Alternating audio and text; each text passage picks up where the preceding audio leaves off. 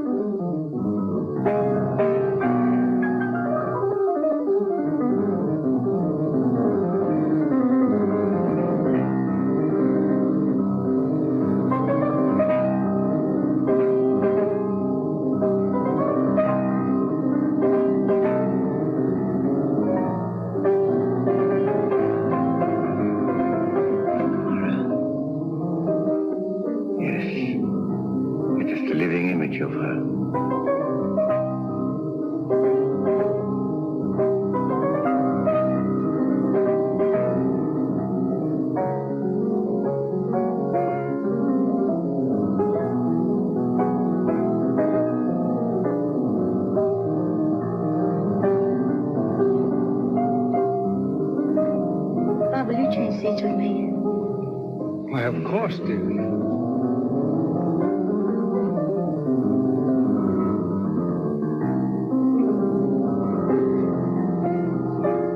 What's the matter? Nothing, but that man in the next box keeps staring at me.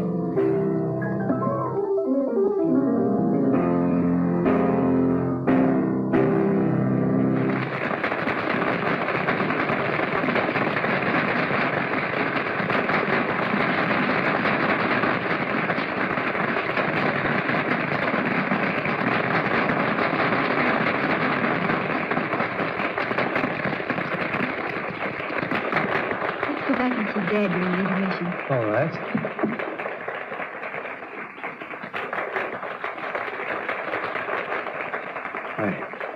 It is like seeing the dead return to life. I must know who she is. That can do no good. The dead have no place among the living. I shall be the judge of that. Really, Mr. Lawrence, for a man your age, you're certainly in the pink. I have to be. Most people don't know it, but giving a piano recital requires the stamina of a marathon runner. Hey, Judd, I think you better give my right forearm muscles another going over. Feel a slight cramp in my index finger. Yes, sir. Hello, Dad. Hello, darling. Hi, Bob. How am I doing? Marvelously. I don't believe I've ever heard you in better form. That's because you're home from school, my dear. I was playing for you tonight. Oh, am I glad this engagement ends my concert tour. Now I can relax, wear old clothes, and let my beard grow. Oh, and devote some time to your only daughter. You know, I feel as if I'd been sired by a grand piano. Don't bite the piano that feeds you, my darling. See what that is, Bob. Yeah.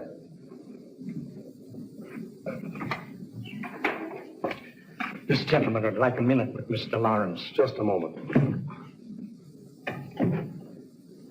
Dr. Igor Markov is waiting to see you.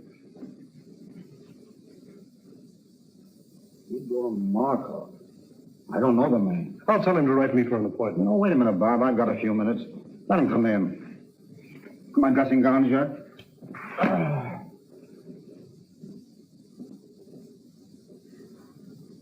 So I have the pleasure of addressing Mr. Anthony Lawrence. That's right, Doctor. What's on your mind? I should like to apologize to this charming young lady for my seeming rudeness. Well, I don't know what you're talking about, but go ahead. Please forgive me, young. It was quite a shock because you are the living image of my wife, Lenore, as she looked at the time we were married. She was taken away from me under very tragic circumstances. I understand.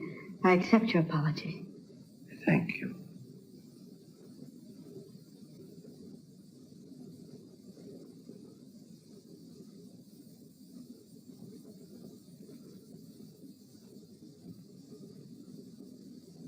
This will always remain an unforgettable moment in my life. Thank you. Auf Wiedersehen. So nice to have met you. I always appreciate the privilege of meeting a great artist. Thank you, Doctor. Good night. Good night, sir.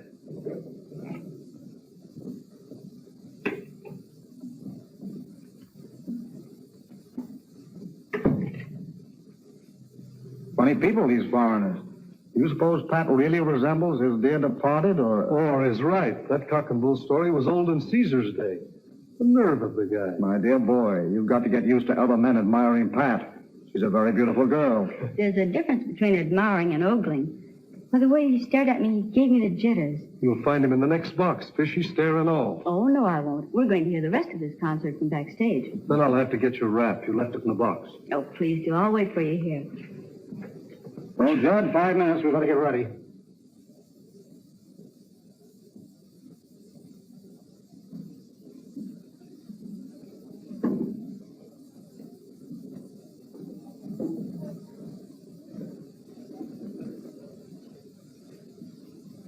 Seems that the great Dr. Markov failed to make a favorable impression.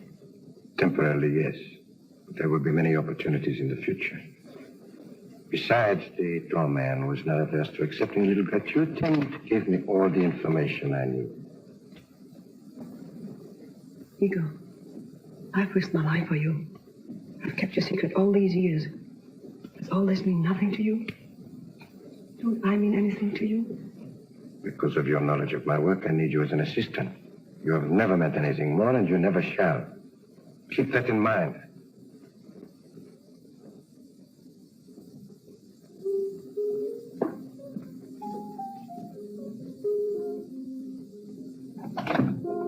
Flowers for Miss Loris. Sanford. Thank you.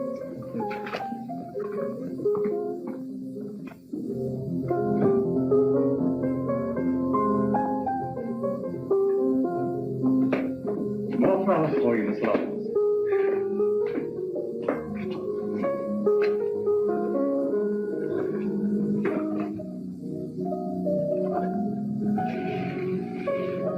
Flowers, flowers, flowers. Morning, noon, and night. The man must be crazy. Keeps on, I'll hate the sight of him. Have Williams take those to the Children's Hospital. Right away, miss.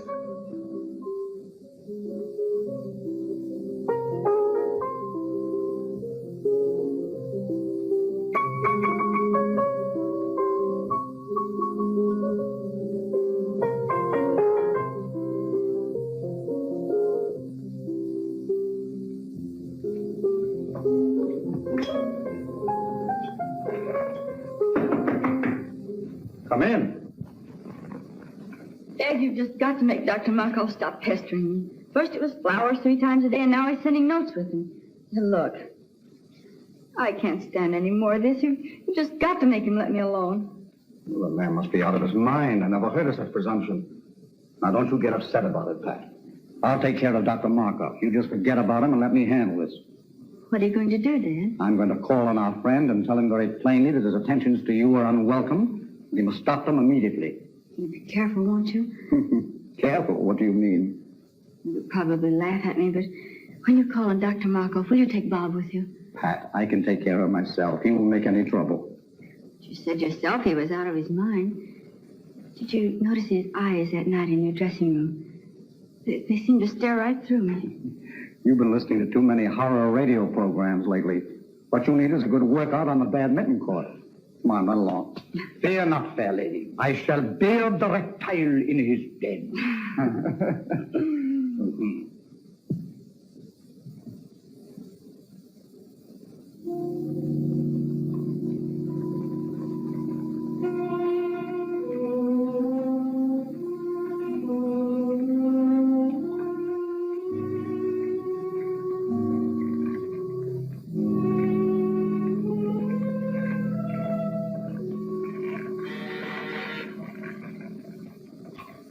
Yes? Mr. Anthony Lawrence is here to see you, Doctor. I will see him in a few moments. Oh, and Maxine, you had better relieve me.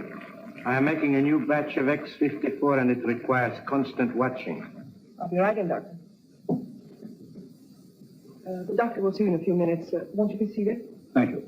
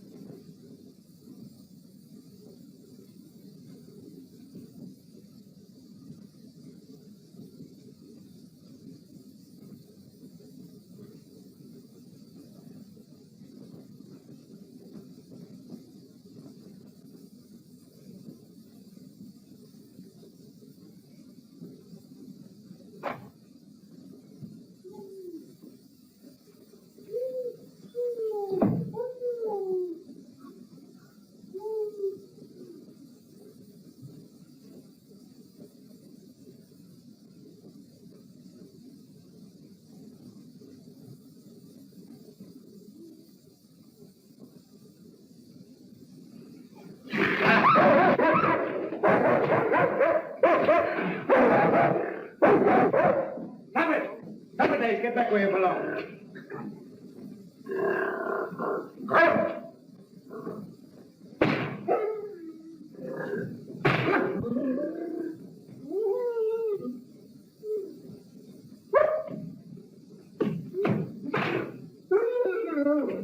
I wish I'd get rid of that brute. He's always hated me, and I'm deathly afraid of him. Oh, don't be a fool. He's perfectly safe in that cage. How could he harm you? It is silly. Besides, he's very essential to my work. Now, when that concentrated pituitary boils dry, turn off all the burners. Add some elixir, place it in 4 cc ampoules, and refrigerate them. Yes, Doctor. Watch it closely. See that it continues to boil, but very slowly. Now I must go and talk to Mr. Lawrence. I cannot leave him waiting any longer.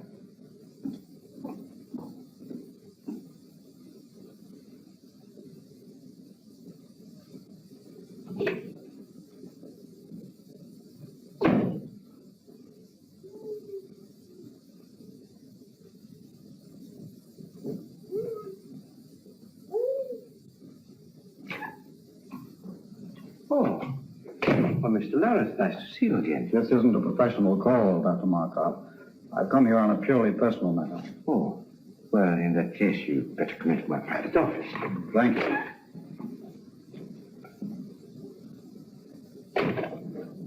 Won't you sit down? I'll remain standing if you don't mind. Oh, as you wish. Now, I'll get to the point very quickly, Dr. Markov. I've come here in regard to my daughter, Patricia. Ah, yes, a lovely young woman. And that's beside the point. She doesn't welcome your attentions. I'm forced to ask you to stop annoying her. I'm afraid you're being very insulting. Your persistence has left me no other choice. I've already explained my deep interest in your daughter. Perhaps you thought I was lying.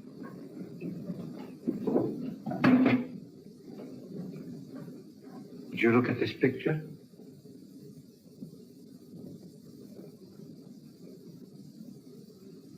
What if there is a resemblance? That doesn't give you the privilege of annoying her. But I am going to marry her. Ma. I'm amazed at your conceit. I'm warning you, Dr. Markov. Unless you stop annoying my daughter, I shall call the police. Stop not so fast. Warn me.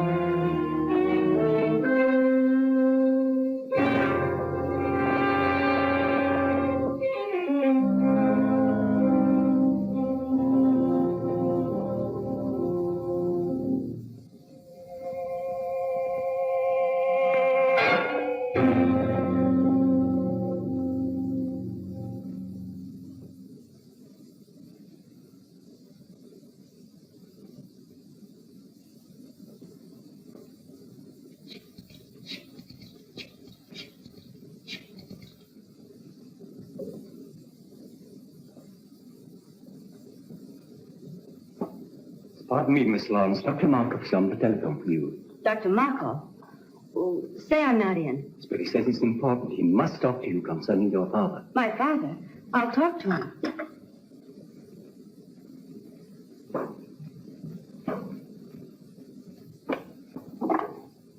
Hello?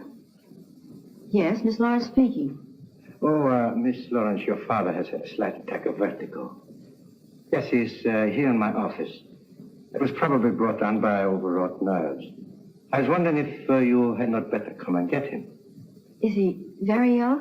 No, not seriously. However, scarcely able to drive his own car.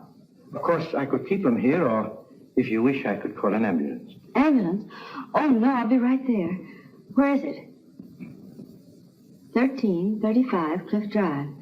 Thank you.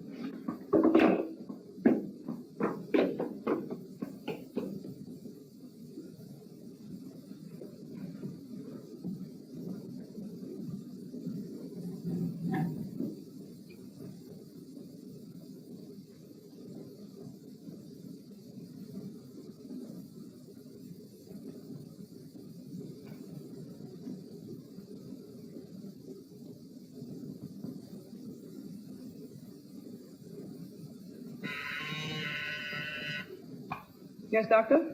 Maxine, turn down all the flames to about half. Dr. Markov, the concentrate is nowhere near dry yet. I know, but it must boil very slowly. All right.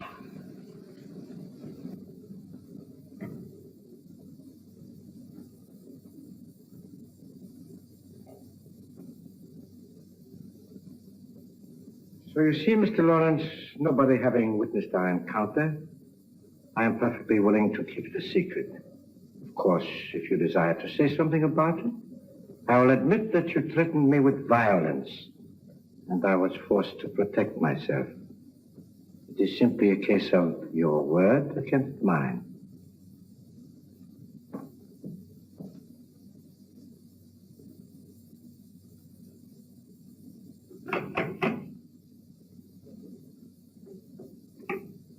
Is this Dr. Markov's residence? Yes. Are you Miss Lawrence? Yes. Come in. The doctor's expecting you.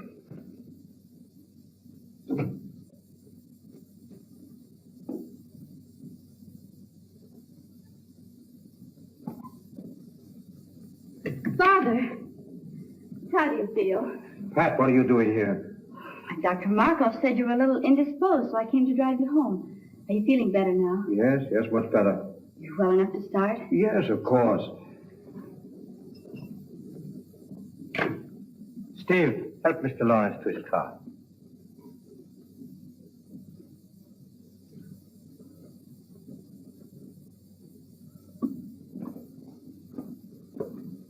Miss Lawrence, may I have a word with you? Yes. I think that your father would bear watching. If you notice him developing certain symptoms of...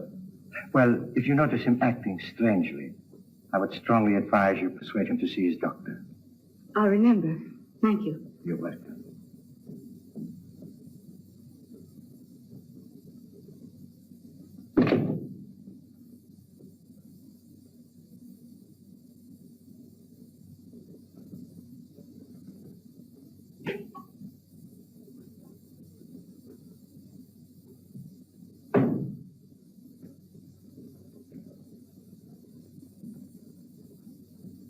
Have you finished? Yes, I did exactly as you told me. Why are you working on a formula X54?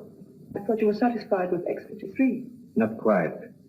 I have succeeded with X53 in arresting the disease acromegaly, but it will do no more than hold it in check. Come, I will show you.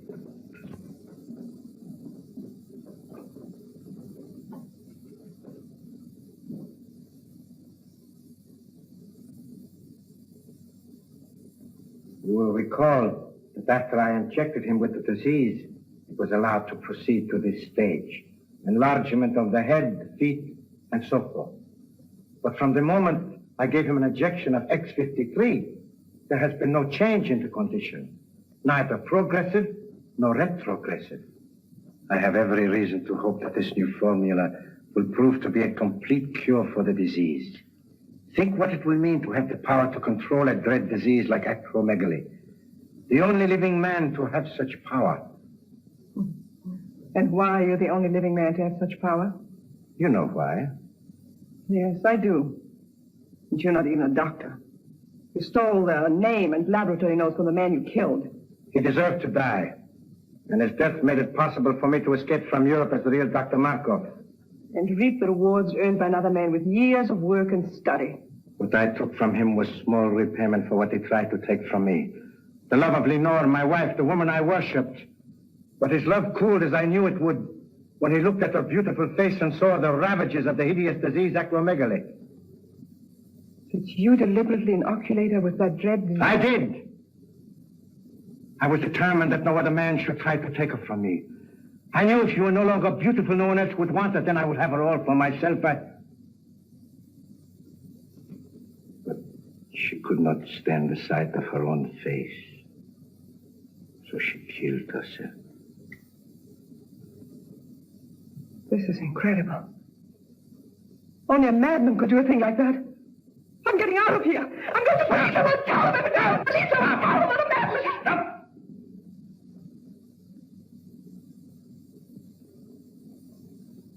You are going no place. You are going no place. Go to your room. Stay there.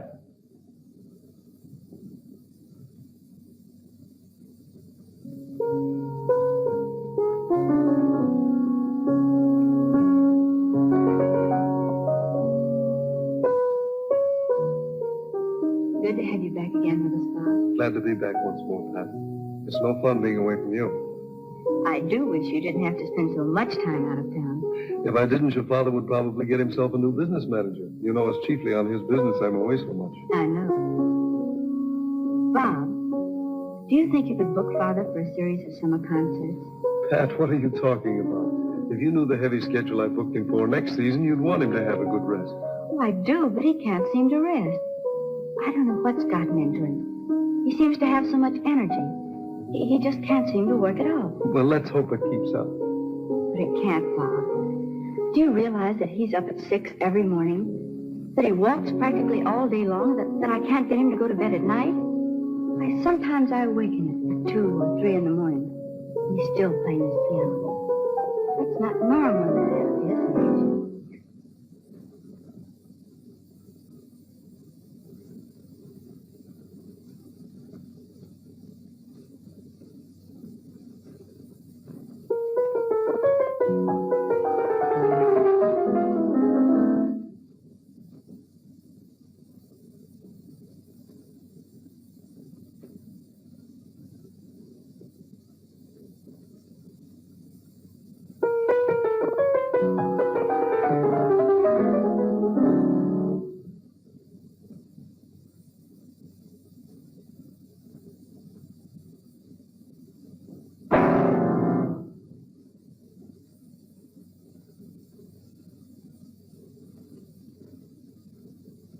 Pat, come here. You too, Bob.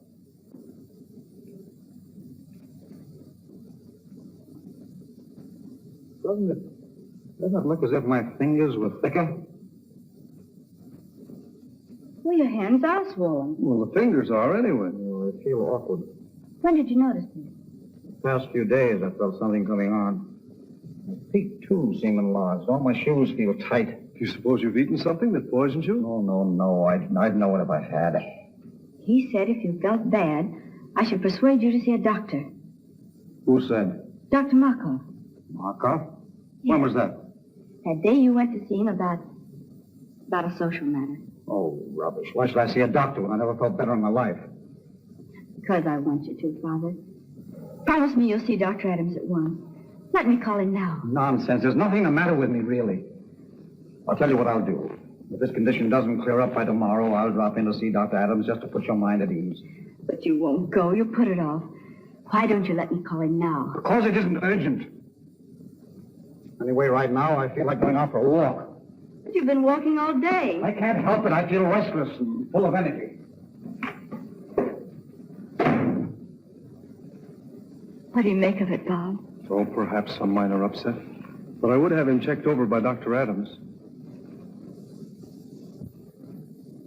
And how are you feeling today, Mr. Lawrence?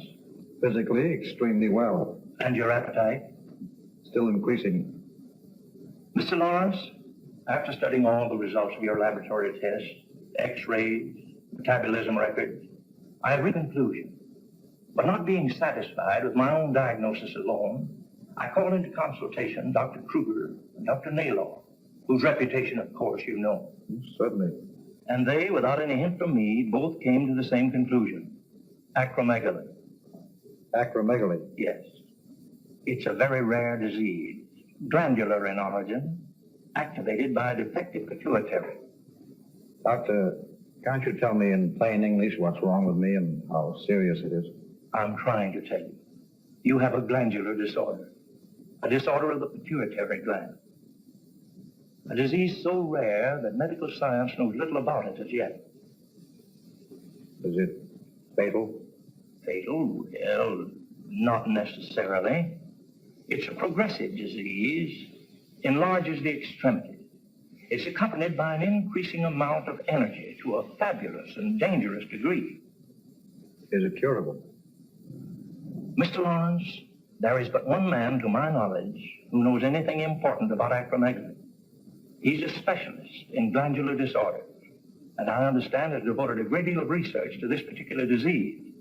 I urgently suggest that you consult this man, who is in a position to do more for you than any person in the profession. Who is it? Dr. Igor Markov. Dr. Markov. Yes, do you know him? Yes. Strange you didn't think to consult him. I've just met him socially. I don't know him socially, but his name ranks among the top names in the profession. His reputation is international. So he is, therefore, the man that you should see, Mr. Lawrence. I'd rather not see Dr. Markov. Isn't there anybody else I can consult? No. He's the only man I know that can help you.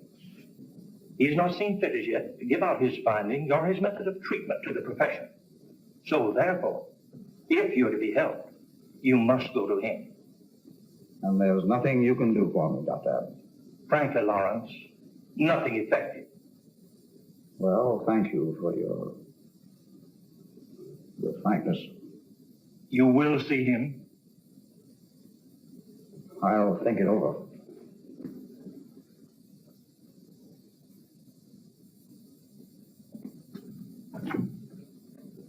Hello, Stack. Is Miss Lawrence in? Oh, how do you do, Mr. Blake? I'll tell Miss Lawrence you're here. Bob, darling, I'm so glad you're back.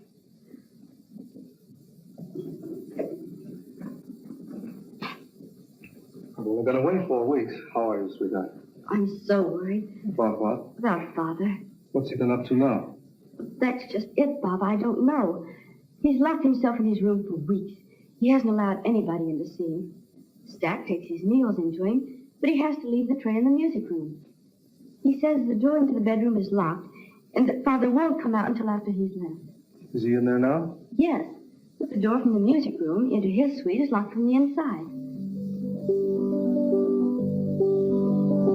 He sounds in excellent form. He hasn't touched the piano in weeks.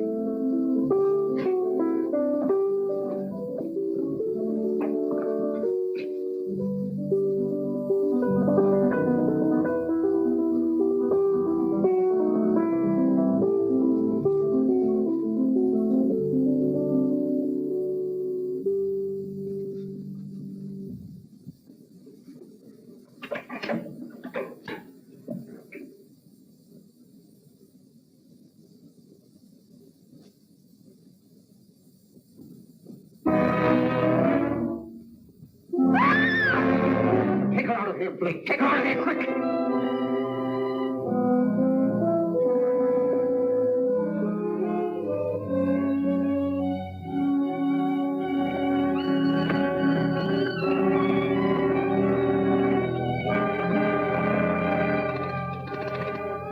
Oh, Stack. Have William bring my car around to the side entrance immediately and leave it there. I'll drive it myself. No.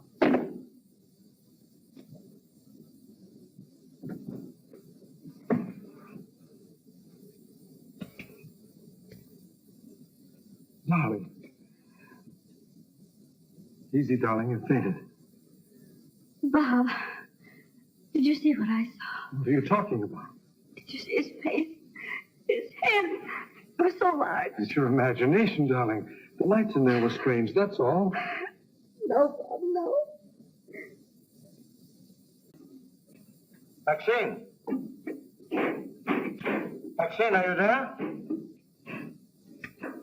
Maxine! Maxine! Maxine!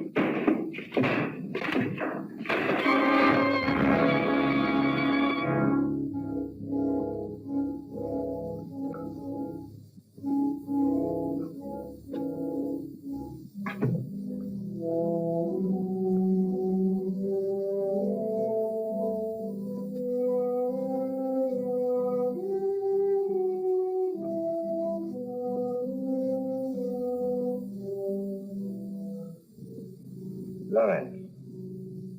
Yes, Mark. Weren't you expecting me? You knew I'd have to come to you sooner or later. To you, the one man with experience concerning the hideous disease of acromegaly. Oh, you had it cunningly worked out, Mark. So I would be forced to come to you alone for help. Then you would be in the position to dictate your own terms in exchange for that help. Terms which no doubt would involve my daughter, Patricia. Oh, you were clever, Markov. Exceedingly clever.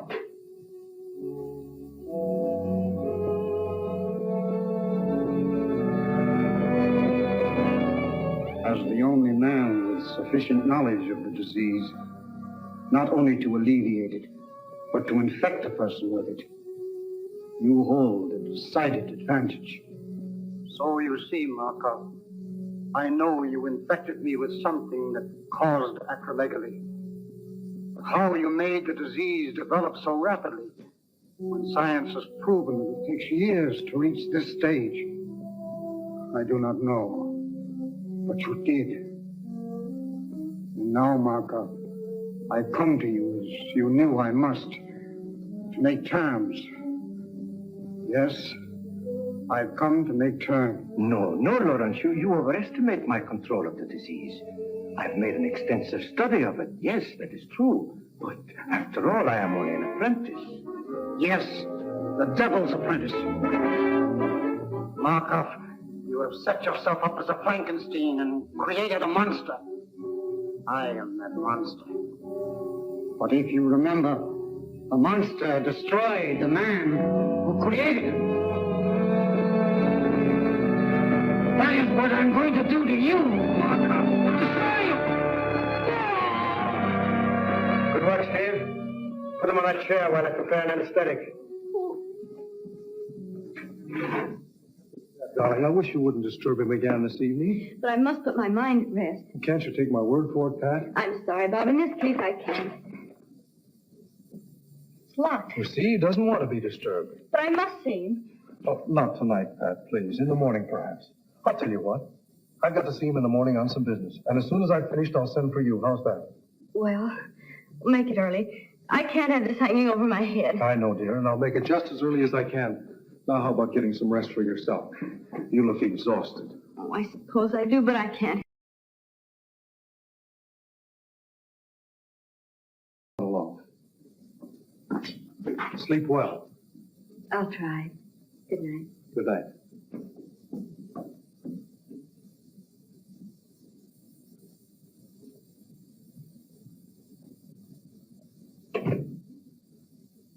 Oh, Stack. Stack, have you got a key to the music room? Why, no, sir. Why? Well, it's locked, and I wanted to see Mr. Lawrence. I'm sorry, sir, but he's gone out. Out? Oh, yes, sir. About a half an hour ago. He had his car brought around and then dismissed William. Where did he go, do you know? Not the slightest idea, sir. I didn't see him, but William said he was all muffled up. Oh. Stack, I wish you'd ring me at home when he comes in. Very good, sir. And shall I wait up for him, sir? Well, no. If he comes in soon, you might ring me. Otherwise, go to bed. I'll see him in the morning. Very good, sir. Good night, Stack. Good night, Mr. Blake.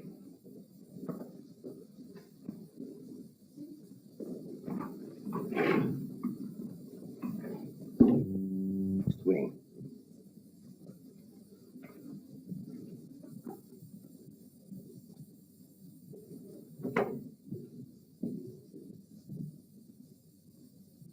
How could you be so inhuman as to infect him with that disease in order to bargain for his daughter?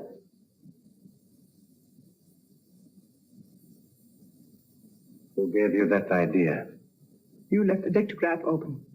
I heard every word that was said. Forget what you heard. It does not concern you. I'll not forget. If you don't give up that insane idea of marrying Patricia Lawrence, I'll tell the truth about you. You would not dare. Oh, yes, I would. Does this mean that I have completely lost your loyalty? You speak of loyalty. You don't even know the meaning of the word. You seem to forget all the things I've done for you. I've even risked my life for you, hoping that you might realize how much I love you, that someday you might return that love. No.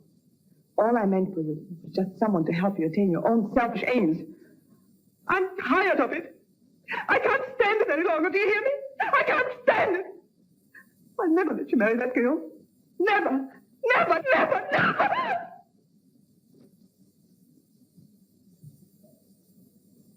Maxine, you heard nothing. You heard nothing. You heard nothing. Now go to your work.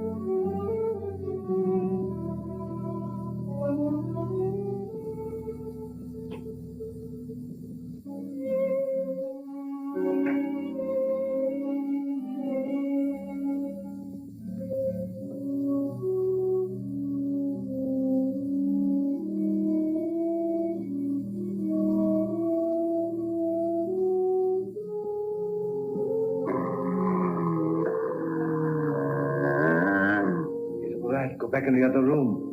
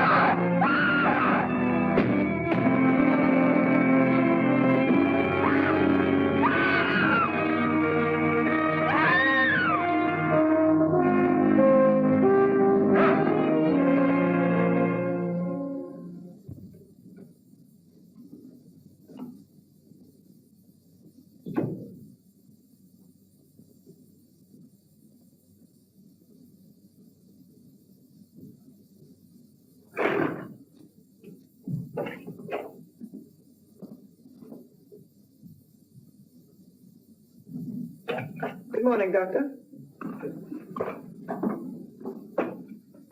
The coroner's cage was left unlocked last night. No, really?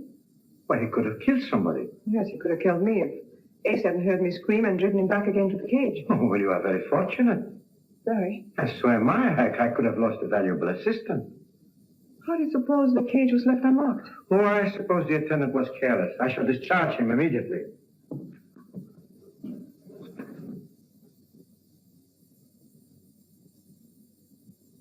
Look, Doctor. It's normal. You've discovered a cure. Maxine, it is marvelous. Maxine, this is great. Do you know what it means? It means that I can ask my own price. I can... Yes.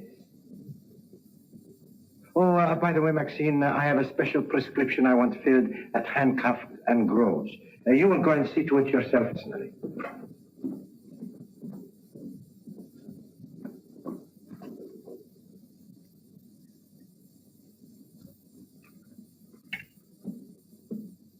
Couldn't it be ordered over the phone? If I wanted it that way, I would have said so. Very well.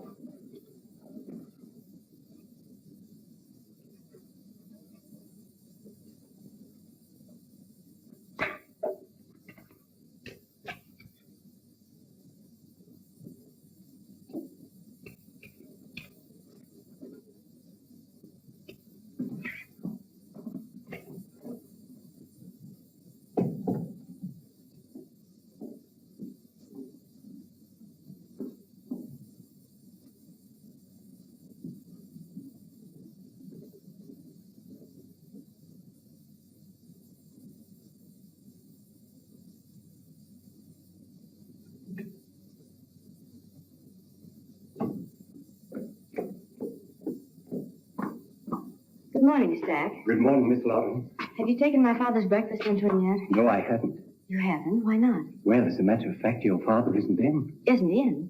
Where did he go? I don't know. He didn't say. When did he go? I can't exactly say. Sometime last night. Last night. Yes, miss. You mean he's been away all night and left no word? Absolutely none. I'll get it. Hello? Yes, Miss Lawrence speaking. This is Dr. Markov. Now, please don't be alarmed, but your father came to me last night for a consultation. Father came to you last night for a consultation? Yes. I found it advisable to keep him here for observation. How is he? Well, he's quite comfortable now. Yes, quite comfortable, Miss Lawrence, I assure you. I'll be right over and pick him up and bring him home. I would strongly advise against taking him home, Miss Lawrence. But why? I can't leave him there. Do you think I should take him to a hospital? I suggest you leave him right where he is, Miss Lawrence. You see, I have all the facilities here to take care of him in my sanatorium. Oh, I didn't know you had a sanatorium, too. I'll be right there. When Mr. Blake arrives, tell him I've gone to Dr. Markov's, 1335 Cliff Drive. Dr. Markov's, 1335 Cliff Drive. Yes. Very well, miss.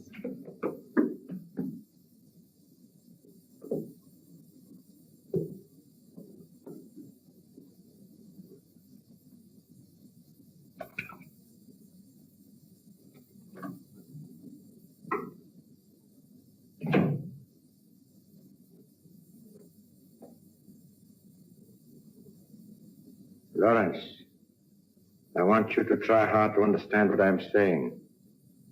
Try hard. This is Dr. Markov. I can save you, Lawrence. I can cure you. Do you hear me? Yes, I can hear you. Good. Remember that I am the only one that can cure you, and I will cure you on one condition. A very simple condition, Lawrence. Your daughter is on her way over here now. I want you to persuade her to be very agreeable to me. You can convince her that it is you she is coming to see. You can tell her that I am helping you. That is a very little thing to ask for your cure. No! Very well. Yeah. You guys in here?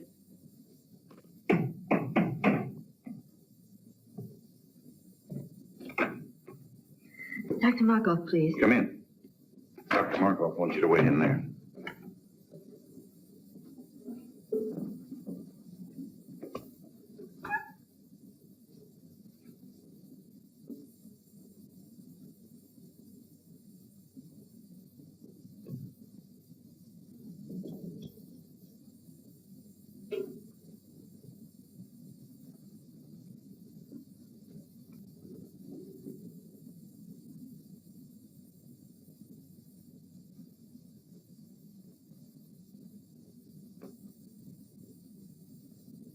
Markov Stack? About a half an hour ago, I should say, sir. I'll have to step on it. 1335 Cliff Drive, you That's said. correct, sir.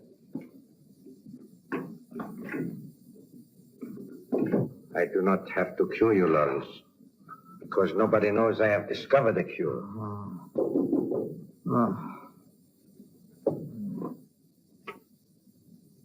Miss Lawrence is here.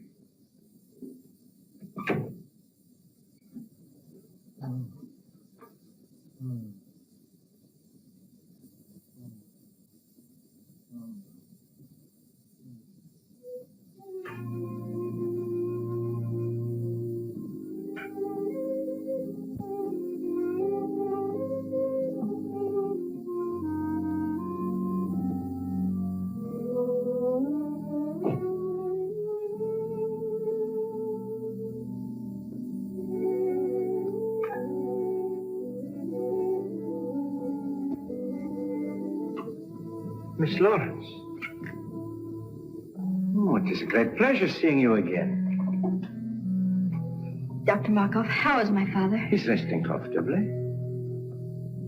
Please be frank with me. What's the matter with him? It is a glandular ailment. How serious is it? Well, Miss Lawrence, I'm afraid it is quite serious, particularly in your father's case. Why particularly so in his case, Dr. Markov? Well, you see, the peculiar disease your father is suffering from causes extreme enlargement of the extremities, the hands, feet, and certain portions of the head. In a professional pianist, it is fatal. That is to the continuance of his career, I mean. Not only are his fingers incapacitated for the intricacies of delicate performance, but his very appearance, upon which so much depends for public approval, is most uninviting. Dr. Markov, how does it happen my father came to you? I think you will find that your Dr. Adams sent him to me. Dr. Adams? Yes. Dr. Adams made exhaustive tests, and in consultation with several eminent colleagues of his, diagnosed your father's case, and correctly so, as acromegaly. Acromegaly? I never heard of it. If you have, it is very rare. And since glandular disturbances are my special field, and acromegaly my particular interest, your father was advised to consult me. With what results? I am anxious to cure your father, Miss Lawrence. Most anxious. Providing he is willing to obey my instructions to the letter. Do you anticipate any lack of cooperation on his part, Dr. Markov? Perhaps some. You see, Miss Lawrence, it is rather long and slow treatment. Naturally, a man of your father's nervous temperament will be impatient, obstinate, even rebellious on occasion. Progressively so, as the brain begins to function more normally. You see, Miss Lawrence, your father is mentally incompetent. You mean he's... Oh, well, shall we say, temporarily unbalanced mentally. The functioning of the pituitary, being aggravated by pressure, makes the patient physically violent on occasion, and great care must be taken that he does not do violence to himself or to others. I must see my father. I can easily understand your need to do so, Miss Lawrence. I would gladly save you the pain if I could. But I know you will not be satisfied unless you do see him for yourself. Besides, it will give you a basis for comparison. It will give you new hope from day to day as you see him improve. Where is he? Take me to him. In a moment. But remember, although he is still under a sedative, he might easily be aroused to violence. I will advise not to excite him, merely to reassure him that he will receive the very best of care, that you will see to it yourself personally, and that you recommend he do everything possible to cooperate with us. I will. Take me to him. This way, Miss Lawrence.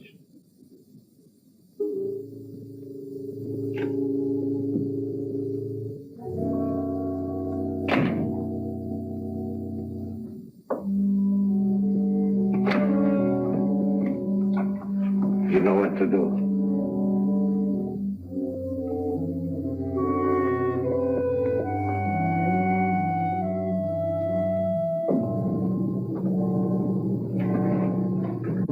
Remember, Miss Lawrence, advise your father. Fullest cooperation in every way possible.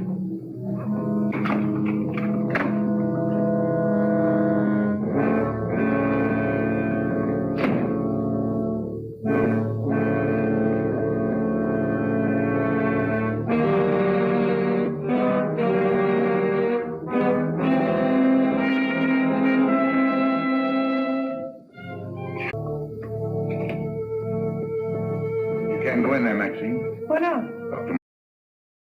Markov! Markov! Dr. Markov, why is he strapped down? To prevent his doing violence to himself or to others, Miss Lawrence. Oh, take them off. Take them off, do you hear? Well, that would be very dangerous. Take them off, I say. Take them off at once. Stop that. Calm yourself.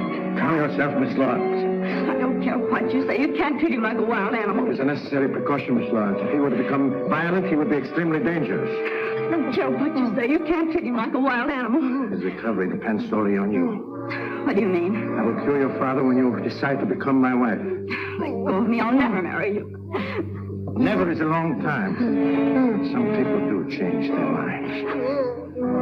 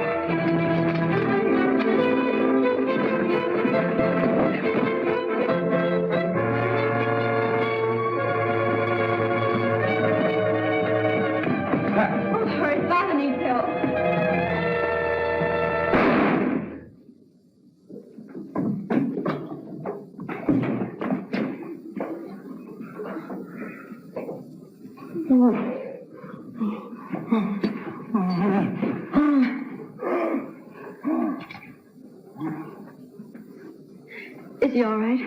Yes, he's just fainted.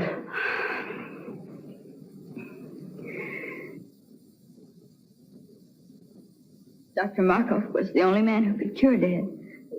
With him dead, there's not much hope left. Oh, yes, there is, Miss Lawrence. I'm familiar with the serum Dr. Markov has perfected for the cure. He has been using it to bargain with your father for you. He'll be all right. It might take a little while, but he'll be all right. Thank you.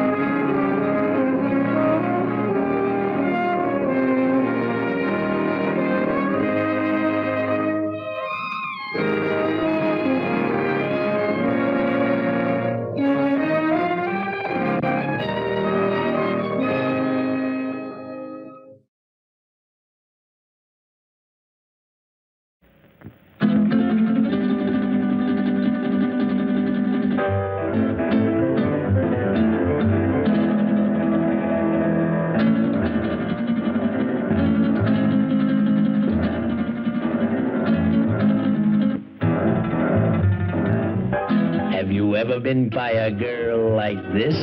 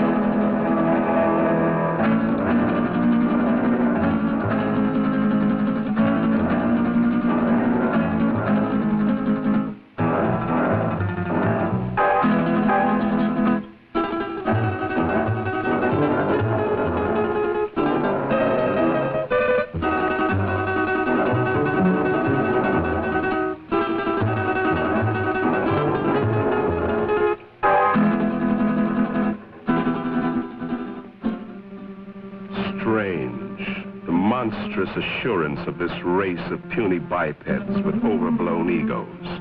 The creature who calls himself man. He believes he owns the earth, and every living thing on it exists only for his benefit. Yet how foolish he is. Consider, even the lowly insect that man trods underfoot outweighs humanity several times, and outnumbers him by countless billions. In the continuing war for survival between man and the hexapods, only an utter fool would bet against the insect.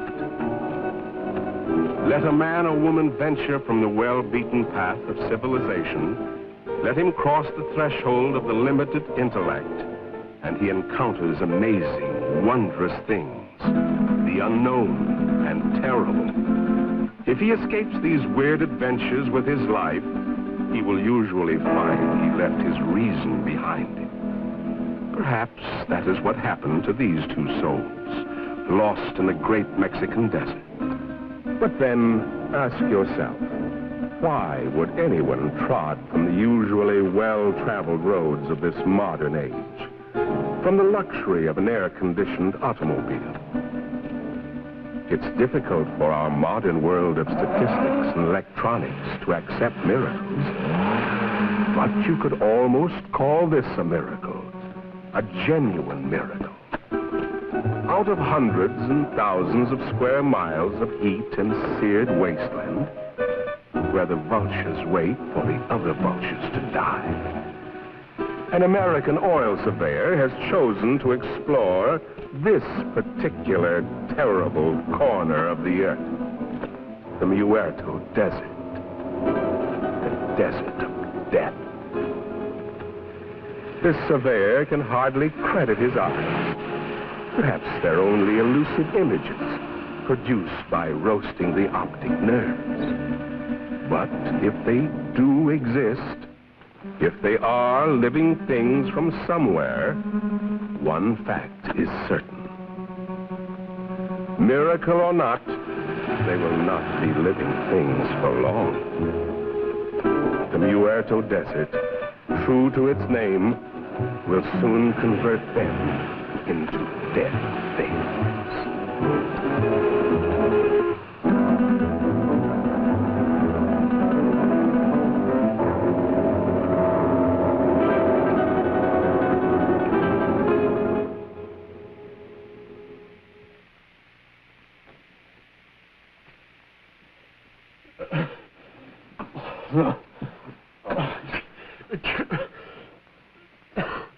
Maybe he's coming out of it then.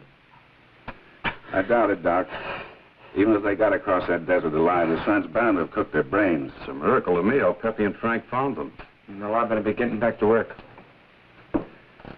Beats me how they got there, or what they were doing. That's the most godforsaken spot on Earth.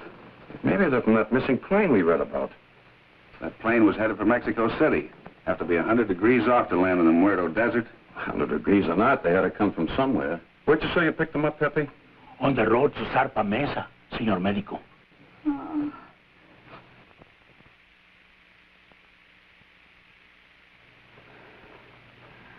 Pretty girl under all that sunburn.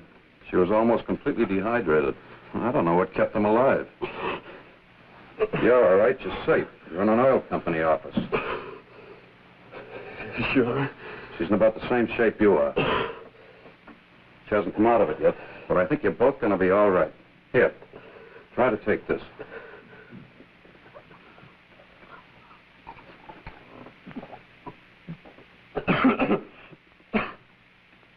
Who did you think you were, anyway, Superman? Nobody's ever been able to walk across that desert and come out alive. You try with a girl. You said this was an oil company. Can you load a truck with full drums and bring all the men you can spare? If we get there in time, maybe we can... And what? Burn them out before they scatter. That's the only thing that scares them, fire. But if we're too late, we're too... Now, just a minute, young fella. Take it easy. You've been out in the sun too long. That sedative will quiet them down a little. I tell you don't know. You haven't seen them, but if you had, you'd realize it. Seen them? Now, look, you said Superman. Well, these are super monsters or bugs. As big as we are, they can kill you with one bite. What can? These things. If they scatter before we get there, we're... Where do they come from? He's got an underground lab up on Zarpa Mesa. He does something to their glands. Who does? Dr. Aranya. Aranya? Ay, caramba. I told you the sun had cooked their brains. Pepe doesn't think so. And besides, nobody's ever been able to climb Zarpa Mesa. But you can reach it by plane. Let's listen to his story anyway. What have we got to lose? Well, it all started on the border a few days back. I pilot for Jan Van Croft, the big financier. Well, we had engine trouble. I made a forced landing in a field outside this little Mexican town. After we landed, I stayed with the ship to... Quite a story he's telling, isn't it, Pepe? You've heard from your people about Zarpa Mesa and the mysterious Dr. Aranya, even though your bosses haven't. So, why tell them? They would only laugh at you and say, poor Pepe, you're getting old. But you've heard for years about the grotesque and misshapen people, about the women, strange women who do not die. No, Grant Phillip doesn't know the whole story. You see, he came into it rather late. It actually began, almost a year ago. The night Dr. Leland Masterson, the world-famous specialist and researcher, found himself in the middle of the Muerto Desert, the desert of death. He came in answer to a rather mysterious summons from a man he admired, but knew only as a name signed to a series of brilliant scientific treatises, Aranya. Oh, we've arrived.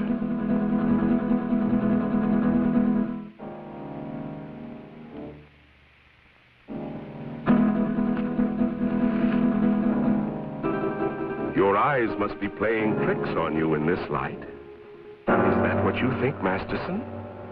What was it you thought you saw?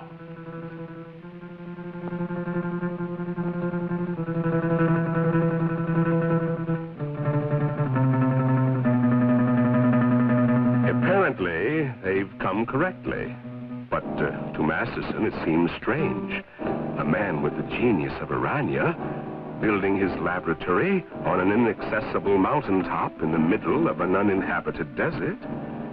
Why Zarpa Mesa? Why Zarpa Mesa, indeed? A natural question, Doctor, and one that was soon to be answered, though in a way so fantastic and horrible as to make a man of science doubt his senses.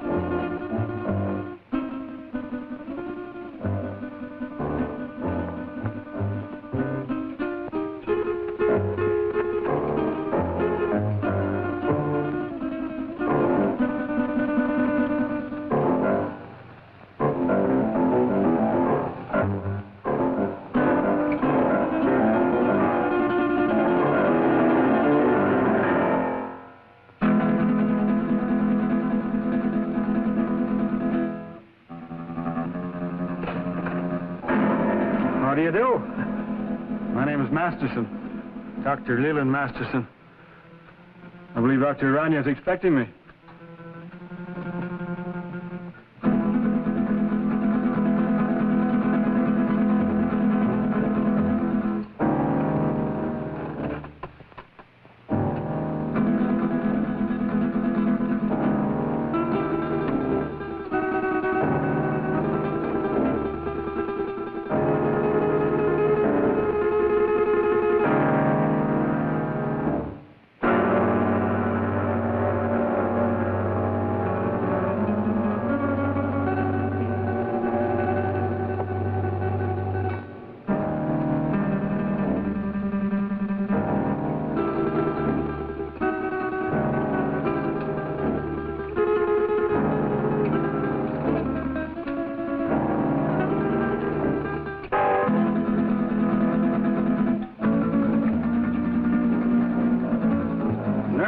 Systems of insects. Dr. Masterson? Dr. Aranya?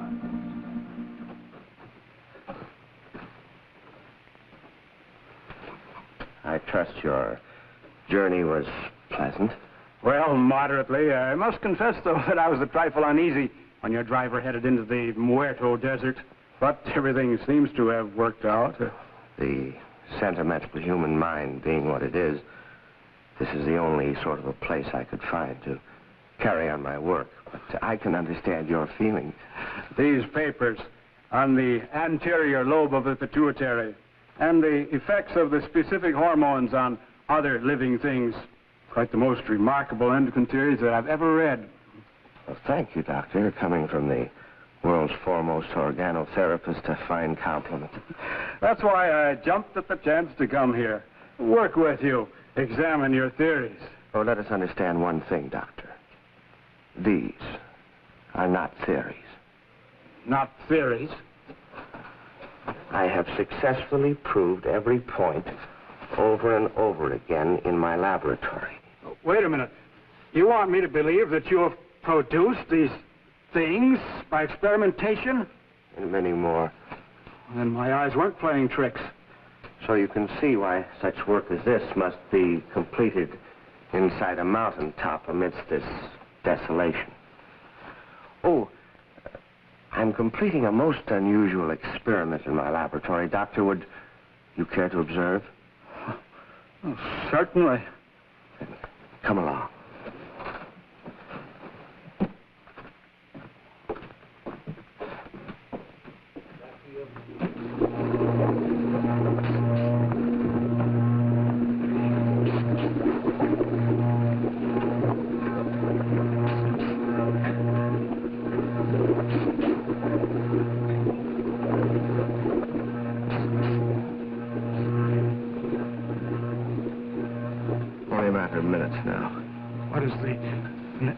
Nature of this. Well, it requires some clarification, Doctor. As you know, I have isolated the growth hormone of the anterior pituitary, the specific substance which controls the growth pattern of human beings. Yes, it was the subject of one of your papers. Yes, and with this accomplished, I said to myself, what would the effect be of this hormone or a complete human pituitary being transferred body of another creature? I began a series of experiments. Moderate success among the lesser animals, a complete failure among birds. And then, experimenting one day upon the hexapods, I came upon the Therophysidia family. A tarantula? Exactly. The tarantulas began to yield amazing results. They grew as large as human beings. Began developing new reasoning powers. And I found I had the telepathic power to communicate with them. And then I reversed the process, transplanted the control substance of the insect back into the human body.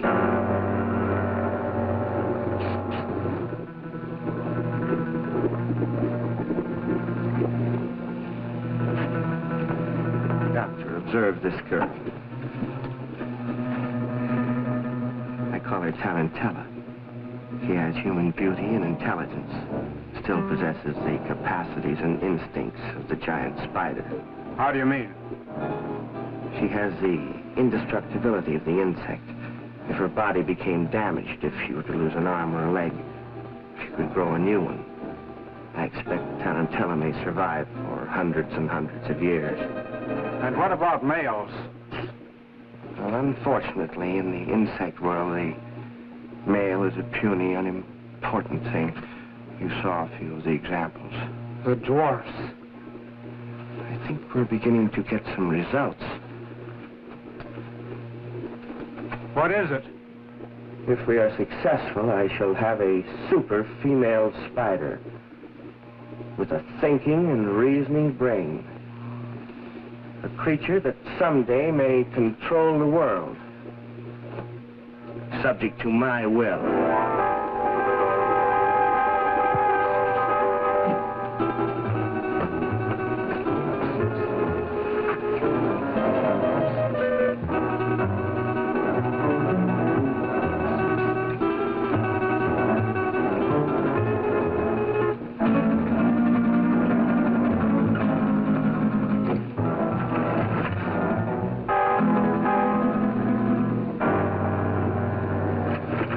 Convinced now, Doctor? I hope you appreciate this opportunity I'm giving you to become a colleague of mine. No. No. You can't do these things. You can't bring with the work of the Creator. Gibberish. You're evil. This place is like... You must be destroyed. You and all foul things that you've made. You made a choice, Doctor. A very poor choice. Of course, you know I cannot let you leave this place. Some way, somehow, I'll find a way to put an end to your ghastly experiments.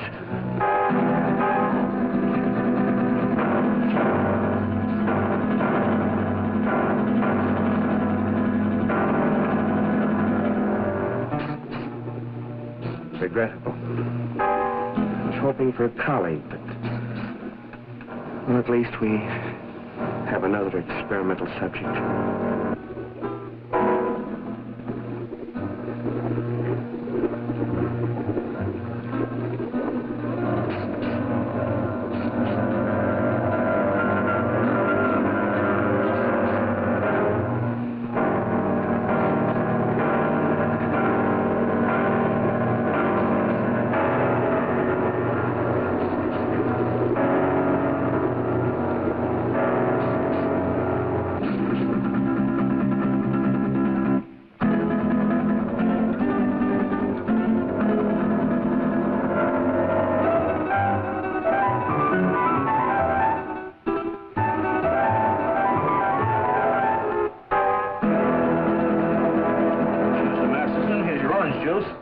Mr. Masterson.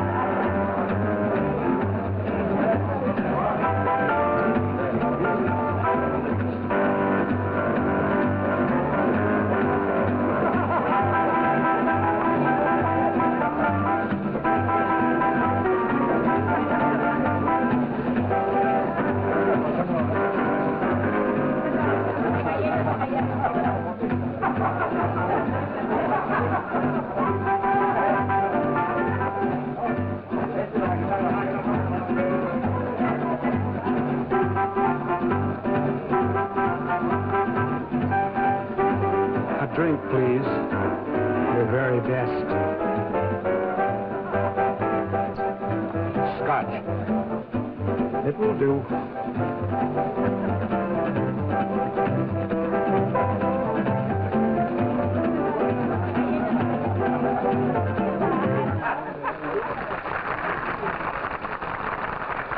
Thank you, sir. Thank you very much.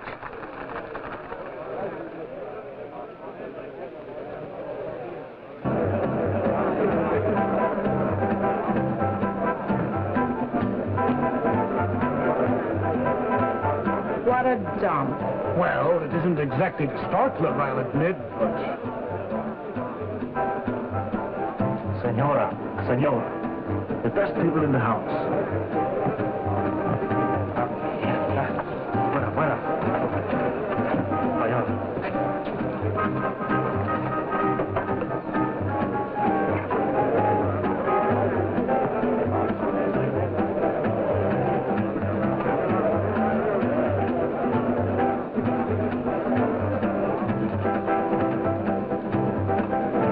Something to drink.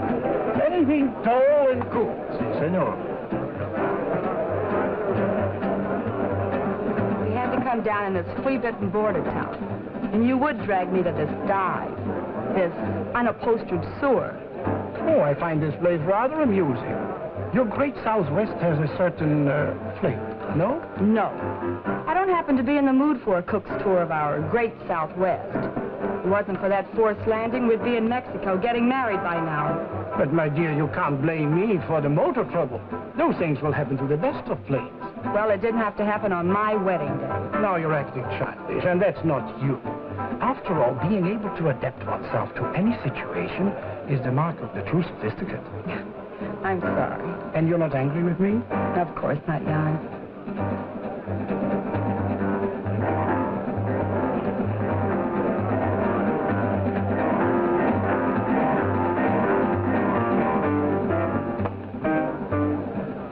Leland J. Masterson is the name. May I? I beg your pardon? May I say you are beautiful, my dear? Very beautiful. And good. It's very kind of you.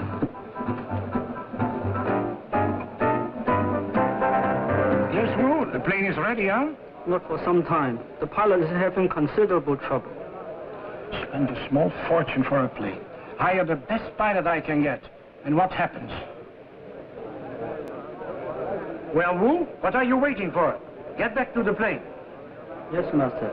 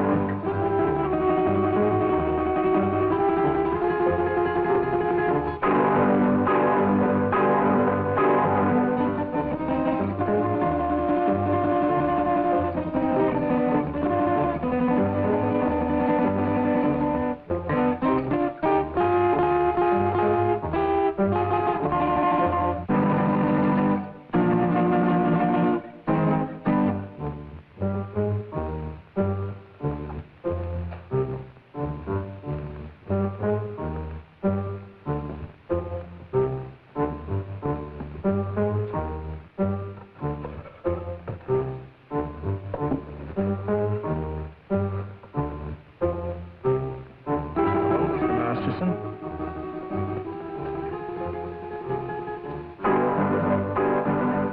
Certainly good to see you. I've been looking for you for 2 days. I'm sorry, but I felt like a little trip. We missed you, sir. Dr. Harrison wishes to see you, you know. I know, George. But I don't want to see him. I don't get this. Who are you and what's this all about? I'm his nurse, miss. His nurse? Yes, you see, Mr. Masterson is... No, George. I wouldn't do that. See, I like this lady.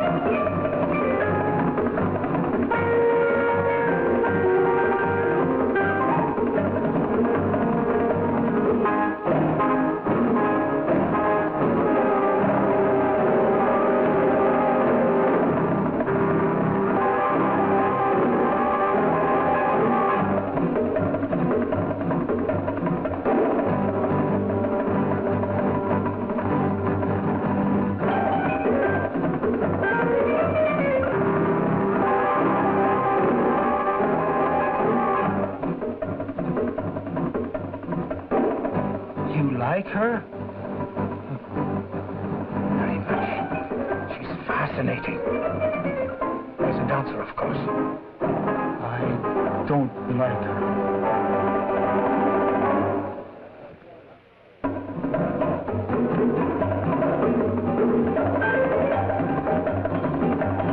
Woman is evil. Tell me, what's wrong? Not now, ma'am. Don't talk.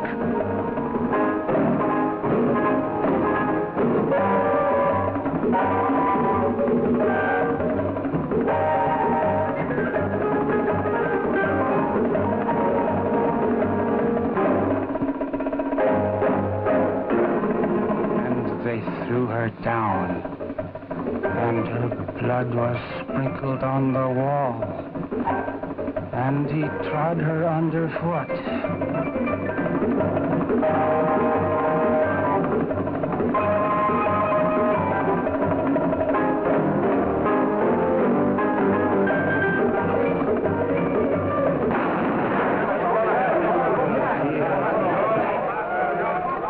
Give me that gun, Mr. Masterson. Please, give me that gun. Come on, let's get out of here. Stop, everybody. Listen, this man's an insane killer. He's local. He'll kill all of us before you can reach him. Thank you, George. Well spoken. I only did what had to be done.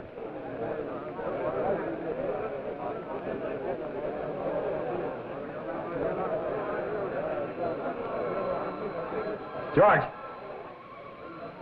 Don't take another step. This lady is my friend, and nobody shall hurt her. I will kill her first.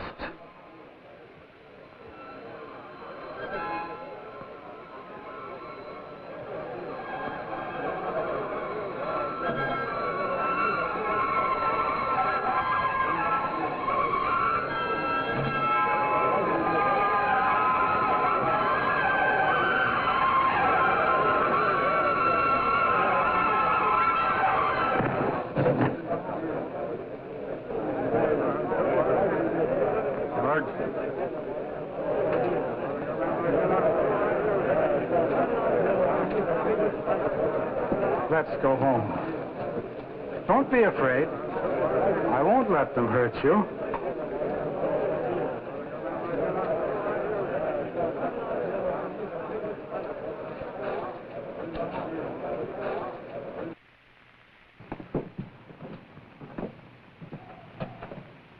Oh, you brought the car, George. Excellent. You'll sit with me. But, Mr. Masterson, she's not going with us. Not going with us? You must, my dear. You're in danger. But we've got to get to the landing field. Landing field? Very well, I shall take you there. Let me talk to the sheriff. Doreen, dear, you sit up here in front. Miss Doreen is going to sit with me, aren't you? Yes. Yes, of course.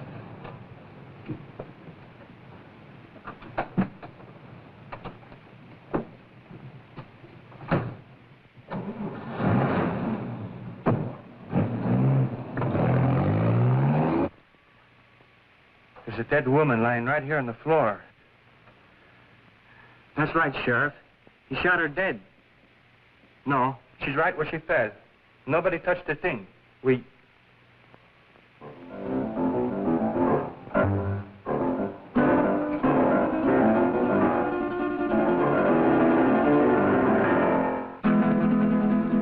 Sheriff, the body just got up and walked out of here.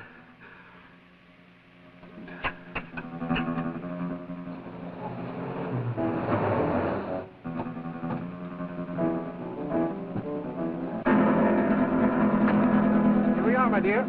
At last. And Phillips seems to be ready for the takeoff. All set to go, Phillips? Sorry, sir, but one of the engines still acting up. Whatever it is, I can't find the part. It's probably nothing serious. Can't we take off anyway? No, sir. I can't take that chance. You're the captain. How much longer do you think... My dear young man, I want to fly. You want to... I've always wanted to fly. And now I will. Sorry, sir, but I'm the one who decides whether we fly or not. I command, and thou shalt obey. Is he kidding? He ain't kidding, mister. You'd better do as he says. We fly now. You go first. Listen, the police! At last! Don't be afraid. I won't let them harm you. Get in, quick.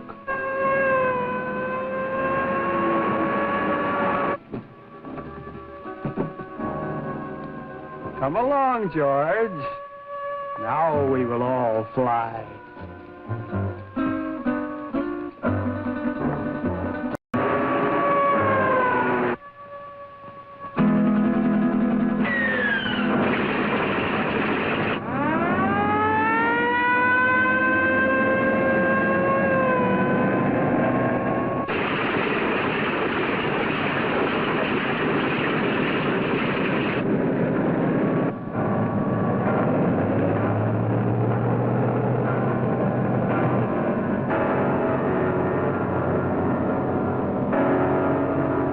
She's on course.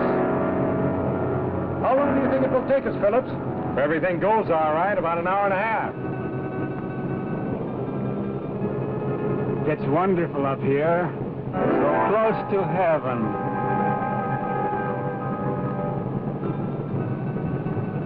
Wait a minute. Something wrong with this gyro compass.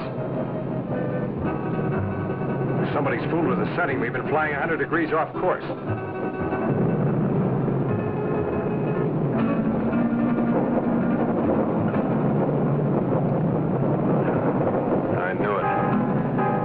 Engine's acting up already. Is it bad, John? Do we have to go down again? How should I know? Just stay calm, please. Nothing seriously wrong so far.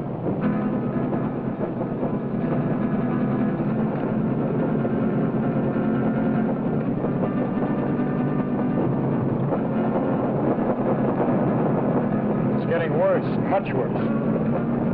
I'll have to go down. And fast.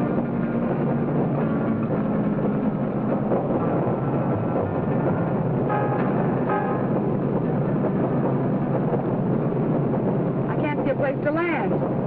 Don't look too good, miss. We keep on flying. I like it. This is my order. Fasten your safety belts. This can't last much longer. And please remain calm.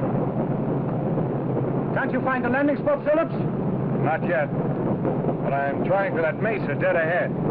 You think we'll make it? I don't know, sir. Keep your fingers crossed. Miss Culbertson, no smoking. Okay, Captain. But may I ask where we are? Somewhere over Mexico at an altitude of 1,500. And with a dying engine. The other one's okay. Doesn't do us any good, not in this ship. Birds fly without motors, and so will we.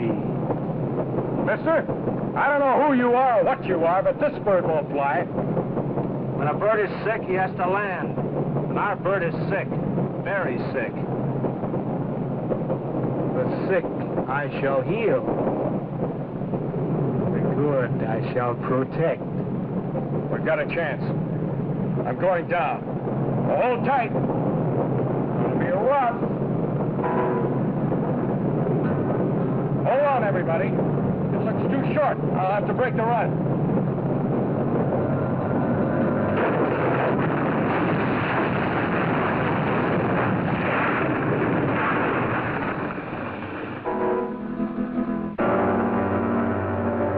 Isn't everything all right?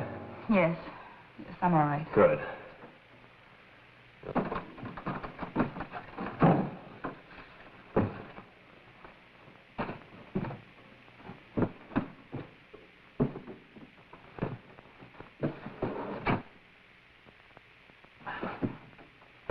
Stick close. I want to talk to you. Right.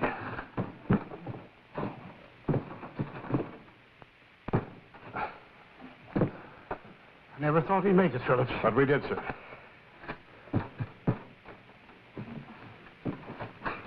Good girl, Miss Culbertson. Oh, thank you, Captain.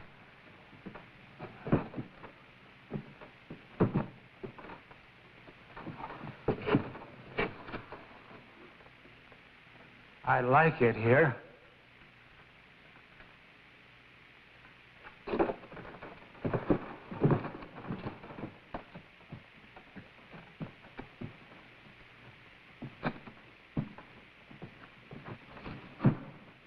Our voices sound strange up here. Do you hear that? It must be the echo of our voices, my dear, thrown back at us from the forest. 2 days ago, he got away from us. I've been hunting him ever since.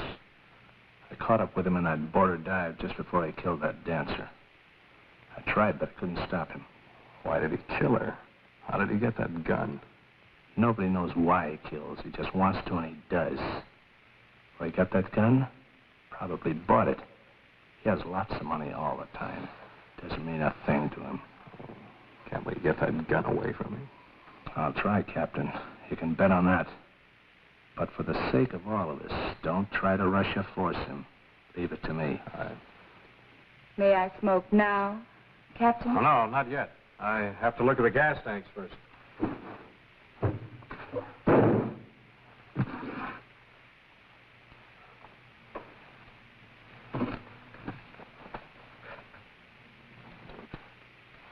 Now, Miss Culbertson, you may smoke. Thank you, Captain.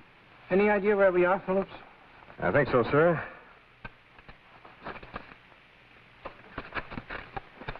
We're in Mexico, about 120 miles below the border, on top of a mesa rising 600 feet above the desert. 600 feet? That's right. Stuck up in the air like an island in the... Sorry, Captain. Haven't been with the circus for years. It's wonderful. So close to heaven.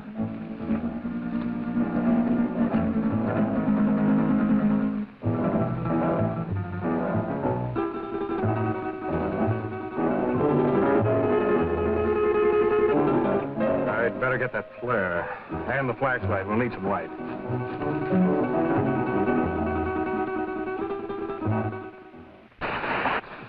What's that? Something moves in there. I don't like it here. Not a bit. Oh, if ever I had a nightmare, this is it. Who could be out there? I don't know, Miss Culbertson. Well, it could be a very natural cause. An old dead branch breaking off or a falling tree. I wouldn't worry too much. Well, here comes Wu. Now we can have a fire. Did you hear that noise out there, Wu? Yes, Master. You heard? Did you see anything? The curtain of darkness veils the sharpest eyes. We saw nothing. Well, let's get that fire going. I'll be back in a minute.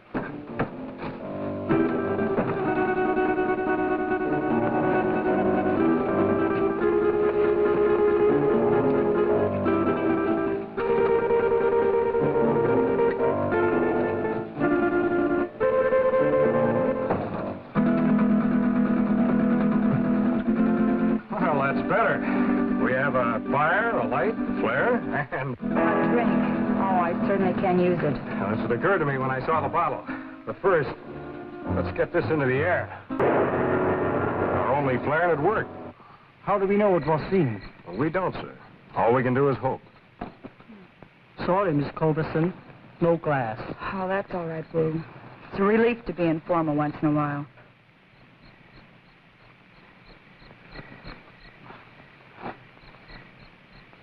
I think I'll eat something. I feel hungry. Shut up, you fool. You were the fool, Jan. Remember his gun? A hungry animal knows no fear. No, thank you. Not brandy just before dinner. Sorry, sir, to disillusion you, but there's no food on this ship. Not even a K-ration.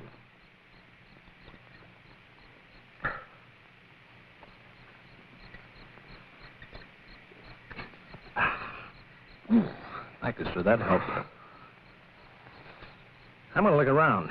What for? You can't see anything. Well, we need this flashlight here. I have this. Does that give out enough light? Sure, I use it at the sanitarium all the time. It's past my dinner time, dear. Aren't you hungry? But, Mr. Masterson, we have no food with us. George will bring it. He always does.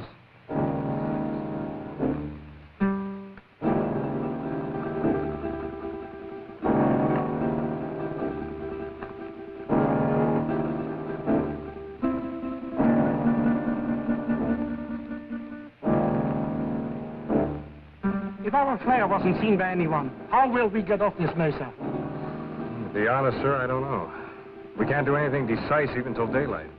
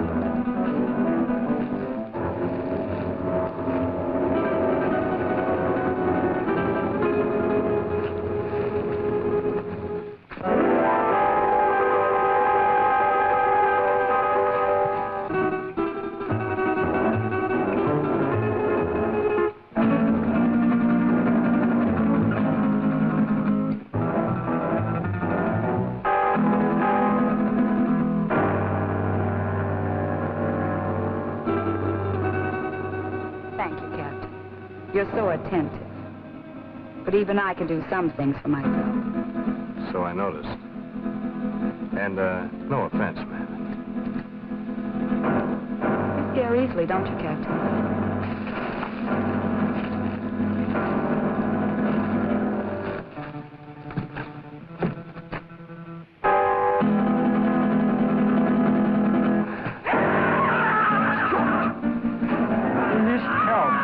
See what happens. Who's right? He does need help. I'm going with you, Grant. Anything's better than to sit here and wait. May I suggest that we wait here until Phillips find out what happened? You'll be safer here. Are you concerned about my safety? George is out there and in trouble. I'll go. Anyone who wants to come along can do so now. I'd like a stroll before dinner. Since you insist, we all go. You come too. Yes, Master. Butler, put some more wood on the fire.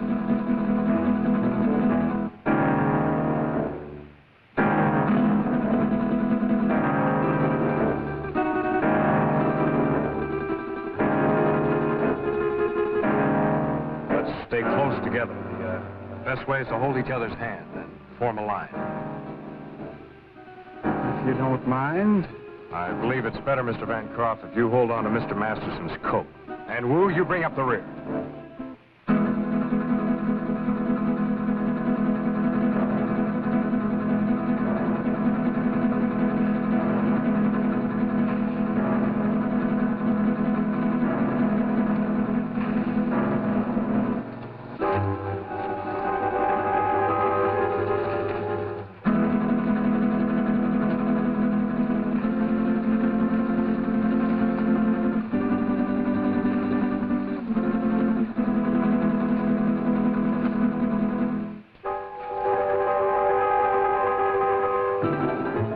See anything?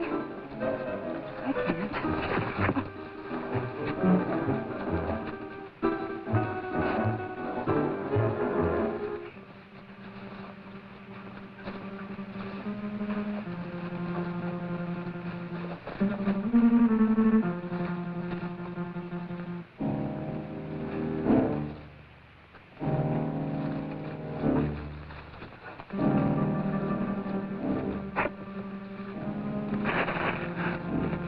Is that you, George?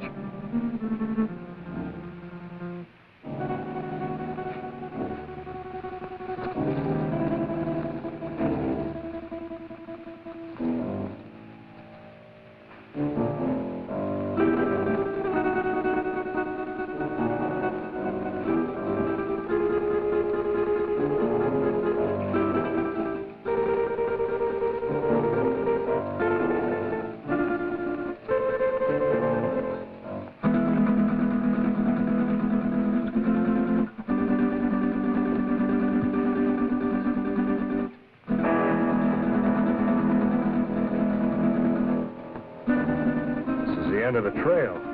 Can you see anything down there? Only a black, gaping hole.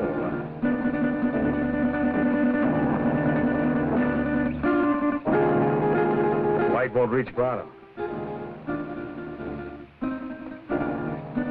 Now, you wait here. I'll try this alone. It looks too narrow.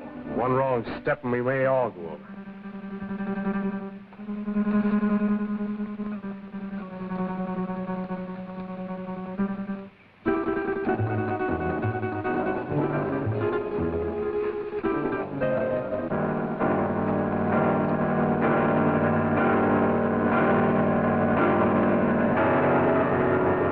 Is it George? Yeah.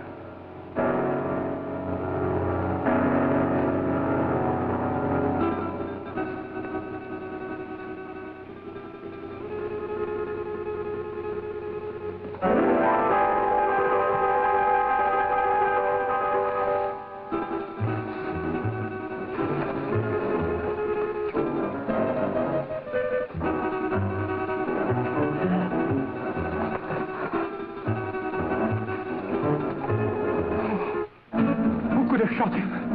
Nobody shot him. Look.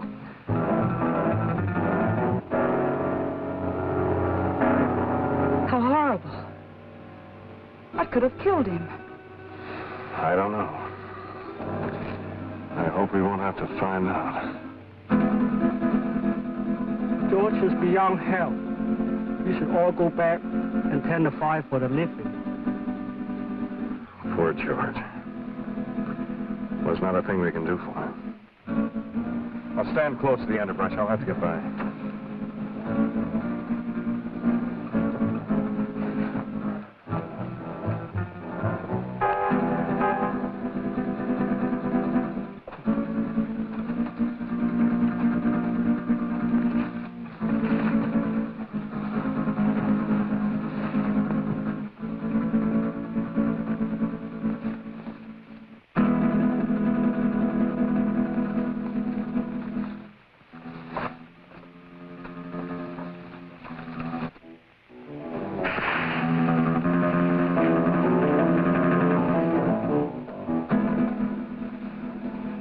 Can't see a thing.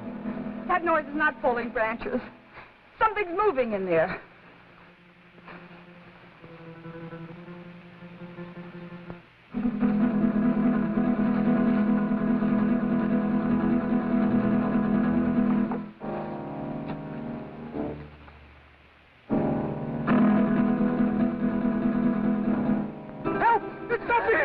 Something got me! Where?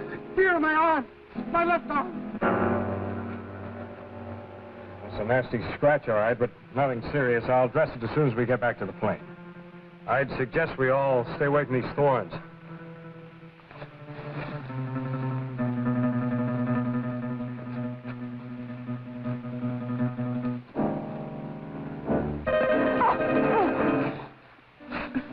Oh, look, the strip's ruined. So is his heel. You weren't hurt, Miss Cullerton. No, not a bit. Thank you. May we go on now, Phillips? Yes, sir. Let's go.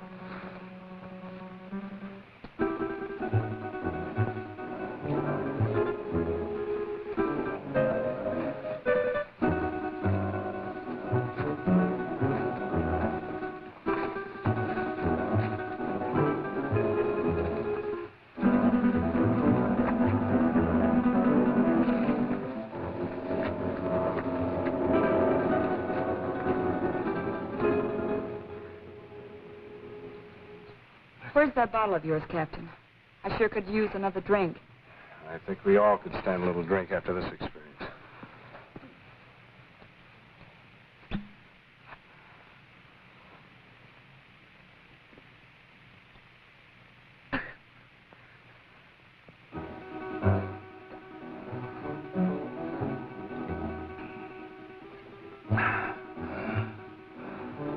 How about you?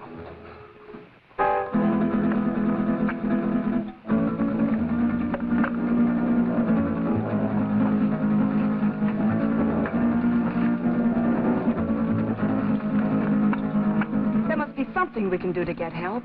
Now, the only thing we can do, that's send up a flare. If help doesn't come by morning, we'll make a signal fire, but meanwhile, I'd suggest we get some sleep. Got a long night ahead of us. Do you expect any of us to sleep after what happened tonight? Well, maybe not sleep, but at least you'll get some rest. But we're all in danger. Whatever killed George may attack us. Take it easy, sir. I'll stand guard and keep the fire going. My eyes open. Well, we all could use a little rest.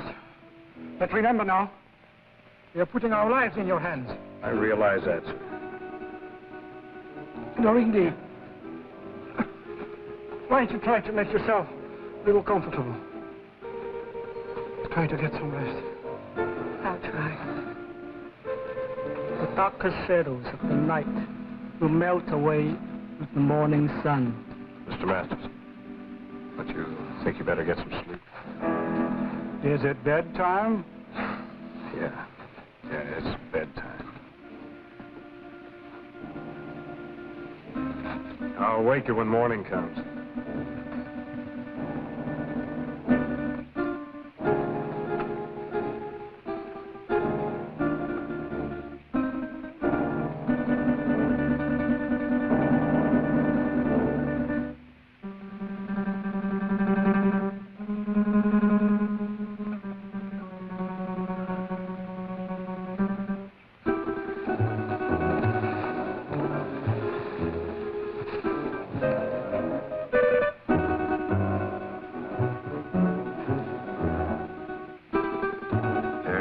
Dear, very good.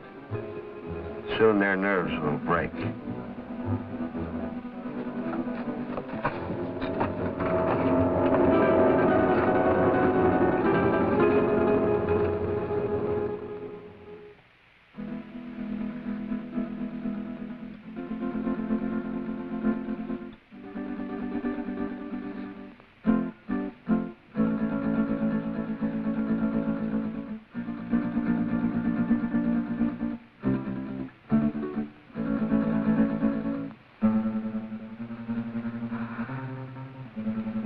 Sorry, I didn't mean to wake you. I wasn't asleep.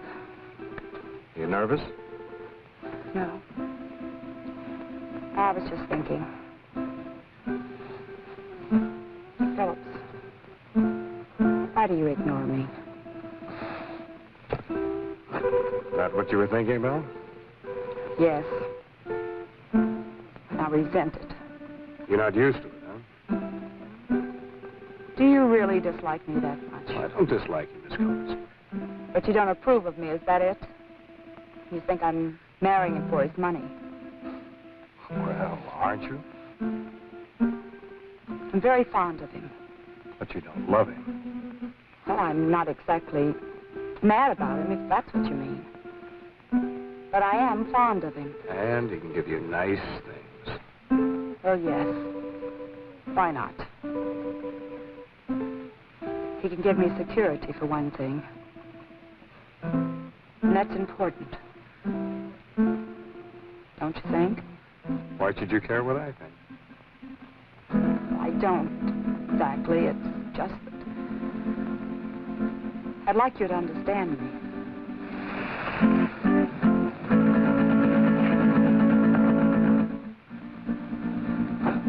What is it? I thought I heard something. No, I guess it wasn't anything.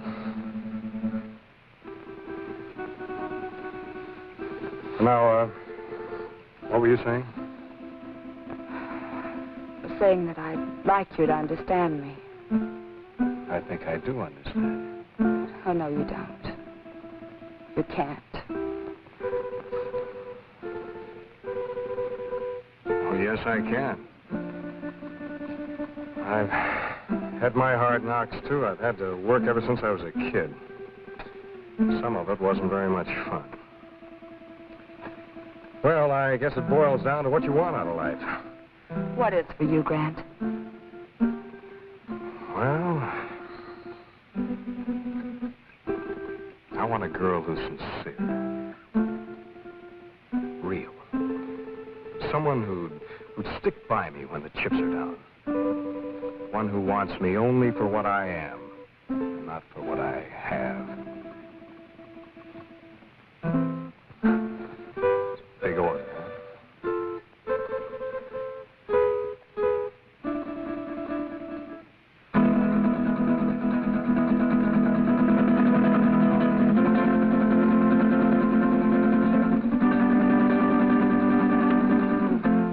Oh, wait a minute. This is to be your wedding night. Remember? Yes. Yes, of course.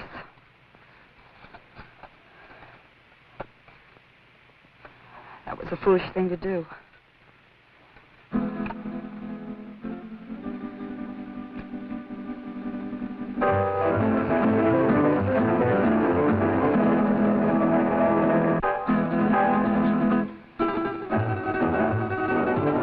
Grant, look! Take it easy, Miss Culbertson. Your imagination's getting the best of it. This was no imagination. It was there. I saw it. What did you see, dear? Well, I couldn't sleep. Phillips and I were sitting here talking, and there was a noise. I looked up, and I saw some women and little men. They seemed unreal. No offense intended, Miss Culbertson, but I know what strange tricks our minds can play on us. Yes, I know, Phillips, but I'm sure I saw it. Where's your comb, my dear? Comb? Oh, I guess I lost it out there somewhere. But I gave it to you. We must find it. That comb is a valuable heirloom of my family. What do you mean by we? If you think I'm going out there once more, you're crazy. I didn't intend you to go. Who will go and look for it? May I have the light? Oh, don't be a fool! He who serves well will also serve in danger.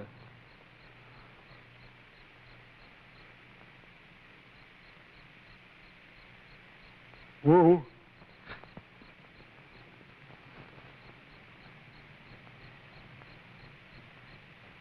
The wanderer in the valley of darkness shall have my guidance and protection. Okay, Wu. If you feel that way about it, I won't stop you. But don't hesitate to use that gun. I hope you know how. There's a day to be born and a day to die.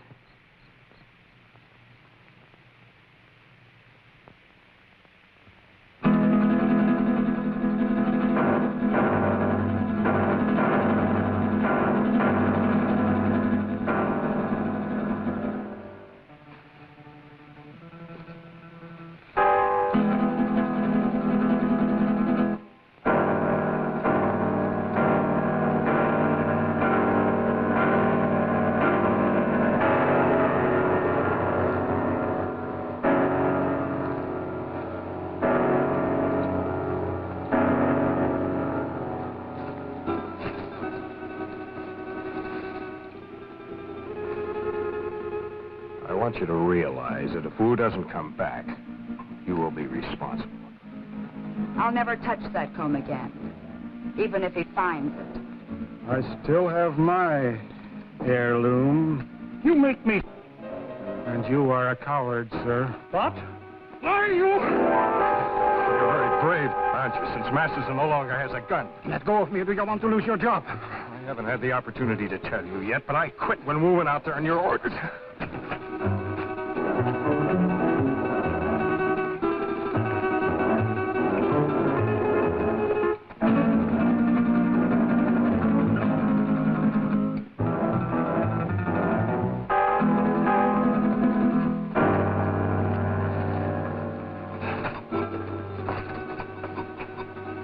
You brought Masterson?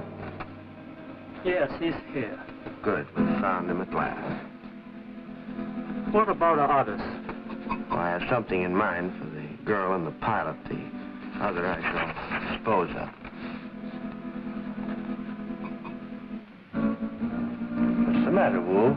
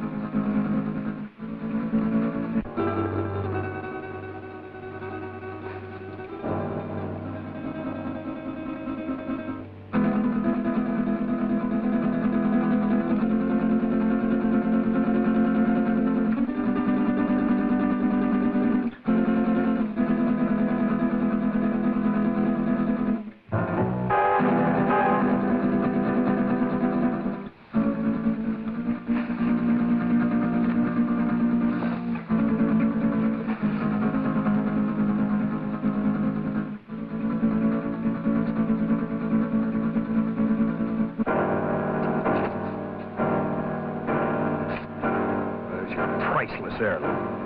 Wu is dead. Yeah. You murdered him.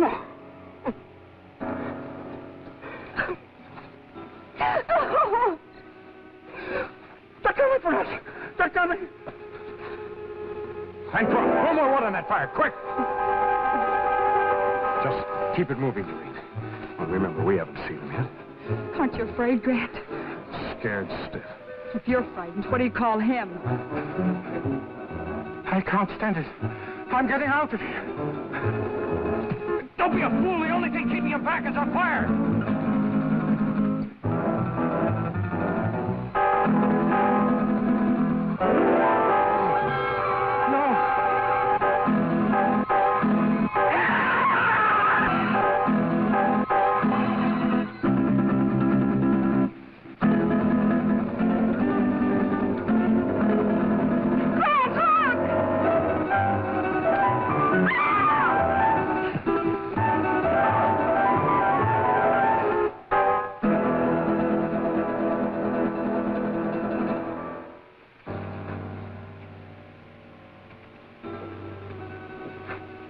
He'll recover consciousness in a moment or so.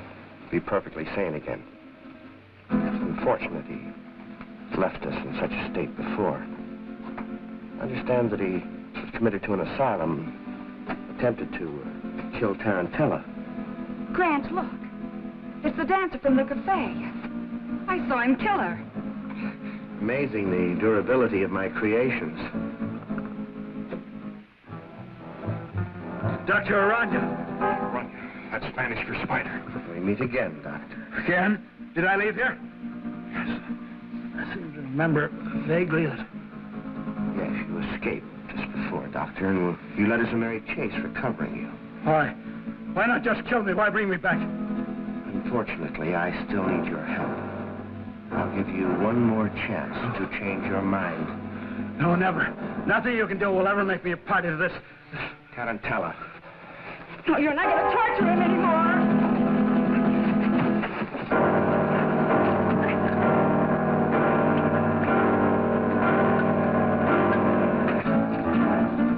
Damn it! Don't you fool! Fool? I don't think so. just a few moments, this will explode and destroy you and me and all of your terrible creations. Doctor, you're a man of science. You wouldn't destroy the greatest achievement of science? Scientist, yes, but I'm a human being too, and that's where we differ. You two have got a chance. Through that door, down the corridor in the rock. Hurry! And who is he? What is this place? It's a brilliant madman. Hurry, there are only seconds left. What about you? Blue Dog, you go. No! Thing around you. Your creations can grow a new arm or leg, but nothing can survive fire.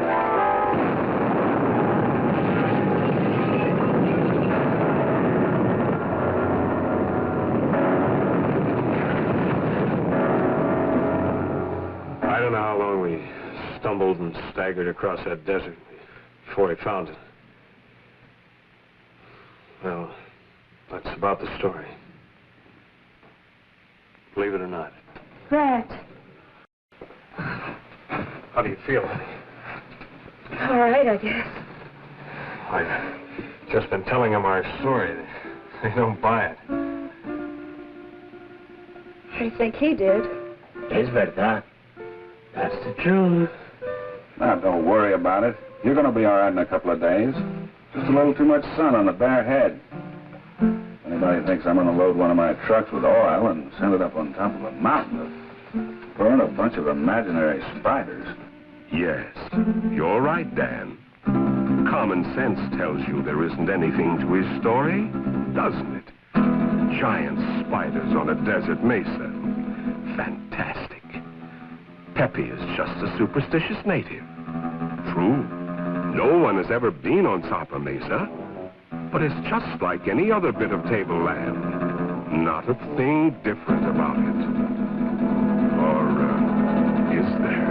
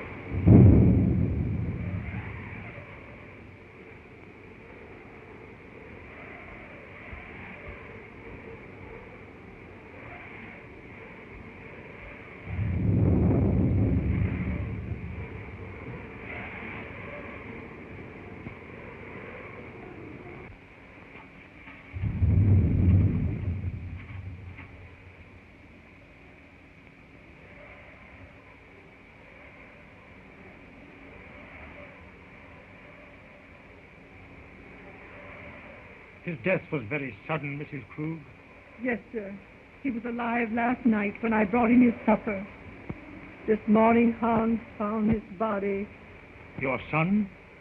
Yes, sir.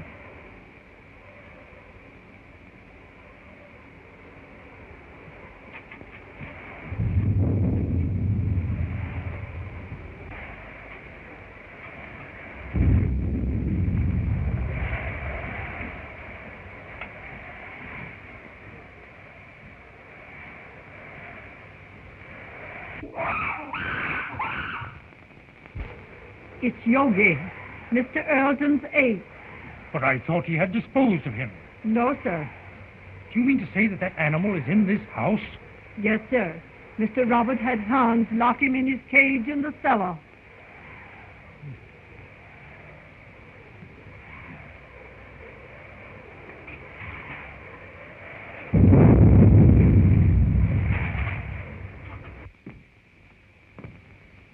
Everything secure, Hans? The cage is strong enough. I put a chain across the door. But what makes him scream so? That's because of the cough in the house. He remembers his dead master.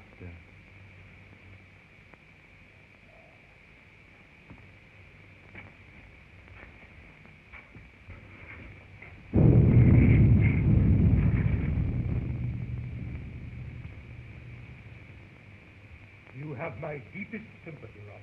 Thanks, Mr. Wilkes. It seems unbelievable that it could have happened so quick. Why, only last week when he was in the city, he seemed perfectly well. My brother always enjoyed good health, Mr. Wilkes. I was the sickly one, and now a paralytic. But could medical science do nothing for you? No, nothing can ever bring power to these lifeless limbs. Don't be alarmed, Mr. Wilkes. He is securely locked in his cage. Would you care to see him? Why, yes, if it is not too much trouble. Hans, take Mr. Wilkes down to see Yogi. Yes, sir.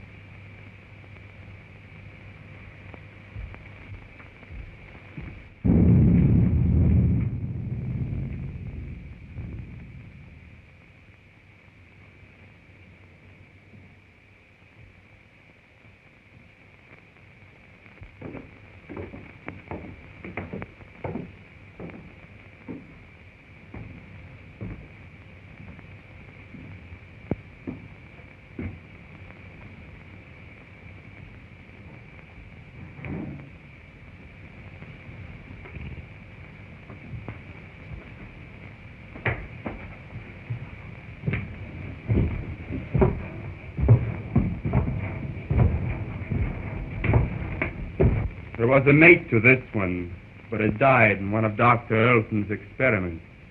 What was the nature of that experiment? I don't know. But he was the doctor's favorite.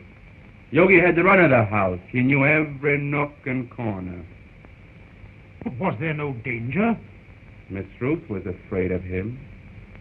But that's because he was always jealous of her. So that is why she went away. I suppose she had other reasons for wanting to get away from this dreary old place.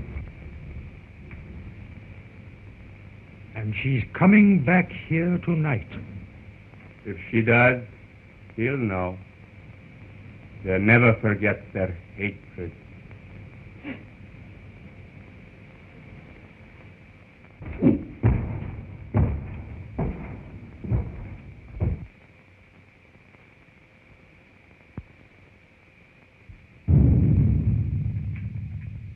Miss Ruth's room ready?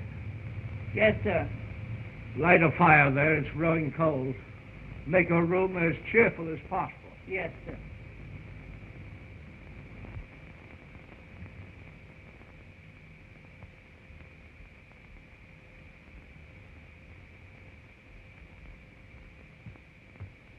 Oh, excuse me, sir.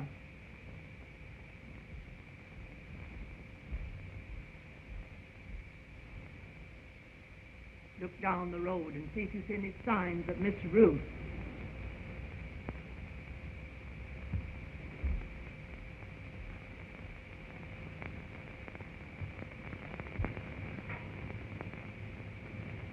Hans has just told me of that animal's hatred for Ruth. They should not be in the same house together.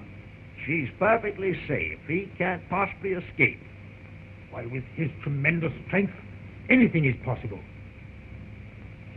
Did you not consider that, Robert, when you asked me to read the will in this house? I was selfish, perhaps. I was thinking of my own condition. But I think she would have come to see her father anyway.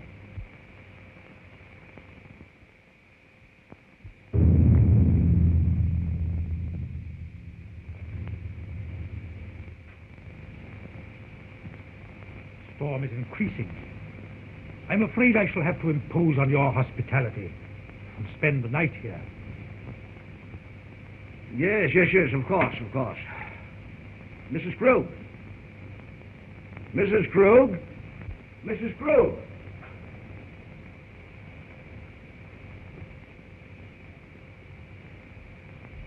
prepare a room for Mr. Wilkes. The guest room is ready, sir. No. No, I think Mr. Wilkes would be more comfortable in the other wing of the house, away from our family sorrow. Oh, anywhere will do, Mrs. Krug.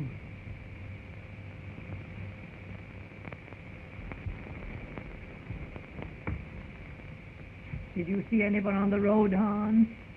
Can't see a thing.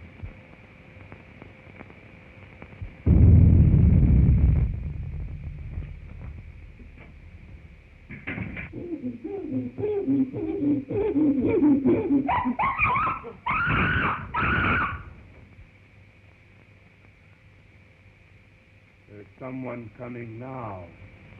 How do you know? He always acts like that when there's somebody arriving that he knows. Could it be Ruth? I wonder.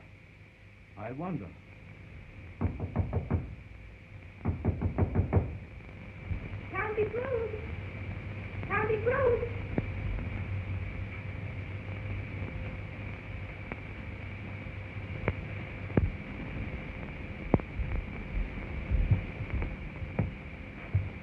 Uncle Robert! Oh, Uncle Robert! Uncle Robert! Oh, if I were not so helpless. If my shrunken body could lift you up and comfort you.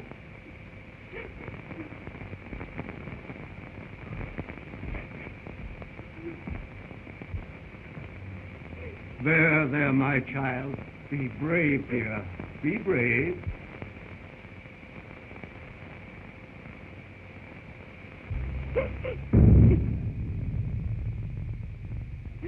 If I could only have been here and talked with him.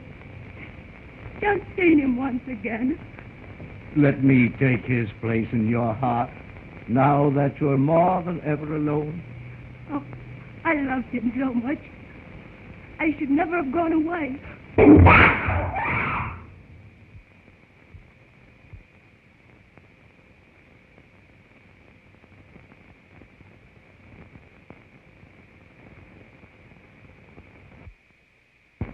There is nothing to fear, dear. He is securely caged. Oh, but he frightens me so. Oh, pardon me. Uncle Robert, my fiancé, Dr. Clayton. Happy to know you, sir. You have my deepest sympathy. Thank you, Mr. Wilkes. Oh, Ted, my father's attorney, Mr. Wilkes, Dr. Clayton. Glad to know you. Happy to meet you, sir. What's that? That's Yogi. What's the matter with that man? He must be in misery. His master is dead. Where? In there? Well, you told the bank, and I've got to fix on this generator and the spark plugs. Yeah. Ted, will you wait? Certainly, dear.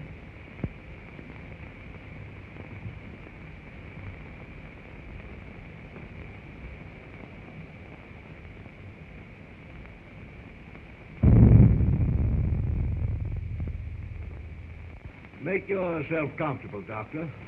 There's little I can say in welcome at a time like this. I understand, sir, and I extend you my deepest sympathy.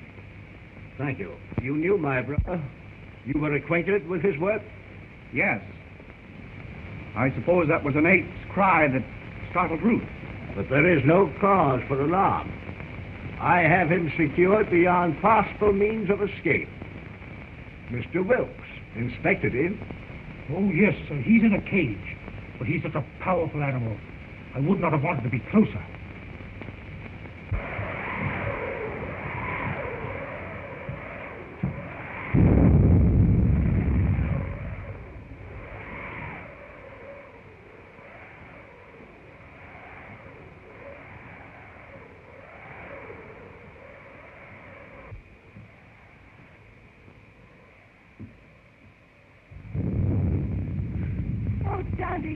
I'm afraid. I don't know what it is, but something terrifies me. Nothing will harm you, dear. Auntie Krug will put you to bed in your own little room, just like when you were a little girl.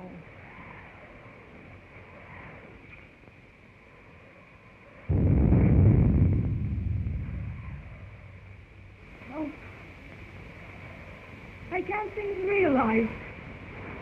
It was all so sudden. Yes, very sudden. Come along with Tante, dear.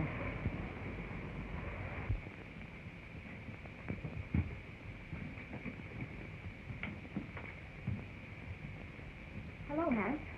Hello, Miss Ruth. Glad to see you. The luggage, where shall I put it? Put it in our old room.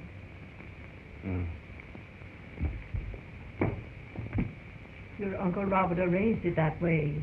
I'll fix your things for you. Thank you, Tante.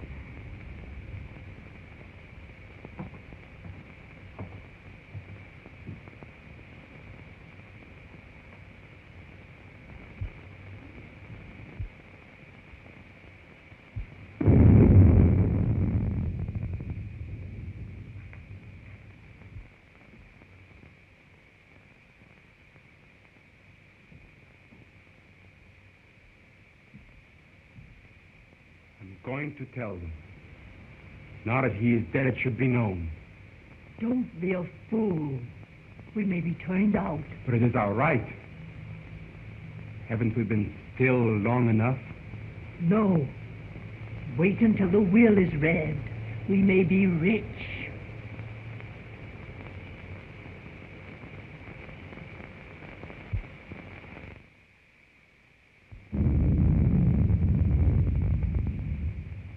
Ted, don't go into the village tonight. Stay here. But the reading of your father's will should be a family matter. I'd better go to the inn. Please stay. I want you here tonight. Dear, you're nervous. Please. All right, I'll stay. I'll get my things. They're in the car. Are you leaving, Doctor? No, Uncle. He's going to see about putting the car up. You'll be more comfortable here than at the inn. Well, certainly, Doctor. We can consider you one of the family. Well, thank you very much.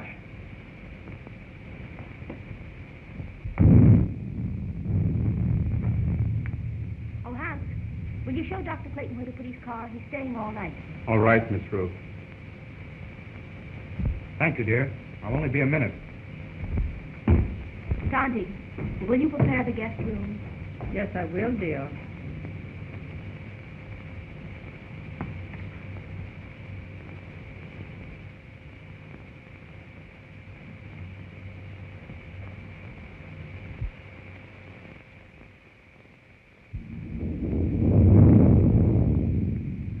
Exodus! Exodus! Yes, Dr. Clayton. Get the bags out of the car. We're staying here for the night. Will?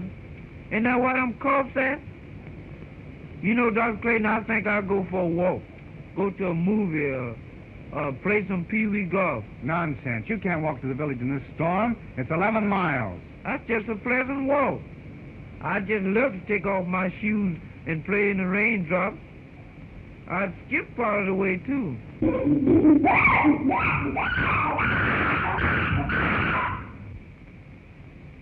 Did you hear that? Get the bags out of the car. Hans will take care of it.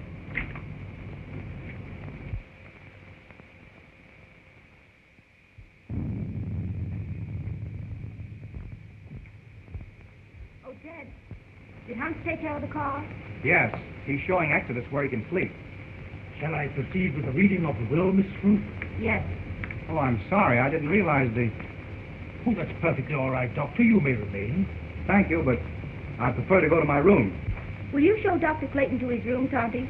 The doctor will be more comfortable in the other wing with Mr. Wilkes.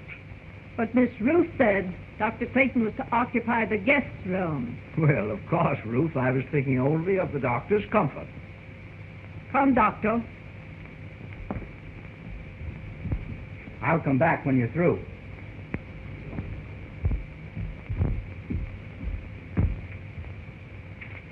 Is it necessary for Mrs. Krug to be present? Why, yes. She is mentioned in the will.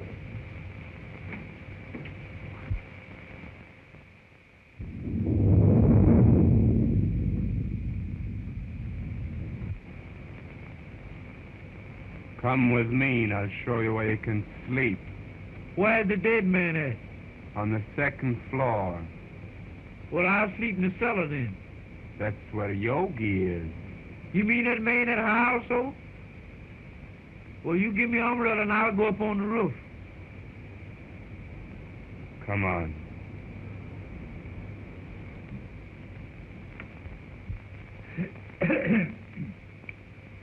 In the name of God, I, Philip Earlton, being of sound mind and memory and not acting under duress, menace, fraud, or undue influence of any person whatever, do make, publish, and direct declare this my last will and testament in the manner following.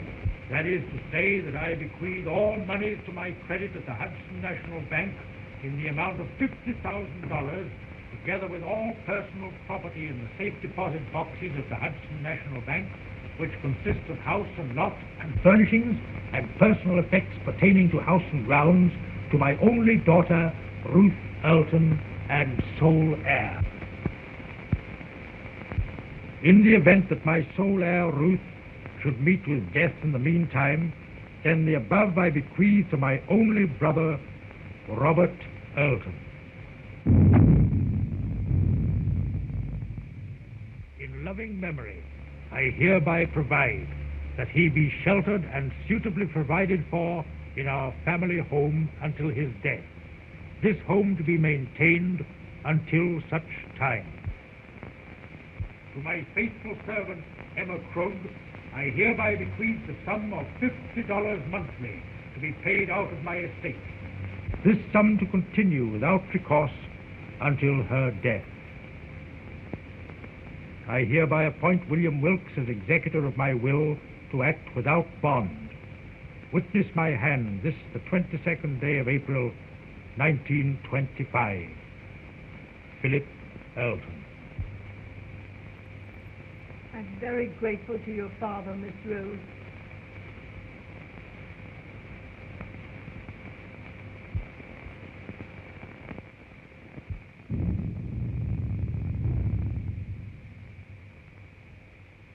Philip was always thoughtful and just.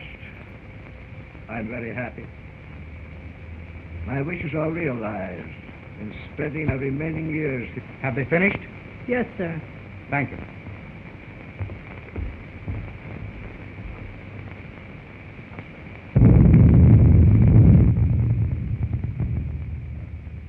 It ain't fair. It ain't fair, not a penny. And we have been still for so long.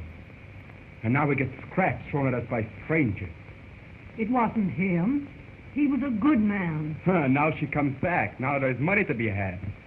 And we who have stayed in word get nothing. Wait. Someday... I've waited long enough. I'm going to speak. And if you do, I'll swear that you are mad. Now carry him upstairs.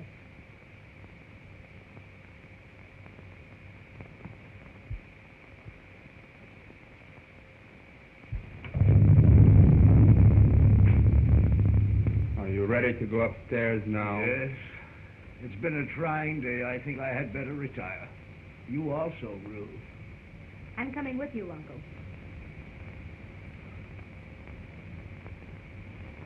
Coming, Ted? No, if you don't mind, I think I'll stay here and chat with Mr. Wilkes. All right. Good night, Mr. Wilkes. Good night, Miss Ruth.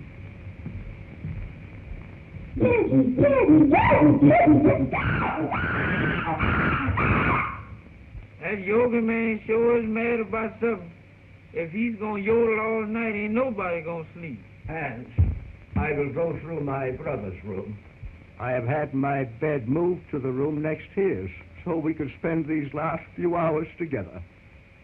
Go to my room, dear. Yes, Uncle.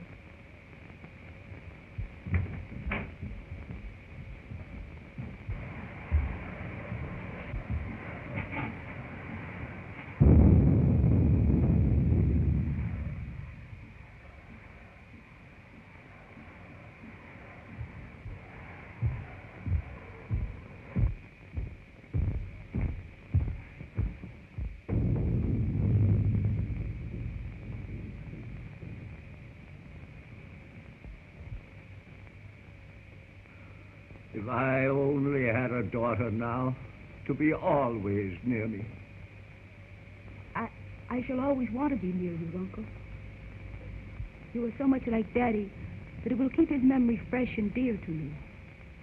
You are now a wealthy girl, Ruth, and you must make the most of it. Wealth to youth is golden, but to age it is a milestone. I love you, dear. Good night. Good night.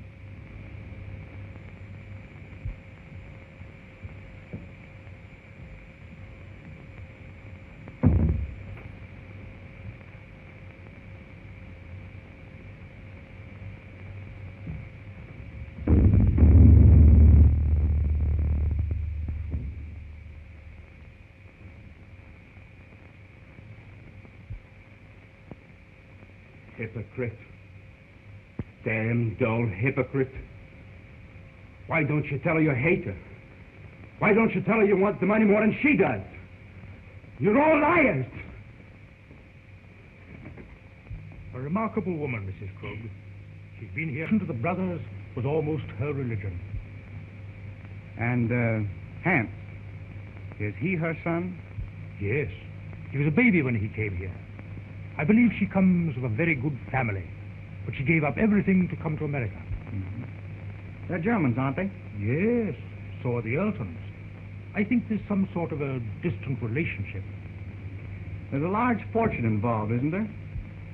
Considerable. Enough to almost burden a young woman like Ruth. I believe she understood the provision of the will. The estate is hers unconditionally.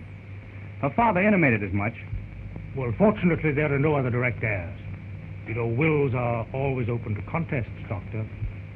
Yes, Mr. Wilkes. Yes, Doctor. Well, shall we retire? Well, if you don't mind, I think I'll stay here and smoke a cigar. Good night. Good night, Doctor.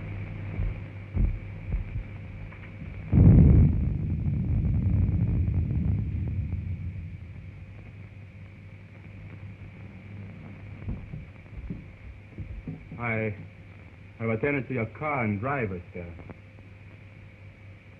Thank you, Hans.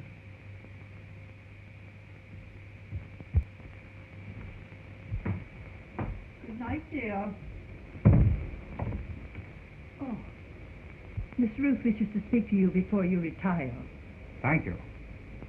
Good night, Dr. Clayton. Good night, Mrs. Krug.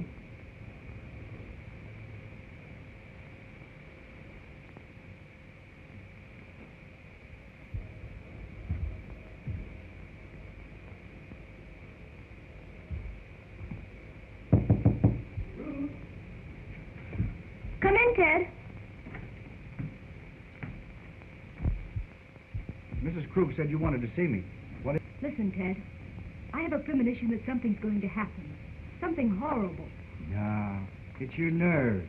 What you need is some rest. Oh, I know it seems foolish, but it's all about me, oppressing me. The house wasn't like this when Daddy was alive.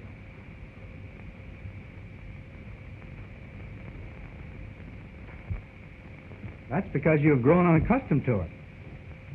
It's an old place, isn't it? It's supposed to have belonged to smugglers a long time ago. There are tunnels and secret passageways all through the house. Daddy had them all sealed up, because when I was a kid, I was always getting lost in them. That's swell. That's the first smile I've seen today. Now, it's time little girls like you should be in bed. And I could do with some sleep myself.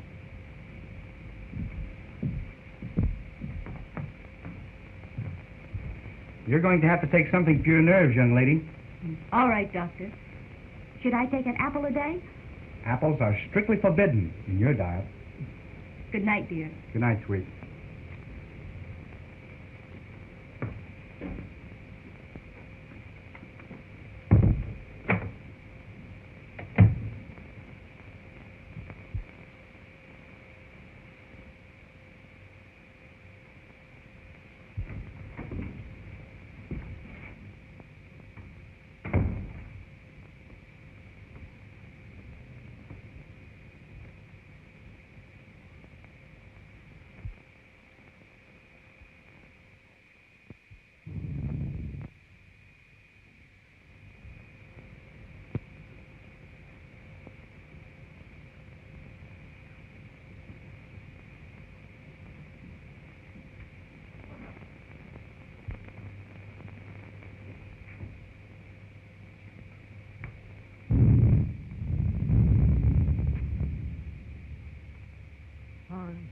Lock and bolt every door and window. Nobody's gonna steal their money. It's not here. I wasn't thinking of their money.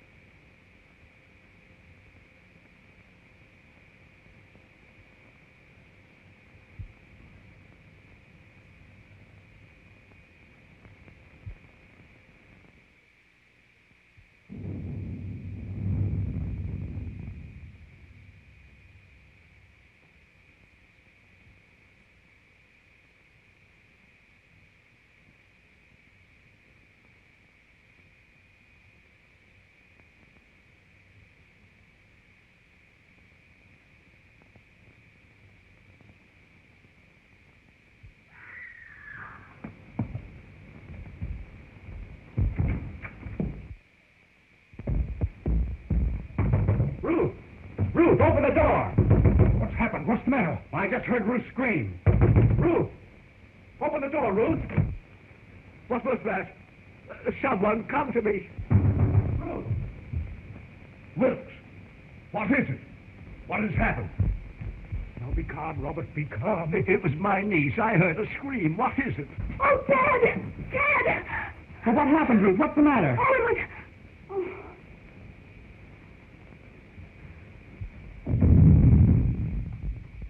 What is it? What's wrong? Oh, Dad, take me away. Take me away. Yes, dear. Now calm yourself and tell me just exactly what happened. Oh, it was the 8th yogi. When I awakened, his arm was above me and he was clutching at my throat. Oh, it was horrible. Horrible. Yes, dear. Mrs. Krug. Oh, Dante. There, dear. You're just nervous and excited. All right, Krug. I'm afraid. I'm afraid.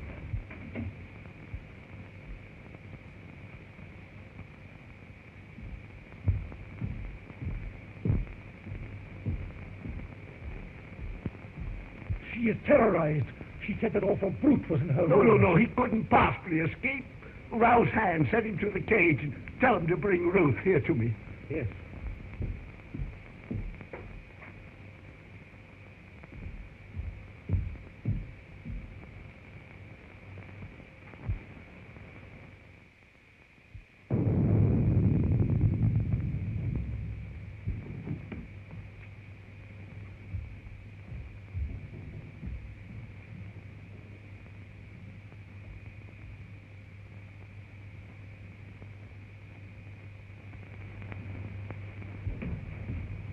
Hans, has that animal been out of its cage? No, sir. The lock hasn't been touched, and everything is the way I left it. Well, that's a relief. Miss Ruth evidently had a nightmare. Dr. Clayton? Oh, Dr. Clayton.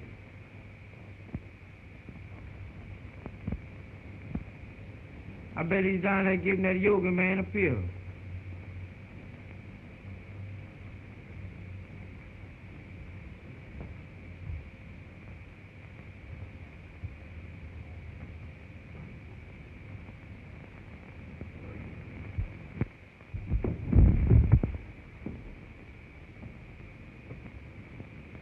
Yogi.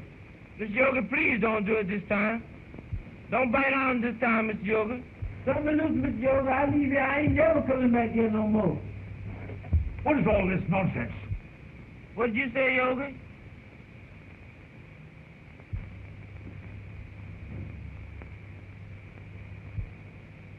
Doggone, I thought that was Mr. Yogi had hold of me.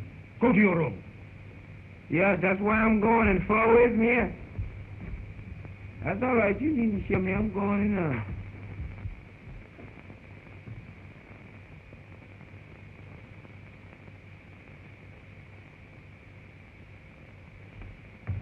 He is securely fastened in his cage. I have just come from there. Did you find anything, Doctor? Nothing. I've carefully examined your room, dear, and there's no evidence of anyone having been there. My little girl was having a nightmare. You're wrought up. Your nerves were playing you tricks. But it was so real. I can't believe I was dreaming. Dreams always seem real, dear. Now, what could possibly harm you in the room where you have slept since you were a child? I'm an awful baby. I've disturbed and frightened you all. You let your doctor give you something to soothe your nerves and have Mrs. Krug put you back to bed. I'm awfully sorry. Good night.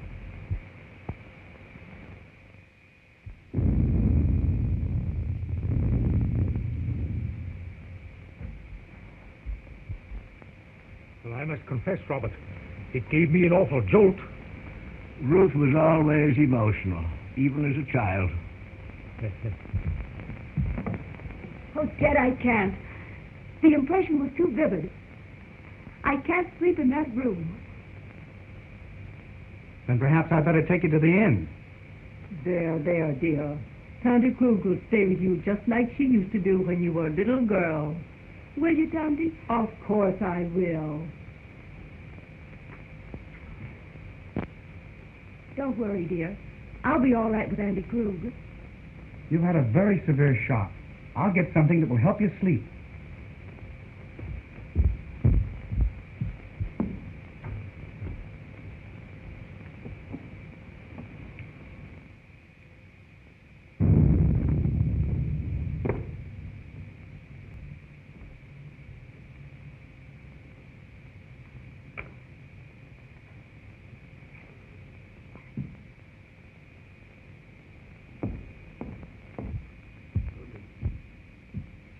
Drink this just before you go to bed, after it's dissolved.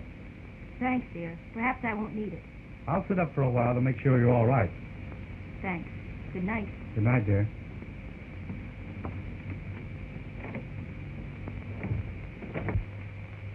Now compose yourself, Robert, and try to get some sleep.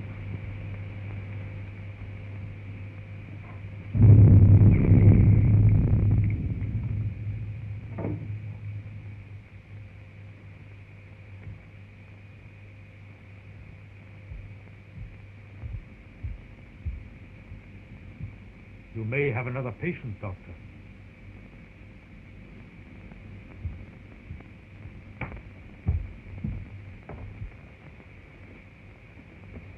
You go to bed, Tante. I'm going to sit up a while.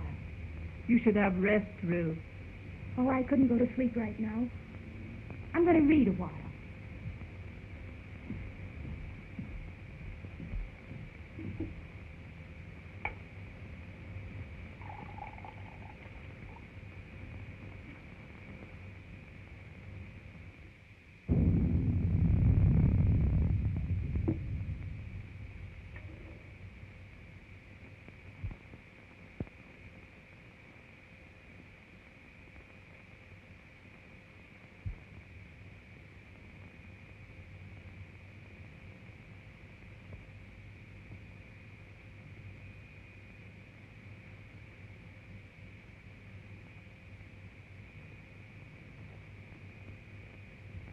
Mr. Wilkes,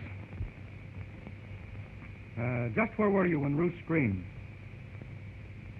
Why, I was here, smoking my cigar. I must have dozed off. When I heard the scream, I rushed upstairs immediately. And you stopped by Robert's room? Why, yes.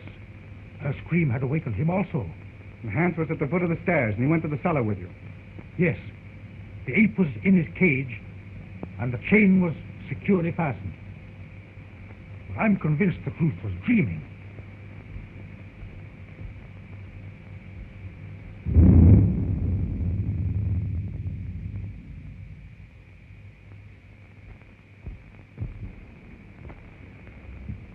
Ruth tells me this is quite an old house. Yes, it is.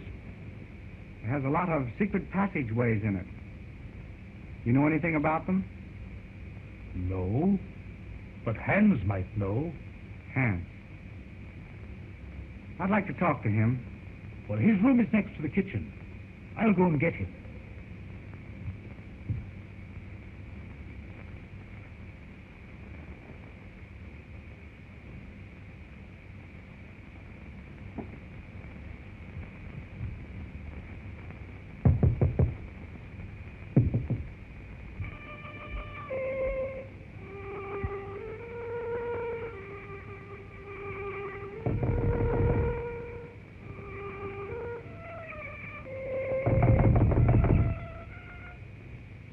Hans! Hans!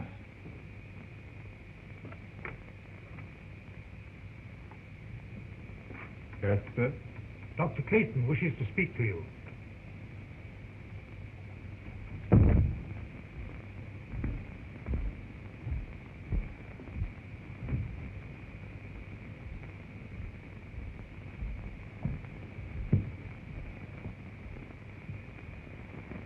You wanted to talk to me? Yes, Hans. I want to ask you some questions. If Yogi should escape from his cage, Miss Ruth would be in great danger. Well, you can't get out, sir. I locked the cage myself. Mm-hmm. Are there any tunnels near his cage that he might crawl through? Well, they've all been locked long ago. Has Yogi ever escaped from his cage? Well, sometimes when I used to lock him up for the night, he'd suddenly appear in the doctor's or Mr. Roberts' room. They'd only laugh and say he could pick the lock. That's why I put the chain on the door.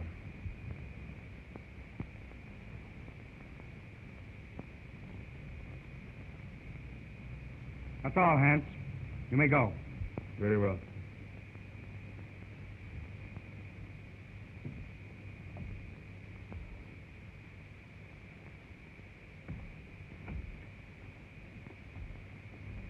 Are you sure that Yogi was locked in his cage? I'm positive. He'd have to be released by human hands.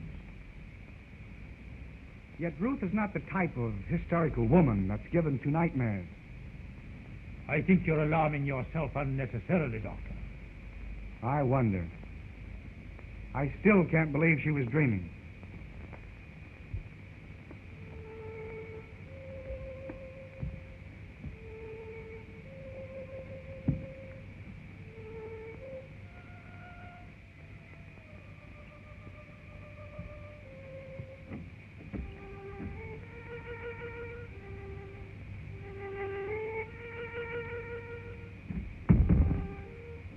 Strange boy, Hans. He often plays until late in the night. You say Hans was in the cellar? Why hadn't he gone to bed? Well, Hans's room is almost over Yogi's cage. And he told me, before he heard the scream, that he heard some sort of slight shuffling noise coming from the cellar. And he went down there to investigate.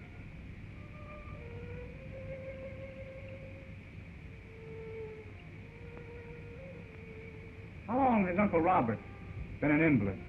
Robert? Why, surely, Doctor, you can't suspect Robert. Why, Robert hasn't walked in over a year.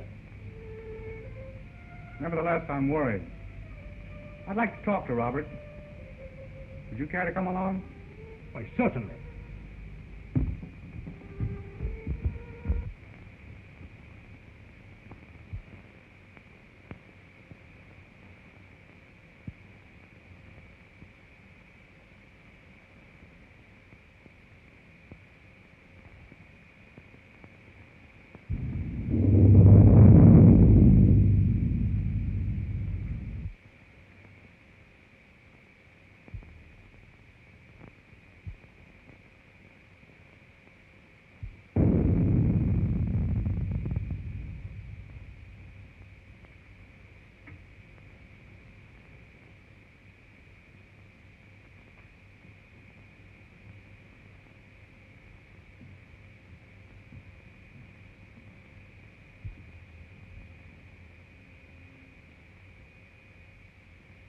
Tonty? Tonty Krug. Tonty! Oh.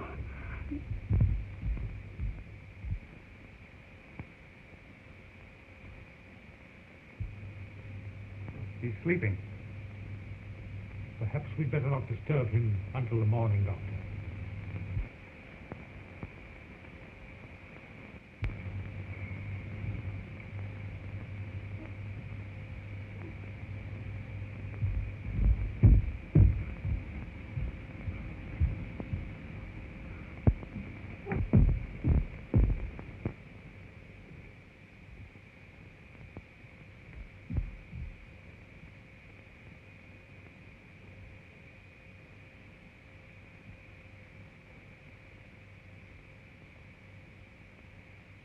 She's been strangled to death. Ruth.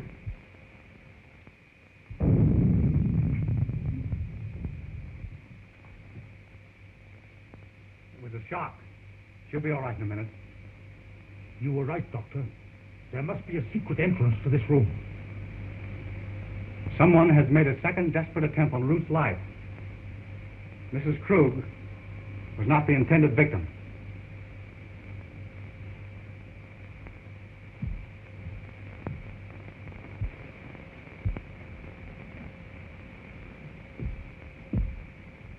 Who could have done this?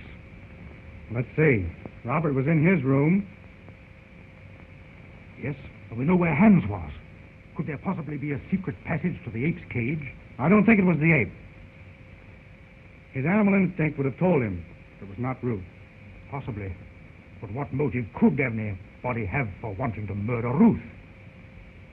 Robert is the only one who would profit by it. Yes, and we know he was in his bed ourselves. Besides, he's a hopeless paralytic. Dad! Dad! You're all right now, dear. Tell me what happened. She had gone to bed.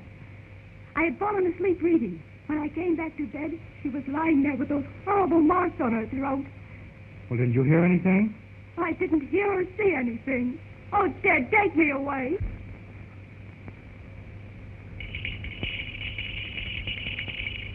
That's Uncle Robert's bell. I'll go to him.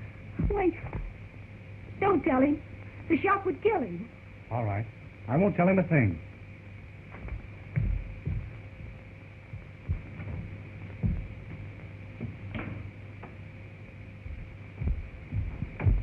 I thought I heard something. Has anything happened? No. I was about to retire when I heard your bell. Is there anything I can do for you? Nothing, thank you. Well, you seem disturbed. Are you ill? This has been a very severe ordeal for me, Doctor.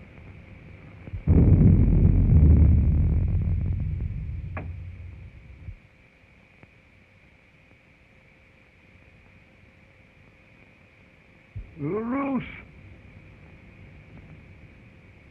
Are you all right, Uncle Robert? Yes, dear. Miss Krug. The doctor answered. Your uncle is exhausted. I'll get him a sedative. No, thank you. Come here, Ruth. I thought I heard something, and I was a bit worried about your safety. No, I'm all right, dear.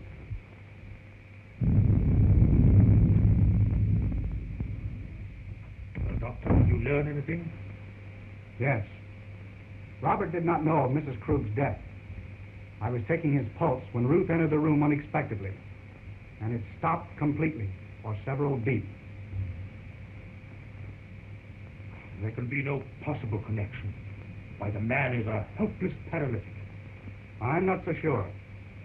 I want to find that out for myself. Would you be so kind as to take Ruth downstairs? Certainly. Thank you. It's late, dear. You'd better try and get some rest.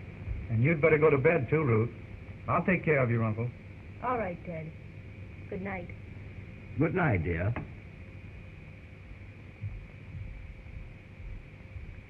Ruth has told me of your case.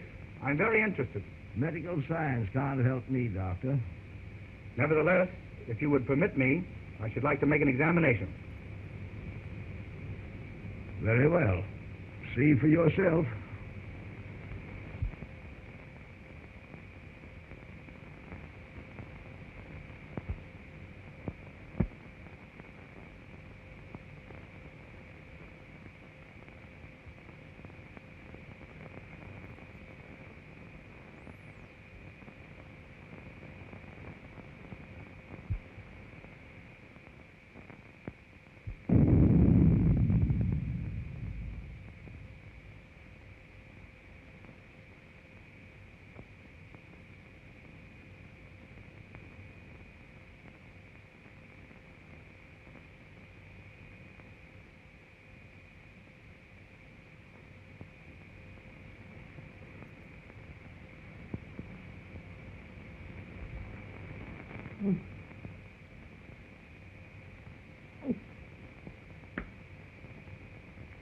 No.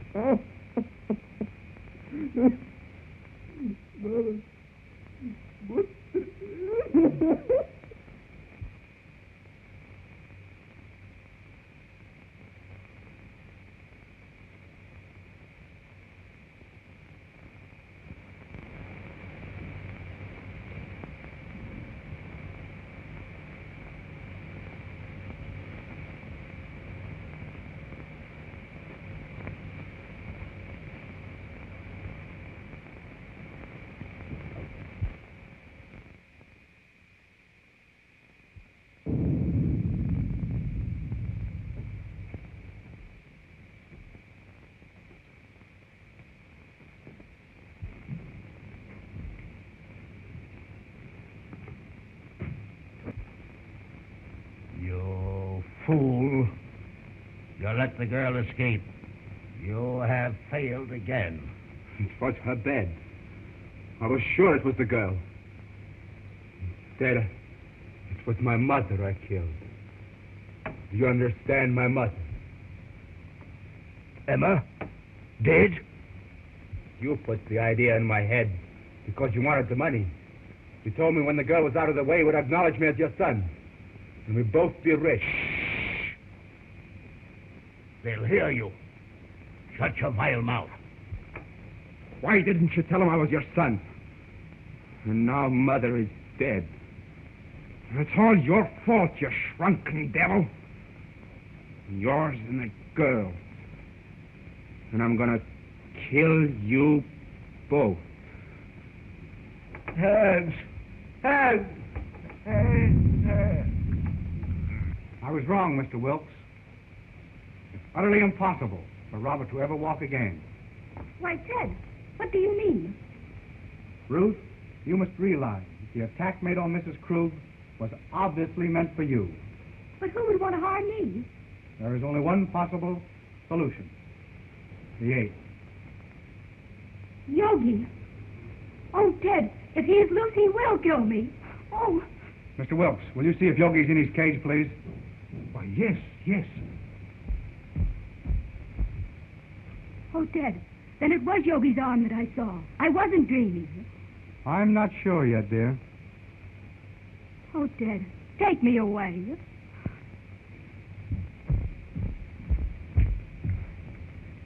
Here. Have you got a revolver in your car? No, sir, I got it right here. So if Yogi messes out with me, I'm going to blow a hole right through his overcoat. Good. Come along with your revolver. No, sir, not me. I wouldn't go down there with President Hoover. Not that he's a better man than you, but the position he holds. Sure. Give me that gun.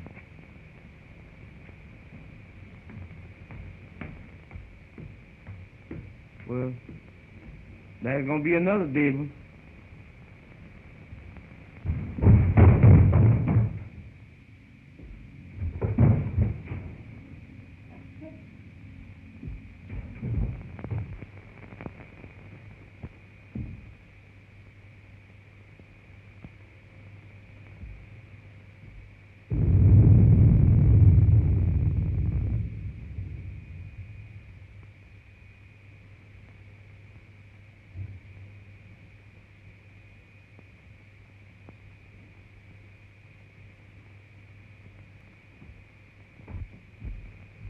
The ape is securely fastened in his cage. Then there's someone else in this house. Ted, what are we going to do? And the first thing I'm going to do is get you out of here immediately. Exodus? Yes. Bring the car around front as quickly as possible. It can't be too quick for me, boss. Don't you worry, dear. Dr. Clayton! Dr. Clayton! Dr. Clayton. What is it, Hans? Something terrible happened to Mr. Roberts. Ted, go to him. I'm all right with Hans. Go. Come on, Wilkes.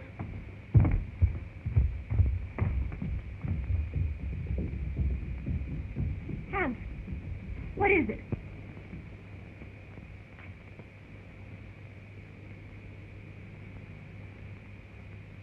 Hans. Hans! Is he dead, Doctor? No, he's still breathing.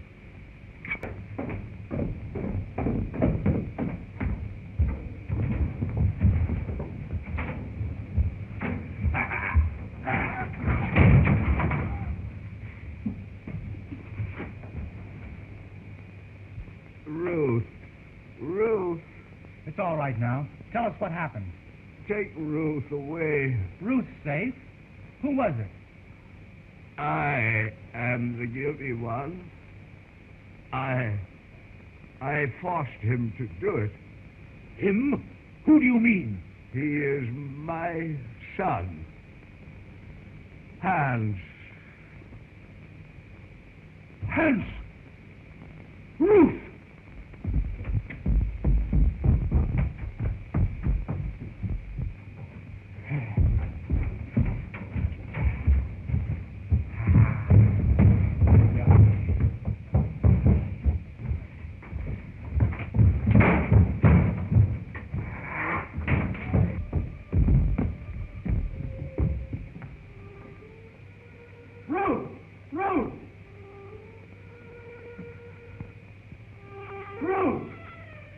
Doctor!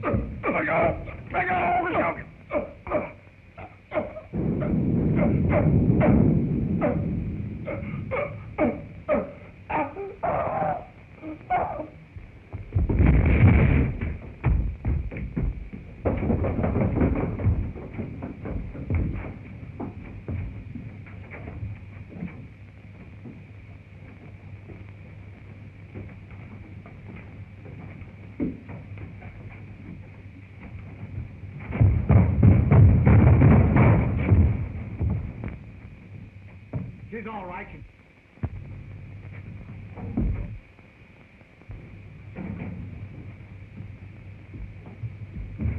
Excuse me, boss. What is done with one of them things around the house? Well, Dr. Elton was an exponent of the Darwinian theory. Huh? He believed that they were our ancestors. You mean that he's related to me? Exactly.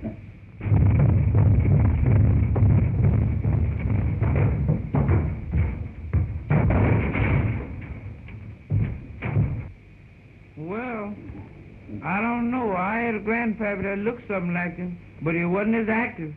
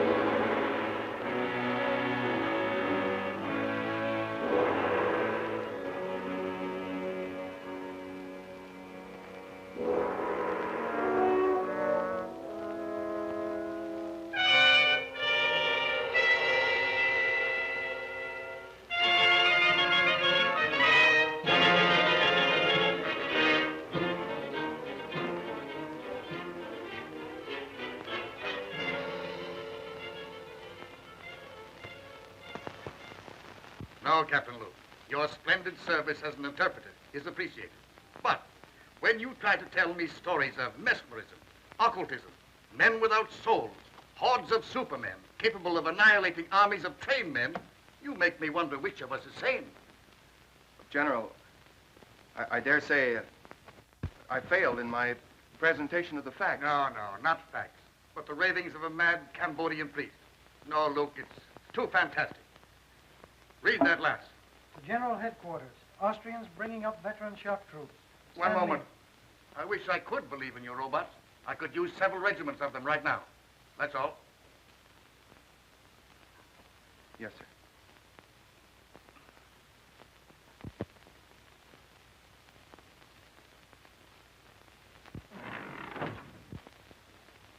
Find a language in which to convince General Duval. No, the chances are you apologized, stammered. He barked, and you retreated without firing a shot. Wish I had your assurance. Faculty of knowing your objective and driving straight at it. Well, it's simple. Just impress the other fellow you know more than he does. It has been called ego, Cliff. Oh, yes, but I like the American phrase better. Intestinal fortitude. Don't rub it in. Well, someone should. You know, I admire your knowledge and you envy my ego. Well, I'll take half your knowledge and you take half my ego and we'll have two smart men. How much of this high priest story do you believe? Oh, I think there is such a thing as black magic. Call it superstition if you want, I don't know. But I don't believe that you can turn human beings into automatons or, as you call them, zombies. Do you believe in mental telepathy? Might be something to it, I don't know. Well, science does. It's an established fact, Cliff, that in the Orient, the last of an ancient race lives by the laws of telepathy. Their knowledge, their rituals, they're guarded by just such priests as this man, Tiong. All right, I'll buy your tribe of mental telegraphist, but I'll not buy your robots. Now, look, Cliff. Tiong here comes from Angkor, where, according to their legends, Angkor was built by these robots. Thousands of tireless, feelingless human machines. Yes, I know, and they call them zombies. Controlled and directed mentally by their priest king. Yes, and Tiong here is the last descendant of that priest king and the only man alive that knows the secret of the zombies. Tiang. Bakan oi tava. Bakan am tiang. Nya oi tang tanei. I don't believe a word of it. He says that the general keeps his ears in the ground like the ears of a corpse. That he'll not listen to the words of wisdom. Well, what does he want to do? Get the general some earphones? Eva prai Attilai. Atek. Shang. Shang vatoi. Akipuila. Tiong still insists his gods say he must create zombie soldiers. He says he'll show us how a handful of zombies can take an entire enemy trench.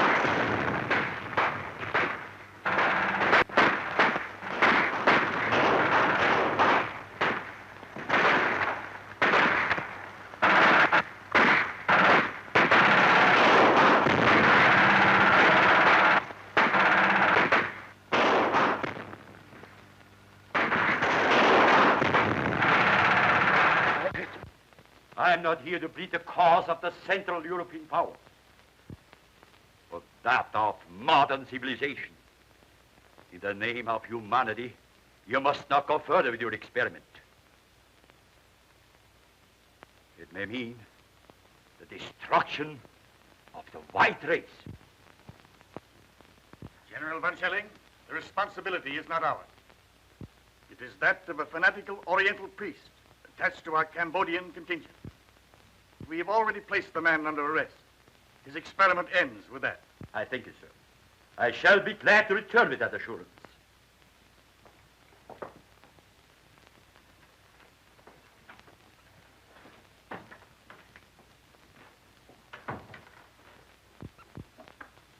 Then we are agreed that since the priest Tiong refuses to reveal his secret, he is a menace so powerful that he must be confined where he never again can use his occult knowledge.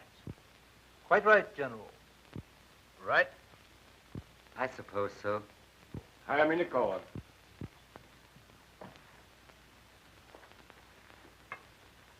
Sir, your threat of life imprisonment apparently has not moved this man. He understands it means solitary confinement? Yes, sir, and he still refuses. Then inform him that we are forced to carry through the sentence of solitary confinement for life. Yes, sir. Tia. Bakkan etoi va. He is to be confined to his quarters pending his removal to military prison. Yes, sir. On guard.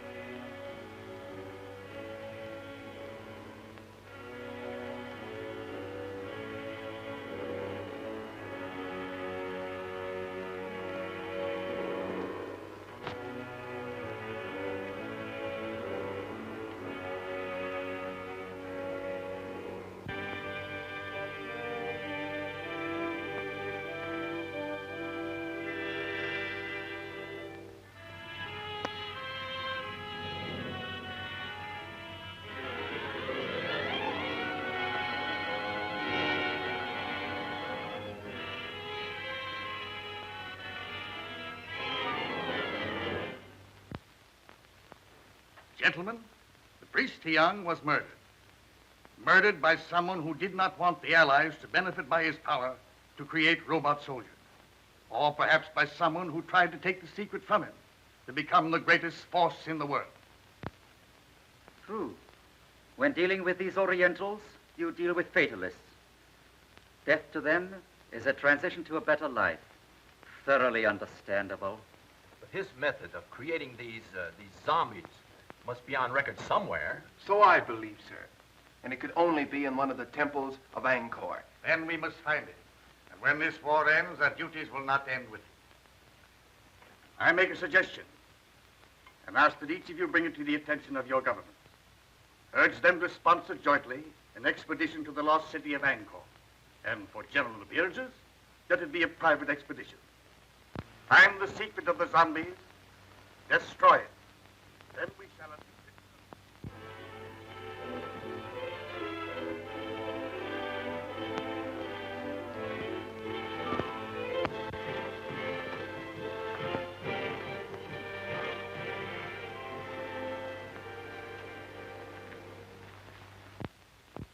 If you'll permit me to say so, sir, I think we've accomplished a good deal.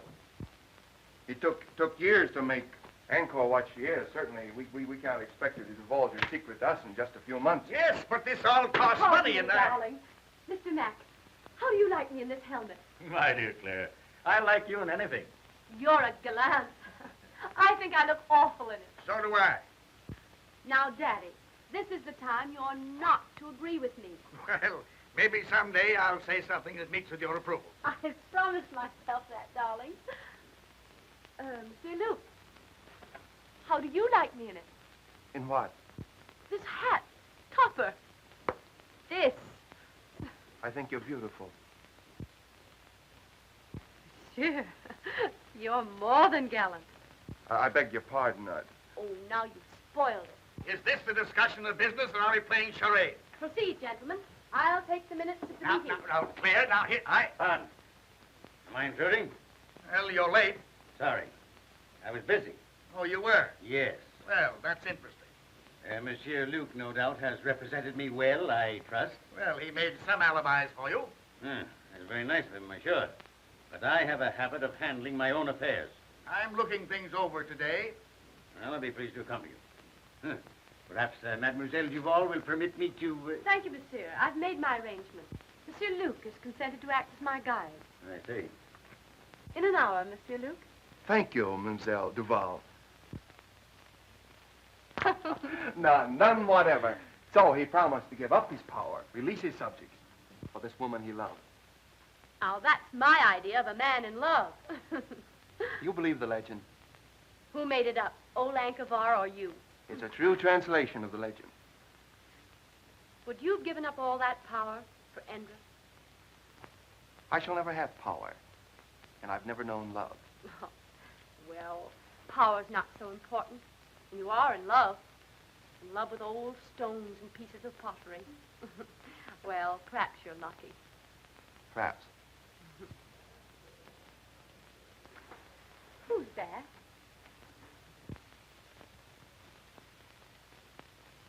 Oh, that's Cliff Grayson. He's one of our best men here.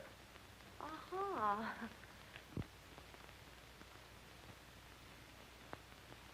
I'm hungry. Let's go back to camp. All right, let's do. What did you say his name was? Jakob Varman. Oh, no, I mean him. Oh, Cliff Grayson.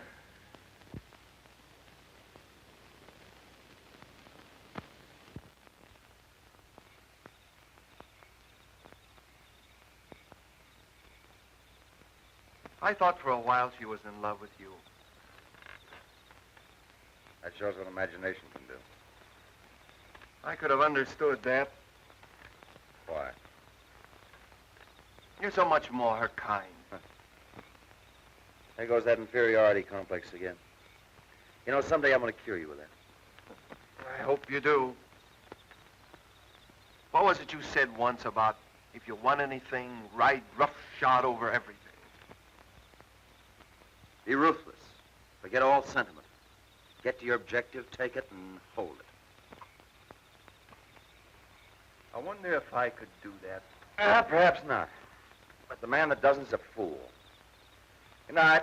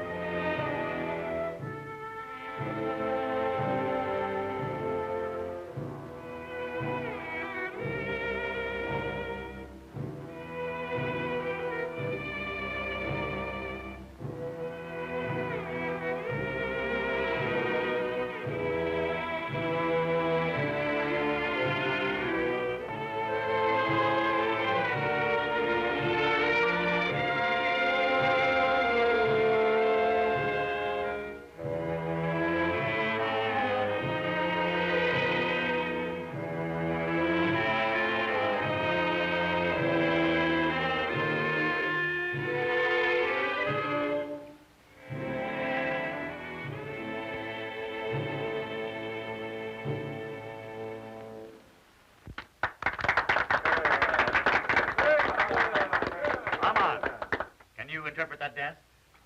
Well, I hardly know. Dance is centuries old, I expect. Yes, but the wiggle's always the same. That's the traditional wedding dance of the Khmers. You know, she had a nice, Father? understanding of the dance. Now, Father, that girl is my discovery. This engagement party would not be complete without hearing from the lucky man. On your feet, lad. Let's see you rise to the occasion. There you are.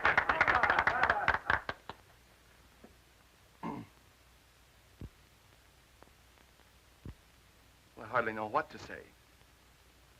I suppose that no man hardly knows what to say in a situation like this, but well, I presume we all say just about the same thing, so as trite as it is, may I say, I am the most fortunate man in the world. Bravo! Bravo!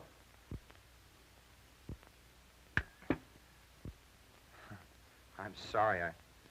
I must be overcome by Armand's emotions. Well, I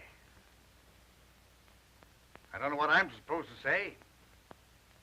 What father does when he's giving up the only daughter he ever had. You couldn't say anything nicer than that, darling. I've said the right thing at last. I'm improving. Mr. Grayson, you were about to say something. Were you not? No, General. Like you, I prefer to listen tonight. Oh, that's strange. I've never known you at a loss for words. I wish you all the happiness that you deserve.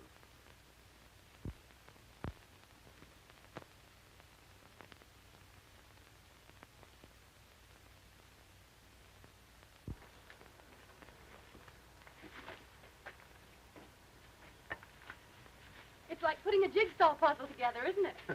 Isn't it? I'm always wondering where the next piece goes. First thing we know, Claire, you'll be a puzzle jigger like us with a sieve and a shovel. Who knows?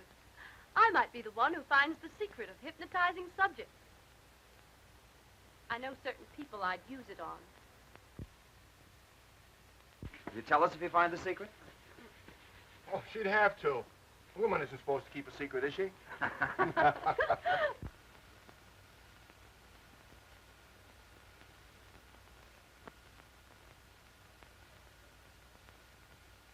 I don't know whether Malatesta is painting this plot or trying out next year's color scheme for gentlemen's hair.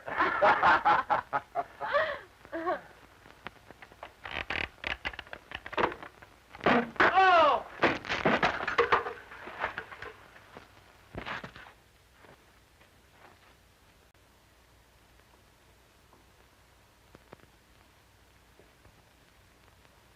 I can't understand it. I examined those ropes myself only this morning. You think you're badly hurt? I don't know. I'm just numb. We'll get you to the hospital tent.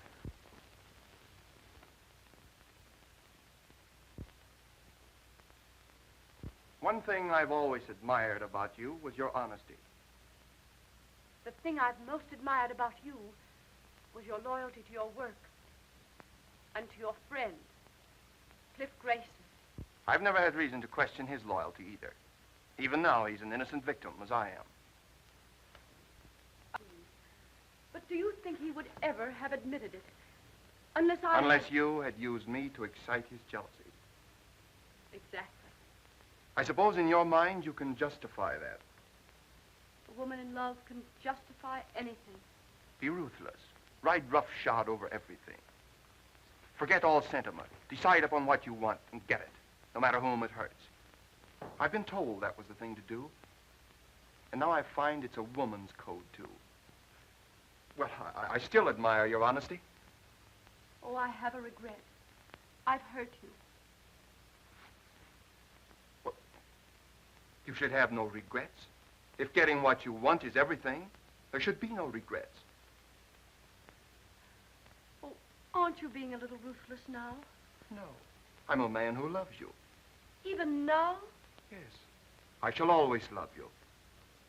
I have been made somewhat ridiculous, it's true, but still I love you. Oh, I'd much rather that you'd hate me. I wish I could. That would make things so easy. Had you done this to me, I should hate you. If for no other reason, because of pride. Where you are concerned, I have no pride.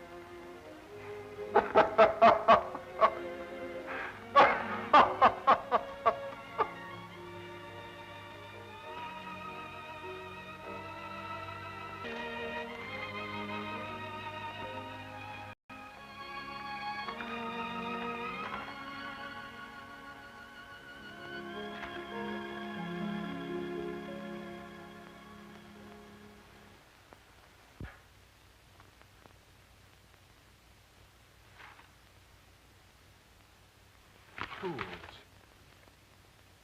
Fools. Under our very noses.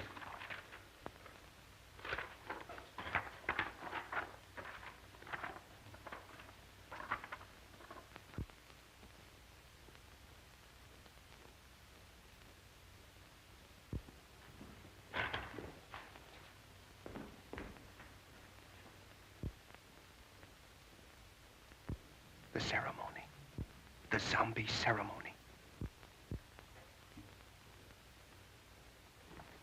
Luna, we're going back to Angkor. Why not? Why not? Priests hold very old religious custom because they're glad you all go away. Very dangerous to go back.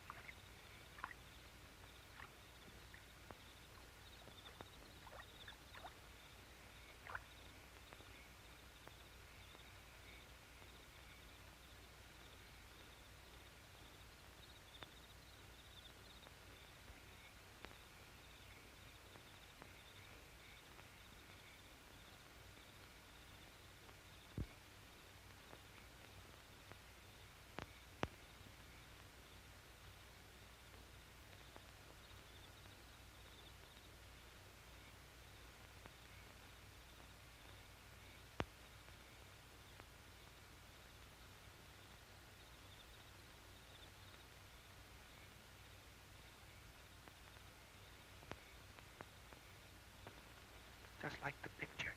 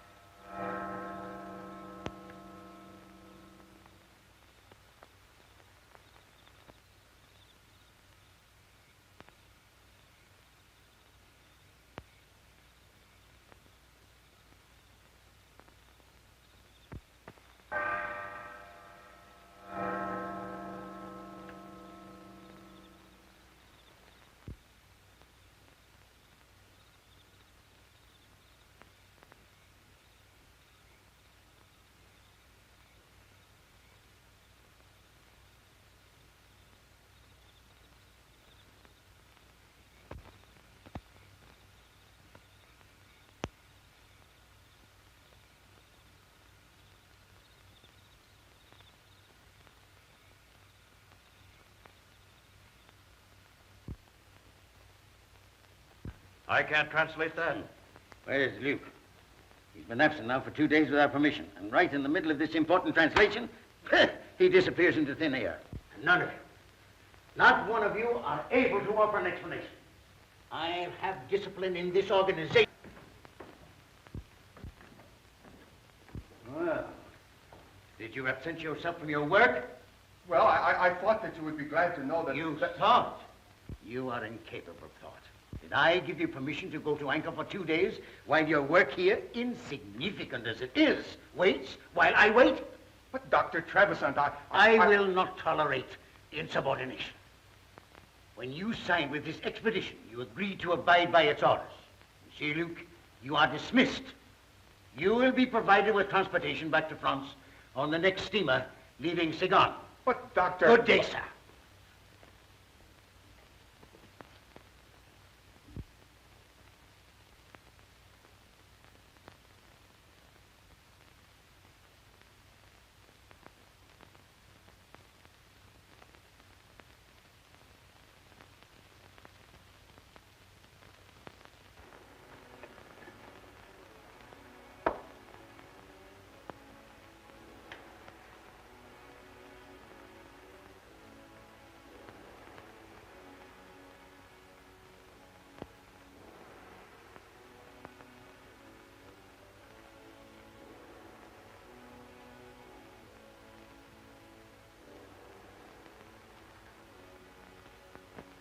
Buna.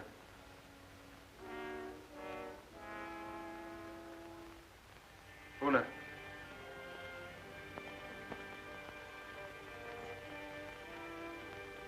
Sit down. There.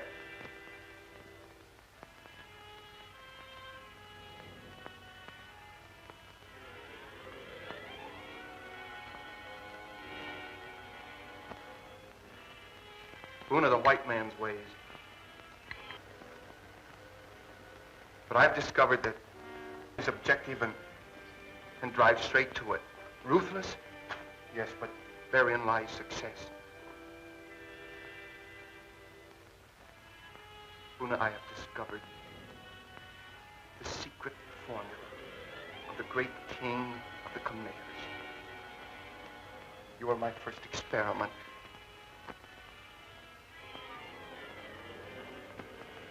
If I succeed with you, I will have acquired a knowledge that will make me the most important man in the world.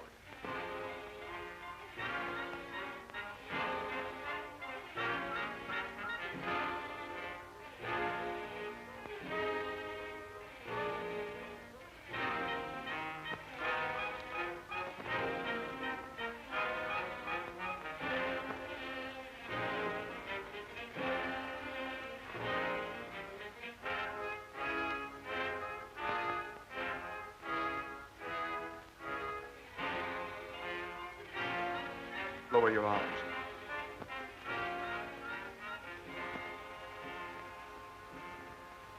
I will it.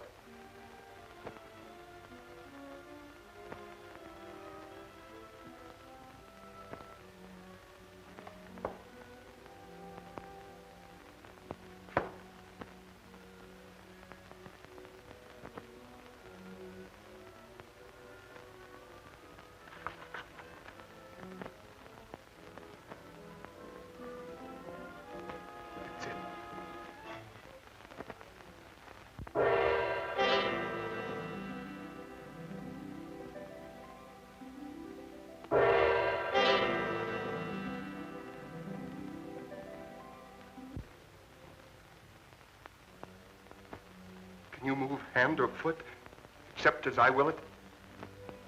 No, master. Can you think or speak, except as I command? No, master. Buna, we're learning to be ruthless. Yes, master.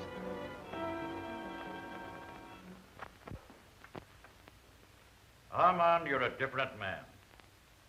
There's no indecision in you these days, lad. You have an authority about you. It's quiet, but one senses it. Like a man who had suddenly found himself.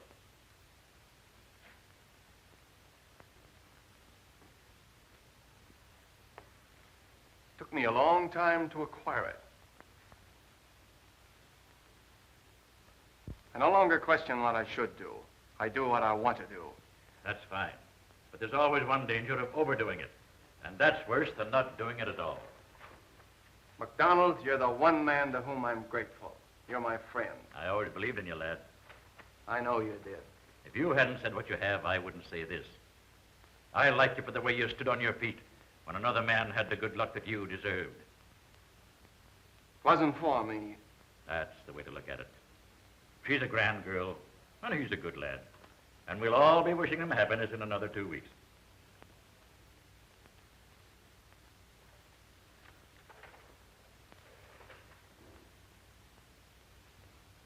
Two weeks?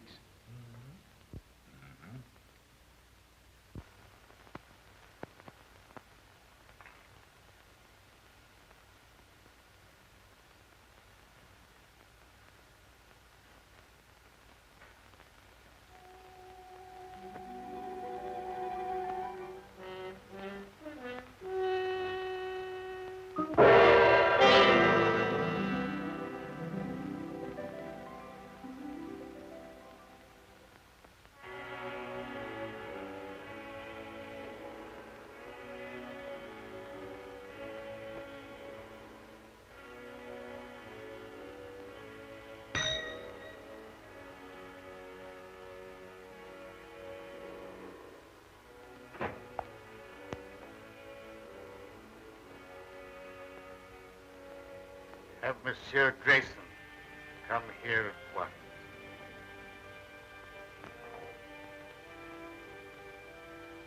Have I said anything I shouldn't, lad?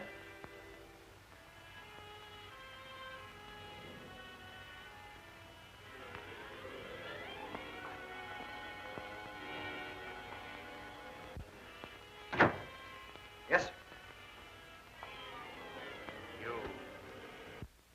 You will proceed at once to his tower. Report to Colonel Lamont, in charge of our survey in that district. Bring back his confidential findings. Take what escort you need. Yes, sir, I appreciate the confidence you place in me, sir, but isn't this rather an unexpected mission, considering the fact that your daughter and I are to be married in 2 weeks, and the trip to Estella will take 6? I sympathize with you, Grayson, but our duties come first. You understand?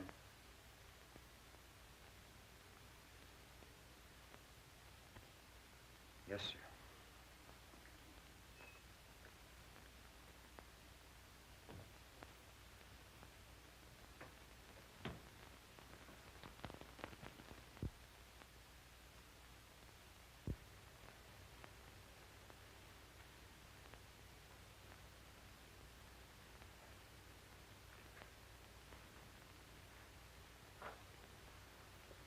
As your poet Bobby Burns has said, the best laid plans of mice and men gang after gley.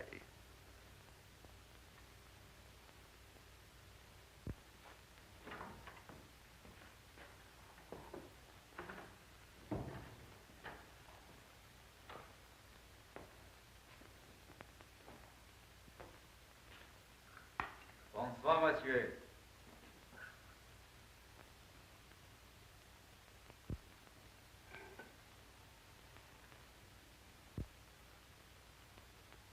Dr. Faustus, with his alchemy, and the help of his satanic majesty, discovered the secret of renewed youth.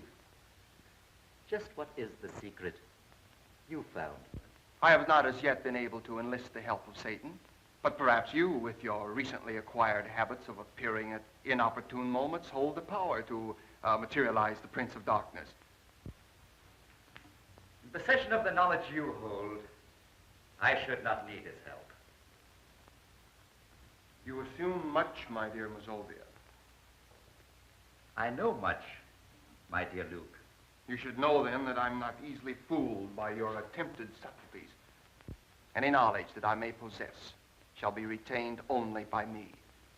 You see, I don't hold you to be a stupid man. You have need of me, my dear Luke. You are a clod. I, a man of imagination. You have stumbled upon this lost knowledge of the centuries. I have hesitated at nothing to gain it.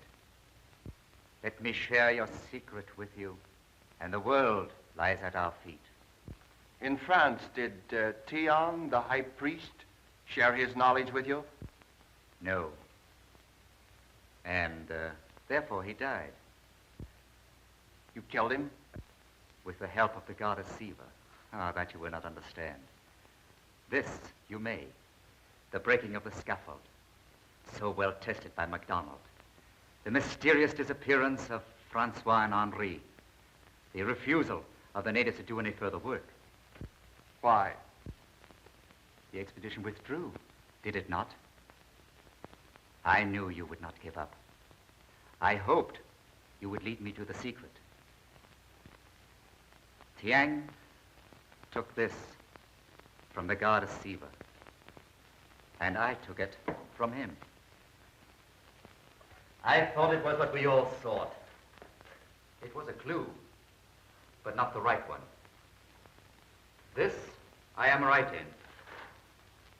You have the secret of the zombies. Let me have it. You leave me no choice, my dear Mazovia.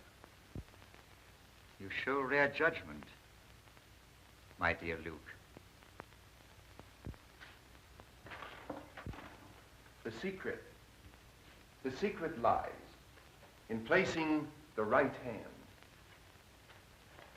So, the symbol of the third eye of Siva.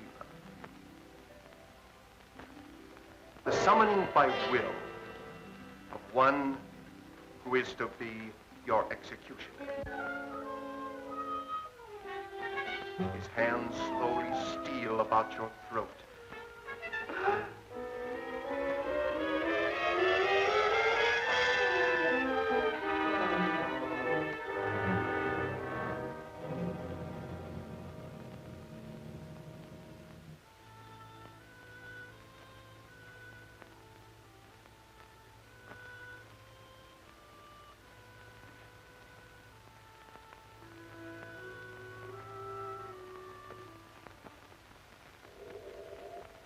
Great priest king Yakavarman used his subjects, men like you, to build the miracle city of Angkor.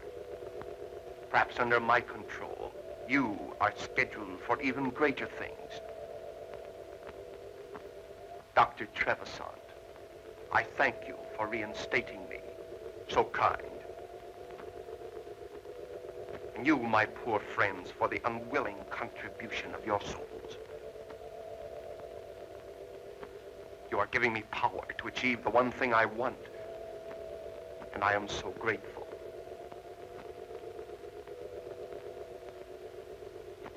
No doubt doubt you would all tear me limb from limb should I ever relinquish this control.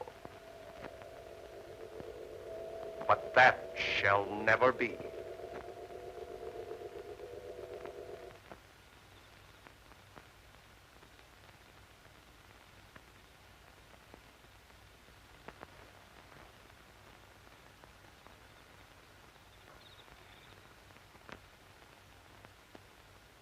Cliff. Cliff. Claire.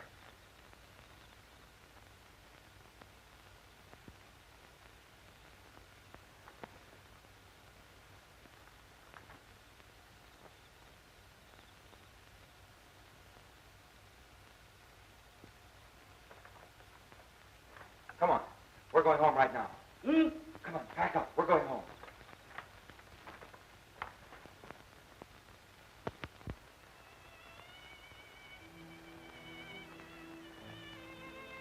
I sensed a change in him when he sent me away. I'm frightened. That time Armand was away, he was in Angkor. He's succeeded where we've all failed. He's found the secret of the high priest and he has power. And both of us taught him the lesson of being ruthless. He knows what he wants, all right. It's you.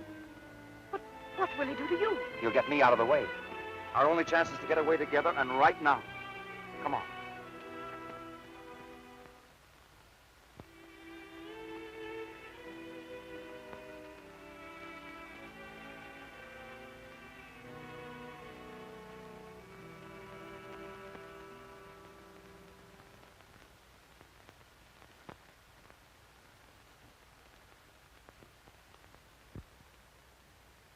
Your father asked me to say that he wishes to see you at once.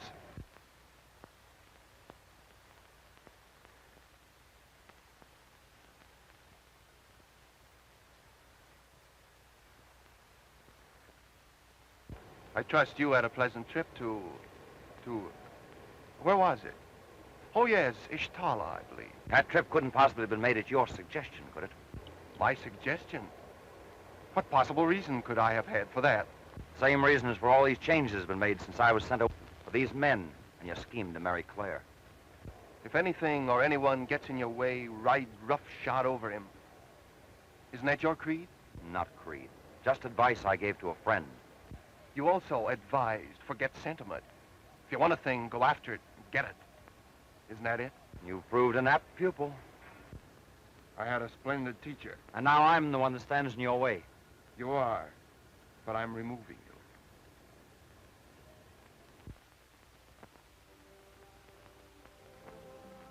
Then if I marry you, you will send Cliff back to England. That is your offer, is it not? Not my offer, my promise.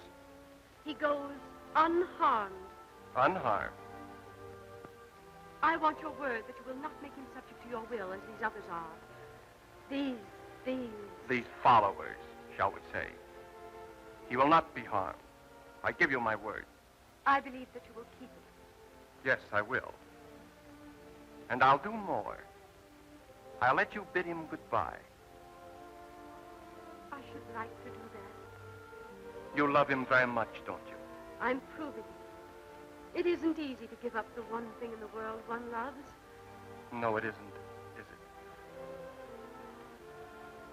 I, too, love only one thing in the world, but cannot give it up.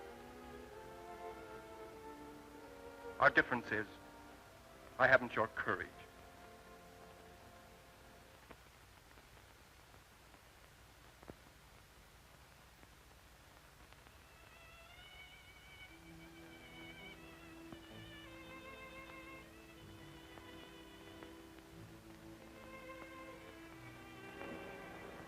There was so much I wanted to say. Now there's so little to say. I've only felt like this once before. The first time I went up into the front lines. I was afraid. It takes a brave man to say that. A brave man would never let you sacrifice yourself to save him. Well, there's no sacrifice. I love you. I shall always love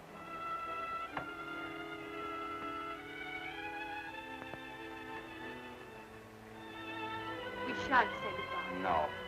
Just let me look at you.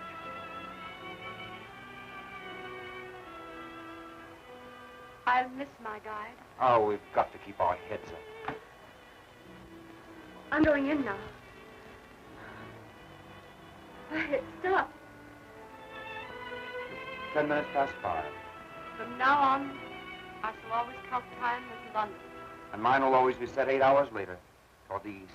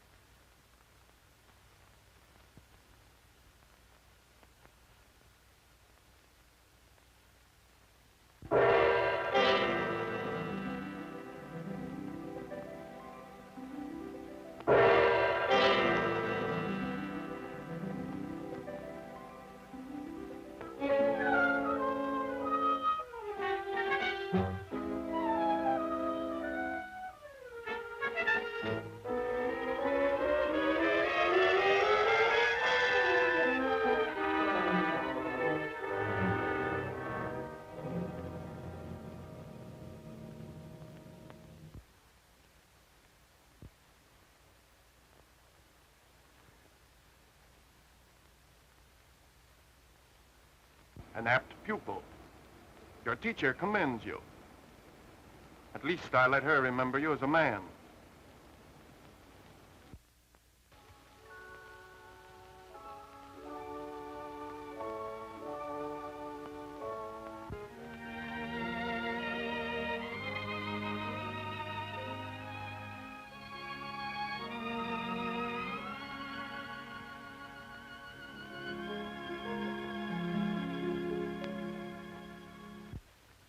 If I'm not welcome, open the door again. Start me, and I'll roll gently back to my room. They'll never kill your spirit, MacDonald. It's all I have left, save my love for my friends. What's on your mind? That which is most difficult to do, and have it understood.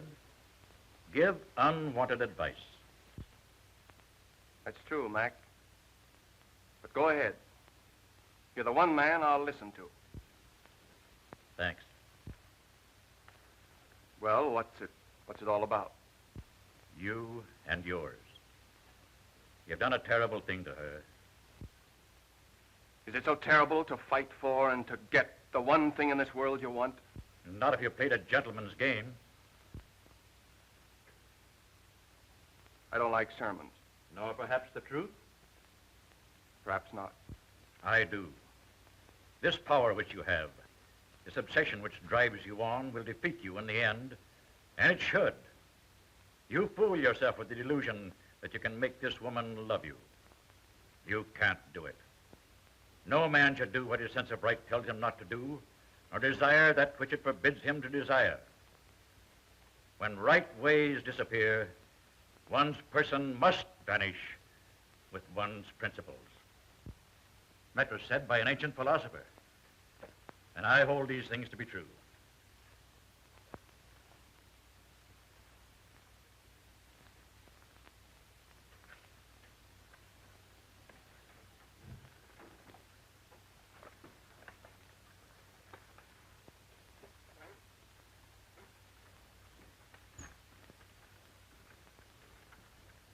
Good night.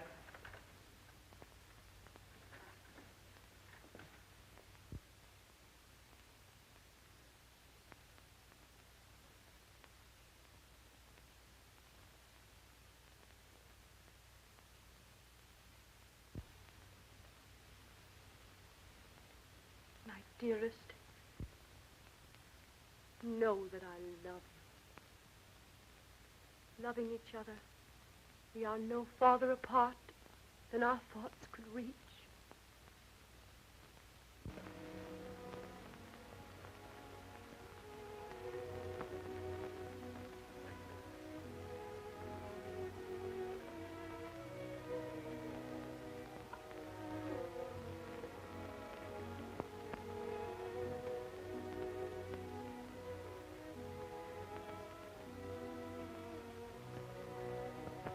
Claire, I've just been told that my hope of having you care for me is a delusion. Would you say that? I married you. I kept my bargain. and I kept mine. For that I am grateful. Is that all I'm to ever have? Your gratitude? Yes. I envy Clifford. I'd give up everything I have if you could just find it in your heart to think kindly of me. You ask me to think kindly of you. You have control over my thinking. You've proved that with my father and others. You've made them subject to your will. I could never do that to you. I couldn't.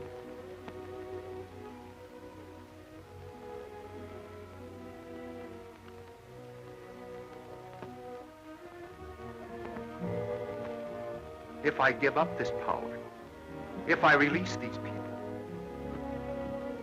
then I should really believe that you love me.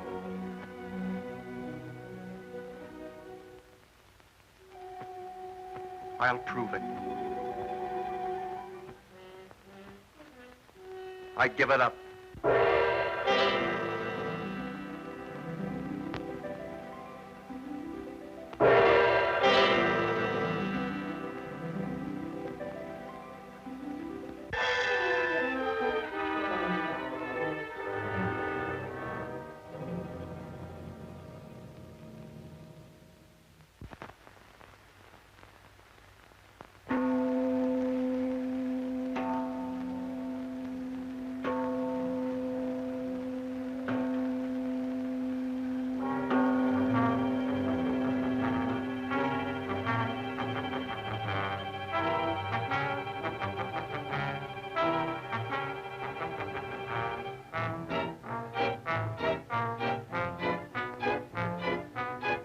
Free again. We can think. The madman who did this to us must die so that he can never do it again.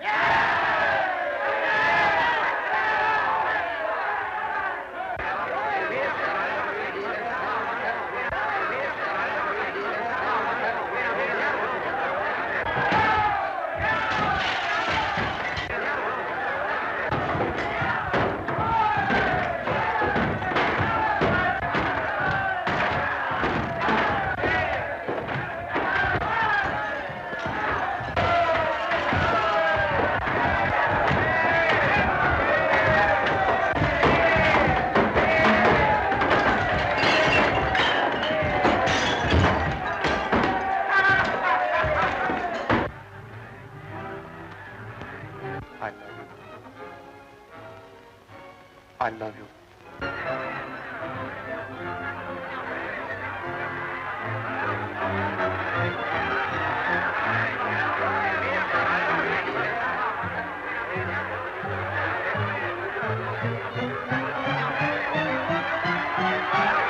You wondered once how the great priest-king Yakov Varman lost his power, releasing his subjects.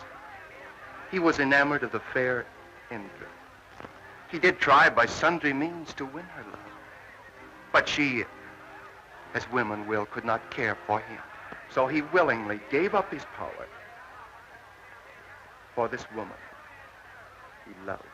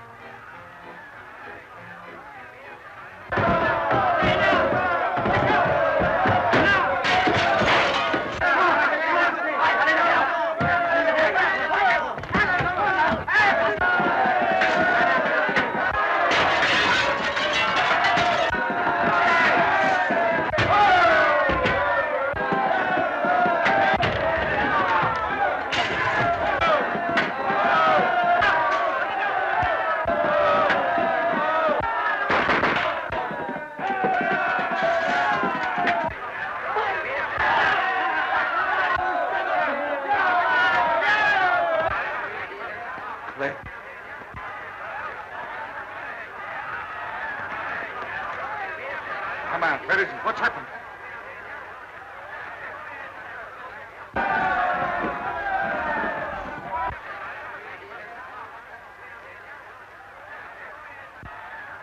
Whom the gods destroy, they first make mad.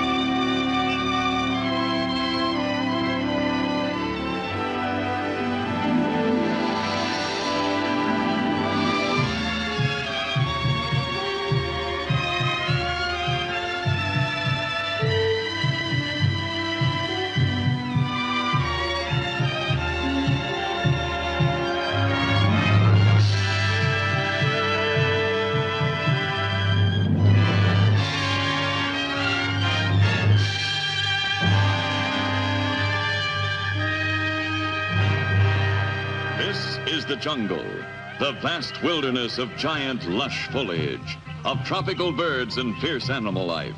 The killer tiger, the cunning hyena, the deadly python that can crush a giant elk, the proud lion, a fierce lioness stalking a prey to feed her young,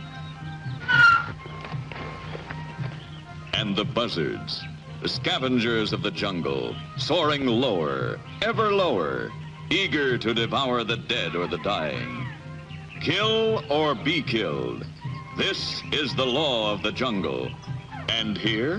What have we here? Who are these men? What can they possibly be doing in this cruel tropical wilderness?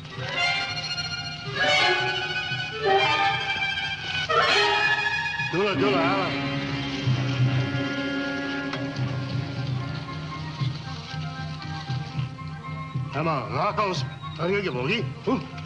Aquí.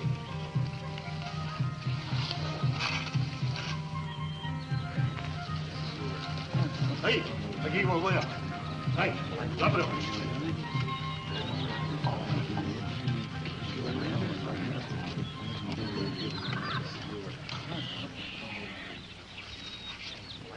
Hadi beni bekle bombayı kayıkhane. Tabii geliyor. VJ. Hola da Banzi, hola da Banzi. Ava, Nova. Hola da Banzi, hola da Banzi. Father, don't let him kill them. No, hola da Banzi. Hadi mai, hele mai kane. Hadi, hele mai. Hadi.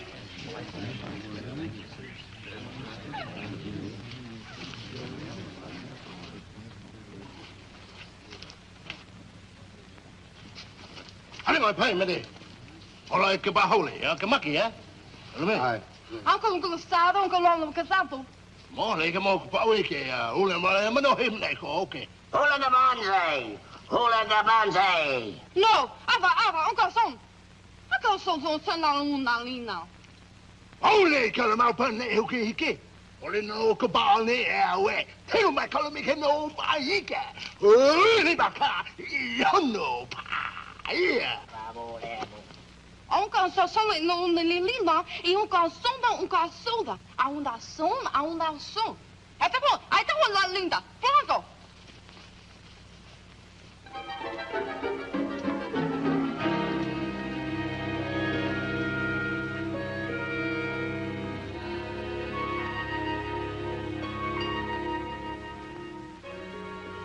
Have yet discovered who is these men? Well, not yet, Father.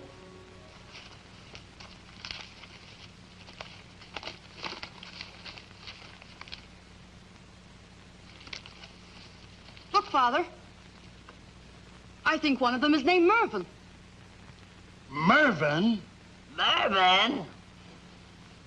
Who said that? Which one of you is Mervyn? Oh, lady, you got us mixed up with two other guys. My name is Nona. Hiya, Nona. I'm Duke Mitchell. How do you do? Where are we? What place is this? This is the most southern fringe of the Zamboanga group. The island of Cola Cola. Cola? Sounds like a commercial for some bubble water. How did we get here? Some of our men found you lying in the jungle and carried you here. Yeah, what are we on for carrying charges? Carrying charges, funny wine. Let's laugh it up here, lady. Oh. Come here. How did you get lost in the jungle? Well, we were on our way to do a show for the boys in Guam. We were in a plane high over the Pacific. Sammy goes to look for the powder room, and he couldn't find it. I went there to show him. I walked through the wrong door. Like a dope, he follows me. Yeah, lucky thing we had on parachutes. There we were, lost in a vast wilderness. We lived on wild berries and raw fish. Which is much better than the raw fish living on us. You have nothing to worry about. My father, the chief, will see that you're well cared for.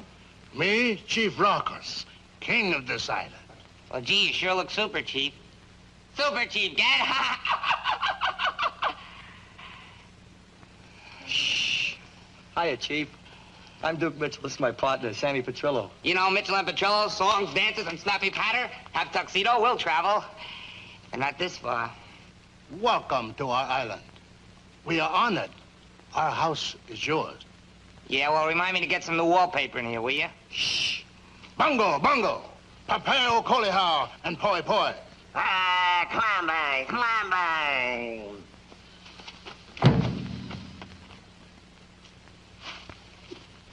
Tonight, we have great luau. To celebrate you, my people will sing and dance for you. See, that sounds great. We'll do likewise, I'm sure. I have this one, but shake it, kid, shake it. Go, Dad, go. Hey, cut it out. Don't mind my friend. He's young. He's foolish. No doubt. Come. See that? You made the chief mad. That's okay. He wasn't a good dancer anyway. You know, someday I'm gonna let you fry in your own grease. Can't you make it chicken fat? Maybe.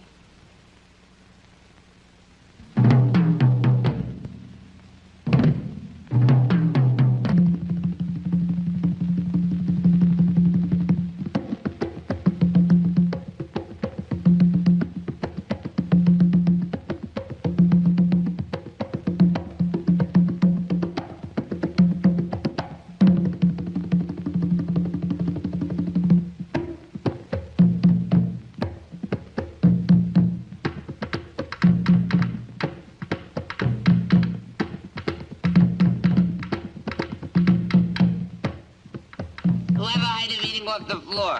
What's the matter? Can't they afford chairs? Sababaga canta. What's that, man? Sababaga canta. No, Roya Rito Kanga Yala Palo Malo. Malat Sak. Abadon Kanon Karoga. Okay, banga. Since when do you talk a native language? I just started today. But what'd he say? What'd he say? I don't even know what I said. Now, don't hit me, Dookie. He hits me in the head.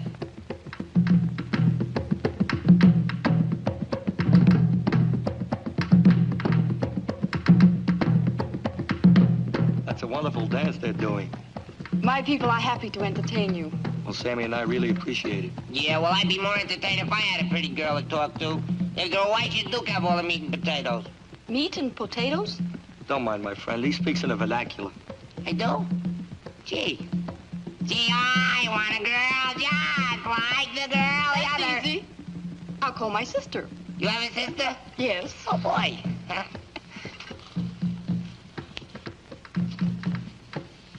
Saloma! Yeah? Come here. Well, She's got a sister and she's all for me, Dookie. Lots of luck. Yes? I have a very nice friend for you. Oh, see? The little one.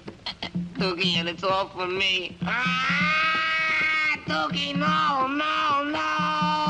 Oh, I like. Come. This is Saloma. This is your sister? My baby sister. Saloma, this is Sammy. Well, it's been nice knowing you. So long, Salami. Saloma like you. Saloma think you beautiful. Saloma needs glasses. You eat. I said I don't want to eat, thank you. You eat. No, I told you I don't want to eat. Hey, Dookie, I gotta get away from this blimp or she'll kill me. Well, you asked for it. I got it. When locked in the corner, do a routine. Go. Great. You eat. Oh, I just...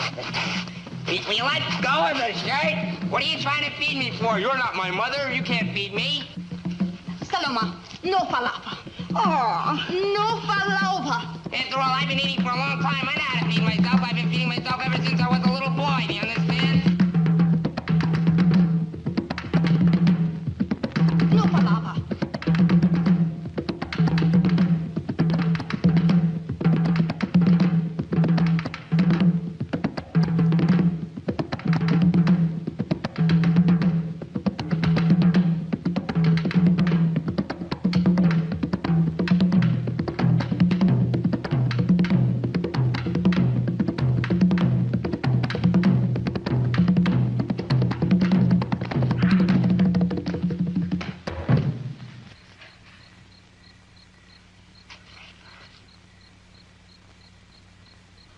Oh, well, good evening, ladies and gentlemen, and welcome to Showtime at the Royal Tahitian. And what a wonderful show we have lined up for you tonight.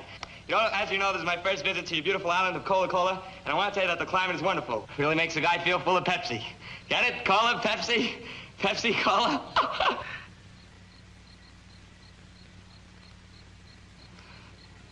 Gentlemen of the jury, I'd like to ask the prisoner one question. Have you ever been up before Judge Smith?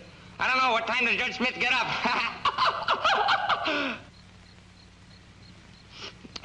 You want to hear a funny one? On the way over to the island, the fella stopped me at a coconut tree, and he said I hadn't had a bite for 3 days. So you know what I did? I bit him. What did he say? Ao cansado com o lado do Licelo. Ao cansado com os sapos.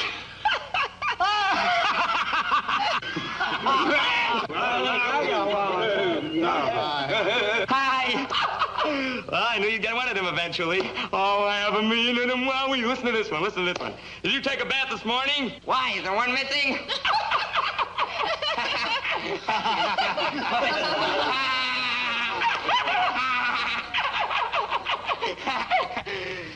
I thought I told you to wait in the truck. You dance with Saloma?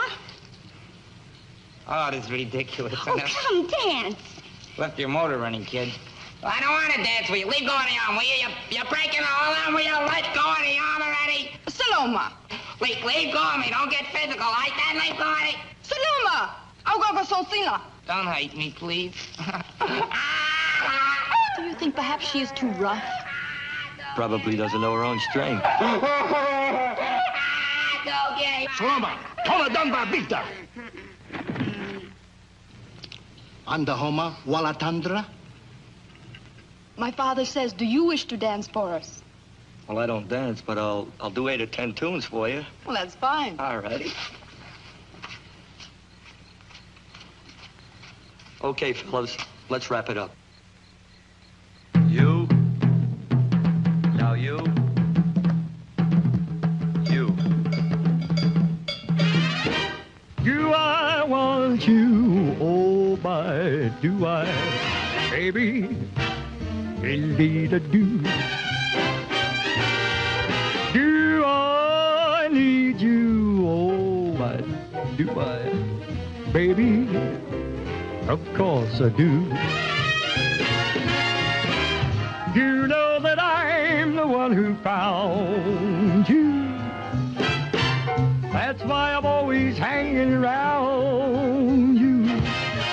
Do I love you? Oh, but do I? Baby, indeed I do. Oh, yeah. Saloma think you're beautiful. I want you, oh, but do I, baby? Indeed I do. Do I need you? Oh, my, do I? Baby, of course I do. You know that I'm the one who found you. That's why I'm always hanging around you. Do I love you? Oh, my, do I? Baby, indeed I do. Baby, indeed I do. Baby, baby, baby, baby, babe, of course I do. 'Cause baby, yes sir, baby. 'Cause baby, indeed I do.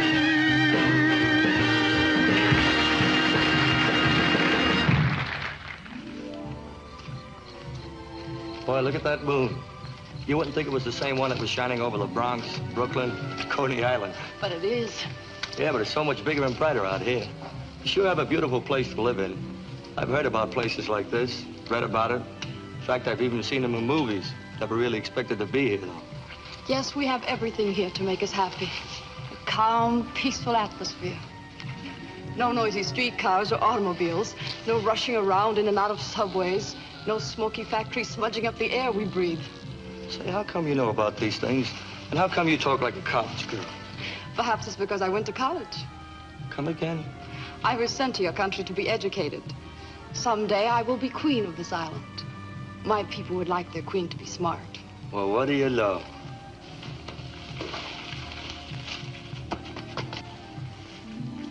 Sammy! You know, I kind of hate to leave this place. Then why go? Huh? Do you have to go? Well, we're part of an entertainment group. We're due to entertain the boys on Guam. In fact, we're overdue. How do we get off this island? Do any ships stop here? Oh, yes. A ship stops once every 2 months. Oh, we'll have to do better than that. Perhaps Dr. Zabel can help you. Dr. Zaber? Yes, he's the only white man on the island. Well, how come we haven't seen him? Where is he? He lives on the other side of the island. He's a scientist working on an experiment in evolution. He's very clever, and we are in the midst of a series Did you say we? Yes. You see, he hired me as his assistant. Oh. Tomorrow I shall take you to him. He'll be very glad to see you both, I'm sure. Oh, great. Hey, Doogie. What? Oh, never mind.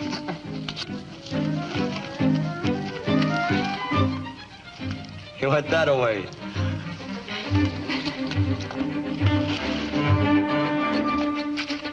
Run for your life! Run for your life! Go on, get out of here, run for your life! Daddy! Maybe I should run for mine too, no? Daddy! Daddy!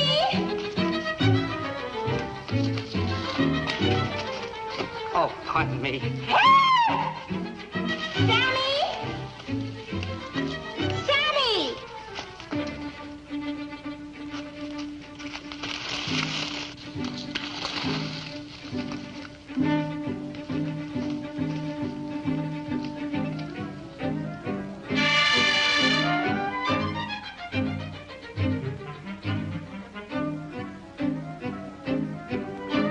Let me alone, will you? Get out of here and let me alone.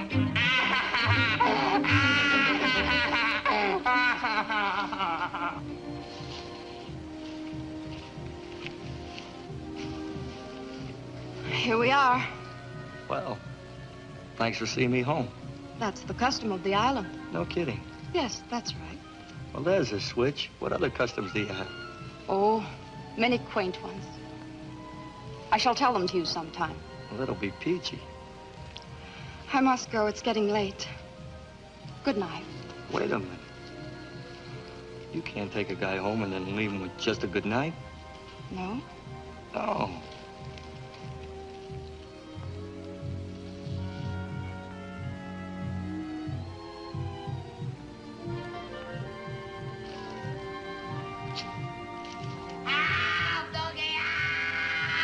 Okay, let me go. Let me go, will ya? See? Saloma bring you home, yes? Yeah, thanks loads, but you didn't have to go out of your way. Shut up, cuckoo. It's a custom of the islands, right? Right. Well, we better go. Until tomorrow. Come, Saloma. Good night, my little one. Get out of here, get out of here, get away. Get out of here. Bye. Yeah, wait for me in the glove compartment, will ya? Well? Well, what? Well, aren't you going to carry me across the threshold? Get out of here.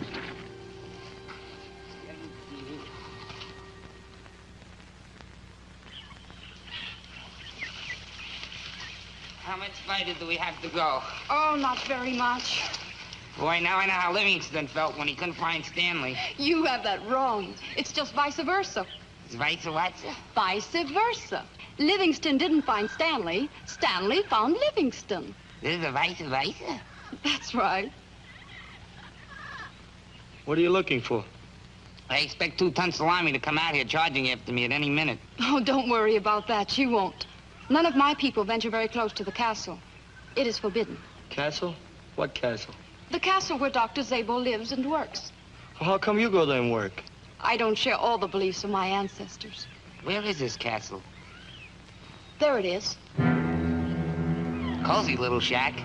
I wish it was on 42nd Street and Broadway. 42nd and Broadway? What kind of a crack is that? Well, if it was on 42nd and Broadway, we'd be standing in front of the automat. And boy, could I use a good cup of coffee right now. Come on, Duke. Hey, wait for me.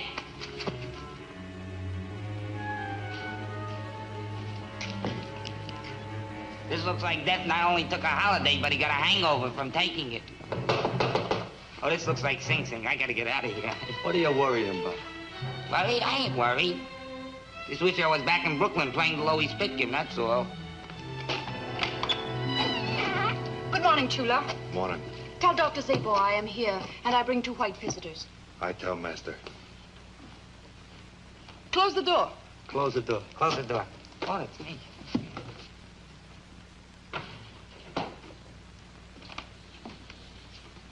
Master. Now, what is it, Chula? Why do you disturb me? The girl, she is here. Since when does she has to be announced? She has 2 men with her. White men. White men? Who are they? I not know, Master. Come on, Doogie, let's go. The doctor's probably busy, and besides, I forgot something at the hut. What? I forgot to stay there. I'm getting out of here. Relax, Cuckoo. You want to get off this island, don't you? Sure, I want to get off the island. Well, the doctor's going to help us get off, isn't he? Yes. Dr. Zabo's a very brilliant man. Brilliant man, huh? Anybody who live in a creep joint like this must be a moronic idiot. Good morning. I'm Dr. Zabor. Welcome to my creep joint. Oh, gosh, I'm sorry, Mr. Idiot. I didn't mean to call you creep joint a creep joint. Think nothing of it. Doctor, I would like you to meet my friends. Yes? Hi, Doc. I'm Duke Mitchell. It's my partner, Sammy Petrillo. We were on our way to do a thing. Don't I know you from someplace? I don't think so.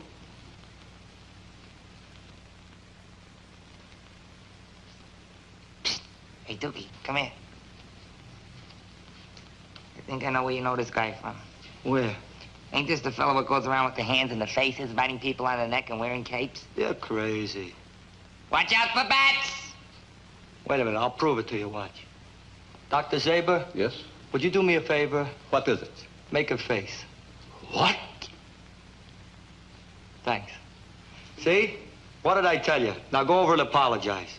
I ain't gonna do it. Come on, you embarrassed me. Go over and apologize. Come on. Dr. Zaber? Yes?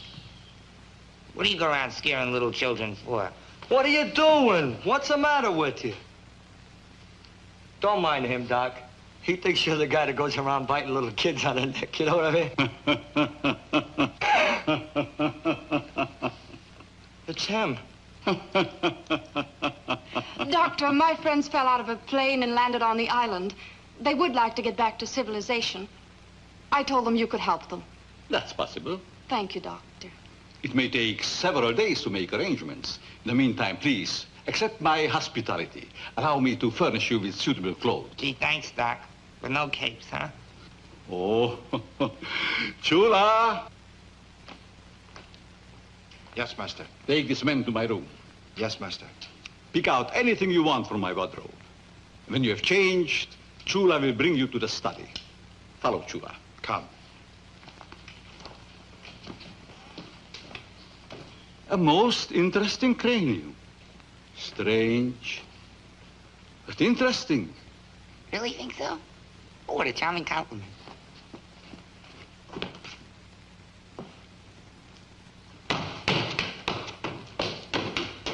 It was very thoughtful for you to bring this man here. I'm sure I can help them. I was hoping you would. I would do anything for you in my power. Please, Dr. Zabor. I'll be in the laboratory, Doctor.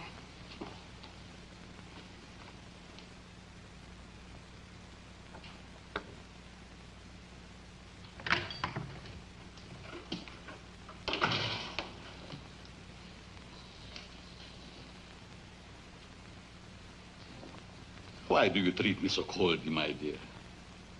You know I love you. I want you. Now, what is wrong? Why do you not accept my love? Please, Doctor, must we go over that again? Yes, we must. You shall love me.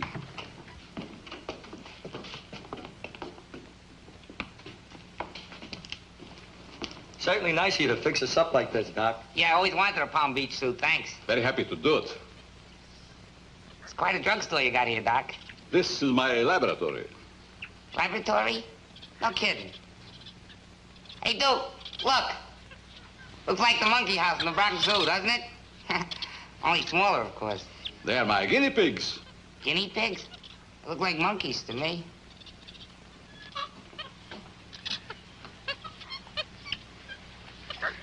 They are monkeys.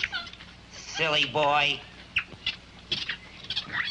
They are so monkeys. Certainly they are monkeys. But they are also guinea pigs, for the reason that I use them in my experiments. Do you understand? Yeah. No. Hey, Doc, what's this? Streptococcus. Yeah, no kidding. Hello, Strepta. Hiya, cockeye. Don't mind my friend. He has a one-syllable brain. I can see that. What kind of experiments are you making, Doctor? Oh, I'm performing a series of experiments in evolution. Evolution? What's evolution? Scientists have proven that all living things originated in a process of evolution. They also know that there is a growth force that tends to make genetic changes physiologically and morphologically. Chimpanzees and gorillas are the highest members of the ape family and are the ancestors of man. Darwin, in his provisional hypothesis of pangenesis, assumes that every living cell contains a gemule, which is a hypothetical granule. I have found the chemical formula that simulates the growth force.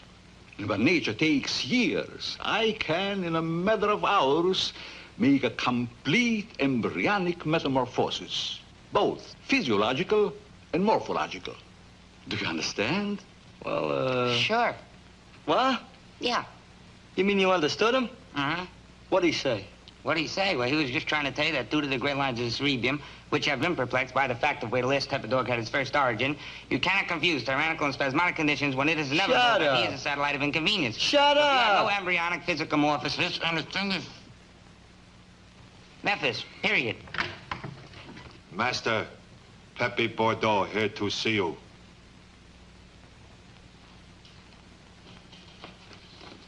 And in conclusion, I like to add that if you took the embryonic metamorphosis, the only thing... Shut up. What's he so mad about? Oh, Ramona isn't mad. She just wants to play. Come, I'll show you. Well, Ramona, do you like our friends? Do you want to come out? No, don't let her out. Don't let her out. Oh, Ramona's a pet. She's very tame. Watch. All right, Ramona. Open the door. Open the door. Open the door, Ramona. That's a good girl. Come on out now. Come on. That's a good girl. I want you to meet my friends. Shake hands with Dookie. Shake Hi, hands. Ramona. Good girl. And now I think I want you to kiss Sammy. No, get her out of here. Get her. I don't want to. No, I don't want to. No, get her out of here. Aw, she won't hurt you, Sammy. You know something, Dookie? What? This looks a little like her agent, huh? Yeah.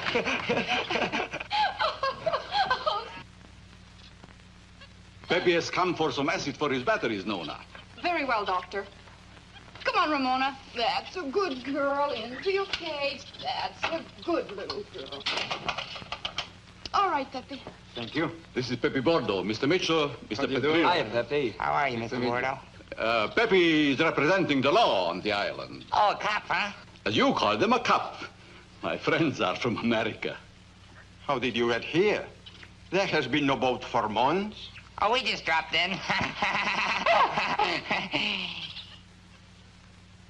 They parachuted from a plane. Oh. Pepe has the only means of outside communication on the island, a small wireless outfit. Gee, maybe you can get us off this island. Wireless some passing ship or something. Yeah, you know, Morse code. What does that mean? Well, my transmitter only carries to the neighboring islands. A little over 100 miles. But some ship may pick her up. I shall try. Well, thanks a lot. Gee, that'll be peachy. Here you are, Pepe. Oh, thank you. And thank you to Doctor. My pleasure. Gentlemen, it's been a pleasure. Same. Goodbye. Same you, too. And don't forget... I see you to the door.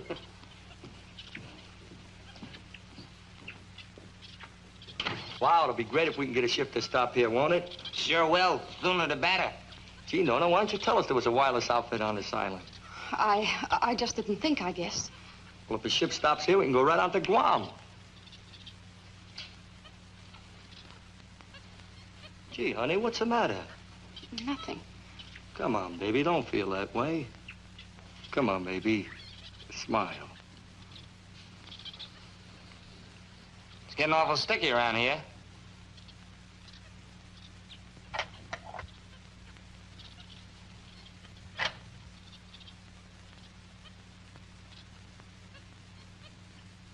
What do you want? What?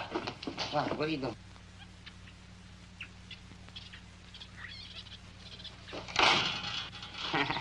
That's pretty cute, you know. What are you doing? Help, Dookie, get me out of here! Help, Dookie! Dookie, get me out of here, will you?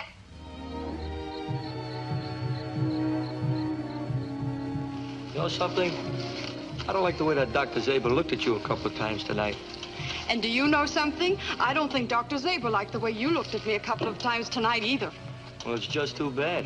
I don't know if I like the idea of living there or not. Why not? Well, it's too far from the village, and you. But I'm there every... Well, I guess that'll have to do until I can think up something better. I shall have my father invite all of you to dinner. No. Go to bed. Good night, Master. Good night.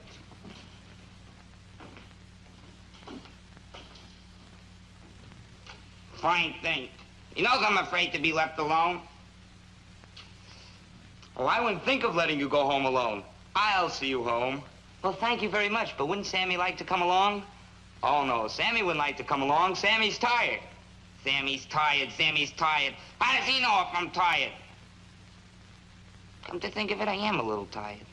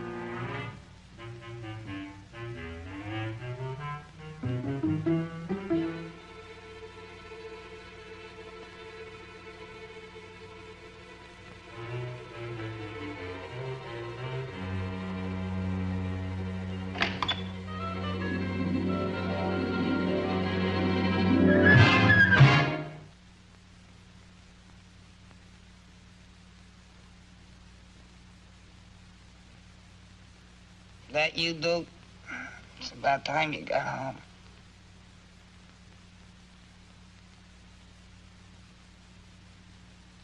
Lie still, will you go to sleep?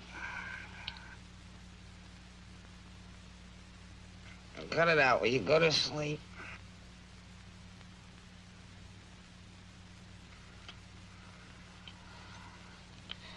Hey, Duke, what's with the Angora patch?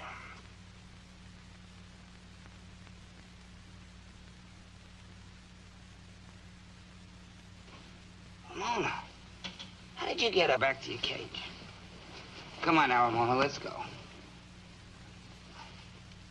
Atta baby, come on. What am I doing with Ramona? Are you kidding? I'm upstairs sleeping in my own bed, and very peacefully, mind you. Next thing I know, this is staring me right in the kisser. The whole thing's very ambiguous.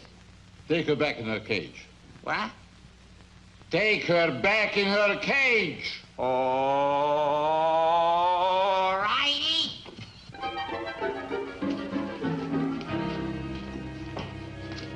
All right, Ramona. Now it's time to go Betty bye. Get into your cage.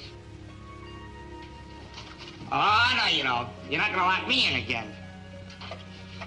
All right, but we'll have none of that tonight.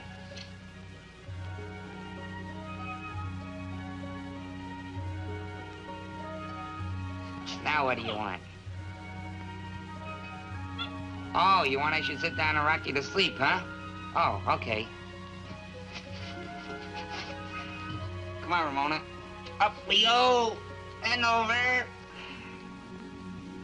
Rock-a-bye, baby, on the treetop. When the wind blows. Cut that out now, Ramona. You gotta go to bed. The cradle will rock. Do I want you? Oh, my, do I, baby? Indeed I do. Do I need you? Rock-a-bye, baby, on the treetop. When the wind blows, the cradle will rock.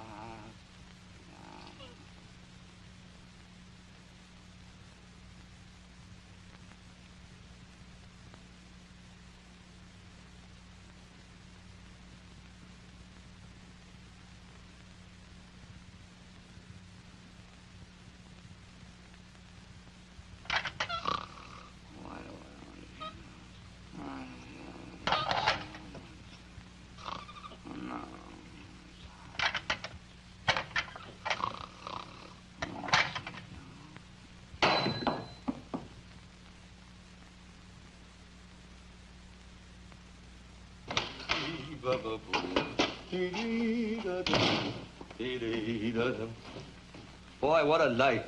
What a moon. Could reach right up and touch it. Well, good night. Sammy in bed? No.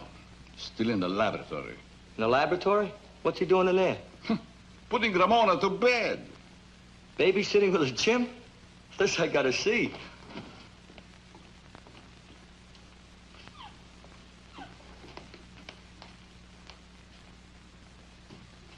Oh, no.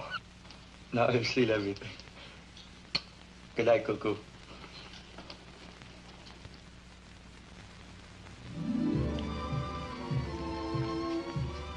Chief Rock is honored to have great doctor visit his humble abode. And how goes scientific work? Good, I hope. Huh? Oh, yes. Fine, fine. Everything is progressing satisfactorily. That is good. This is great. Try this. Hey, I like that.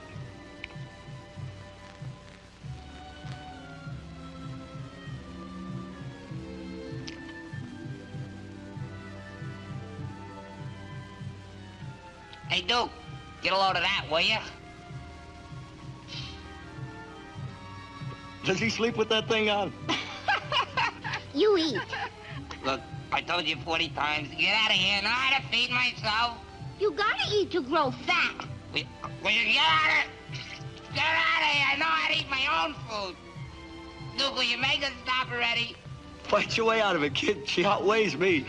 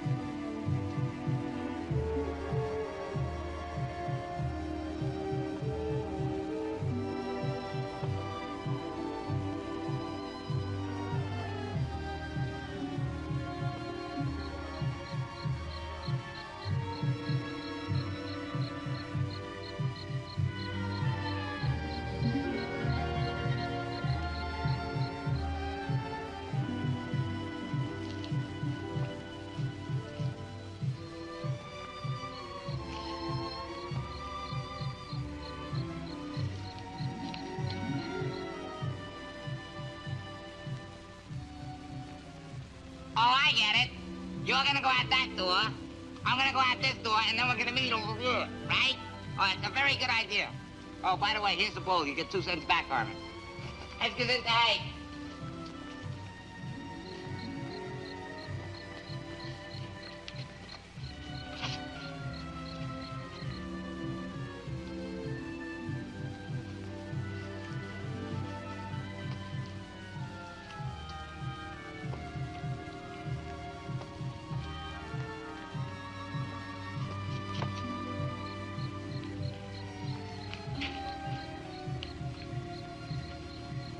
Sammy! Sammy!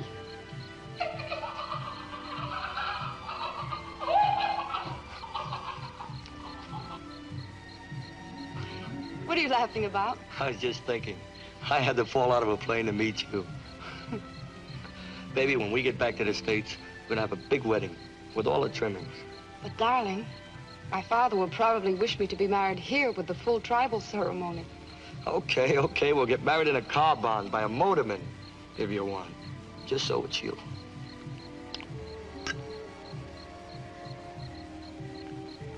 This belonged to my great-great-grandmother. In your country, it is the custom for the man to give his sweetheart an engagement ring. Here,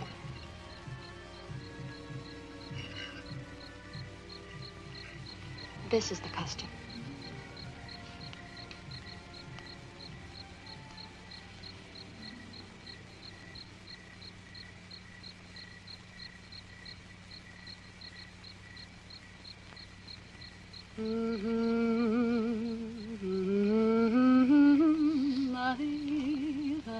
Where'd you learn that tune? That used to be my favorite tune in college. No kidding. That's right. Well, it's one of the tunes in our act. Really? Too soon. It was only part of the game you played. Your smile only added life to your masquerade. Too soon, I'll be more than willing to give my heart. Too soon for a kiss that offers a world apart. And just like a fortune teller, I take your hand. But only misfortune beckons at your command. You promise a future bright with the early dawn. But when I awake tomorrow, will you be gone? Am I waiting in vain? May I kiss you again? Please don't hurt me or ever desert me. Am I too late? Too soon?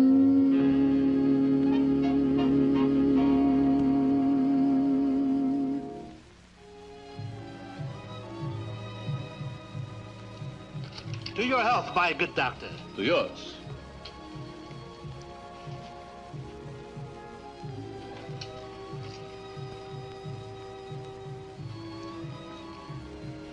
Mighty Chief Rackus, I thank you for your hospitality, but it grows late, and I have much to do tomorrow. Good night. My pleasure. You come.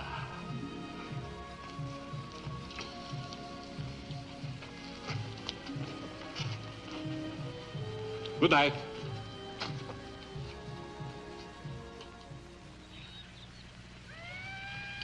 Many kisses. She talk marriage. She give boy necklace. Very serious. Very interesting. Very interesting.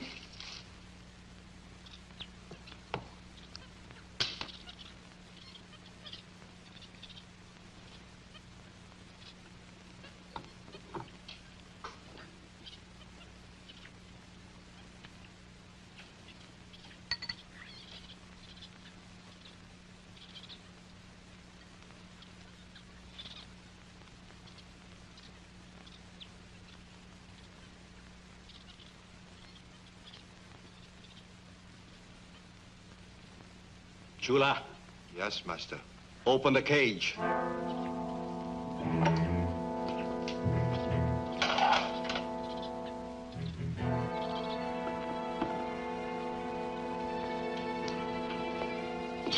All right, open it.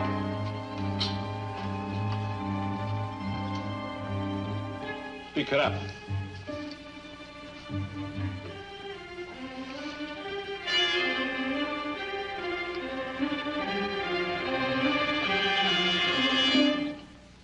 All right.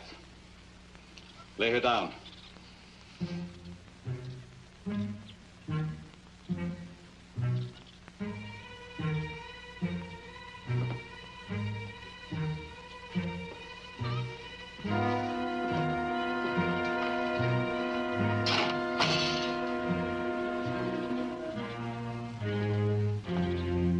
will be big like gorilla, no? No, I think not.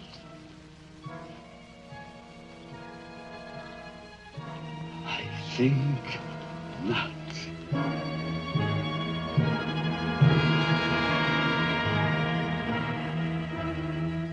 Master, she is back to little monkey. What is wrong? Nothing is wrong, Chula. Nothing. Now I can change a man into a gorilla. A man to a gorilla. Not me, Master. Not Chula. Please. No, Chula. Not you.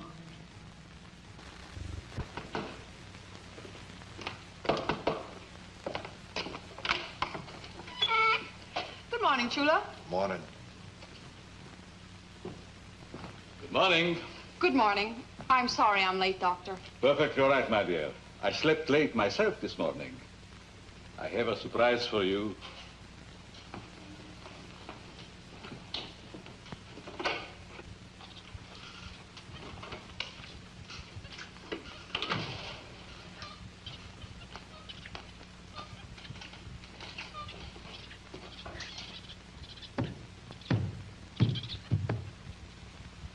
It wasn't strong enough. It worked, but it wasn't strong enough to hold. What did you say, Doctor? It wasn't strong enough. I thought I... Nothing, my dear. Good morning, Ramona. Come and shake hands. How are you today? Oh, I forgot to bring you something. When are we gonna get out of here, Duke? How should I know? Yeah, fat like you care. You're happy here. You got Nona. After all, where you gonna find a Nona in the Bronx? You know you got something there, chum? Me? The two-legged blimps got me crazy. I nearly froze to death last night in those trees trying to get away from her. Imagine me trying to do a Tarzan. I ain't got the bill for it. Well, I'll go look up this guy, Pepe. See if he's contacted any ships. You want to come along? And run into Salami? No, thanks. All right. Oh, try to keep out of Ramona's cage, will you? Very funny. Very funny. Ha, ha, ha, ha. Keep out of Ramona's cage. Do you think I am, an idiot or something? Hiya, baby. So early in the morning? Well, I'm on my way to see Pepe. We got to get back to the States. I'll go with you. All right. Oh, Nona, Yes? I need you in the lab. Very well. You'll never find Pepe's place by yourself. Go to my father. He'll get you a guide. All right. I'll see you later.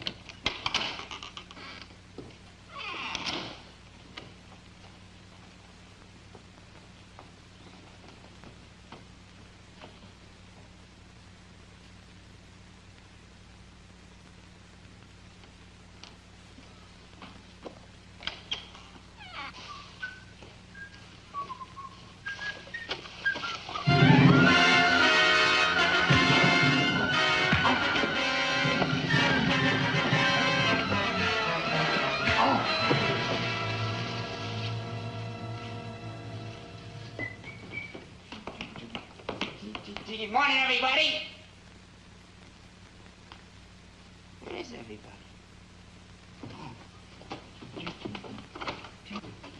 Hello, hello, hello, hello. Good morning. Good morning. Hiya, Pop.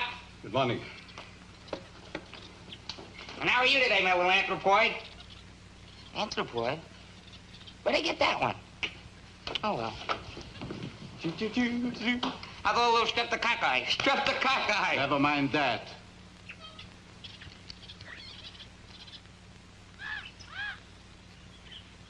When you get through with that, will you make me a malted? Master.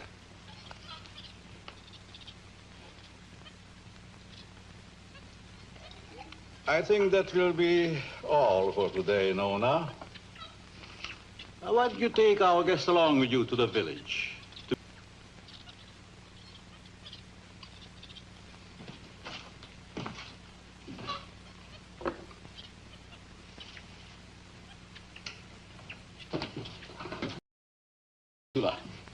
Very good. First, we'll make sure he does not come to until we're finished.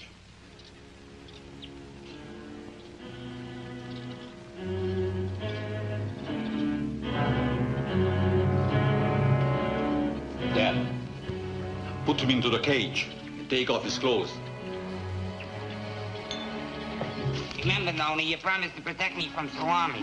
You mustn't be afraid of her. She's only a baby. Yeah, baby elephant. Hey, look. Funniest thing growing these trees out here, don't they? Why, it's my necklace.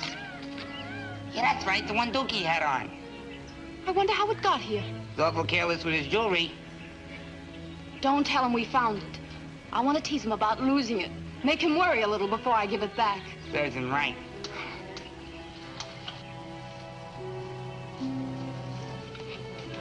That's it.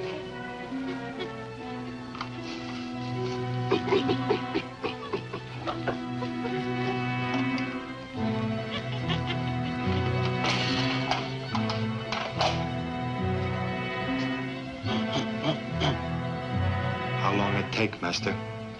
I don't know. Quiet.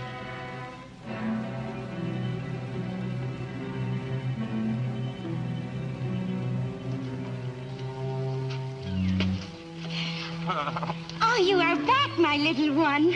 Remember, Noni, you promised. No, Saloma. Nunca, Pascal, nunca. Just a little? Not a little. Oh. Did our father supply Duke with a guide to go to Pepe's? Duke not come here. Sure? Not sure. He must have gone to find Pepe alone. That's bad. Dogar! Osmo! O casano no campado com lado o Pepe. Encostado com lado tasla o Pepe. What'd you tell him? To look for Duke. Good. And hurry! Pronto, schnell! Let's go back to Dr. Zabor's. He may have turned back looking for this. All right. Come on. Me go too. No, Saloma. No, 1,000 times no. No, 1,000 times no.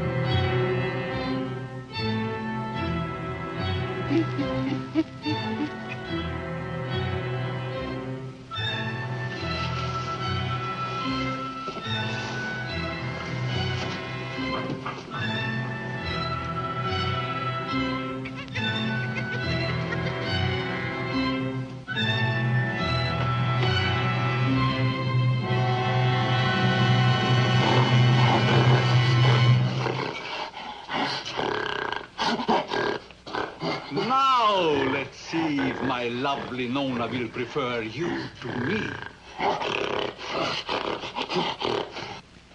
Suppose he ain't here. Then what? Then he must be lost in the jungle, and we better go find him before it's too late.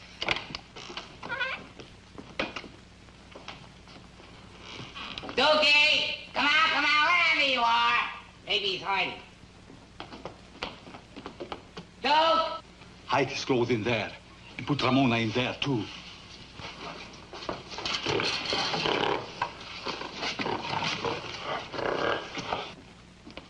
Oh, have you seen Dookie? Oh. Dookie! Maybe he's in the laboratory. Come on.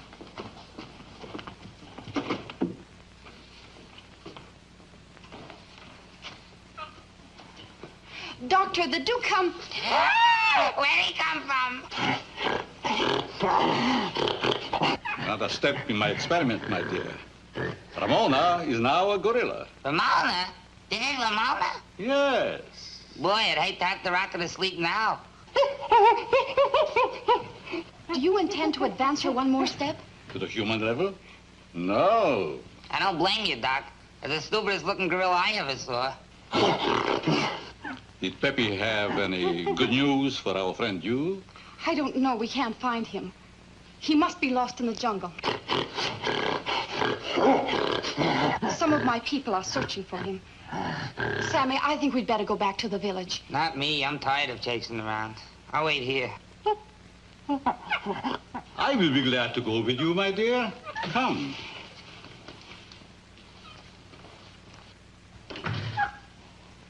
Well, so long, Ramona. And don't take any wooden bananas.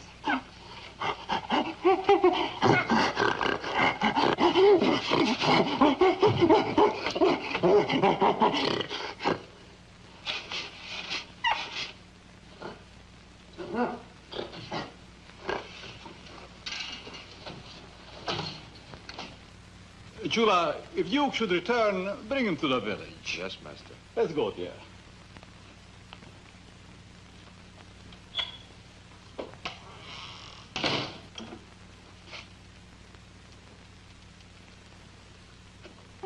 Wait, what are you trying to say, Ramona?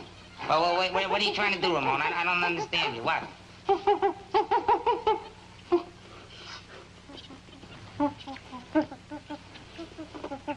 Oh, a charade.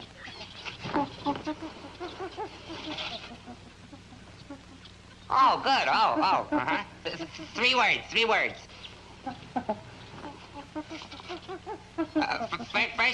First word. Pupil.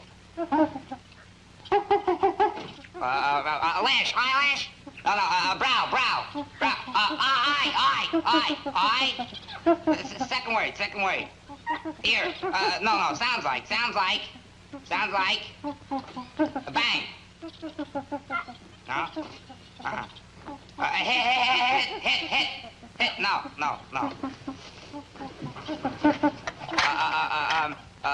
Bang.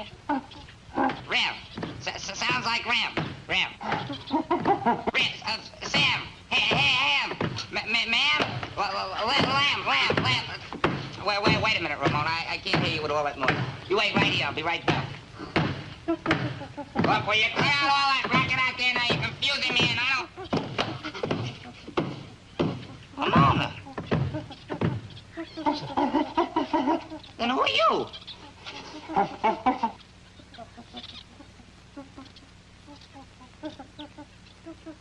Duke's clothes. How'd they get there? And where'd he go? Without him? Oh, this is all very confusing. Look, what are you trying to tell me? I don't understand a word. What am I, dumb or something? Don't answer that. Oh, if only Duke were here, he'd figure it out. He's the smart one. Little Ramona, big Ramona, apes, gorillas, jungles, natives, mad doctors. What an interesting cranium. Makes me nervous with all this stuff. I'm a young kid. I got a lot of talent. I don't want to go through all this stuff. Do I love you? Oh my, do I, baby? Did I do? Do I did you? Oh my, do I, baby? Did I do? Hey, Dookie, what have they done to you? How did you get like that? Oh, Dookie, what? No, I don't understand, Dookie. What am I going to do with you? Key, we got to get the key. Where's the key?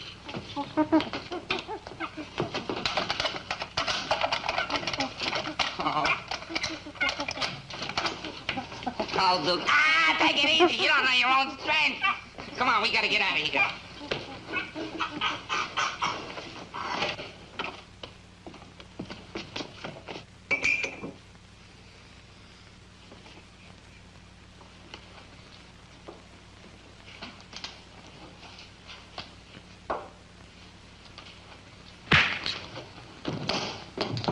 All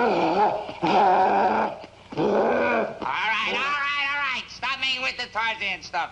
Now let's go upstairs and hide until I can figure this thing out.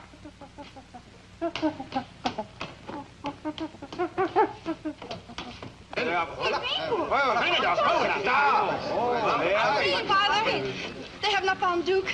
No. He no come to my place. We must find him, Father. Oh, Father. Something has happened to him. We will find him. Kulemai Kiki. I'm sure he's safe, my dear. Father, we've got to find him. Wala man ay. Gonzalo, Colorado do Salvo. Ay, que mal.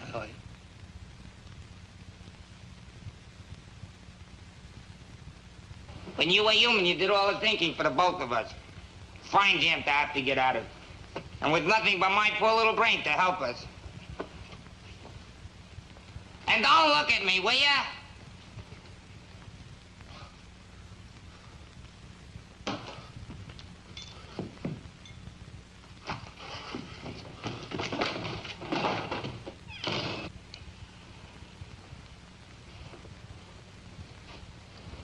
We gotta get that screwy doctor to change it back again. What if he hasn't got the combination? Oy vey. Oh, don't cry, Dookie. Just think what a sensation will be when we get back home. I can see it all now.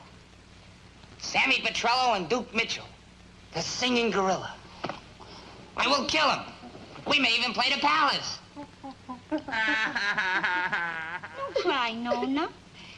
They'll find Duke. For real, they find him. Everybody look for him. They find him honest. Don't cry, my child. Master.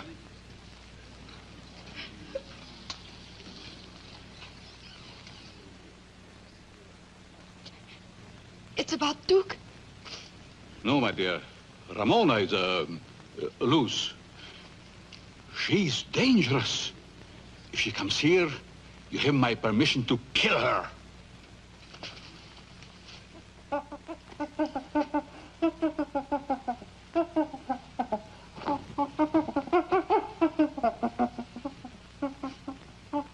Look, don't worry. We can get a nice apartment near the Bronx Zoo, and you can go over to the monkey house and visit any time you want.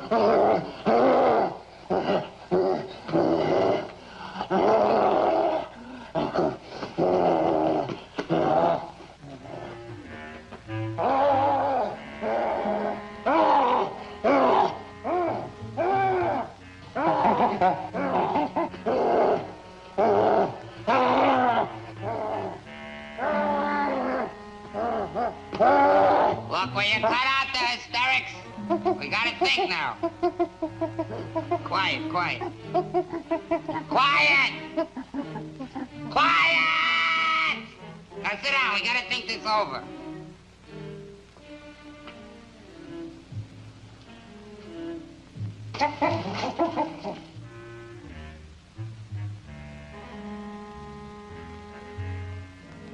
Can't stay here forever. If I take you to the village, the live will kill you before I can explain. Explain? Who can explain this? They'll probably think I'm a sugar. Then they'll kill me, too. Well, we gotta take a chance. Come on, get up. Wait a minute. I'll put some clothes on you. Maybe that'll fool.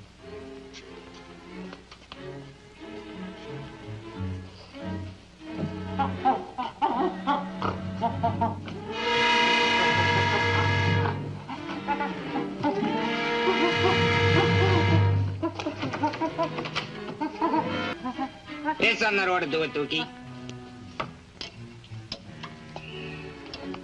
Here, this'll cover you up. Put it on. What are you doing? What are you clowning? Here, put it on. Will you put it on? Now look, Duke Mitchell. I'm running this game, you understand? And don't talk back. Here, now put it on, because we gotta get out that door.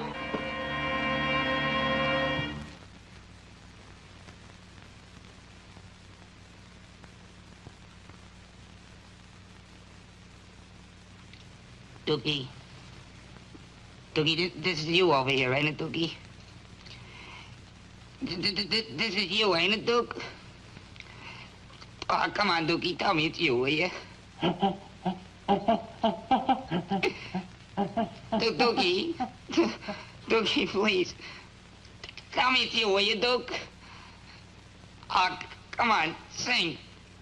Dance, do something, will you? Do I love you? Oh, my, do I, baby? Like him out! Oh, come on, Dookie, come on.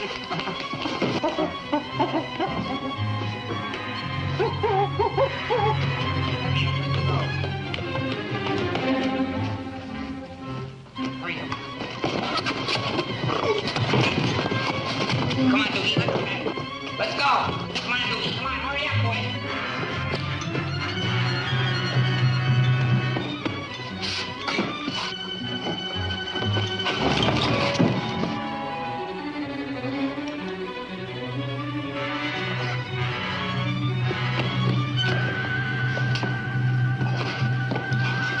You hurt this time, master? No. Get my rifle. You must kill him. Come on, Dookie, let's go, boy. Hurry up, will ya? Come on. Come on, don't let him get us, boy. Come on, let's go. Hurry up, will ya?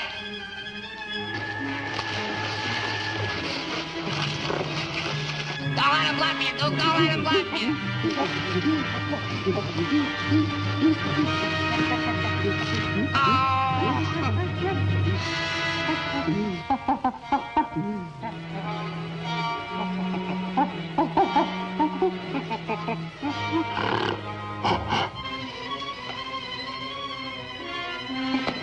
Come on, Dookie, this is no time for romance. Look. Come on, tell her you see you later and let's get out of here.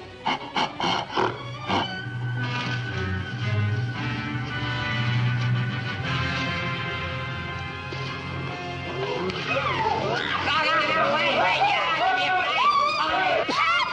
Only Dookie Mitchell, look, it's only my partner, Dookie Mitchell. Come on, Dookie. No, wait, put that away. It's only Duke. Oh, no. What crazy thing, this? It was Duke that Dr. Zaber changed into a gorilla, not Ramona.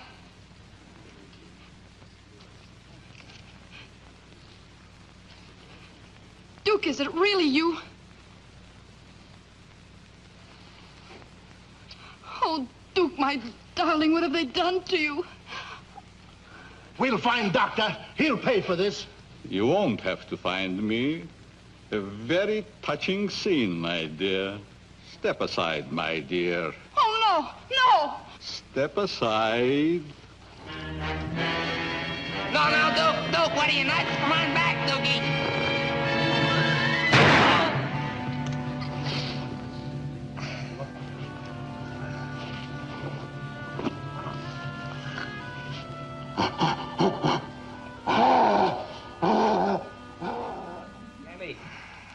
Sammy. Duke, I don't want to die, Duke. I'm too young, I have too much talent. I don't want to die. Come on, wake up, will you? Let's go, hey, come on. Come on. Duke, you're not a gorilla anymore. Gorilla? What are you talking about?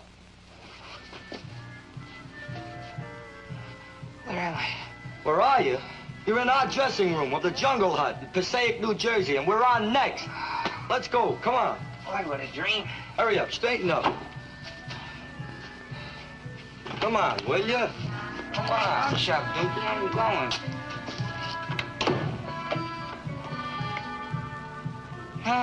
Hello, Dookie. Hi, baby, how'd it go? Sensational. What a crowd. We really killed them. Really? Good luck, honey. Chief Rakos. Hot work, huh, Pop? Oh, yeah? You're not kidding. Bye-bye, baby. Bye. Coco, come on.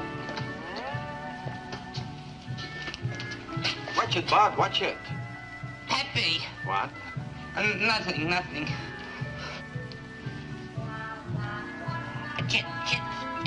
Chula. Hurry it up, you're on next. What kept you? Oh, Dookie, the most awful thing happened. And you'd better get some laughs this time, or you'll be collecting unemployment insurance. Dr. Zabor. What's the matter with you? Oh, Dookie, I just saw everybody in my dream. Chula, Peppy, and that's the guy that says, what an interesting cranium right over there. That's the fella.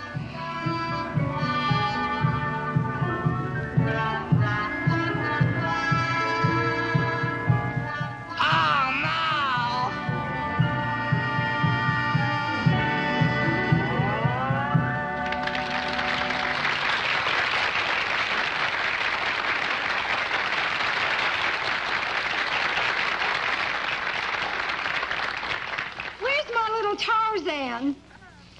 Hiya, doll. And now, ladies and gentlemen, those two fireballs of fun, Duke Mitchell and Sammy Petrillo. Come on, Dookie.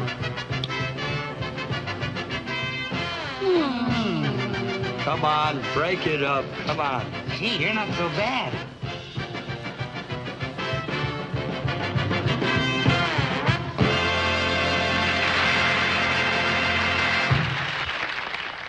Good evening, ladies and gentlemen. Hey, Dookie, look.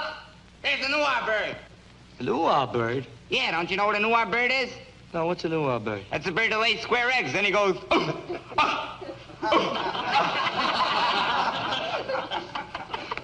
Playboys. I love you, oh, my do I? Indeed I do. Baby, indeed I do. Baby, baby, baby, baby, baby, of course I do. 'Cause baby, yes sir, baby. 'Cause baby, indeed I do.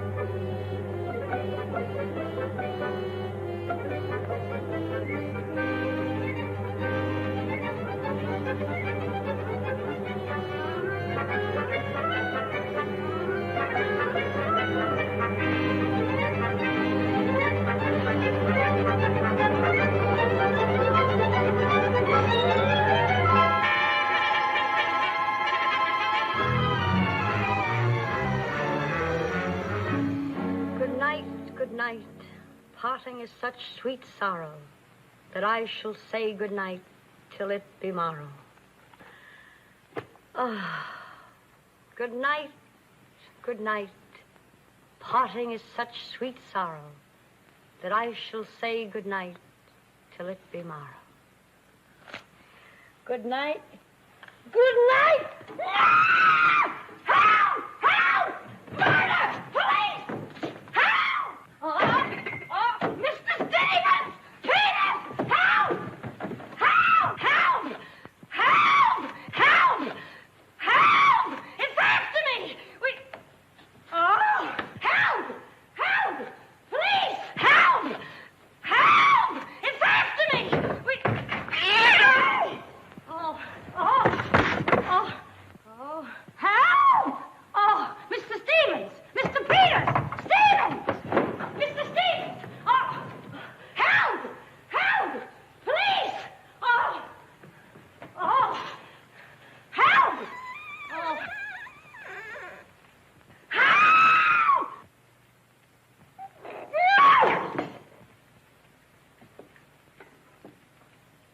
Kitty. What is all this racket about? Oh, Peters! Oh, Peters! I saw him! I saw him! He's here in this house! He almost killed me! The gorilla! The gorilla! What was off when he got hold of me? Quiet! You have been dreaming. Oh, no. What's that? Oh, I don't know. I'm telling you, I don't know anything. Call the police. Call Mr. Stevens. He'll kill somebody. Quiet, can't you? No, I can't. I can't. Still, he will all be murdered. Mr. Stevens! Mr. Stevens! You calling me, Kitty? Oh, Mr. Stevens! We'll all be murdered in our beds. It's that gorilla fellow that the papers are so full of. The killer! He was just up in my room. Oh, no, come, Kitty, you're hysterical. Oh, no, sir, you're hysterical. I seen him like I said, sir. Now, Kitty, you're imagining things. Just you go back to bed. That's what I said, sir. Only there is this.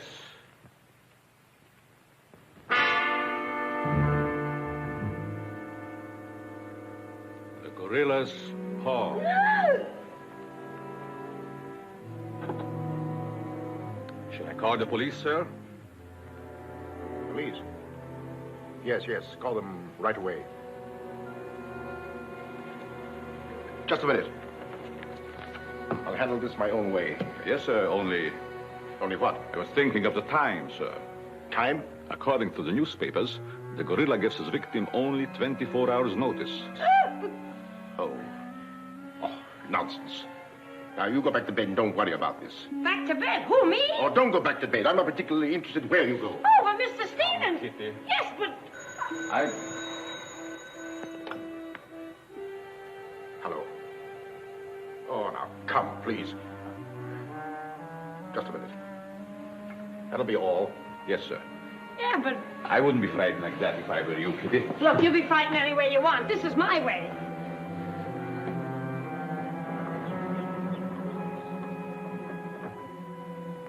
Hello? I begged you not to telephone me here. Yes, I know I promised, but you gave me until Monday. Saturday? Tomorrow? That's impossible.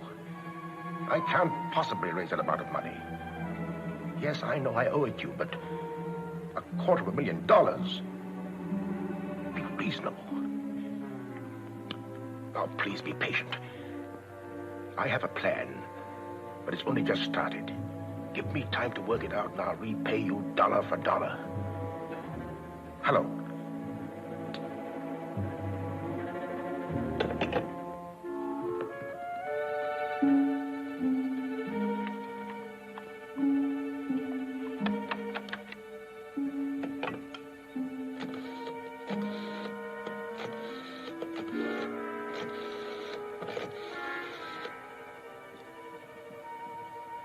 I want to send a radiogram, please. To whom is the radiogram going, please? Miss Norma at SS Paris. Regret unable to meet you at boat. Vitally important that I see you at my home tomorrow evening without...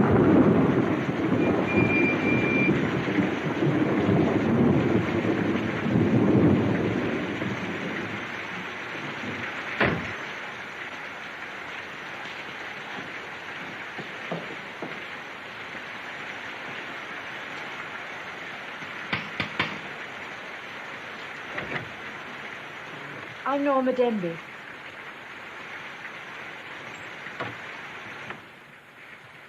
Mr. Stevens is expecting you, Miss Denby. May I take your coat? Oh, no, thank you. I'll keep it on. Nice, cozy little place your uncle has here. He likes it. You have to live in it. This way, please.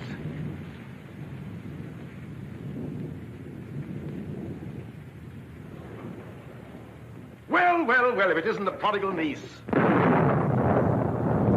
Oh, it's swell seeing you again, darling. Good to see you again, too, dear.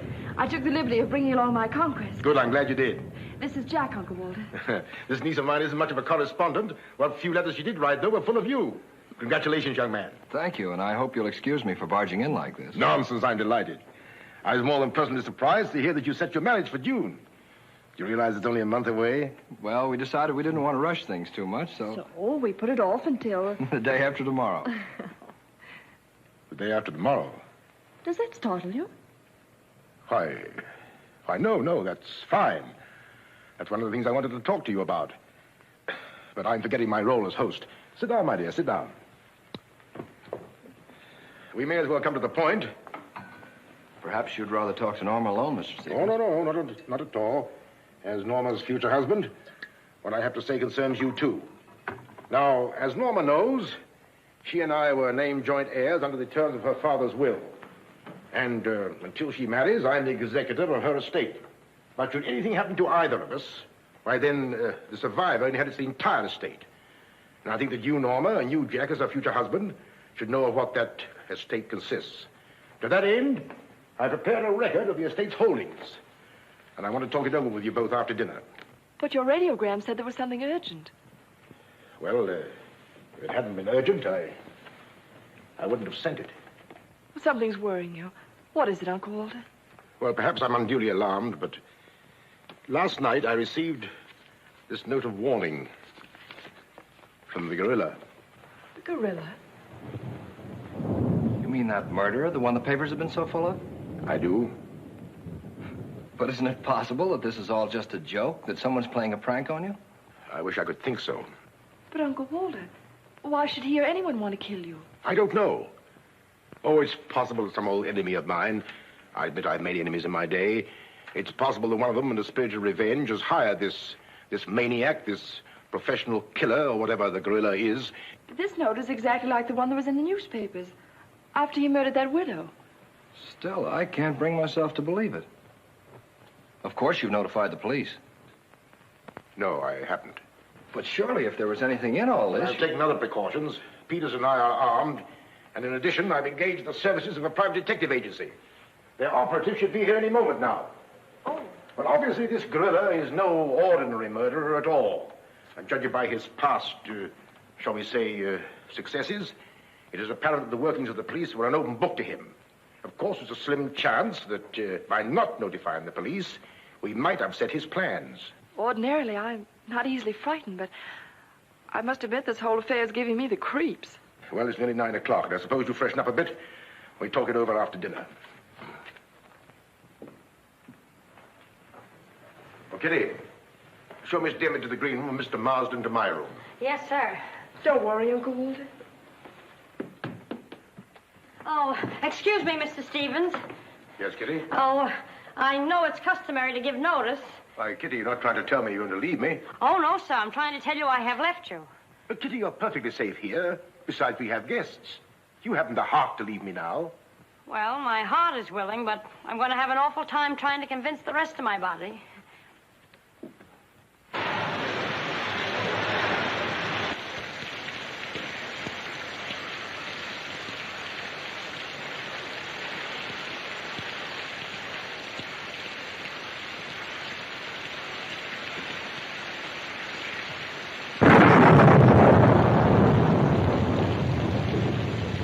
I bet there's a dead body in every room. That body won't hurt you. Can't do you any good. Well, what are we waiting for? Let's go. Who'll get it? You! You're terrific tonight, Chief. Make a note of that. Keep doing that once in a while. It keeps me on edge and thinking. Right. Now, what do you suppose they want detectives for? I've got an idea. Let's go in and find out. You're terrific.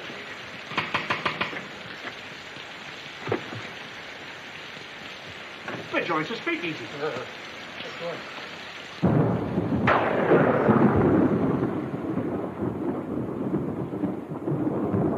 Who are you? Me? Why, I'm Peter, sir. Never mind that. What's your name? Peter, sir. Just a minute. Where were you last night? I beg your pardon? Oh, so you did do something. I don't like your looks. What's that got to do with it? This is no beauty contest.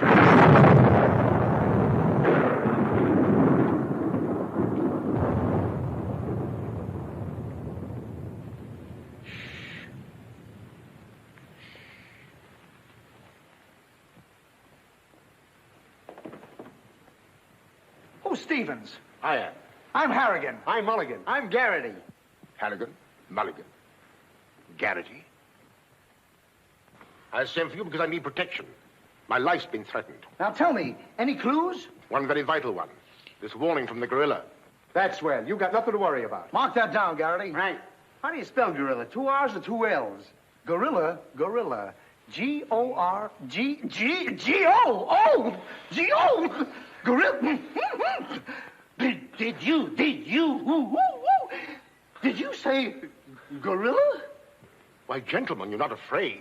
No, we're not afraid. We just thought maybe if we... Thank you very much. The gorilla coming here? It was nice to have met you, Mr. Stevens. Quiet! Quiet! I've already taken the precaution of arming my servant and myself. And I think you'll find that every door and window is securely bolted. I couldn't have done better myself. With us on a job, Mr. Stevens, you've got nothing to worry about. What's your plan, Mr. Harrigan? Well, first we'll take a look around the house. Come on, then. Now, you just sit tight, Mr. Stevens. The gorilla will get you over our dead bodies. Dead bodies.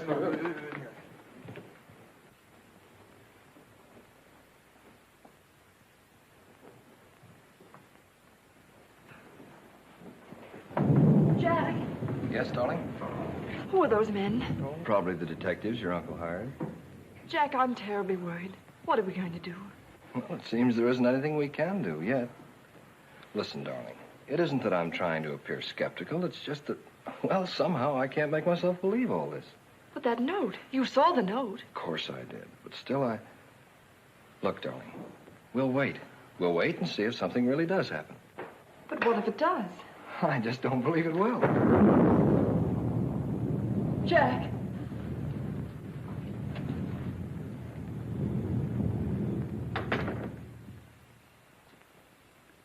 Excuse me, sir.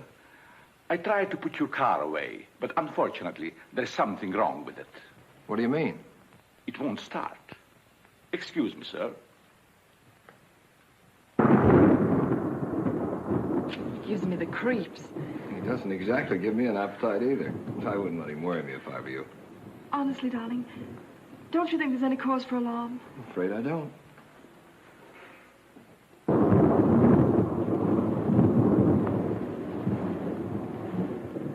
Oh, there you are.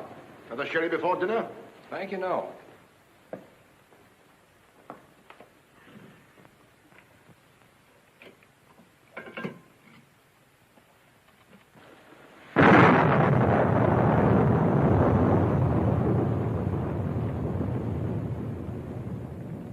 Uncle Walter, how long have you had that butler?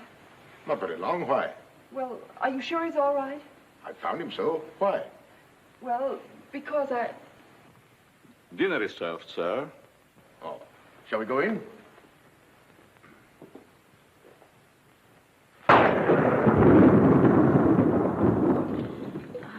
You'd better drink a little of that, Kitty. It'll quiet your nerves. Why, can you hear them? Oh, here, take it. What my nerves really need is a good long trip.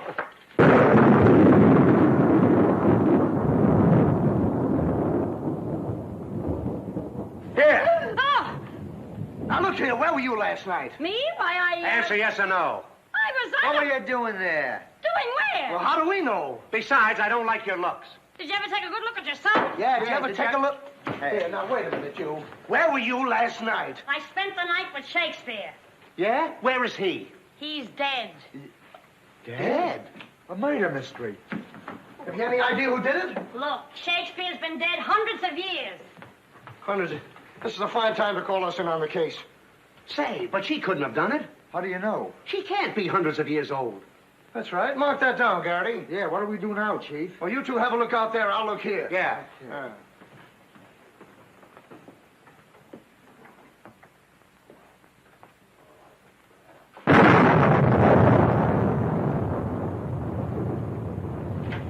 What's this? That's a door. It leads to the back stairs. Backstairs. Well, remind me to have a look up there sometime.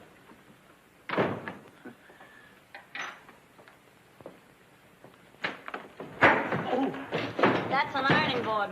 Yes. That's an ironing board. Look, do you want this thing?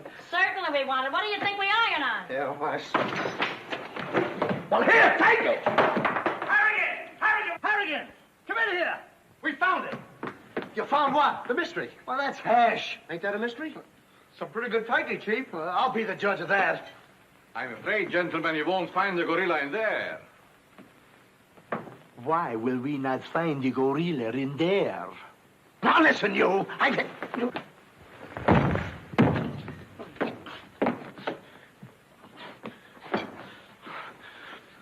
Let that be a lesson to you. Perhaps you gentlemen had better look outside for clues. Maybe he killed Shakespeare. Mark that down, Garrity. Yeah. Look, how do you get out of here? That's what I'd like to know. And where's the back door? In back of you. In back of me. Oh. Oh. Back we go. Don't you recall that the paper said the gorilla always sends a warning to as many as half a dozen people at the same time to sort of throw the police off? Maybe that's what he's doing now. Perhaps it's just a ruse. Well, let's hope so. You know, it's wonderful how much more optimistic a good dinner can make one feel. Shall we have liqueurs in the study?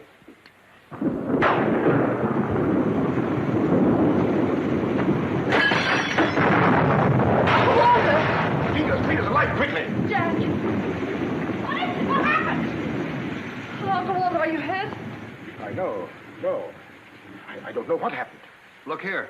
It seems to have been thrown in through that window. Oh, Uncle Walter, what are we going to do? The first thing we're going to do, or rather Jack is going to do, is to take you away from here. Well, you're coming with us. Ah! It's him! It's him! Uncle Walter! Who is it? Oh, it's all right. It's one of those detectives. He did give me a turn. Did you see that face? I'll bet when he gets drunk, snakes see him. What's the matter with you scaring us half to death? I'm just trying to let you know I'm not the gorilla. This is my niece, Miss Denby, and her fiancé, Mr. Marsden. Harrigan, Mulligan, and Garrity. This matter seems to be much more serious than I thought. I've just received this from the gorilla. A note. Who brought it? No one brought it. It was thrown in through that window. Through that window? Through that window.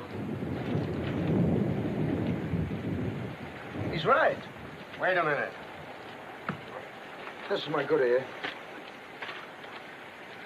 Oh, say, that's right. You can't kid us. We were outside patrolling the grounds. What do you mean?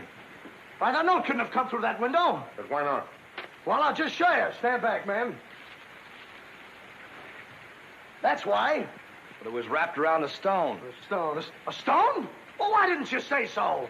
Anyway, what do you know about this thing? Well, I don't know anything about it. We were preparing to leave the room, and suddenly the lights went out, and then there was a crash, and... Oh, so the lights went out. Make a note of that, Garrity. Right. You were outside a few minutes ago. Didn't you see anybody? Nobody but us. Say, this note says at midnight. At midnight? Yeah. What time is it now? It's 10:30. I got 11:10. I got 11:30. It's exactly 11:45. Remind me to put some hands on this watch. Yes. Well, make a note of that, Garrity. Right. Now, look, the gorilla's after Stevens. We'll have to keep an eye on him. Everybody into the study. Come on, let's go. Who said that if you give a criminal enough rope, he'll hang himself? You, Chief. Oh, that's where I heard it before. Come on.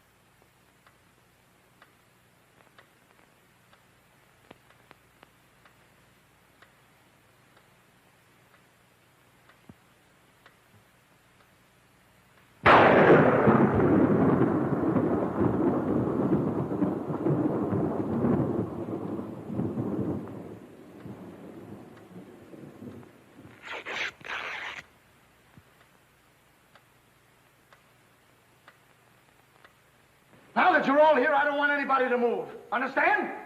Is it all right if I breathe? Yes, but come right back. Quiet. Personally, I don't believe the gorilla's coming here. Neither do I. Why not? I'll give you 3 good reasons, pal. Harrigan, Mulligan, and Garrity. It ain't enough. Now, look here. I don't want to have your looks. Yeah, you wait a minute. I'll handle this. Yeah, but you Now, listen, You have received the gorilla's warning, Walter Stevens. You've just 5 minutes to live. Oh, Uncle Walter. Jack. Excuse me. Here. Now, where are you going? I'm getting out of here. There's no door there. Oh, that's all right. I'll make one. Goodbye. Oh, get it over there. Quiet! Quiet, everybody!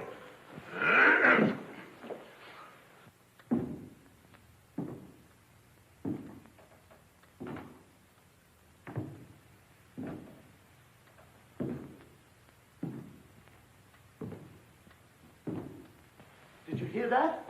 I wish I didn't. He's up there, man! Where are you going? I said he's up there. That's what I thought you said. Oh, quiet.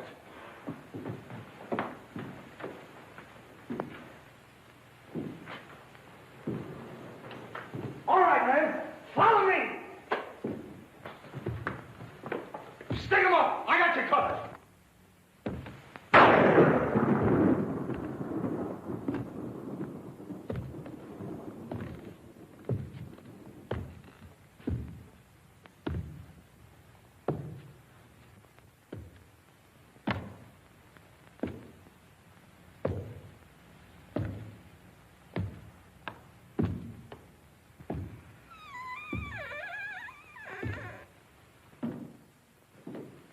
What happened? What was it? Nothing at all.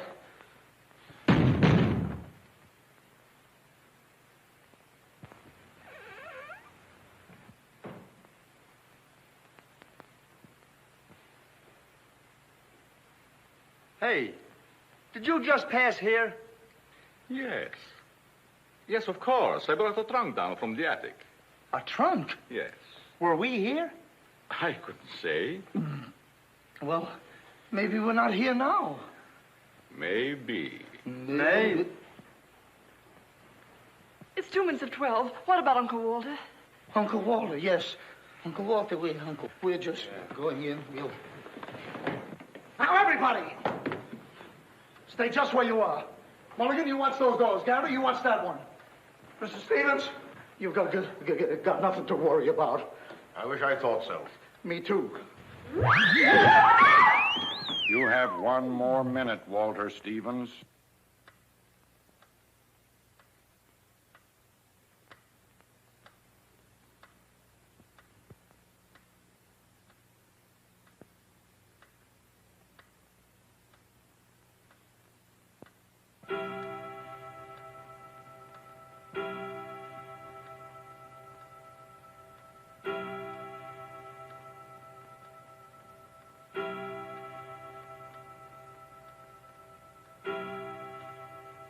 I can't stand it any longer. I can't. You've got to call the police. You've got to. Mr. Stevens, I'm sorry, but Norma's right. I don't know what this is all about, but certainly if there's something to it, the police ought to know about it. I no longer know what to think. Perhaps you'd better. Hello? Hello? Phone's something wrong with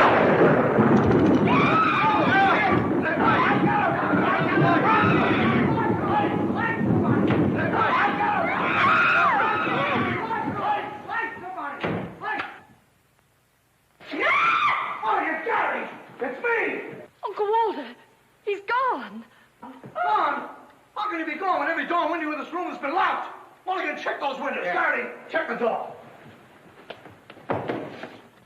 How did you get in here? Why, through this door, sir. How can you when the doors are locked? I beg your pardon. It was not locked. I locked it myself. It is locked. That leaves us deadlocked. It would be impossible for me to walk through the woodwork. Why? Termites do. Oh, this isn't getting us anywhere. Now leave everything to me. The gorilla ain't gonna make a monkey out of me. Now you. Come on, boys.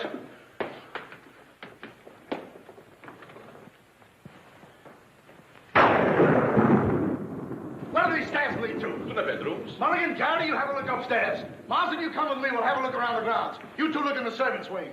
With the gorilla prowling around, not me. Well, all right, then come with me. Oh, never mind. I'll take my chances with the other gorilla. Wait a minute. We can't leave Miss Denby here alone. Well, what are you waiting for? I don't know, but I wish I could think of something. Me too. Oh, go on. Don't worry, darling. Oh, that's all right. I'll do all the worrying. Marsden, come with me. Oh, you first, sir. Thank you very much. Why couldn't this have all happened tomorrow? What difference would that make? Tomorrow's my day off. Poor Uncle Walter. Right from under our very eyes. I don't understand how he got out of here. All that's worrying me is how I'm going to get out of here. Oh, it's him! It's him! I seen him! It's the gorilla! I seen him! What's up? I seen him! It's the gorilla! I tell you, he's in that closet there! Oh, Jack, I'm so frightened. All right, come on out there, you. Get him, Mulligan. You heard him, Garrity. What did he say? Are you sure it wasn't an hallucination? Not unless an hallucination has hair on it. Come on. Now, ready? Yeah, Jeff. Oh! Is he dead? Who is he? I never seen him before. Do you know him? No, sir, and this is no time for no introductions. He's not dead. Yeah, mark that down, too. Right. Come on, darling, we're getting out of here. I'm afraid now, too, for you. Yeah, I'm afraid not, too, for me. Oh, Jack, it's horrible. I don't know what to make of it. Now, all I can say, the gorilla's around here somewhere. And I know Mr. Stevens is around here somewhere. And if you all look, we'll find him somewhere. Where are you going? Somewhere. All right, men, take him upstairs. Come on, Garrity. You, lead the way. Oh.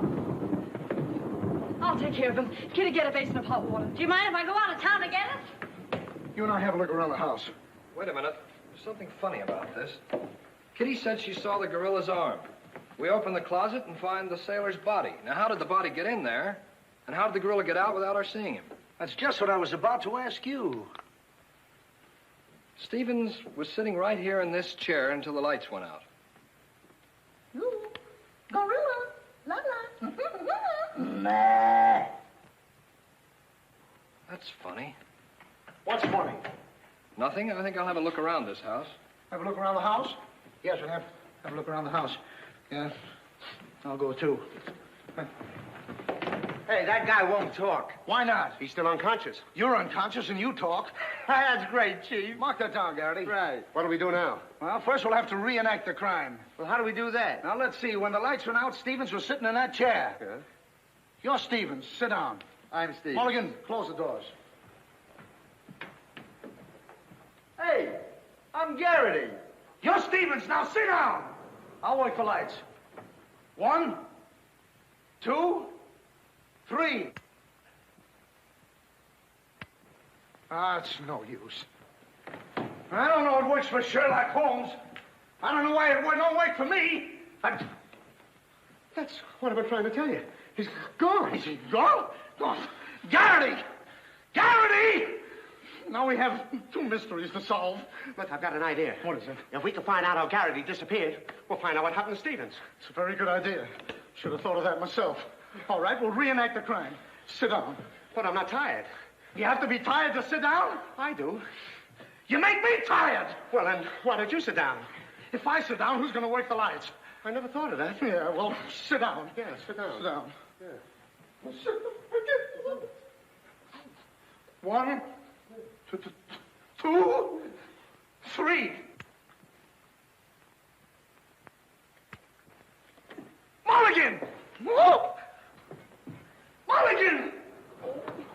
Did you lose something? Yes, Mulligan and Garrity. Make a note of that.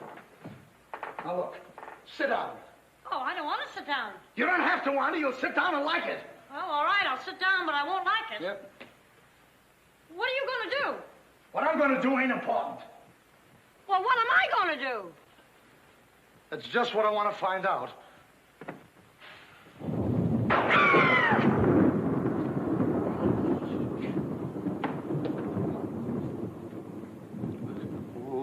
One,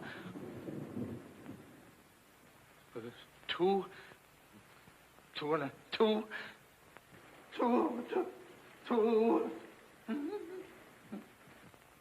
3. Did I hear somebody scream?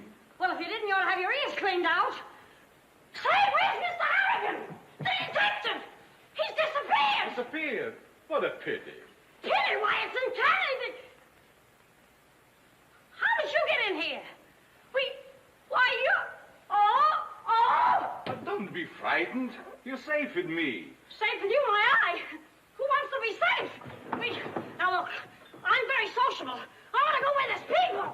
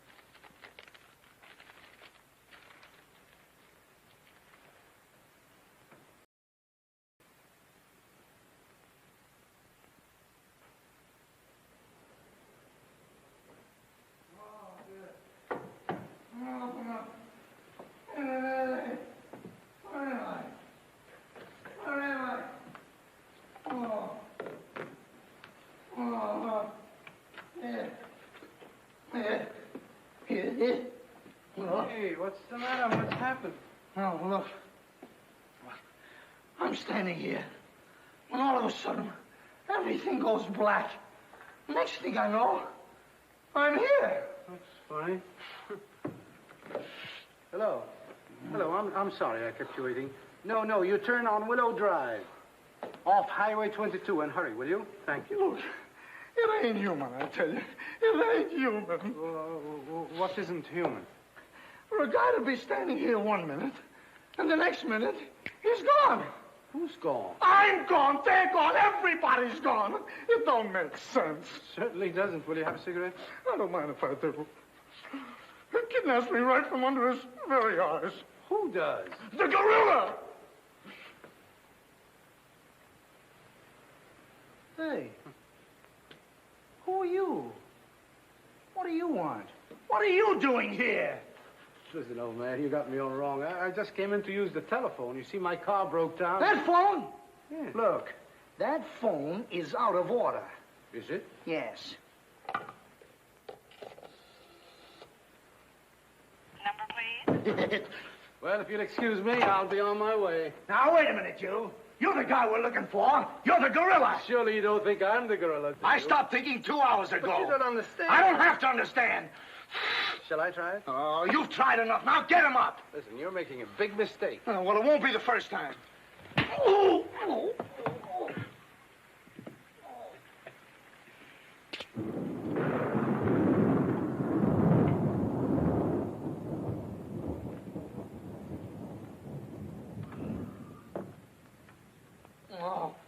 all right.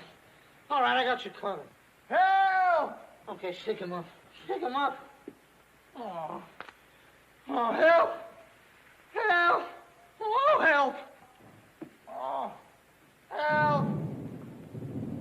Help! Oh. Help! Help! Help me! What's the matter? What is it? I got him. I tell you, I got him. Got him where? Yes. Well, I did have him. Here, get me out of these. These are in my pocket. Get it right there. Oh, it was terrible. The gorilla. How'd you get all tied up like this? The gorilla, I tell you, it wasn't my fault. He came in and hit me. It was... Did I leave him in there?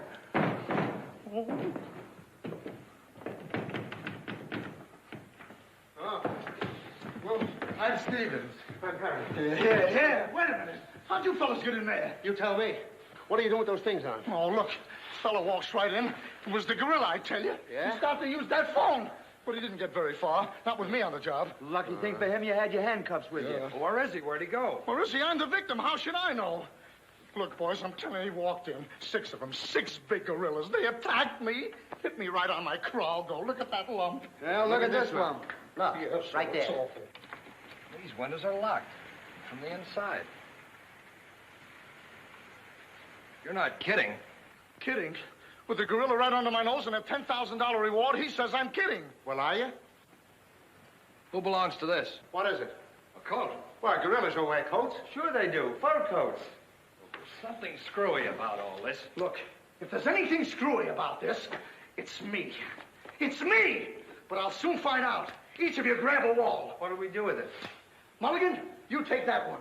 Marsden, you take that one. I'll take that one. I'll set this one out. You'll set nothing out. Grab a wall. Now, take it easy. All right, now tap, each one of you. See if you can find some trap doors.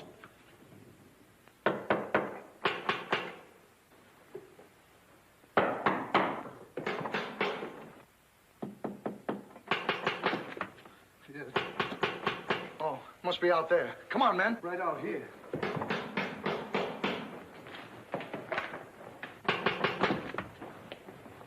All right, cover the door, man.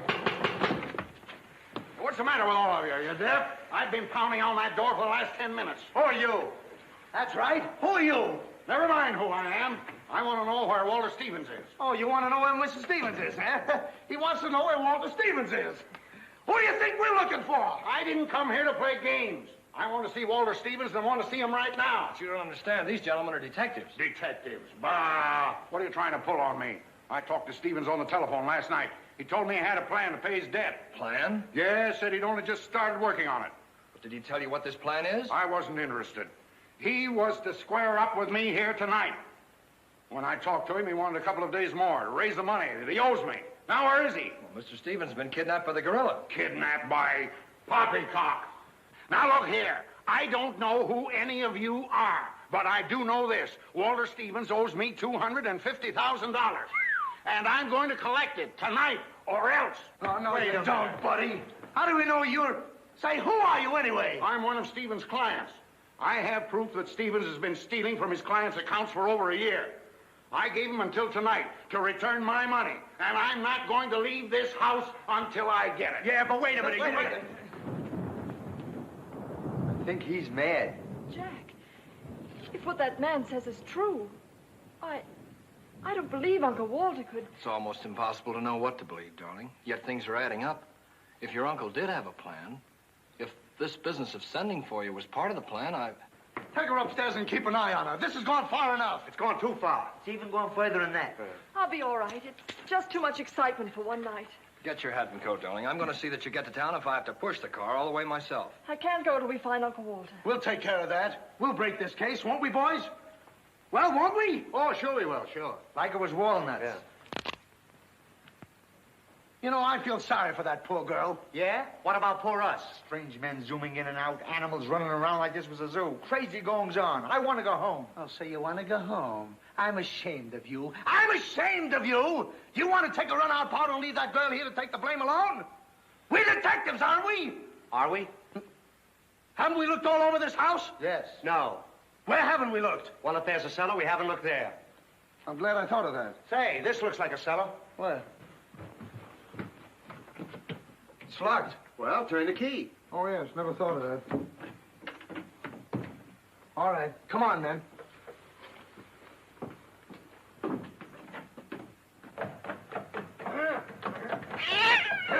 Stop. Anybody down there? Yes, we are. All right, come on out of there, you. Come on, get out of there. All right, come on out of there, you. All right, come on. All right, come on out of there.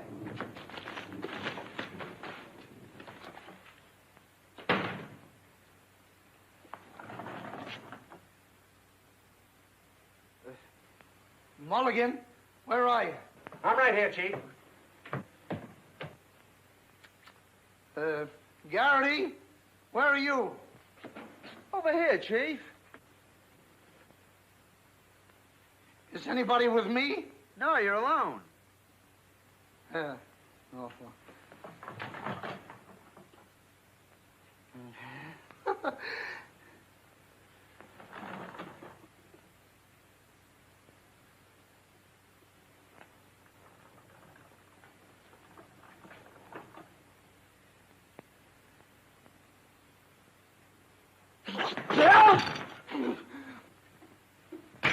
Oh, Mulligan, Harrigan! Something bit me. Next time I saw a monster, I'd catch a piece of cheese. Harrigan! Garrity! Come here and get me out of this. Get me out of this thing. What? Maybe you'd like a rat? Oh, come on, Jack, like a baby. What are you doing? I want the idea to think about it, baby. Garrity! Harrigan! Garrity! Harrigan! Go away!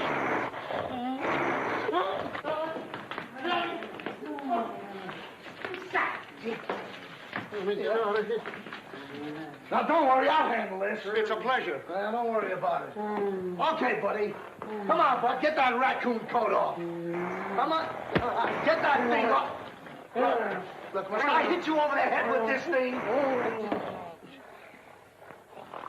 Well, we've been double-crossed.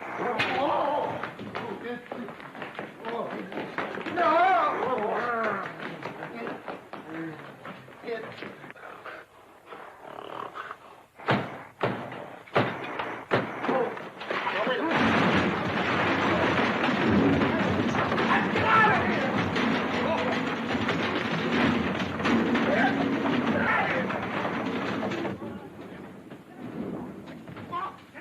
Peters? Yes, sir? What's all that commotion? Sounds like our friends, the detectives. You stay here with Miss Denby. I'll go see what's up. Cognac, Miss Denby? No. No, thank you.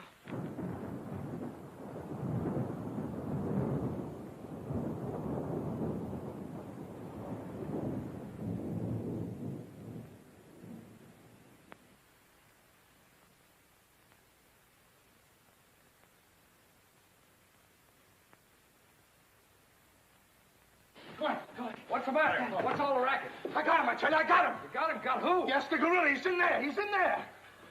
I can hear him breathe. That's you. Oh, well, open it, open it.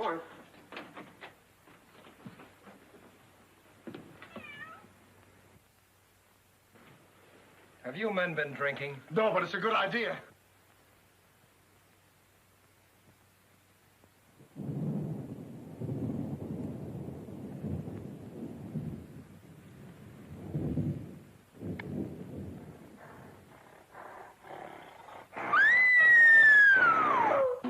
What was that? What's going on, gorilla? Norma, where are you? Lights, where? Jack! A couple of you get after him, quick. You heard him, Mulligan. So did you. Yeah, well, never mind that. You take the hall. I'll go this way. I'll stay here. Is something wrong? Well, where were you? I just went to get some tea, sir. Didn't I tell you to stay here with Miss Denby? I'm very sorry, sir, but I thought perhaps a little tea. What right do you got to think? We're not even thinking. Miss Denby might have been killed. It's fortunate she wasn't, sir. Why is it that something always happens when you're not here? An unfortunate coincidence, sir. What did you find? An empty closet with Harrigan in it.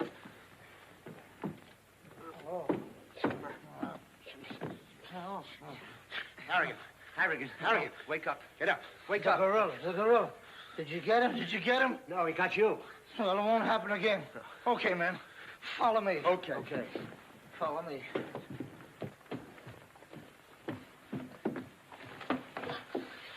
Get down and see where these stairs lead to. Who, me? Yes, you. Oh, me. It's awful dark. I should have brought my glasses. You never wear any glasses. That's right, I forgot.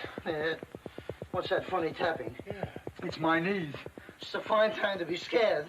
You try and think of a better time. Yeah, well...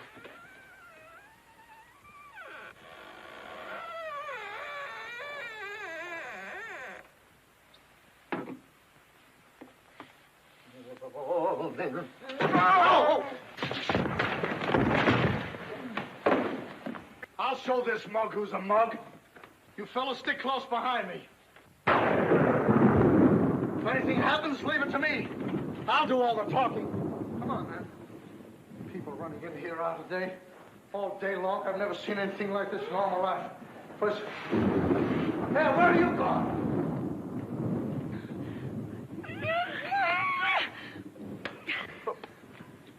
What's eating you?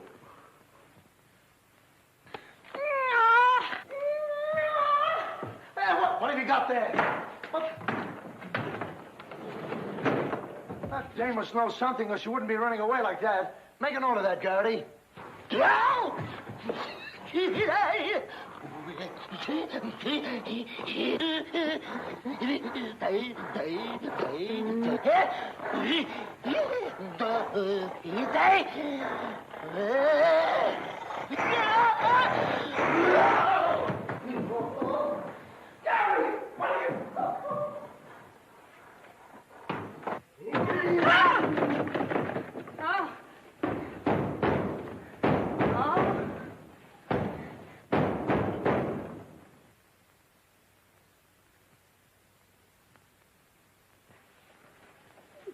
Good evening. Good evening. What do you want? Don't be frightened. Frightened? Who's frightened? Don't you come near me or I'll wrap this thing around your neck like it was a pretzel. There's nothing to worry about. That's what you think. May I give you some advice? No. If I were you, I'd go to my room and stay there. Oh, yes, sir. I was just planning on that. Wait a minute. Where have you been? No place. Honest, sir. I was just getting ready to go to town. Good. Ah, don't open that. Why not? The gorilla. He's in there. Don't be... Come on, now. Get going. Yes, sir. I'm practically there.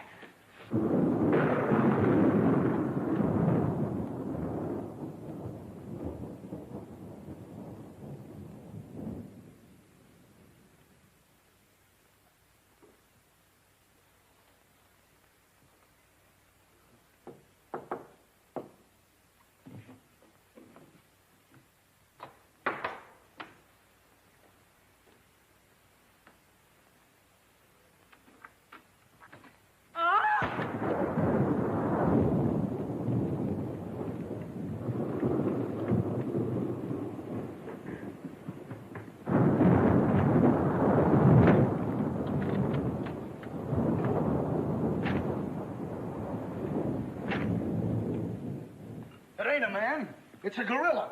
We saw it and we felt it. When I tell you the gorilla is a man, I ought to know. I've read enough about him. But how could a monkey have possibly written those notes to Uncle Walter? Maybe it's got an education. Poe! Poe! Poe! Where is he? Have any of you seen him? Who? Poe! Who's Poe? Poe's the gorilla. The gorilla? Oh, you know him too, huh? No, I trained him since he was that high. You're just the one we're looking for. Don't any of you understand? Poe is a gorilla, a trained gorilla. A real gorilla? Sure, a real gorilla. So we don't know what we're talking about, eh? Yeah, we know a monkey when we see one. Listen, this is serious. Poe ain't no pet. There's no telling what he's liable to do when I ain't around. Especially with women. He hates women. Well, what's he doing here? What are you doing here? We was hired to come here. We're working at the county fair. Yesterday, a guy comes along, says he wants me to bring Poe here. He says he's giving a party, wants us to put on a act. Who hired you? I don't know. I don't know nothing. All I know is I bring Poe here, we're waiting out in the garage like he tells me, waiting to do our stuff. All of a sudden, somebody gives me a clunk over the head, and I wake up in a lady's boudoir. But the gorilla, how did he get loose? You're asking me. That's what I want to find out. Listen, this is serious. We got to find him. We got us. Somebody's liable to get killed. Them notes from the gorilla. If I will get you 50, they're addressed to me. Notes? Poe can't write no notes. Even I don't know how to write. Now, look, the next time I buck up against that gorilla, I'm telling you, you'll never know. He'll do it. Listen, have you seen him? Yes, he's in the kitchen. Which way is the kitchen? Through the panel. We'll go with you. Listen, you fellas better wait here. There's no telling what that ape will do. Oh, Jack, I'm so confused. A real gorilla and those notes and... Listen to me, everybody. The gorilla has done his work. Walter Stevens is dead. You will find his body in the garage. Oh, Jack. All right, everybody. Follow me to the garage. Come on. Come on. Come on. He's gone. Poe's gone. I tell you, he's in the kitchen. The kitchen's a wreck. He must be on a rampage. Out of my way, brother. I got my own troubles to worry about. All right, all of you, out in the garage. Come on. I'll stay here and protect Miss Denby. This way, please. I'll never forgive myself for not calling the police. Why call the police with us around, lady? You couldn't save Uncle Walter. We couldn't, eh? Well, you didn't, did you? Well, that's right, we didn't. I gotta find out how that gorilla gets in and out of here. There must be a secret spring around here someplace. I think I'll look in back of these books.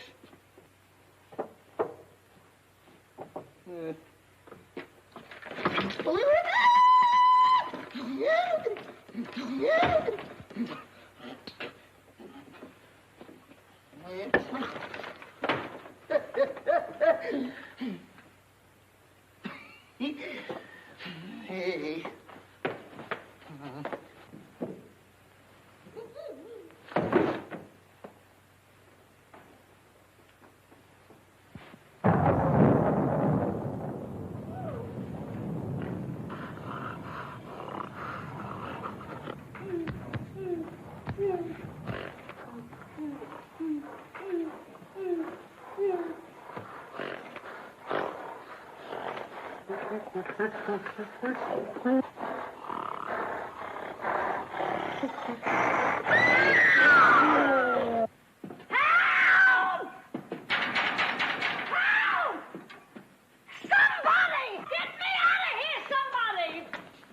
Don't tell me she's the gorilla. I told you I didn't like her looks. Oh, wise guy. Come on, we gotta find the body. What do I do with them keys? Look under the mat. That's funny. Oh, very funny. Will you get me out of here? Listen, what are you doing in Poe's cage? What do you think I'm doing? Waiting for someone to feed me peanuts? Get me out of here! Don't you know Poe hates women? So does Kipling. So what? Will you please get me out of here? Open! All right, don't get Poe excited. hates women. Run! Say, wait a minute. I think this was a trick to get us out of the house. Come on. Who are you anyway? I'm the gorilla's keeper. You the dame give me a clunk on the head? No, but it's a good idea. Oh, yeah?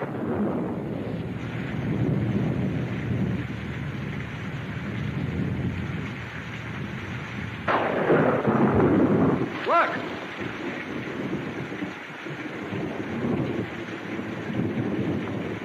He's got her. Wait, don't go near him. He'll drop her. Poe! Bring it down, Poe.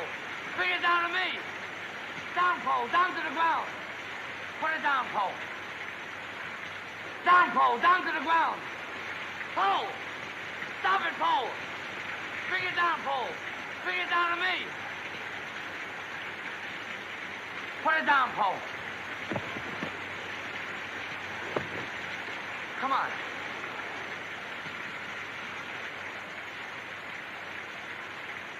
Poe, come back here. Help me catch it.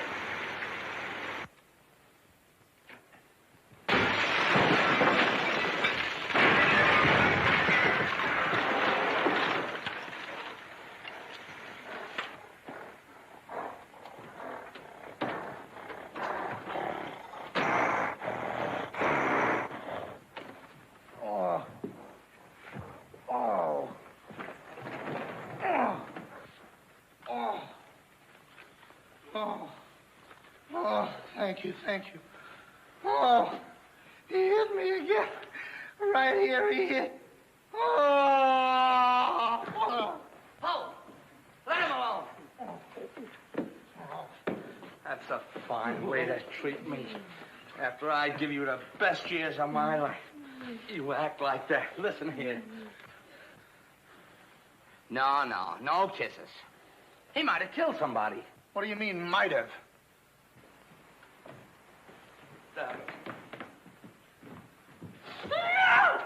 It's all right, lady. I got him. You can keep him. Okay, scram and take this character with you. I was only kidding. Just for that, he gets no CANDY. Oh, that's just C-A-N-D-Y. Sorry if I caused you any trouble, folks. And just for that, I don't read you the funny papers tonight. I'll put you in bed without any supper, you bad boy. Oh. You wait till I get you home. You have to wait the last of this. Go on. Look at that. Why, it's somebody's coat. All right, come on out of there, buddy. So that's how I got clunked on the head. Come on out of there, you. All right, come on. Look, it's opening. Well, come on, but... Oh, so it's you. Do you know him? Do I know him? He's the guy I caught using the telephone. There's no law against that. Never mind law, buddy. Get him up. Now, just a minute. Don't you think you're a little premature? Premature? Well, I can't remember that far back. Just who are you? I'm Detective Coletti, an investigator for the Securities and Exchange Commission. And I'm on the trail of the gorilla just as you are. A detective? How do we know that? Yes, we... Well, what were you doing in there? Investigating. I've been on this case for some weeks now, and I've discovered a little about the construction of this house that my good friend here don't seem to have found out yet. What do you mean? This house is a maze of secret panels. Now, undoubtedly, the voice of the gorilla came through that radio from someplace right in this house. That means that if we find the wire leading away from the radio... We'd at least find the gorilla's hideout. Say, what's going on here? What? Well, here it is. Here's the wire going right in here. That's fine. Now, let's see. Just as I thought. Here's the wire. Now, by tracing this, I think we may find the answer to this entire riddle. The wire goes in here. Back of this wall is the man we want. We'll make a note of that, Gert. Are you all armed? Yes, I'm armed. Shh, quiet, you. Here it is. There is your microphone, and as I expected, there is your gorilla. Mr. Stevens, the gorilla? Well, sure, I could have told you that all the time. I guess the party is over, my gorilla friend. But who tied him up like that? I don't know. He figured the game was up and that this would throw off suspicion. This is a homemade job. A child could have done it. It's preposterous. Don't believe him. I never saw this man before in my life. It's insane. Oh, now what's that? Oh, why is it with all the men in the house they have to leave us here with you? Quiet. Oh. What? Why, it's Mr. Stevens. Alias the gorilla. The gorilla? Him? Oh, I'll never trust another man if I live to be 1,000. You can make that 2,000. Uncle Walter, the gorilla. I don't believe it. I think I can make it very clear. Oh, sure we can. Now, first of all... What's that? Oh, I didn't hear a thing. Neither did I, but what was it? We'll soon find out. Hey, what is this? Who hit me? What's going on around here? It's that man again. Oh, there you are. Kidnapped. Kidnapped by the gorilla. Not kidnapped by the gorilla, Mr. Conway. A.P. Conway. The A.P. stands for ape. Mr. Conway, this gentleman is the gorilla. The gorilla? But if Uncle Walter's the gorilla, I don't understand why he should send himself those notes of warning. For two reasons. To keep you here and to throw off suspicion from himself.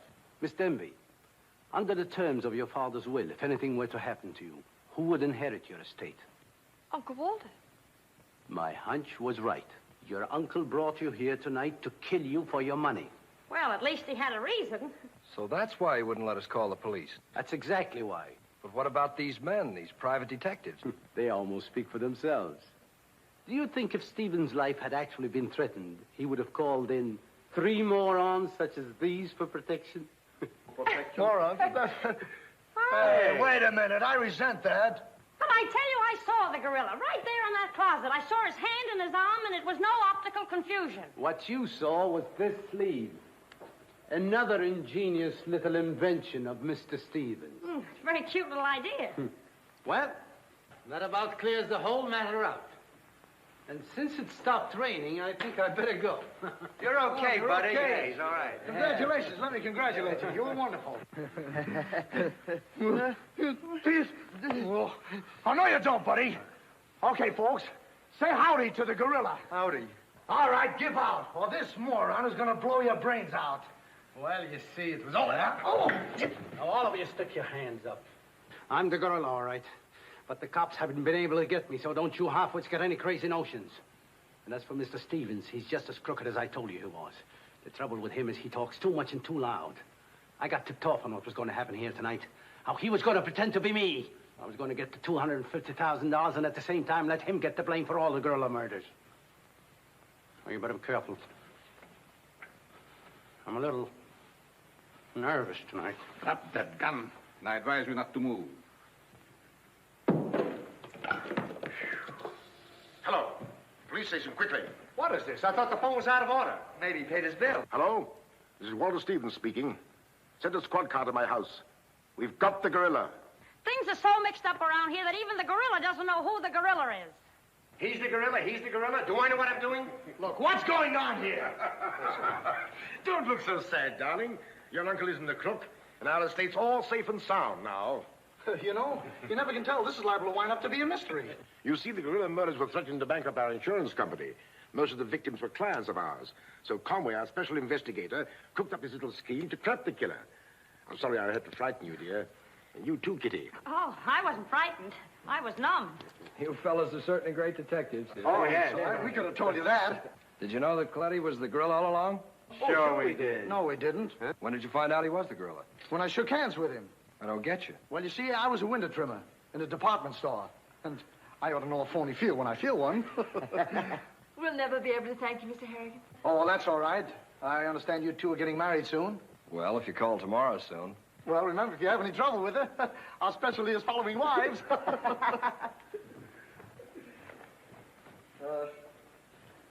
You know where to send the check, and be sure it's certified. From a contented bank.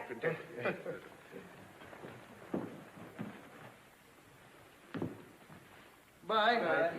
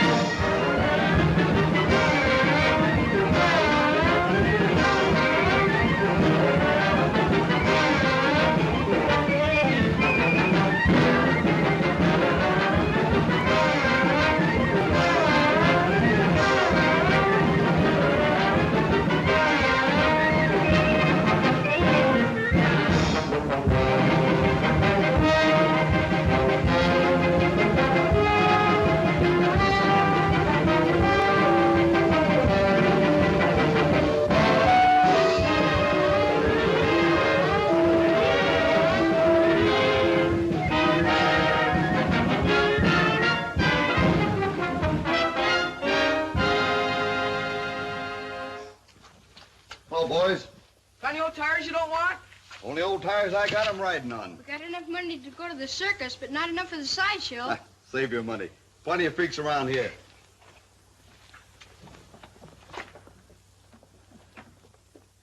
Hey, you think they got all the things they say they have? Sure, the man told us.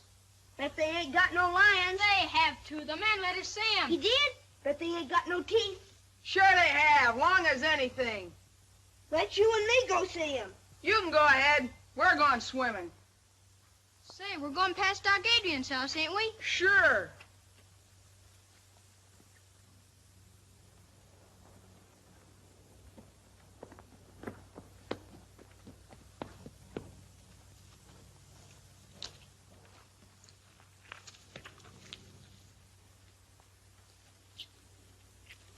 We gone right by the front of the house? Sure. What's the matter? You scared? I ain't scared of no crazy doctor. Well, if you're coming, come on. Wait, you see, it's this way. If I don't get home for dinner, what? Mom won't let me go to the circus. All right, so you're afraid. Well, you'd better stay here.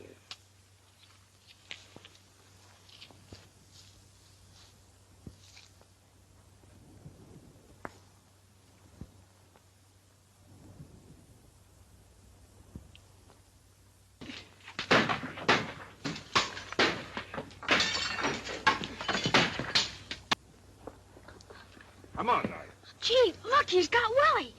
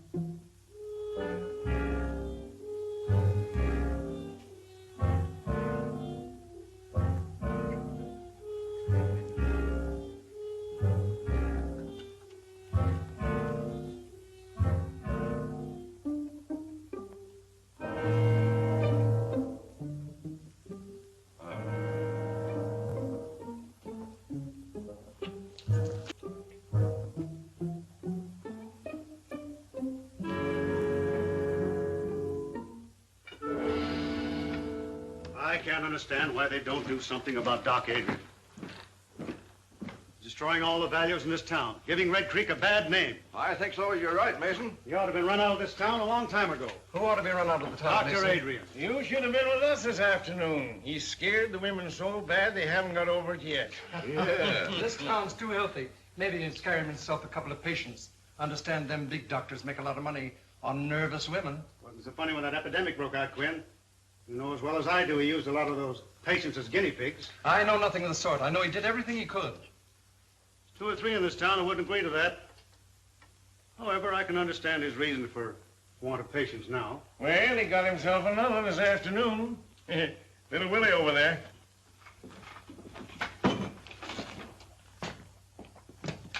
He ran after me, hurt me, and I wasn't doing nothing. Poor child. I think you're all yellow. She's right, and none of you got the courage to do anything about it. His patients die on him, and now he's hanging around Miss Clifford's house experimenting with Francis, I guess. You make a poor critic, Mason. Your greed hasn't done this town any good. You doing preaching? Little preaching wouldn't do you no harm. What with the people you squeeze dry and the usury you charge on your loans? No, I don't ask him to borrow. I guess there's an answer for that also. But I think it'd be wasted on you. Business is business, Quinn, and you know it. Besides, we weren't talking about me. Why don't we kick the doctor out and be done with it? I'm ready any time you're willing to start it.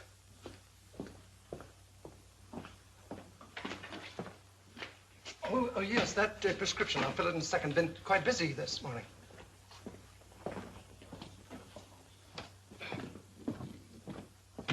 I'm sorry to delay you, Doctor.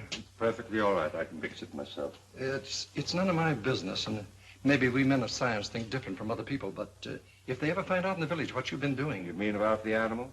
Yes, some of the dogs have been missed. Well, that phase of the experiment is all over. I found out all I need to know. Can I help you? Do you think they need you in the store? Just as you say, Doctor, just as you say.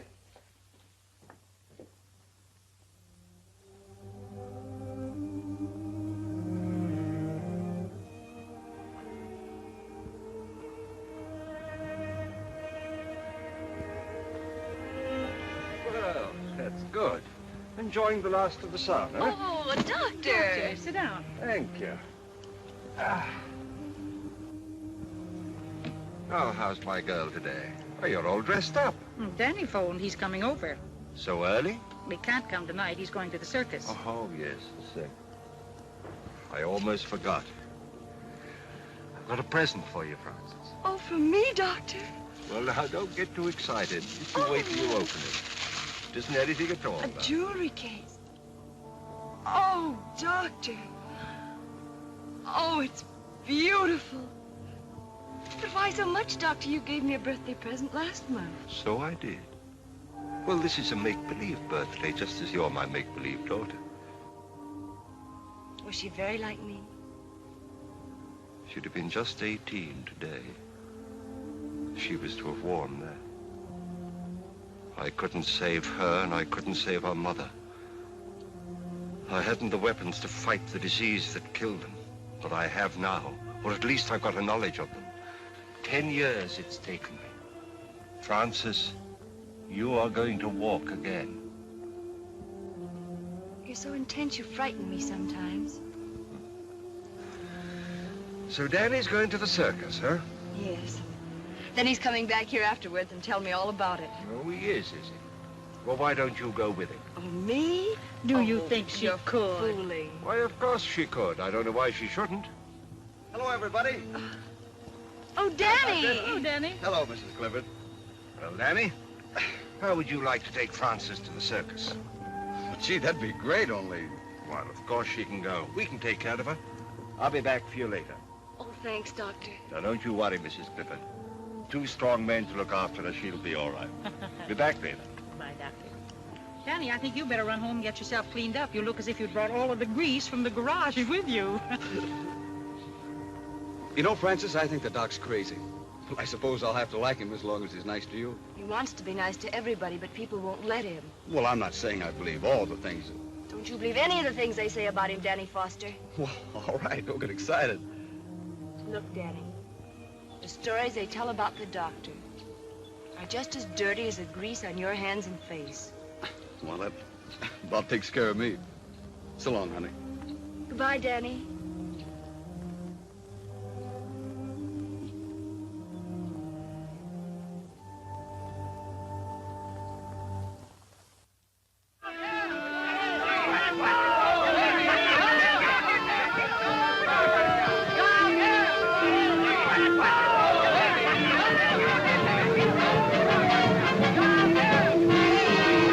Stay with it, Doc. Don't let it throw you.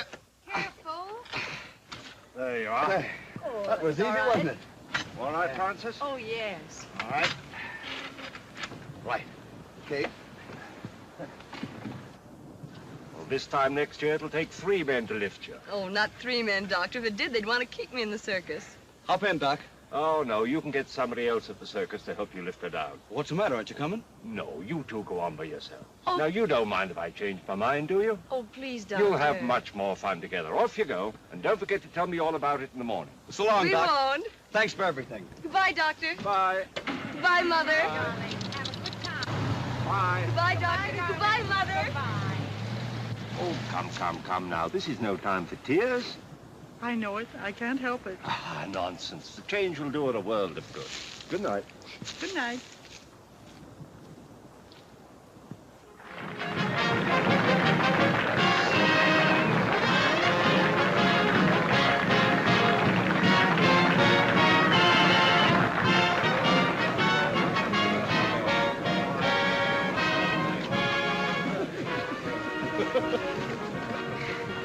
Well, we made it. Hey, did you see him, Mickey? Who? The gorilla. Did you really see him? Yeah, in the sideshow. He's a big fella. Is he bigger than 3 men? That ape is bigger than 6 men. 6 big men. It's the biggest ape gorilla in the whole world. Look, here come the clowns.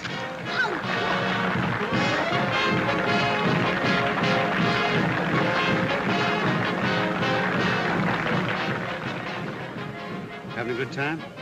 Yes. You don't act like it. Gee, everybody's looking at us. I'm nervous. What for? Well, out with a married man and, you know.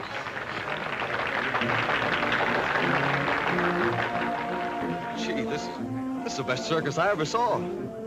It's the only circus I've ever seen.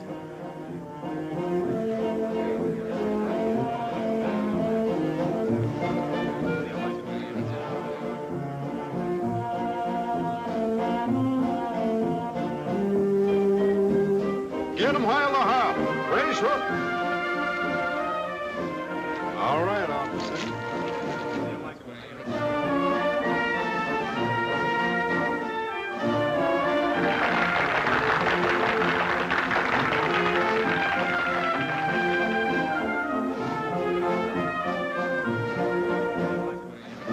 Peanuts, popcorn, right hot out of the oven. Excuse me, sonny.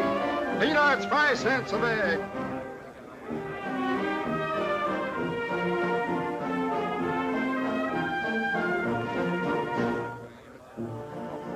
Isn't she lovely? She's so graceful. Ah, she's not so hot. I saw her pass in the garage this morning. Them costumes make a big difference.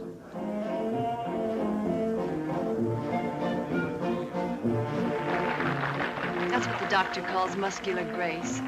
Muscular coordination. Honey, look over that ring there. See?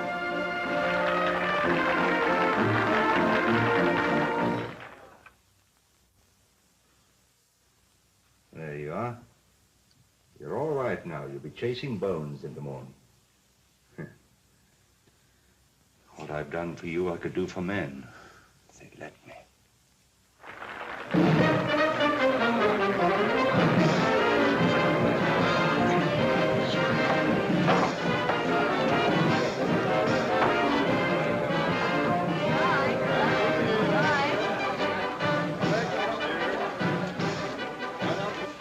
That's all, honey.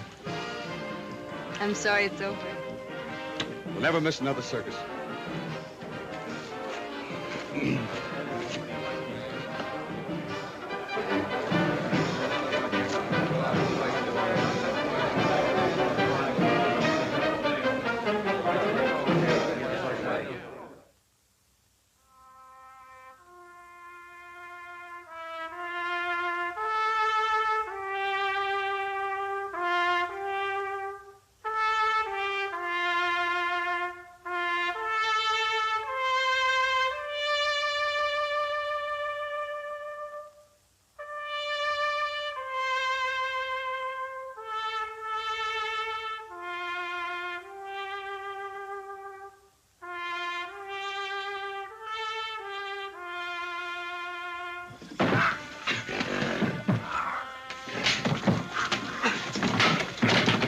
What are you trying to do? Drive that animal crazy?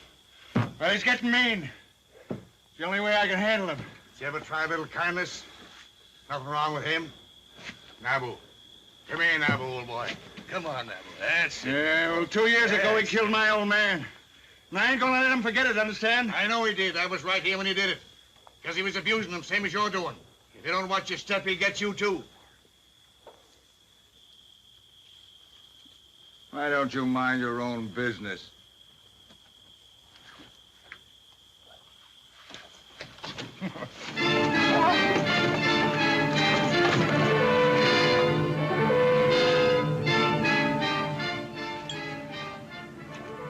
You boys wouldn't be gambling, would you?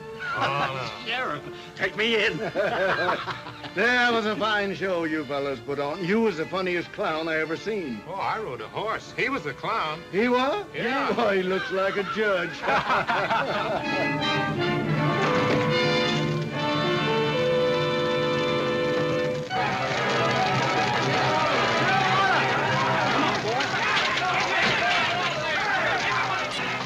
Hey, Jim, Pete, let's give him a hand. Come on.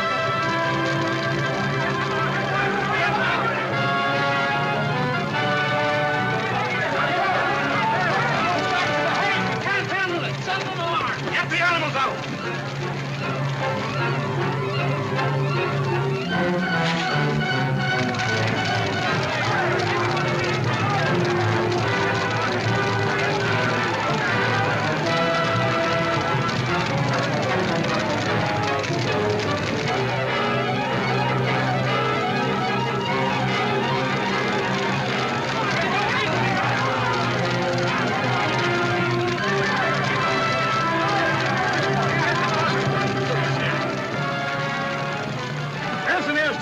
Dr. Adrian, get something to put him on. We'll take him there.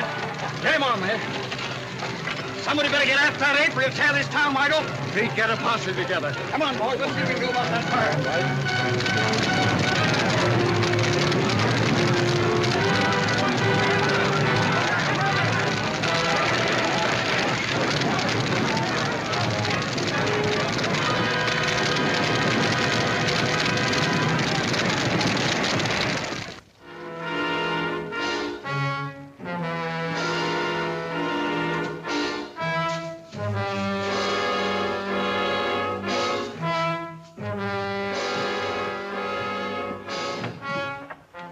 Man badly hurt. Sorry to bother you, Doctor.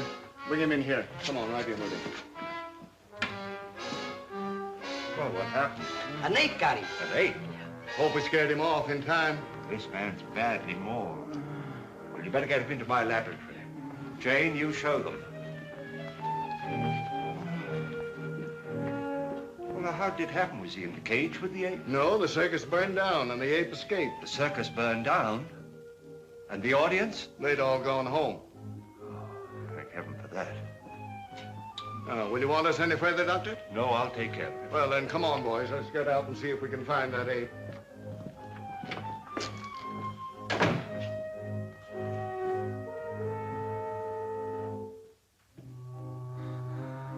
Don't let him get at me, mister.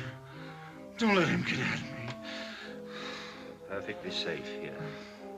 I'm a doctor. Am I hurt bad, Doc? I'm afraid so.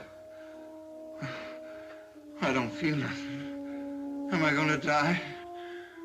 We all have to die sometime. Oh, just don't let me die, Doc.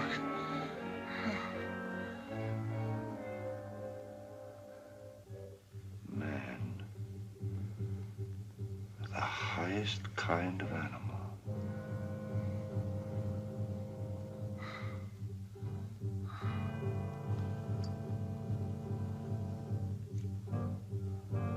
Hey, Doc. What are you gonna do to me?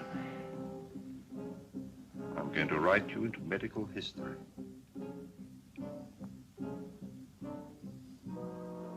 I'm going to keep a promise.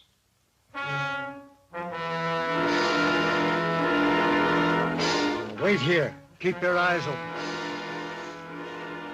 That sheriff ain't got no heart. I'm so hungry I could eat hay.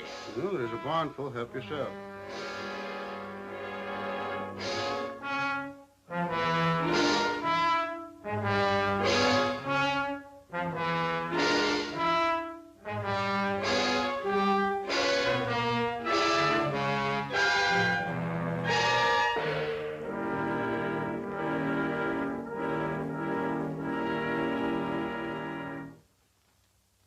George, you take your fellows and search the country up around Carter's farm. Jim, you take your boys and cover the west side of town. Pete, you stay with me. All right. How about joining us, Mason? Let the circus people do their own work. Why should we do it for them? Well, the circus is burned down. They've had trouble enough. Oh, that's their tough luck. Well, if we don't find that ape, our own people might get hurt. That's your job. Your law and order. And why should I worry about other people? They don't worry about me. You wouldn't be a little bit scared, would you, Mason? Well, don't be all day about it. We're ready. It gives a body the creeps to think of that critter roaming around. Better keep the doors and windows all barred. No telling who he'll go for next.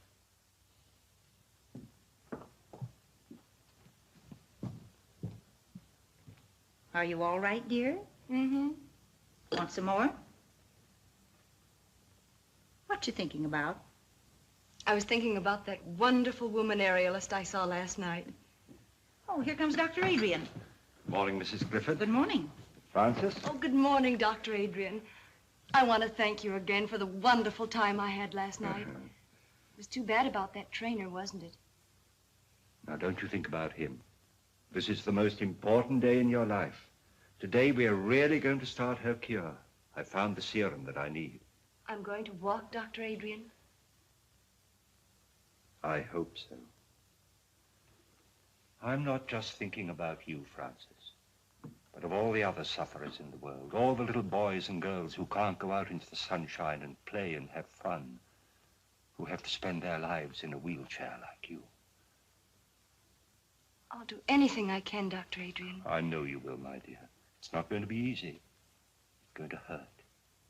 But when it hurts, don't be afraid. Just remember that when the pain is gone, it'll leave new life behind. Huh? I think we'd better get her ready. All right, Doctor.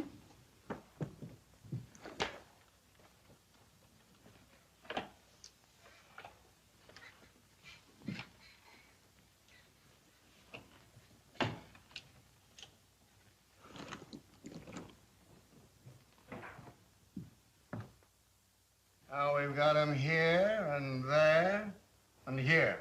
Now, if we don't get any results tonight, we'll start in here and work west. Oh, change your mind, Mr. Mason? I never change my mind. You gotta have one first. That's enough out of you. Here's that dispossessed notice on Wilcox. I want it served tonight. We're busy tonight. It'll wait till tomorrow. Your duty is to take care of the citizens of this town, not fooling around chasing apes. It seems you're in a mighty big hurry to make people uncomfortable, Mason. It's my business what I do. Fine, and it's mine what I do. We'll get to this when we have time. No. Good night.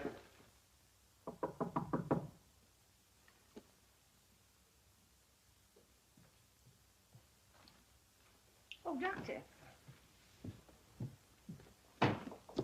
Well, Francis? Oh, my legs.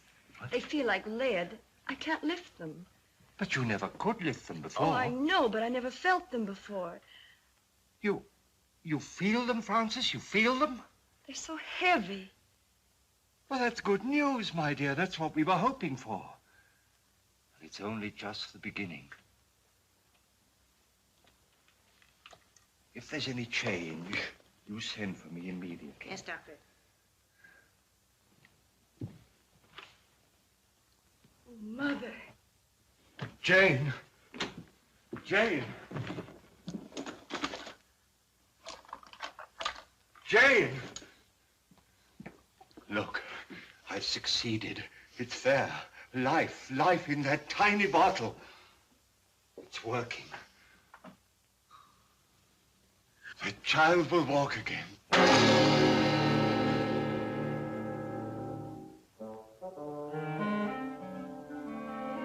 Just go.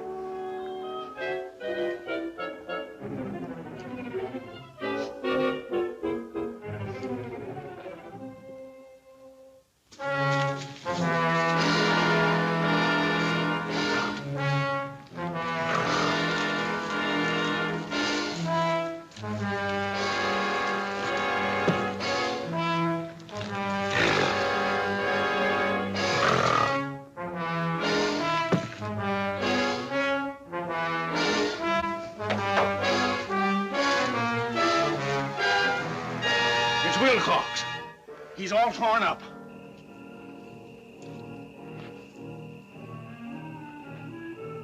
Oh, we better get a doctor. It ain't no good. He's been dead for hours. Let's notify the sheriff. Right.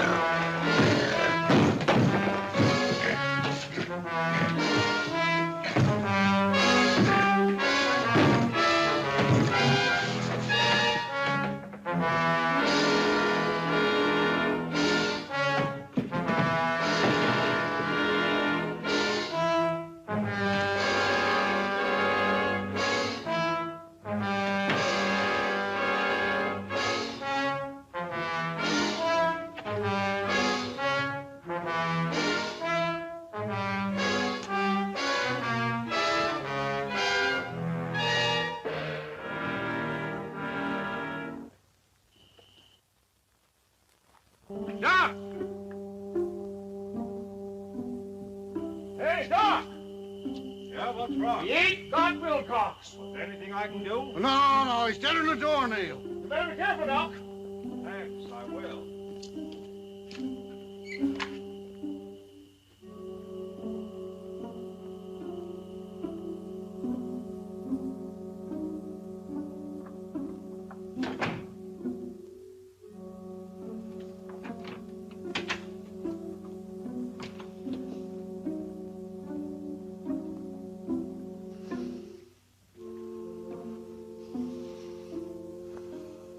Yes, Jane, we are safe.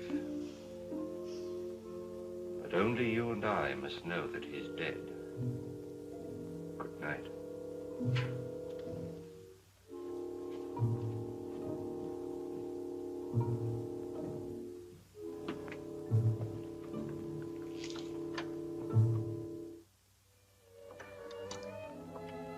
legs hurt quite a little, Danny. I know now Dr. Adrian is really going to cure me. Well, if they hurt you, how can you be getting better? Oh, you don't understand, Danny. They never hurt before. There was no feeling at all. Now they feel alive. Just the same, I don't like it. I don't like things I can't understand. Well, I don't understand either, Danny, but I believe in him. Oh, I have so much faith in him, Danny. He says I'm like a daughter to him, and, well, I know he wouldn't hurt me unless he had to. It's part of the cure. It's just got to be. All right. I'll try to believe, too, honey. But I'd rather carry you around all my life than have anything happen to you.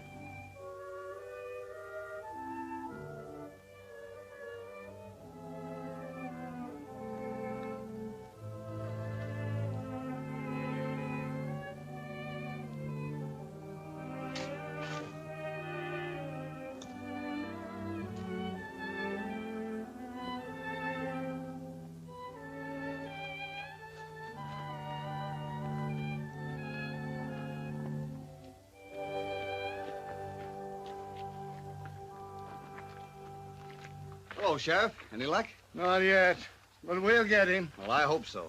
Come on, boy. Come on. There, looks like they picked up a scent.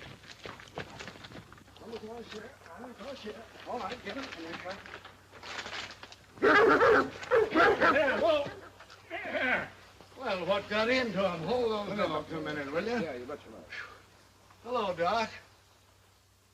I haven't seen anything of that ape, have you? No, I haven't, Sheriff. Well, my dogs just acted as if they'd picked up his scent. Oh. Well, I better be careful. Yeah, you better be.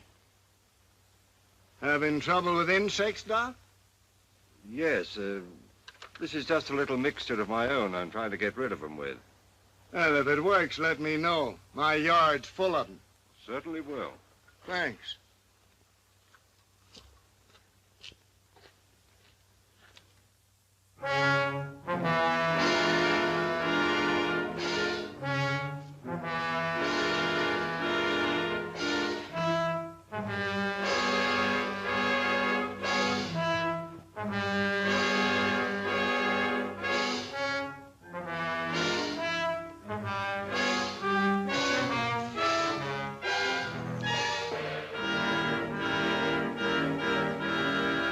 Henry, supper's ready.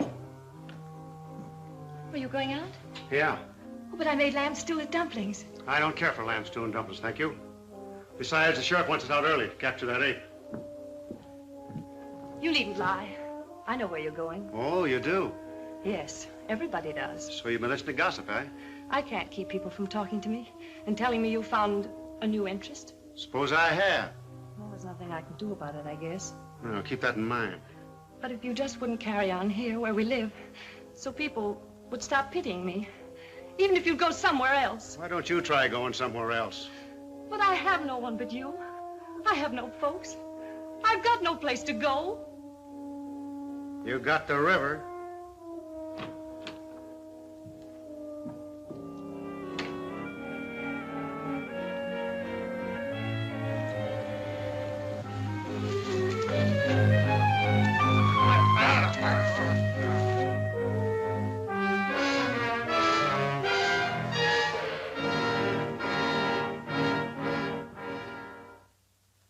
Poor Mason, I feel sorry for his widow. No, she's better off. Oh, that ain't funny when a man's been clawed to death. I didn't like him when he was alive, and I don't see any reason to like him when he's dead. Just the same, it ain't right, even if he was no good. We gotta give that ape credit. He only picks out the ornery cusses. What makes you think you're safe? Well, boys, you got yourselves some rest today? About 40 wings, we're plumb tuckered out. Well, maybe we can get some more people in to help us out. Why don't we go out in the daylight? Because he don't come out in the daytime. The circus people told us we'd never get him then. We got to catch him prowling after dark. Think he's still hanging around the village? He got Mason, didn't he? And we found new tracks up around Dr. Adrian's house. Oh, give me a sarsaparilla.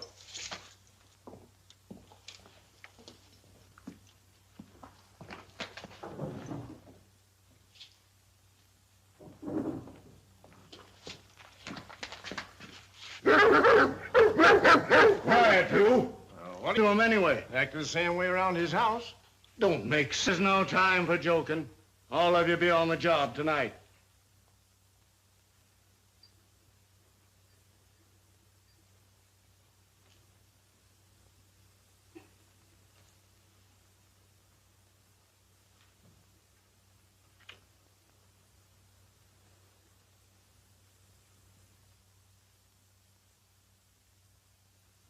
I'm scared, Mrs. Clifford.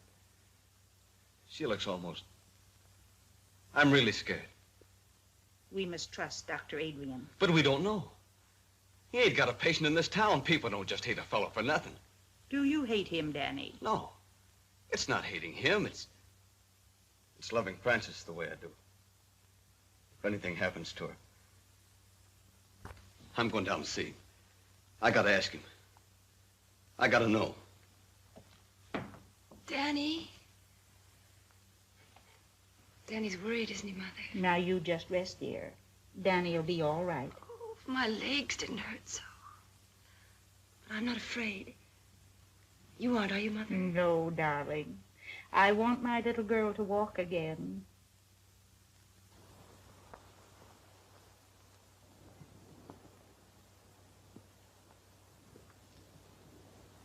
You ain't going in there, Doc. Now, what is this, Danny? I'm scared about her. I gotta know what you're doing. Well, surely you want her to live a normal life like other people? Well, sure, as long as nothing happens to her. I love her just the way she is, Doc. I can take care of her. I want to take care of her. I don't want no experimenting on her. But, Danny, if through her I could rid the world of... I'm not in love with the world. I'm in love with her. I get it. She's just a guinea pig to you. Well, you gotta stop it. You gotta stop hurting her. Have you been to your garage today? No, I ain't. I've been too worried. Well, you take care of your cars, and I'll take care of my patients. Now, just you run along. I ain't running no place. I ain't no doctor. And I don't know enough about what you're doing. But if anything happens to Frances... Nothing's going to happen to Frances. Now, don't interfere.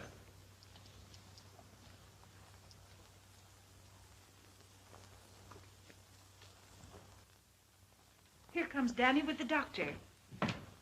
How do you do, Dr. Adrian? Clifton, how is my patient feeling this morning? I'm all right. She's been in great pain, Doctor. In pain? Oh, that's good. Good? Of course it is. That's what we're looking for. Now, you prepare her. Work.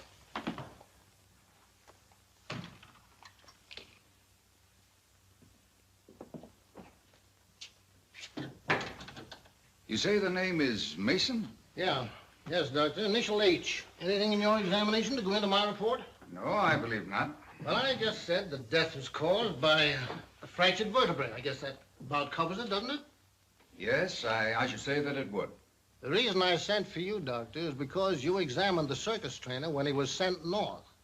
And this case being a similar one to that, I thought probably in your examination that you had discovered something that I had overlooked to put in my coroner's report. I see. This Dr. Adrian, whose name is on the death certificate, is he the local physician? Yes, if you can call him one. Folks around here don't like him much, though. And he was also called in on the case of the trainer? Yes. Yes, that's the same fellow. He came here during the paralysis epidemic. But the folks around here say that he experiments too much. Thank you very much, Coroner.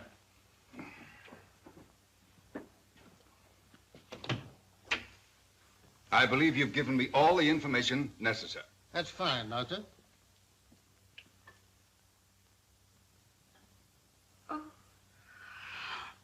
Oh, Frances, what do you feel? oh, my legs. They're hurting? Oh, they hurt terrible. Have you more sensation than you had yesterday? Oh, yes, much more. Do you think perhaps you could walk? Oh, no. Then try to move your foot. Oh, I can't. You can. Try. No. You can. No. You can. No. You can.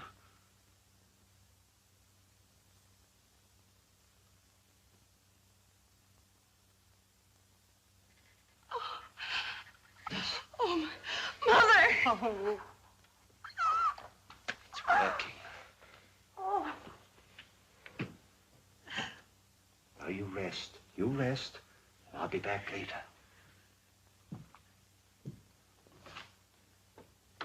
Mother. I know I'll be able to walk again. I know, baby. I know.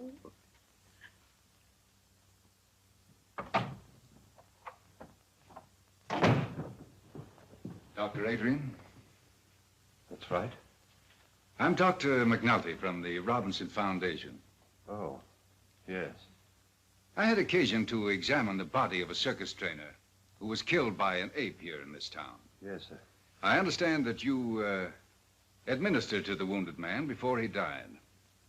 I did my best for him, but it was quite hopeless. In spite of the spinal injection you gave him?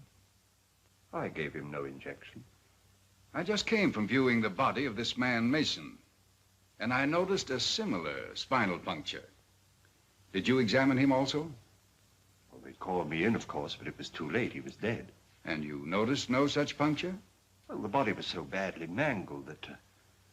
Well, no, I didn't. I see. I understand they've had an epidemic of paralysis here. That's true. Many years ago, the Robinson Foundation found it necessary to expel from the institution a most promising young research worker because of his daring, unorthodox experiments with spinal fluid. It was 25 years ago, to be exact. Then you are that Dr. Bernard Adrian, whose definite theories... And in spite of what you did to me, for 25 years, I've been engaged in proving those theories. By what method have you been doing this? I'm not in a position to disclose that at the moment. I see. Well, I'm afraid you leave me no alternative but to report... Wait.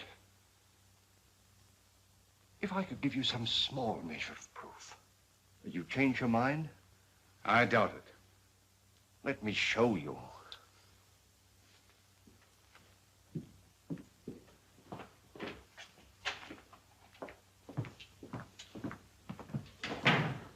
I'll show you.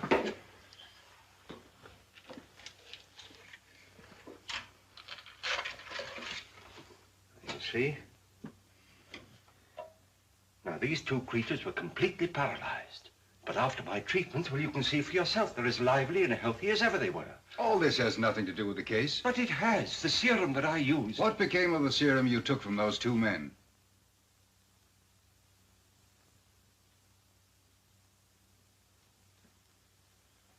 Now, you come with me.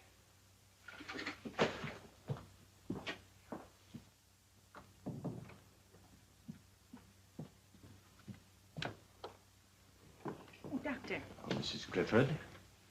Now, this is Dr. McNulty. How do you do, Doctor? He'd like to talk to Frances. She's asleep. No, I'm not asleep, Mother. Hello, Frances. Hello. Now, this child has had a complete paralysis of her lower limbs for 10 years. Is that right, Mrs. Clifford? Yes, it is, Doctor. Have you had any feeling at all in your limbs since Dr. Adrian has been treating you? Yes, they've been terribly heavy, and I've had a great deal of pain. Pain? Yes, and just a little while ago I moved my foot. Is that right? That's right. Will you do it again for me? I can't. Make an effort. I can't. Thank you. That's all. I think you'd better take her out into the sunshine.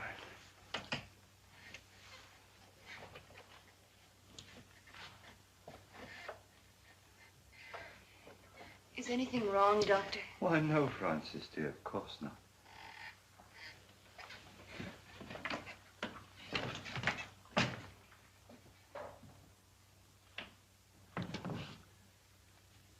Well, her foot did not move.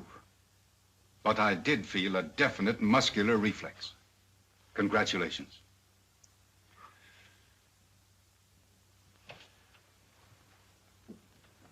May I notify the Foundation that you'll come back to us?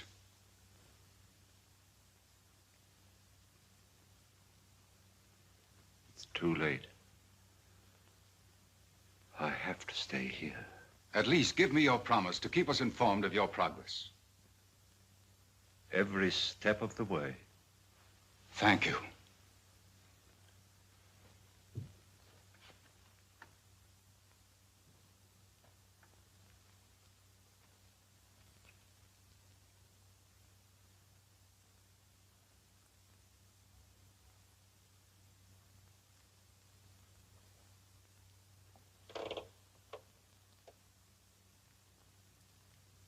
It's not finished.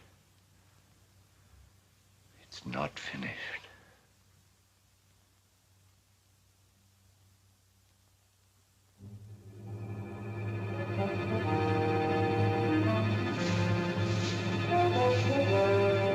Gee, look, Phelps. Do you see something? Yeah. Yeah, the way you see the white of his eyes? Maybe they ain't white. I'm gonna take a chance and shoot now. Oh! Come here, Willie.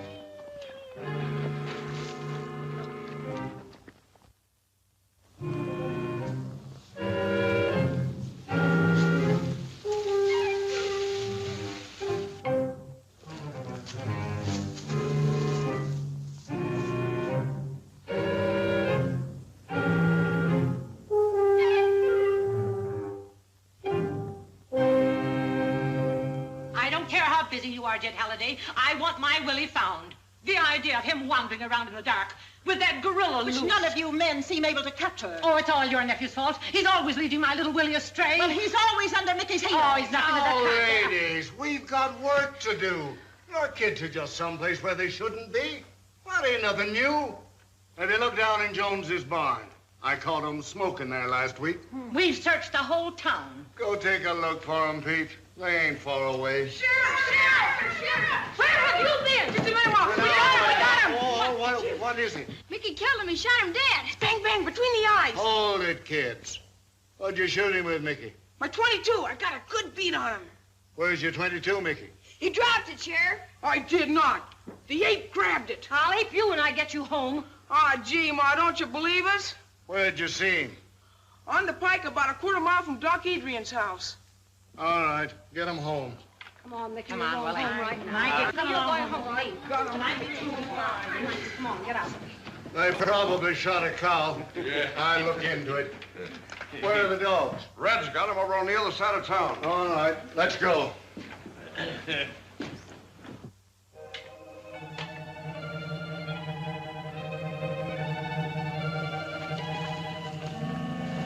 Wait a minute, boys. I want a word with the doctor. I'll be right out. Okay. All right.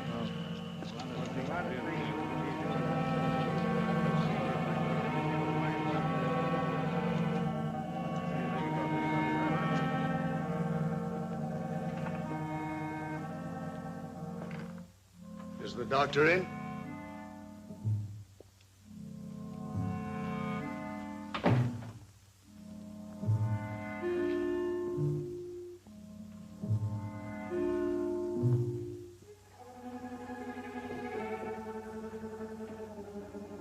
Yes?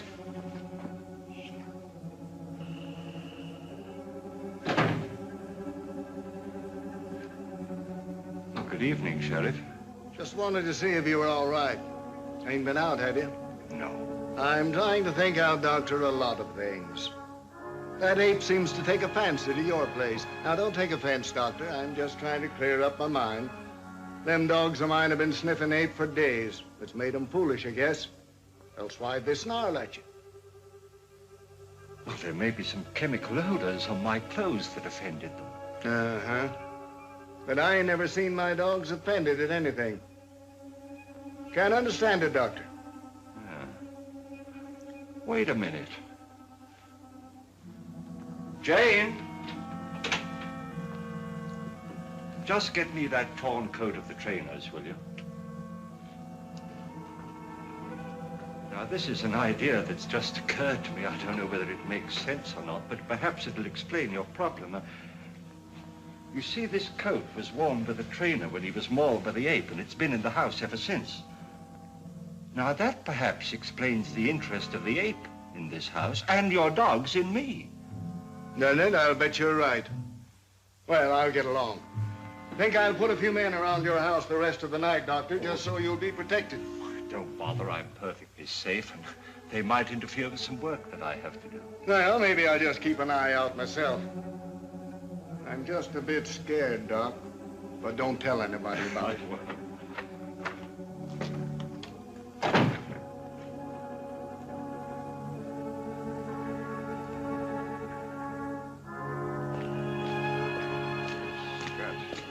sir. This is the coat that trainer was wearing when the ape killed him. Boy, did he rip Look that how up. he got Sure into that. tear it up in a one swipe. Well, come on now, boys. This isn't getting us anywhere. If we lay down on this job, our own coats will be in the same shape. Come on, let's get busy. Now, you fellas get back to your positions. You boys go up this way. All right, Sheriff. I'll stay here.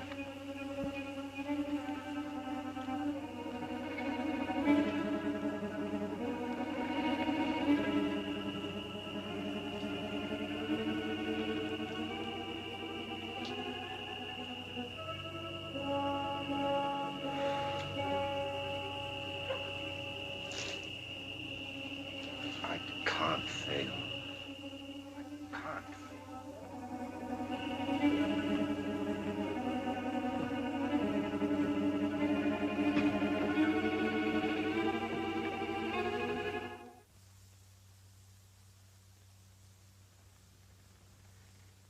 Now, Francis, dear, I want you to forget all the hours you've spent in this chair.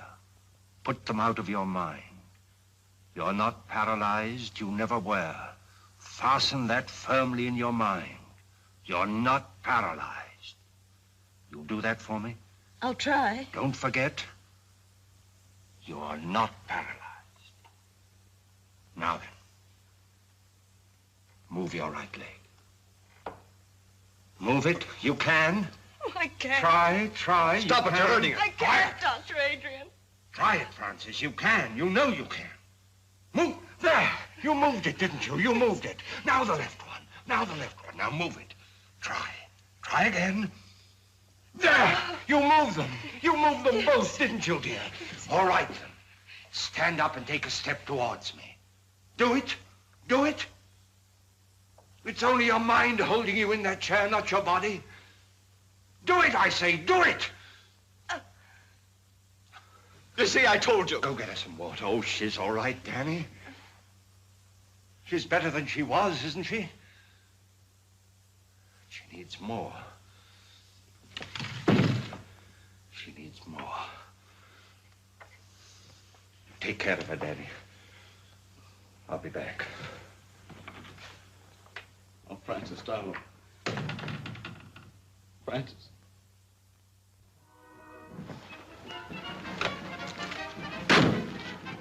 Name's Halliday, sheriff over to Red Creek. Got a job finding you. Well, circus jobs are pretty hard to get, Sheriff. You know, all jobs are kind of scarce. You boys get that ape yet? That's what I come about. Didn't get him, huh? It's bad. He's a killer. You boys got some responsibility tracking him down, haven't you? Well, we did the best we could, Sheriff. The fire broke up the circus. Some of the boys stayed there, didn't they? Yeah, but that's not what I come about. I just figured when you're looking for something, it might help to know its habits. Too many things about this animal I don't understand. Well, animals is all alike. Lions, elephants, dogs, they all got one-track minds. What do these gorillas live on? He ain't killed any animal. Shucks, no, they won't touch an animal except out of meanness. They live on fruits, vegetables. Well, that's what's bothered me. What's feeding this fella? Maybe digging up a garden, patch or two, or stealing a little bit of fruits. No signs of it. Checked with all the farmers. Do they prowl around much, or do they stick to one place? Well, the gorilla generally sticks to one place if he's got anything there to keep him. We see evidence that this fellow's hanging around one place. Hey, that ape had it in for the trainer. Where'd he die? In the house of a doctor near the outskirts of town, and that's the place we think the ape's been hanging around. Say, how would he trace the trainer to that house? Well, sense of smell. They're pretty good at that. Did you bury him in town? No, he sent his body to his people up north. That don't give us much, does it? Any of his clothes around? When that trainer was taken away, his coat was left in the doctor's house. Would that draw the ape there? It certainly would. You better get rid of him. I was afraid my time might be wasted coming over here, but I guess it ain't. Thanks very much, Mr. Howley. I better be getting on the road. I'd like to make home around nightfall. Well, anything I can do for you, let me know.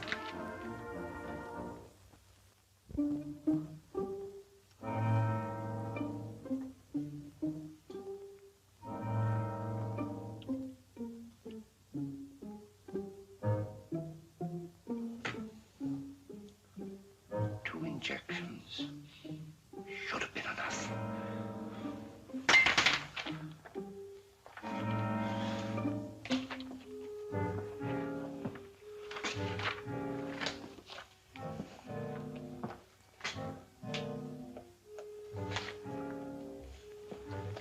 take this record book and keep it for me safely.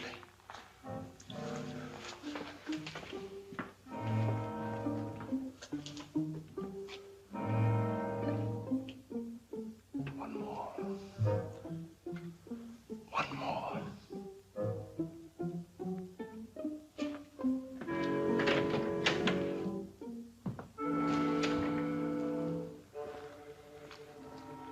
Pete, you two boys go over there by that shrub. Danny, take your men down there 100 yards by that rail fence. Okay. Oh, Sheriff, we've been watching there every night, and so far nothing's happened. Now I'm Will getting you tired. take orders? All right. All right. You two boys go over by Wilcox's barn. You mean Wilcox's barn? Yes, Wilcox's barn. All right. You two boys go down the road 100 yards. You two wait for me over by that stone fence. All right, Sheriff.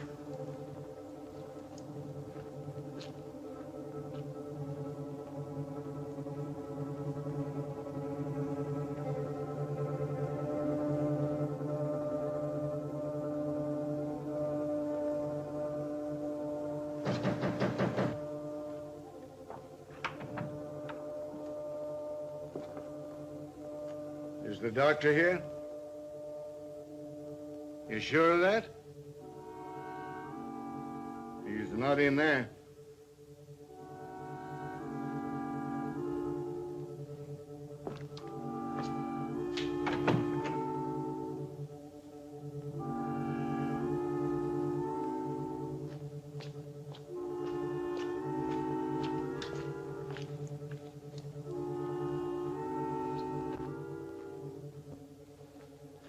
Say, Sheriff, what's the idea of sticking around so close to the doc's house? Because that attendant told me that ape would haunt any place where that trainer had been.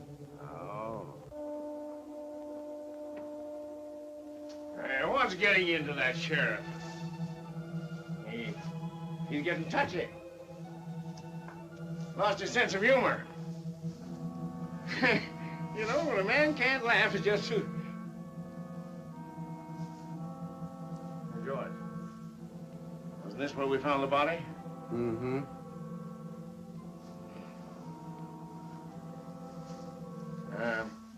Do apes ever return to the scene of the crime? They're noted for it.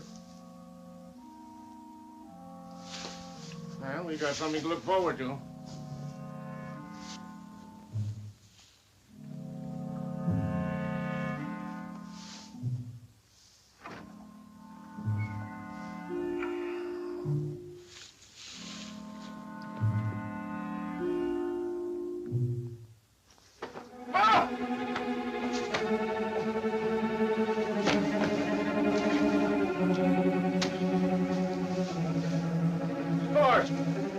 George!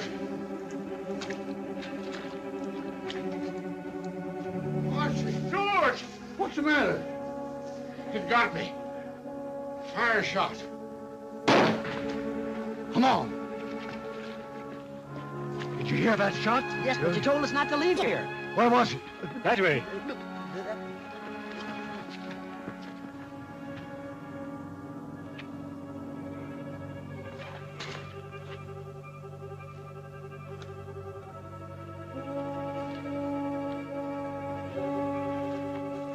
What is it? What's the matter? Did you fire that shot? Yes. It's Tomlin. The ape twisted his neck, but Archie knifed him. Can you walk? Pick him up and carry him to I'm the all doctor. right. Go and get him. God, he can't be far away. Come on, get out. Get out, you fellas. You boys come with me.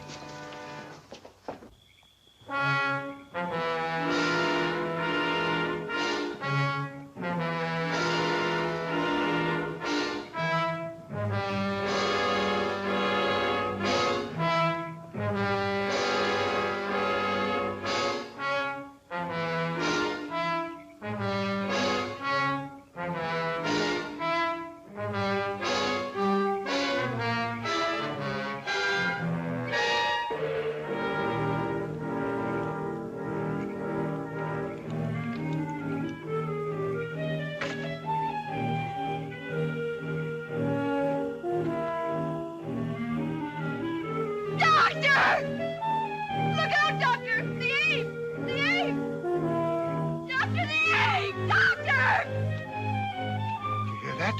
Yeah. Doctor! Dr. Adrian! Doctor!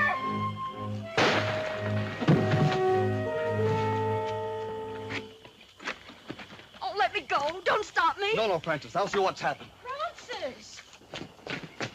Let me give him one, Sheriff. Hold on, that's enough. He's done.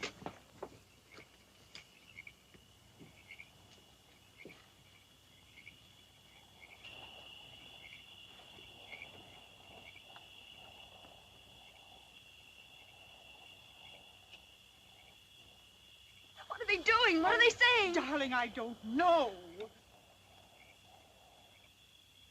It's the dog. All right, boys. Take that off of him. Let me through. Did the ape hurt him? Let me through! Let me through! Dr. Adrian.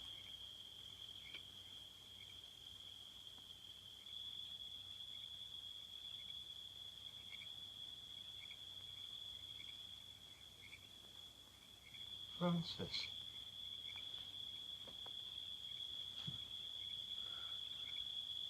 Come to me, child. Walk.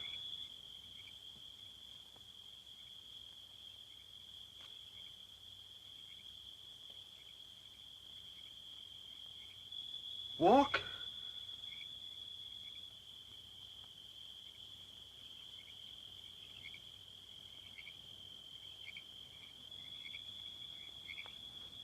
There. You see?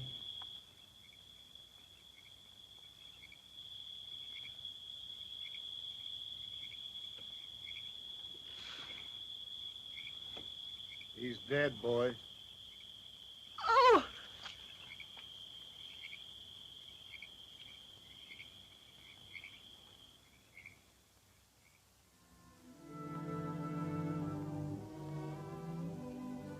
Hello, Danny.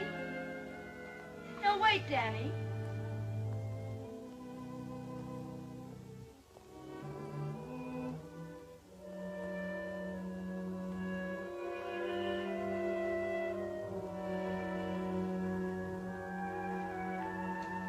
Honey, you mustn't overdo it. I'm doing better every day, Danny. Oh, sure. You're doing swell, but you gotta take it easy. I'll get you a chair. No, Danny. Mother and I burned the chair yesterday. I'm never going to use it again. You bet you won't.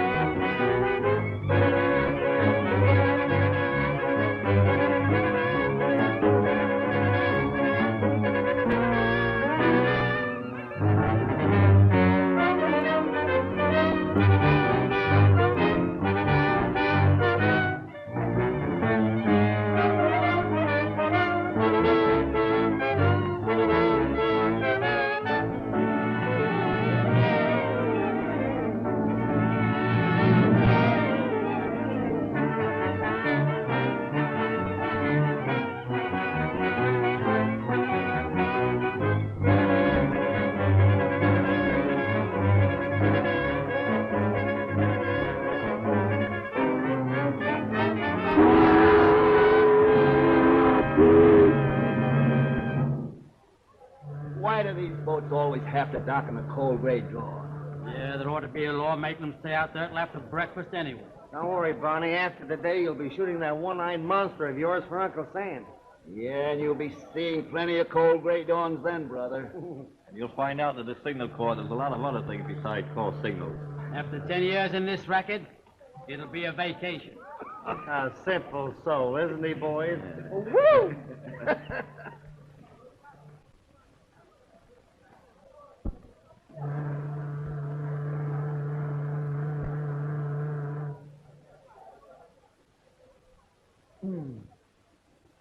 Well, what do you think of that? Sounds fishy to me.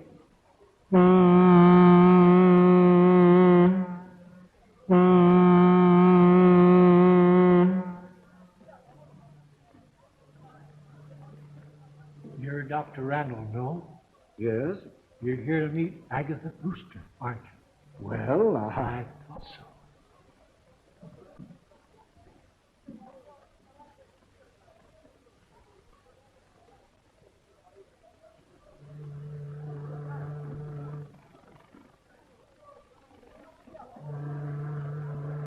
You're Carter of the Globe Tribune, aren't you? Mm-hmm. Say, there's a woman on that boat with the name of Agatha Brewster. Yeah? What about her? Ghost hunter. She's a sister of that missing Dr. Brewster. Good story.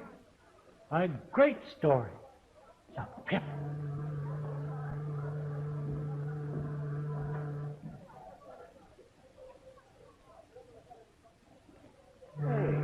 What gives, Jeff? Trying to sell you bootleg gas? I don't know. Screwball, I guess.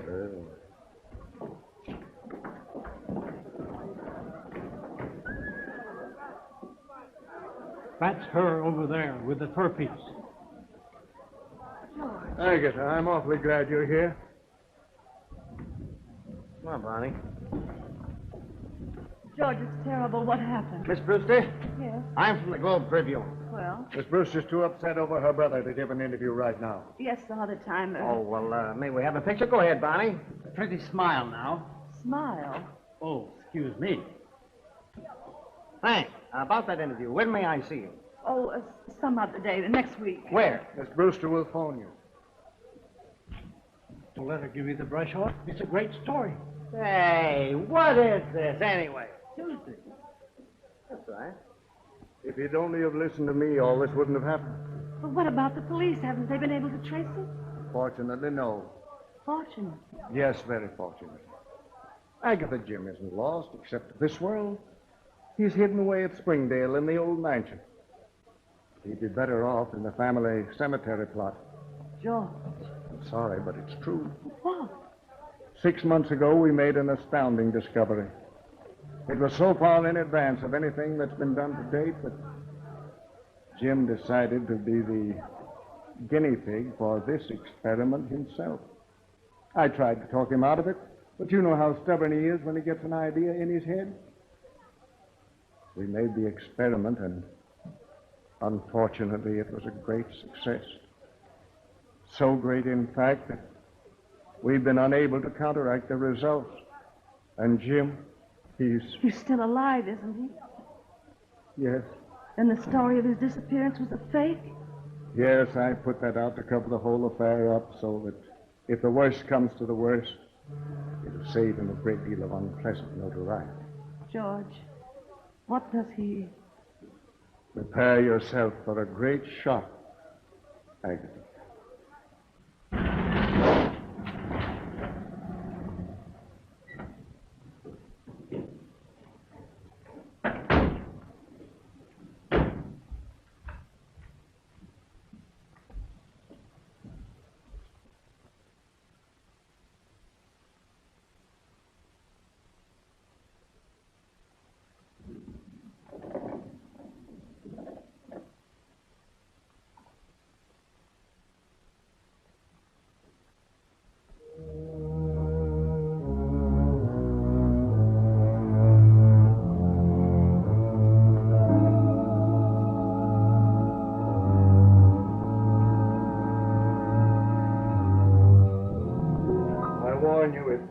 It's frightful.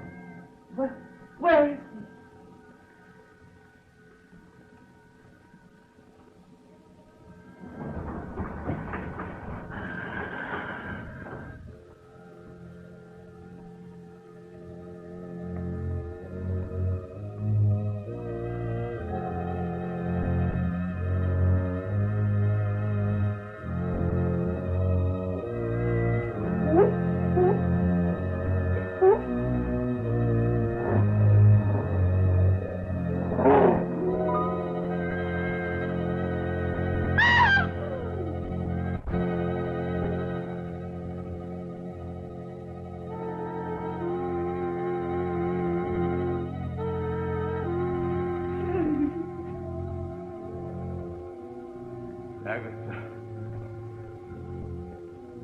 You shouldn't have brought her here.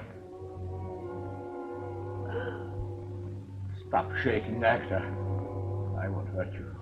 Oh, you poor boy. Open the door.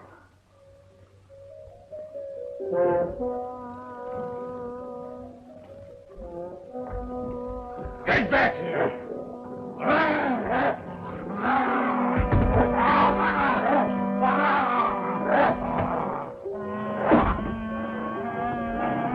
Close the door!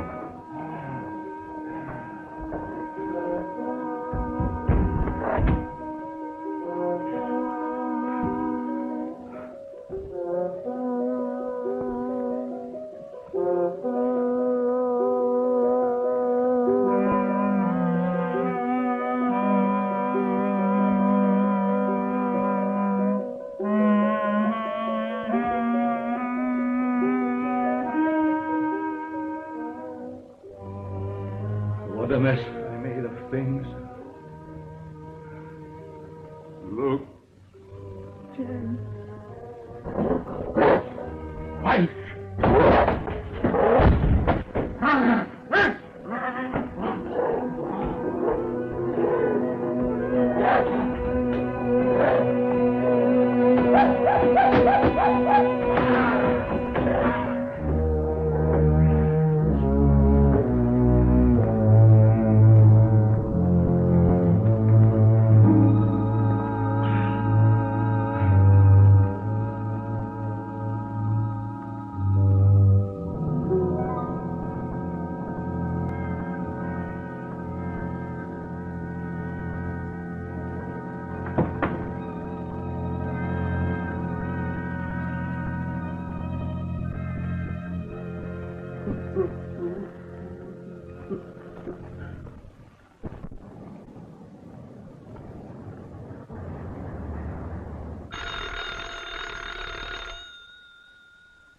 Yeah, How are you coming with that ghost yarn?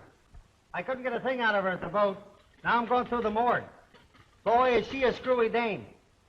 I don't want that junk. I want a personal interview. And get me some more pictures. Good one. Barney's smell. I'm sending someone down to replace him. Name's Billy Mason. Okay, Chiefy. Now hop to it. And don't call me Chiefy. Okay, Chiefy.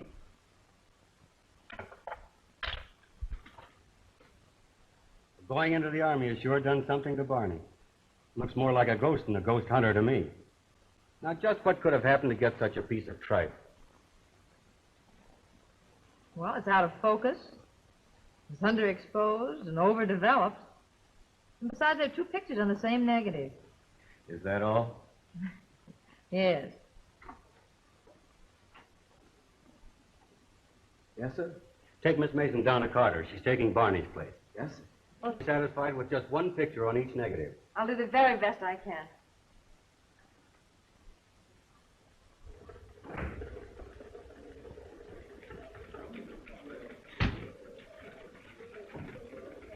Carter? Billy Mason. Okay, sit down, take the load off your feet. I'll be with you in a minute.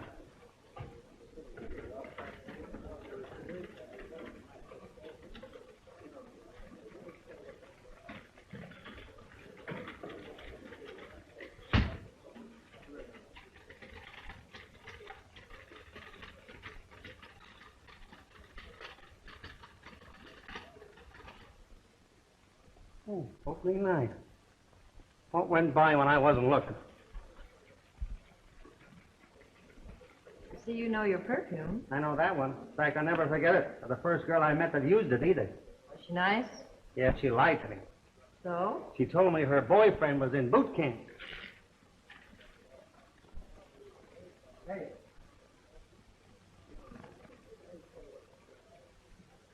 Okay, Mason, let's go. Mason! I'm Billy Mason. Huh? I said I'm Billy Mason. I'm taking Barney's place, whoever he is. Well, why didn't you say so? Come on, let's go.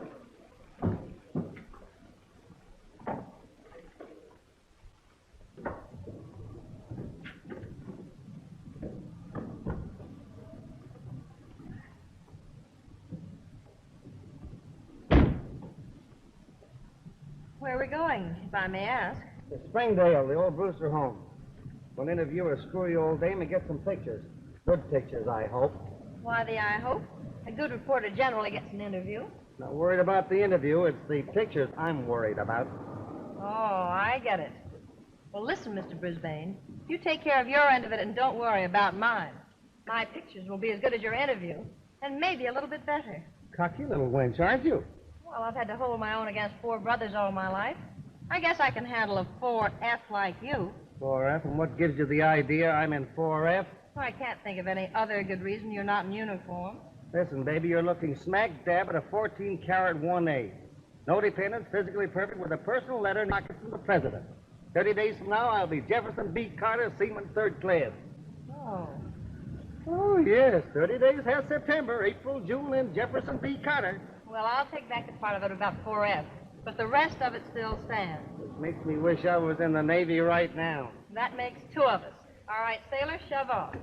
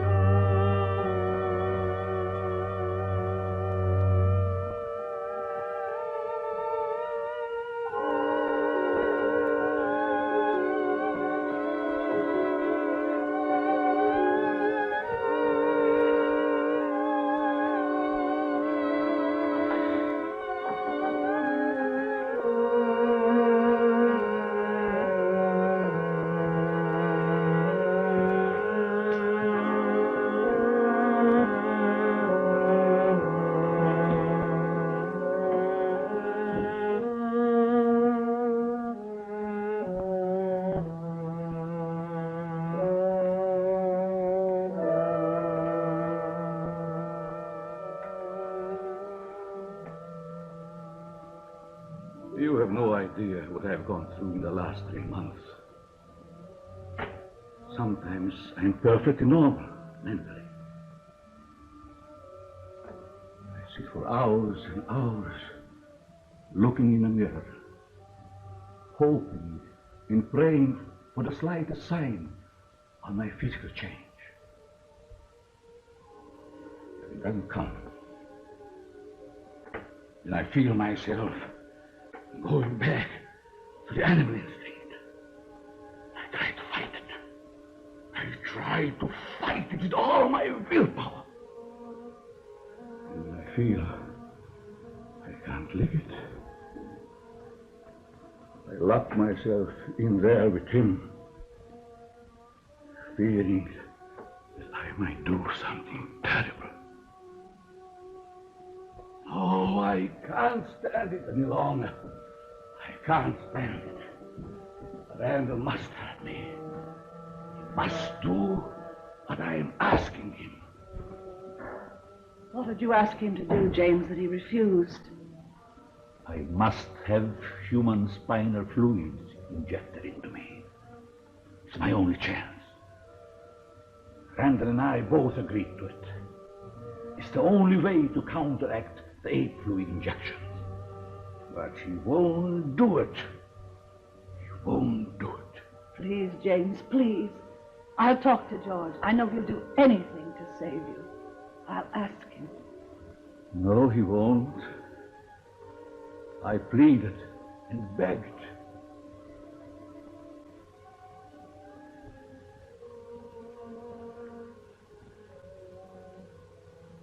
James tells me you refuse to help him any further. Did he tell you why? No? Then I'll tell you. I'd have to commit murder to do it. Murder? Yes, cold-blooded murder. You see, this spinal fluid, it might kill him. And there's a great possibility it wouldn't. It's just a chance, you know. That fluid must be taken from a living person. And the ticket means instant death. Oh.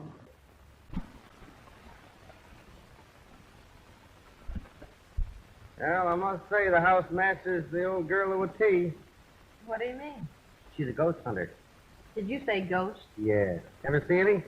Don't be silly. She has. No kidding. She's written books about them. She's been all over the world poking around in cemeteries and haunted houses. She just got back from a cook's tour of haunted castles in Europe. Come on, let's go.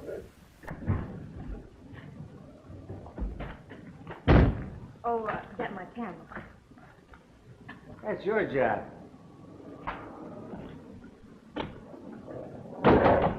Shut up! Stop that before I'm gonna shut it!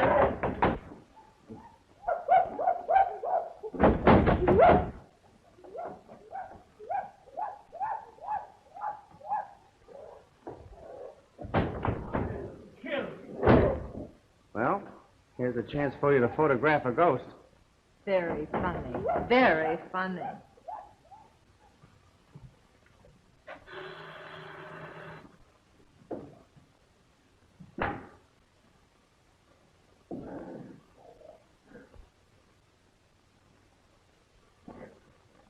Better see who it is. It may allay any suspicions those screams arouse. Jim has probably seen who it is in the televisor. He won't give himself away.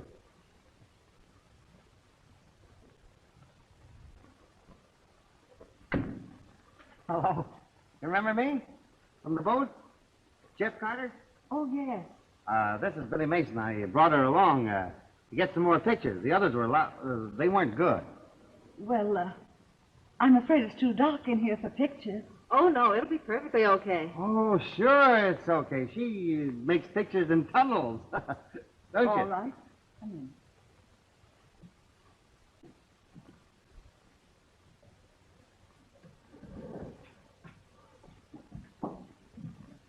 I'll be going, Miss Brewster. Just keep on with the prescription I gave you. I will, Doctor. Won't you come into the library?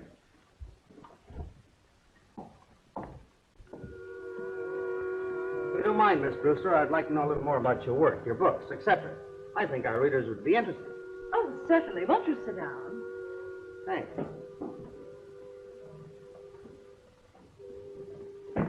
I hope you'll pardon the appearance of this room, but I don't dare change a thing.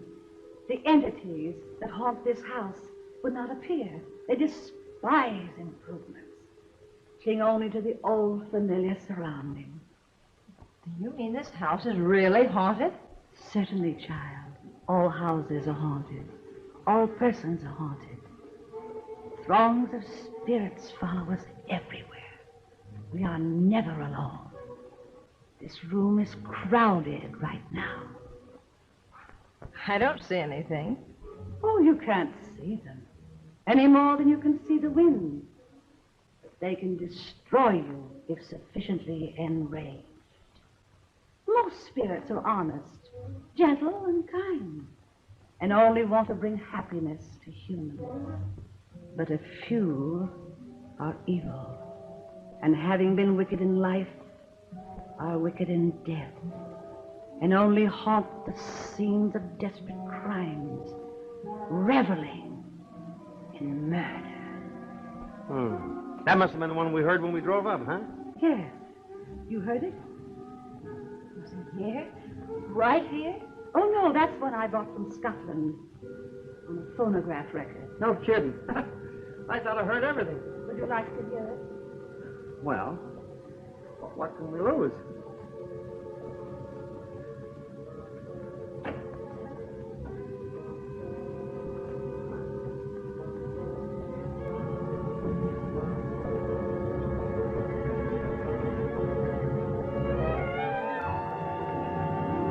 This spirit in Scotland is known as the Galloping Ghost of Glen Raven.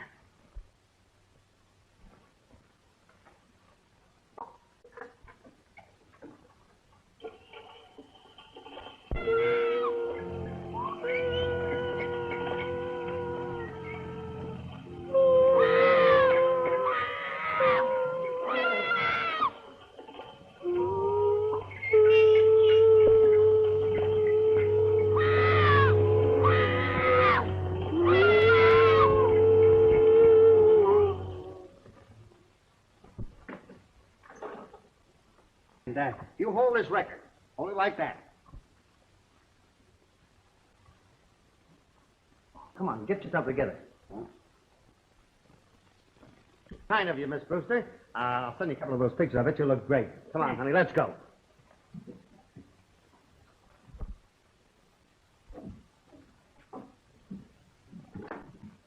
I'll send you a copy of the article. I might want to check with you later. May I come out again? I guess so. But please phone me first. Oh, certainly, certainly. Thank you very much. Well, goodbye.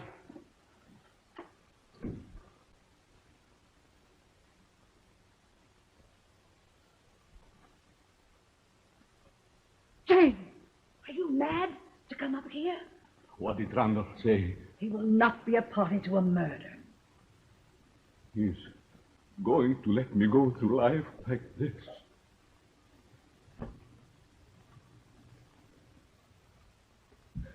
I told you he wouldn't help me. I told you. Hey, are you going to town? Yeah. Fine. Go right ahead. That couldn't be the galloping ghost himself, could it? Even if I felt all right, that wouldn't get a laugh out of me. All right, let's go. If you've got any gas. What a lot of hooey. The galloping ghost, huh? I wonder who she thinks she's kidding. Meaning what? Did that record sound like the noise we heard when we drove up? Come to think of it, no. Darn all right. Well, there's something screwy about the whole thing. I feel it in my bones. Maybe it's rheumatism. Yeah. I might have known. After all these years of cooperation, leaving me to die like this. But you won't get away with it. Oh, please, James, something will. Oh, leave me alone. Go on. Get upstairs. I want to think. Oh. Get out, Dora. Oh, all right, James.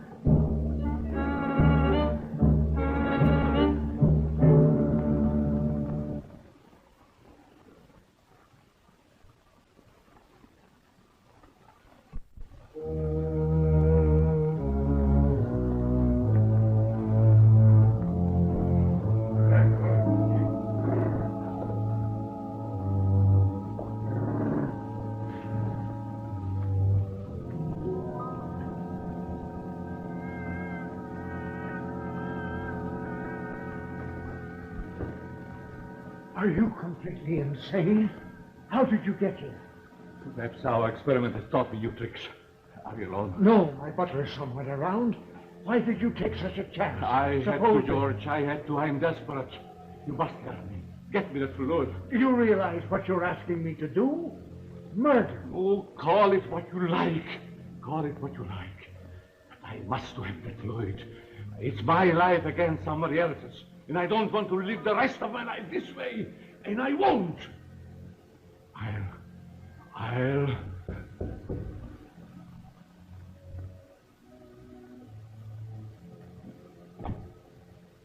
Yes? Someone from police headquarters to see you, sir. All right. Ask him to wait in the library. I'll be right there. Very good, sir. Do you suppose anybody saw you come in here? No, I'm sure not. Stay right here. Don't take a chance on leaving.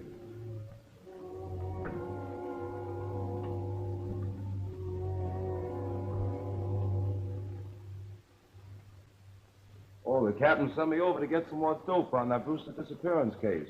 But I've already told him all I know. Well, there's a few things I'd like to check on. Very well. Claim the last time you saw him was Thursday, is that right?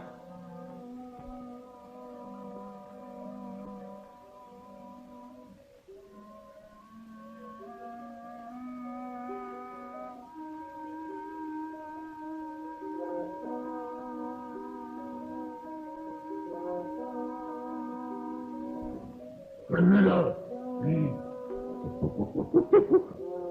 Hungry.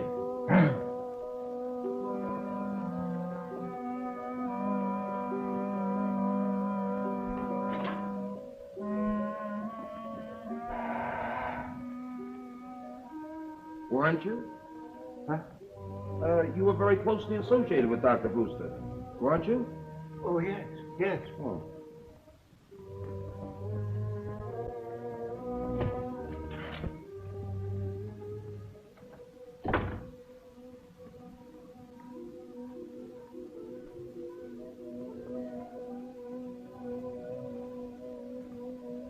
Hello, Townsend. Dr. Brewster. Yes. Dr. Brewster.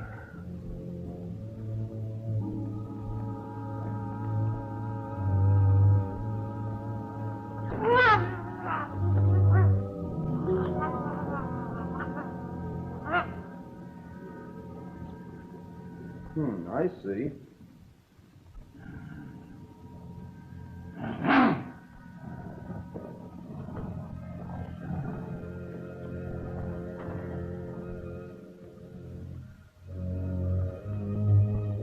Perhaps I could drop in tomorrow sometime and... Oh, there's just a few more things. What'll I get this down?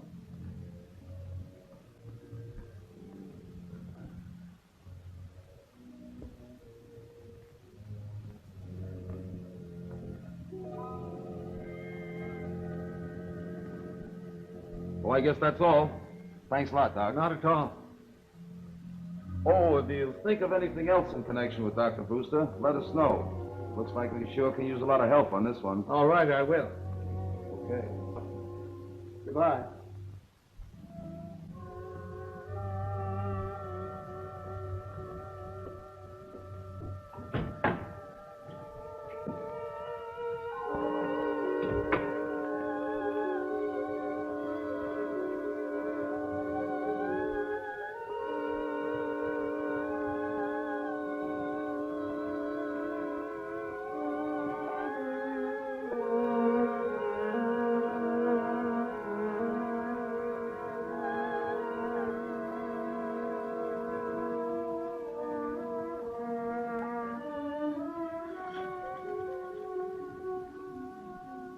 Get me the police.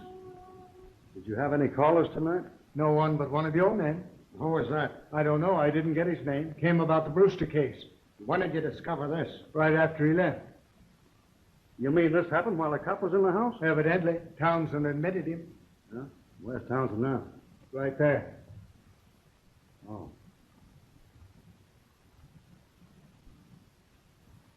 How about it, Doc? Strangulation. And by someone with terrific strength.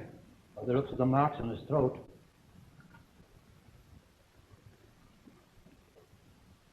Mm-hmm.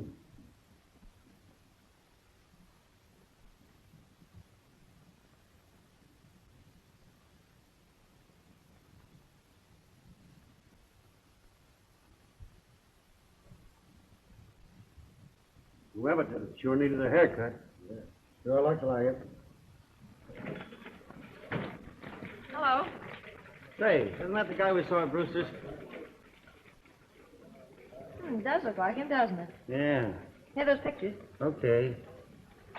What's happened to him? Just lost his butler by strangulation.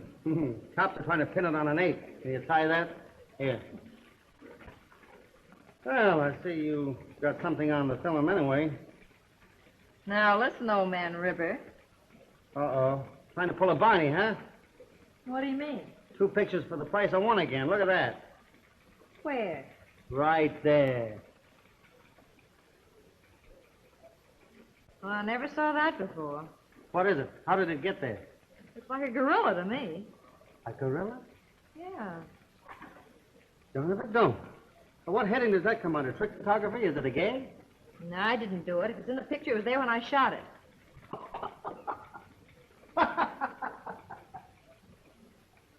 Say, wait a minute. Maybe this is the galloping ghost from Glenraven or whatever his name was in the flesh. Remember those sounds? Yeah. Is that the way a gorilla sounds? I'm not much of a Tarzan, but it could be. So, the butler of the guy we saw there was murdered by an ape. I wonder. What are you going to do? Try to sell the boss a bill of goods. Don't you want me to go Oh, along? honey, you stay right there. Say, maybe you're my lucky number.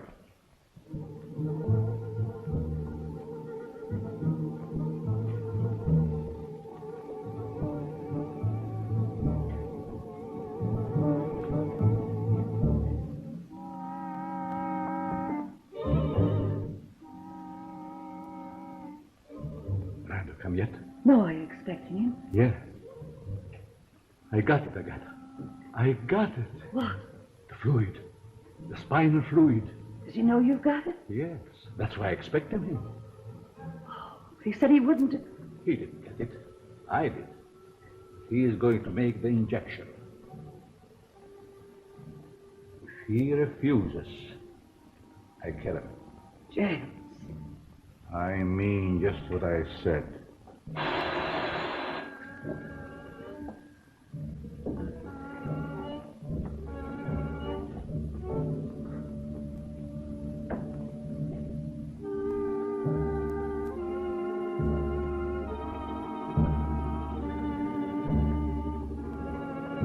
Dr. Randall in.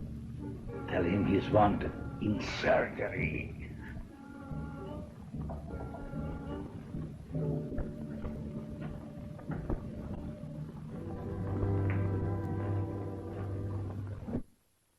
To me, but go ahead if you want to. Thanks. Taking Billy Mason with you? Oh, no. I might have to do some second story work, and she might get a run in her stocking.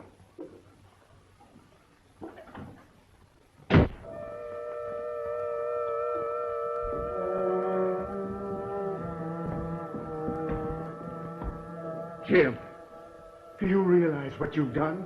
Yes, yes. What about it? I've got it, and I have a chance to be cured. That's more important. Even if it cost a man his life? Yes, it's my life I'm thinking about. But we're wasting time. Look, everything is ready for you to make the injection. Come, don't let's argue.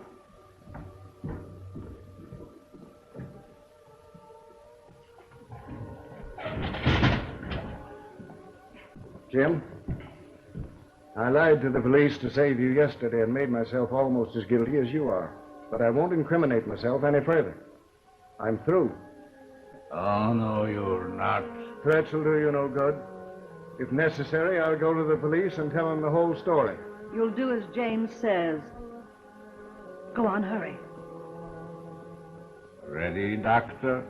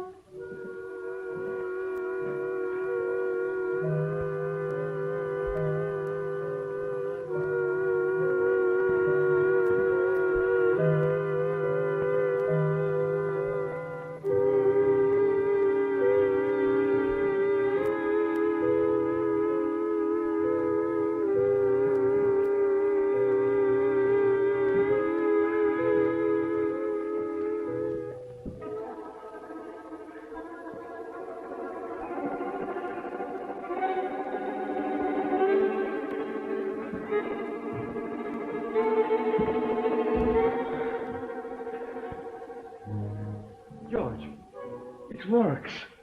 Look. I can stand up straight.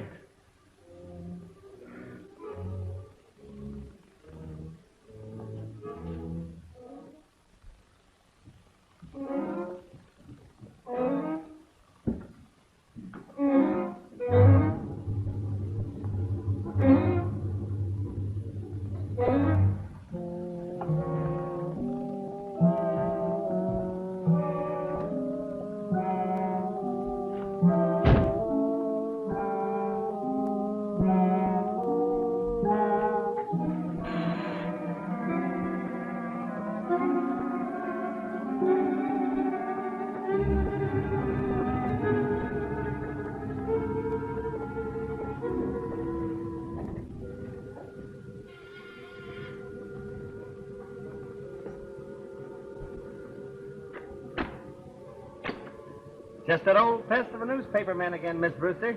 I thought you said you'd phone before coming back. I did. But your phone seemed to be always busy. Or out of order, maybe. Have you tried your phone lately? It could be, you know. All those things get out of order. Funny thing, I know a fellow that had a telephone that was always out of order. Well, shall we go in with the galloping ghosts?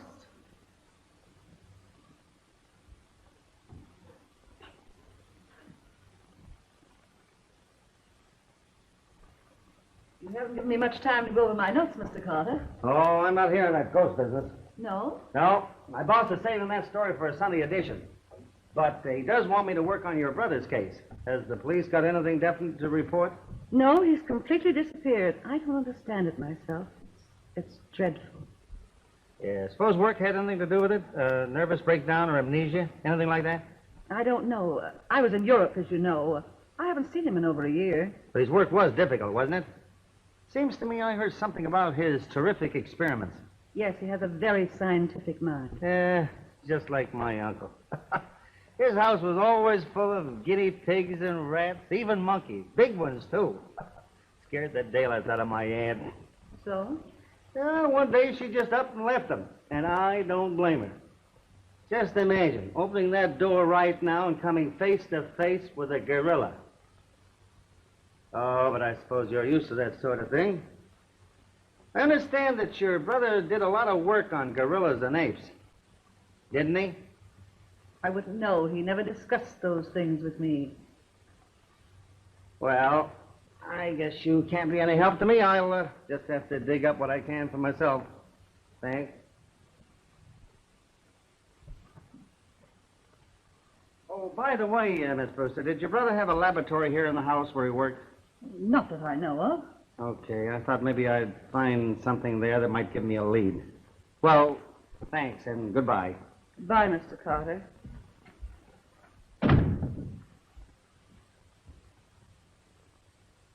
A very clever young man, that. Yes, I heard.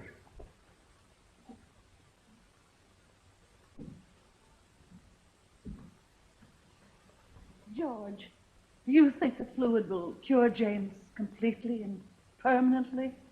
I don't know. But it's useless for him to look to me for any more help. I warn you, I'll go to the police first.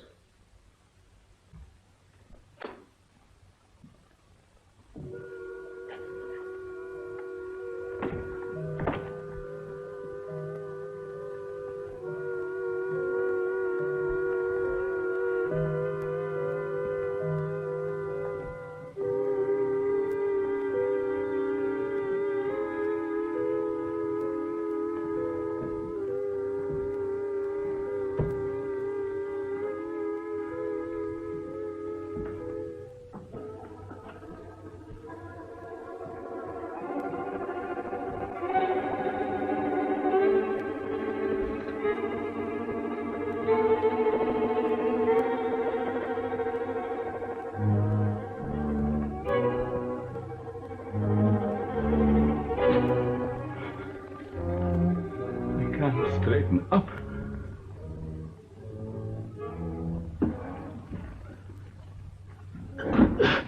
It's worn off. It wasn't enough. It wasn't enough. I need more.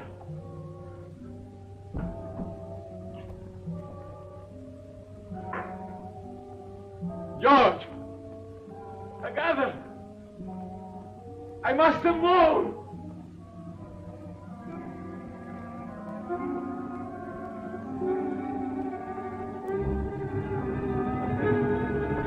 That's it. I need more.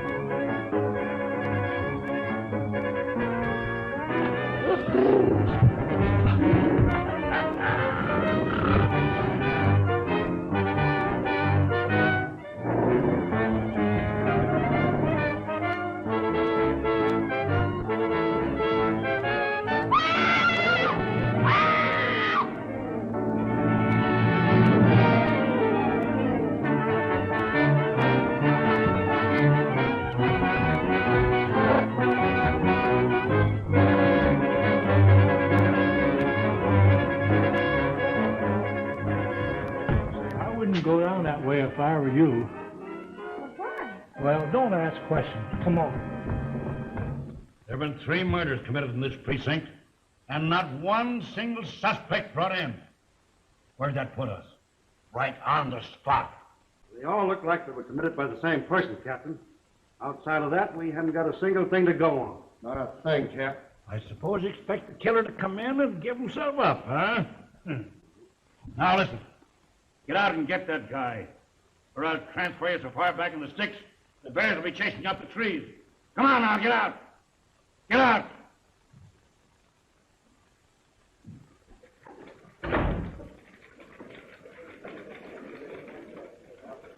Comfortable? Well, hello, stranger. Where have you been all week? I thought your draft board had caught up with you. I've been parked in the bushes outside the Brewster home so long I nearly took root. Waiting for the galloping ghost to go by? No, I've got a hunch there's something screwier than ghosts in that joint. Well, why didn't you let me in on it? Because if my hunch is correct, there's no place for a babe in the woods like you. Oh, by the way, if you need any more bobby pins, you'll find mine in the second drawer. Thanks.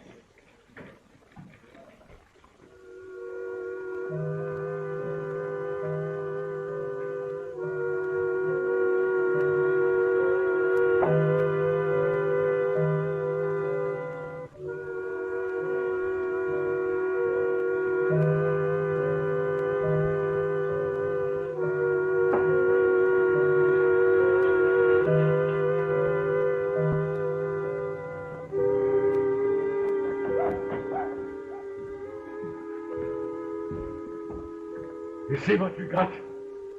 Plenty of it this time. Plenty.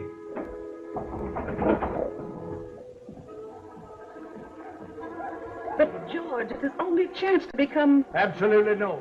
And don't call me again. The police have been here several times this week. They may trace the call.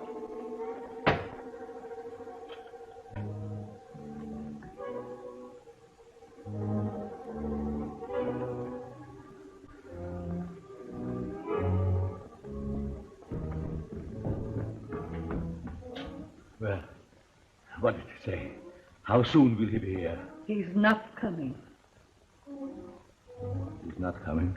That's what he said. He must. The food is all ready. It won't keep. Go. Tell him that, quick. It won't do any good. He won't do it. He won't do it. He won't do it, huh? All right. Yes. It doesn't matter. James, what are you going to do? If he won't come here, I'm going to him. But you mustn't. The police are watching him. I don't care. I'm going.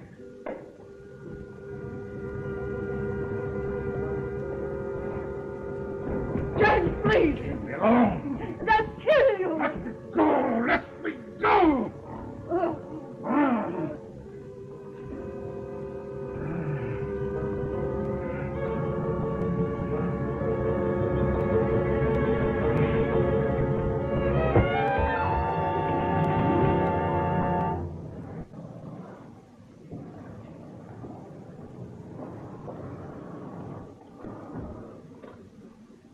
Oh, it's you. Yeah. Were you expecting someone else? No. No, that is, come in. Mm-hmm. A little touch up on the hair, a new pair of lips, and you're as good as new. Where are you going? Back to my listening post. Roosters? Uh-huh. Can I go with you? Uh-uh. Well, why not? No place for little girls. There's too many snakes, frogs, and lizards. Big ones. Big as alligators. And besides, if I have to run, I don't want to wait for you. Oh, don't wait up for me.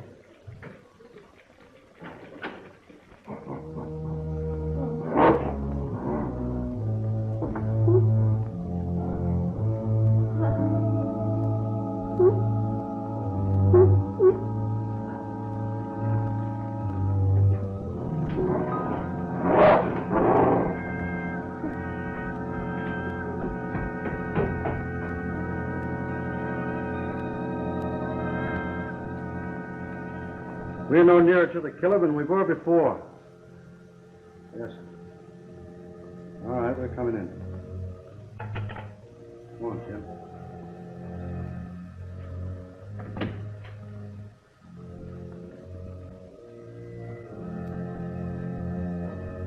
Good night, Doc. Good night, gentlemen. Good night.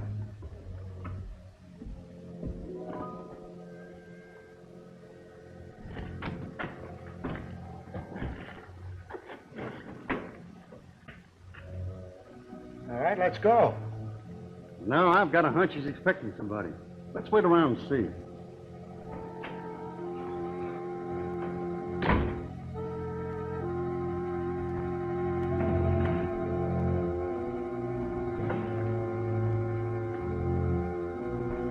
I could kill you before they got here, so be careful.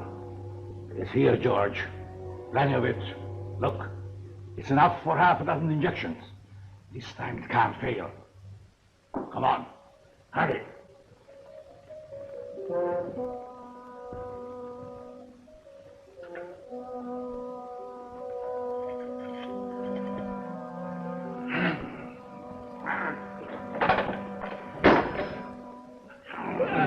You're going to do it, you hear me? All right. Good. Here.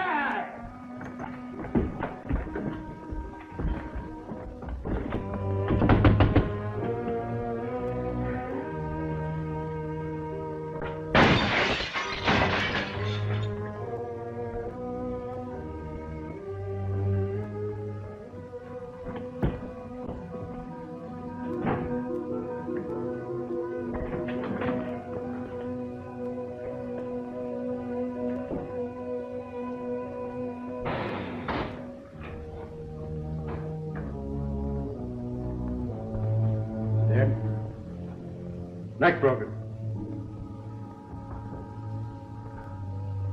George, quick, he's going to... Oh. Who's going to what? Oh.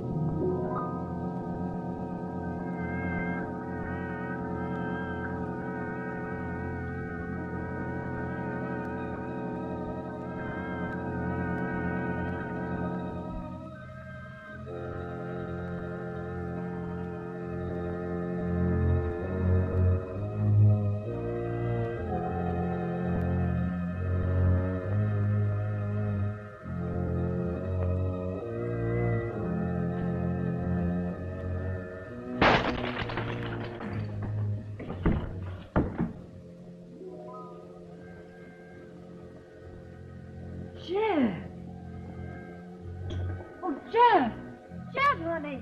I didn't know it was you. Jeff, please wake up. Jeff, talk to me. Silly, answer me, honey. Talk to me. Jeff. Oh! Oh! Oh, help! Help! Ah!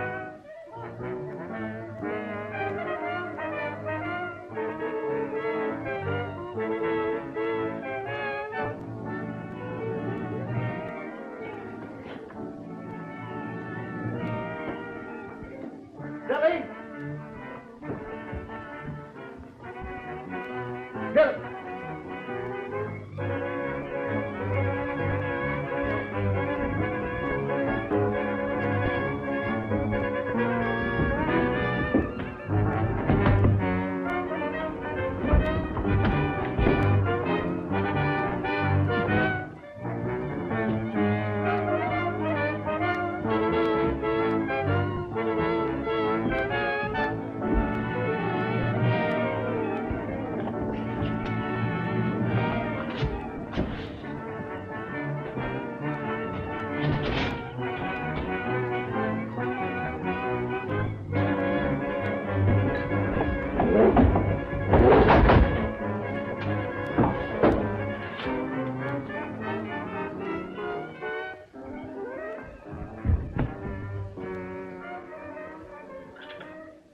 Come on, baby. Give me the police. Yeah. Hurry up.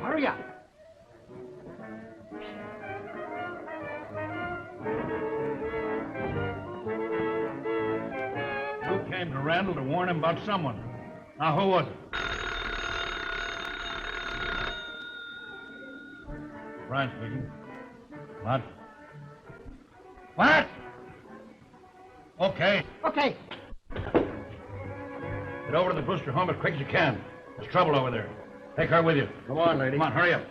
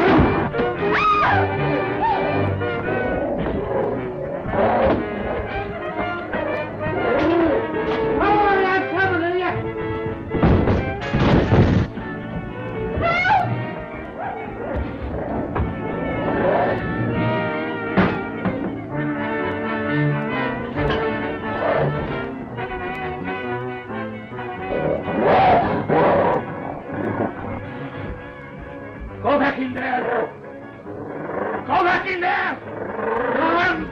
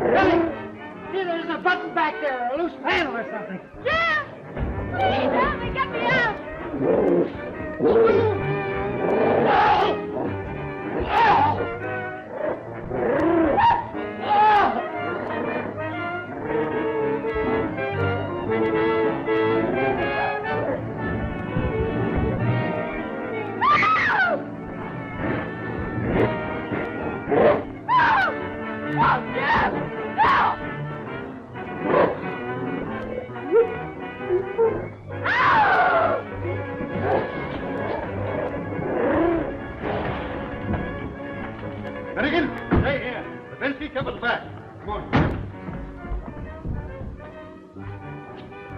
You took her down in there and I can't open that thing. She knows how it works. Come on, make her open it up, quick! All right, open it up.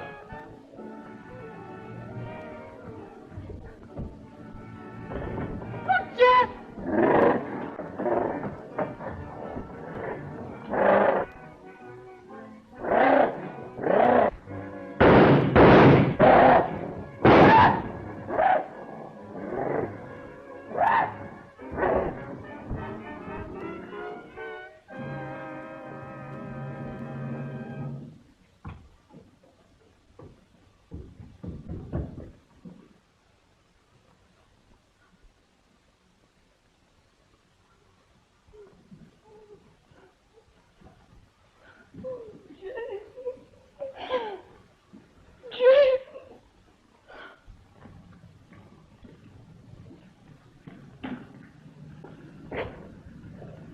You know, I ought to put you over my knee and paddle you good. Don't be a chump. Hey, what are you doing in my car? Who are you anyway? Me? Oh, I'm the author of the story. Screwy idea, wasn't it?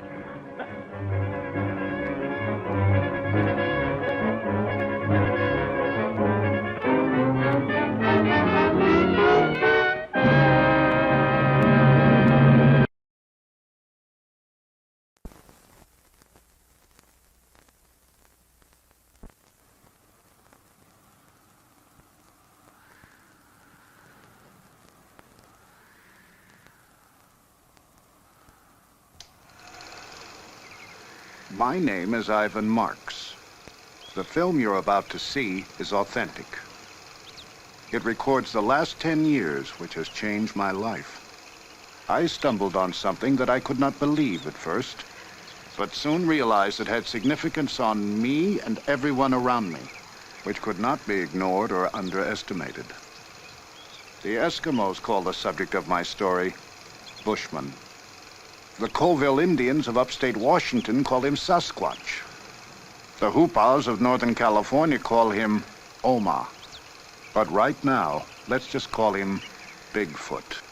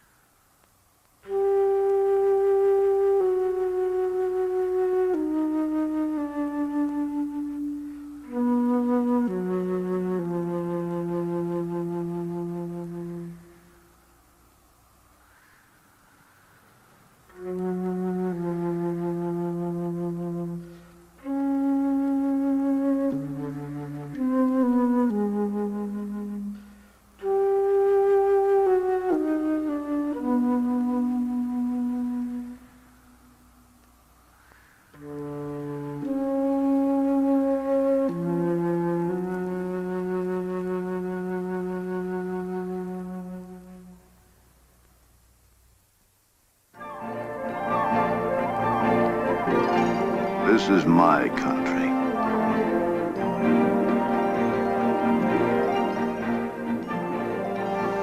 I've spent all my life in areas like this, as close to the animals as a man can get.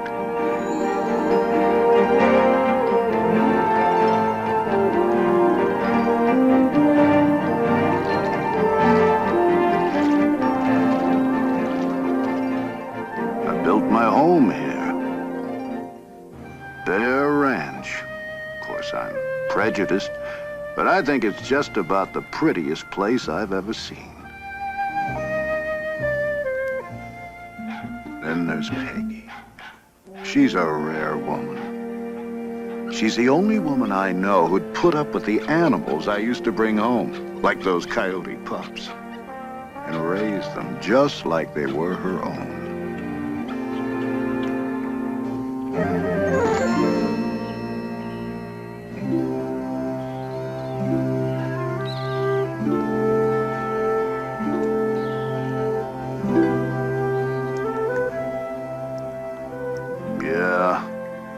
We've shared more ups and downs than there are in the high Sierras. Those were good days, simple, clear-cut.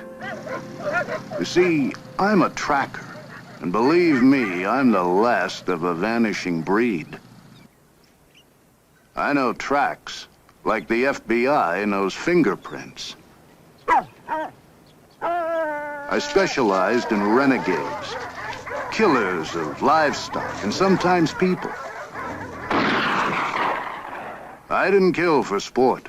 I went after the right animal so innocent ones might be spared.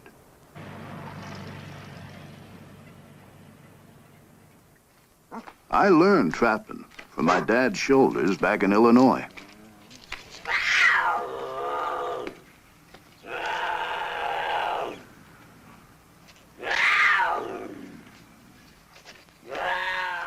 Since that time, I've worked for the government, territory, sheriff's office, federal game warden. When they had a renegade, they knew who to call.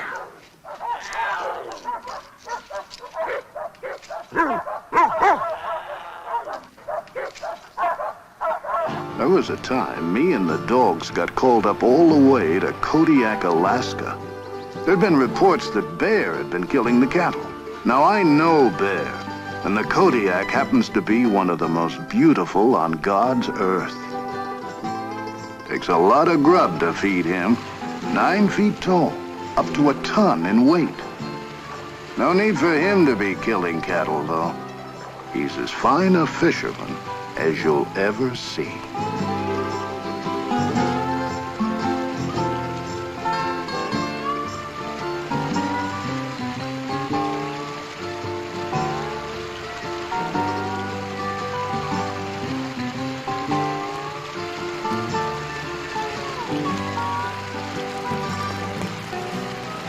The ranchers were getting $5,000 bounties on these so-called cow killers. So I moved in to set things straight.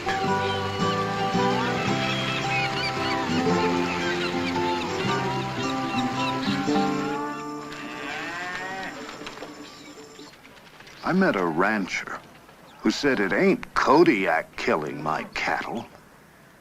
I'd finally found someone I could talk to. He said, Bigfoot. Straight-faced as could be. He said Bigfoot's been killing my cattle. Bigfoot? I checked the carcass and saw the cow had died naturally. The bears just fed on its remains. Found out after the grass was waterlogged. Not enough protein. Cattle died of malnutrition. Kodiak? Bigfoot? People always want their questions answered in such neatly wrapped little packages. Oh, I'd heard about Bigfoot. Some abominable snowman who'd wandered across the Bering Strait before the Ice Age. I couldn't believe a grown man would tell me a Bigfoot was killing his cattle. What a bunch of hogwash.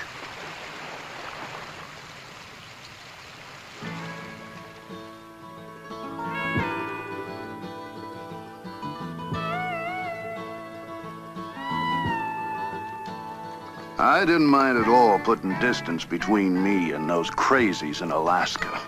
And it felt good to be with some sensible folks like Peggy's brother.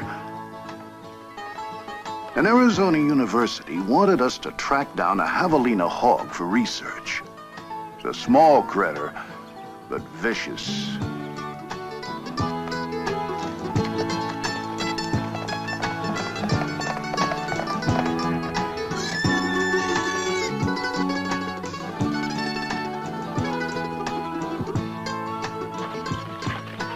Well, I told my brother-in-law about the wild Bigfoot story at Kodiak, but he didn't respond as I'd expected. He said, "Don't be so quick to make judgments. There's something I want you to see." He took me to what Indians called the land of petrified wood. There, carved in rock, were drawings of a creature with big hands and big feet, exactly as I had heard Bigfoot described. The drawings were 700 years old. They told how creatures the Indians called stickmen had come in the night and stolen the Indian children. The Indians abandoned the village in fear.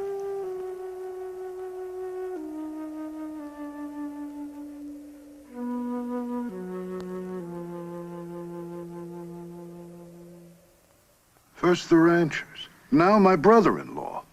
My head was reeling with Bigfoot. The stories are just so many words, so I soon forgot about them, till I was up tracking a mountain lion. And I found these tracks.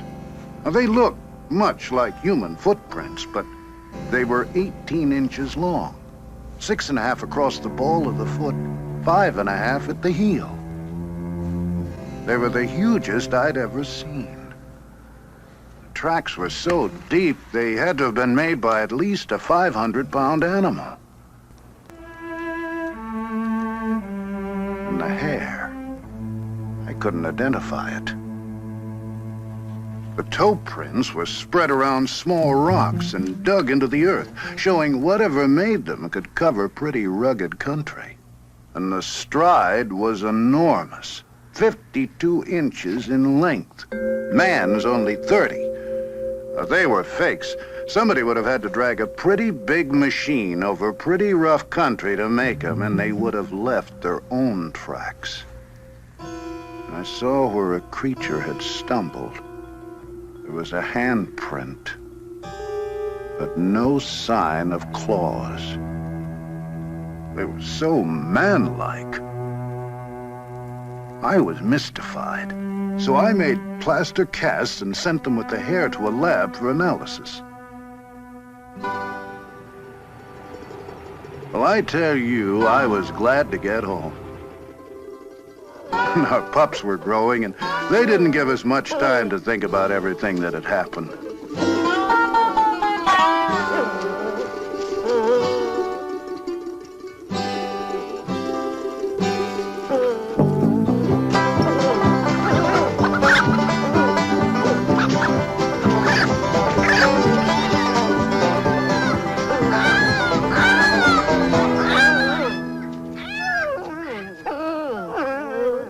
I was called to chase a renegade bear up north. This time, I wasn't so eager to return to the mountains. Tests had shown the hair samples and tracks couldn't be matched with any known animal. I was uncomfortable. The animals were even acting strange.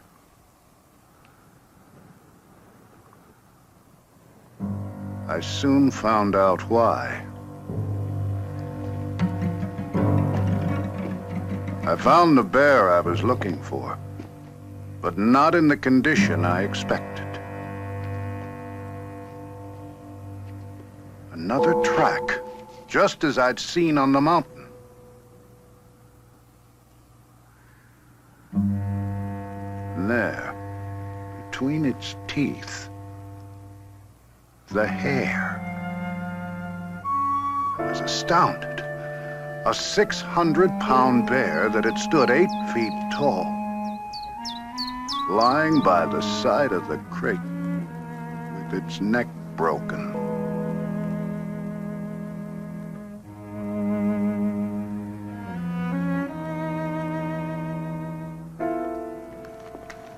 Now, I wanted to find out everything I could about Bigfoot. I advertised for any information or leads. You can't believe the number of stories people had to tell. My friends laughed at them all. Okay, I'd laugh too. But things were different now. I had to figure out what was fact and what was fiction. There were reports of creatures 12 feet tall, 800 pounds, that prowled on 2 feet. Now that's absurd, scientifically impossible. No creature that size or weight could even stand upright. And as for tracks, you can't imagine the number of kids I found running around the woods making plywood fakes. Tales of hunters being ripped apart, campers kidnapped and never heard of again. But 4 features all the reports shared were the dark hair, the domed head, the large footprints, and the glowing red eyes.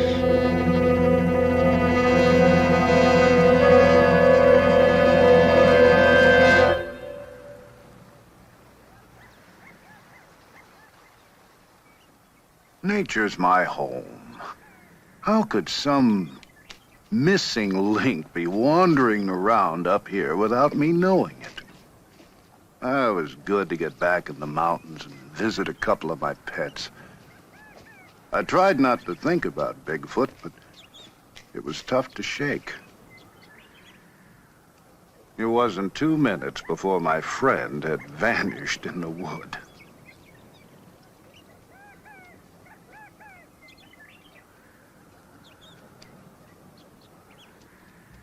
Well, I set out after him, but I couldn't find him anyplace.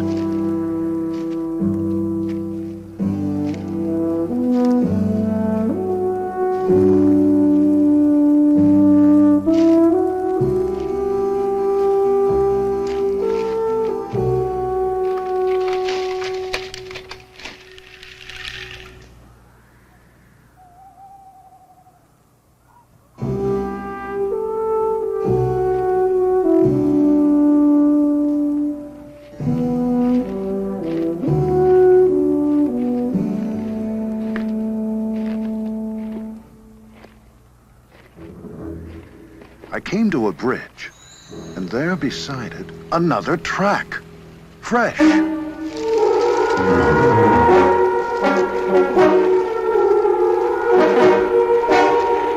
legs were moving before I realized what I was doing. I couldn't believe what I'd seen.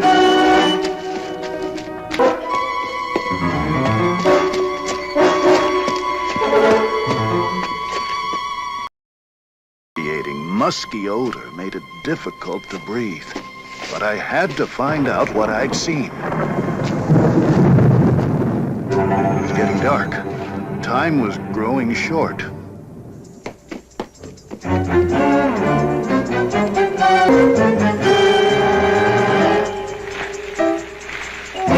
Bigfoot. I'd seen Bigfoot.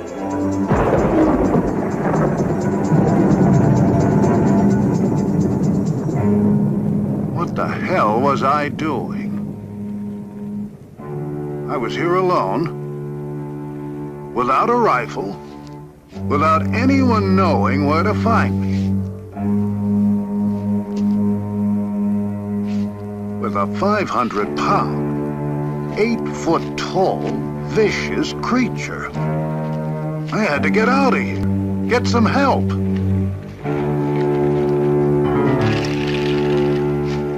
I had to show people what I'd seen.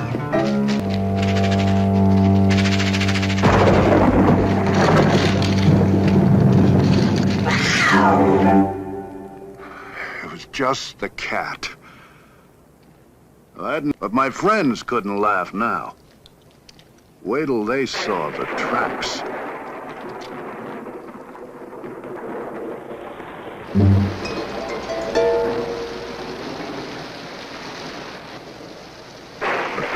Came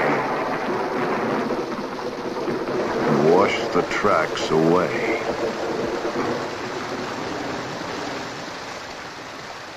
Hurry, hurry, get your Bigfoot burger, 2 burgers. Now, people's attitudes towards Bigfoot made me mad. I'd seen it. Matter of fact, I felt I'd been singled out to find it.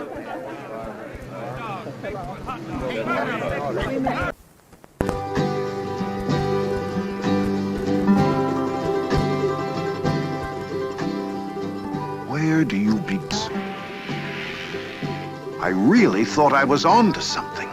Over 500. This creature were here. Where did it hide? I searched in the caves formed by the roots of the ancient trees.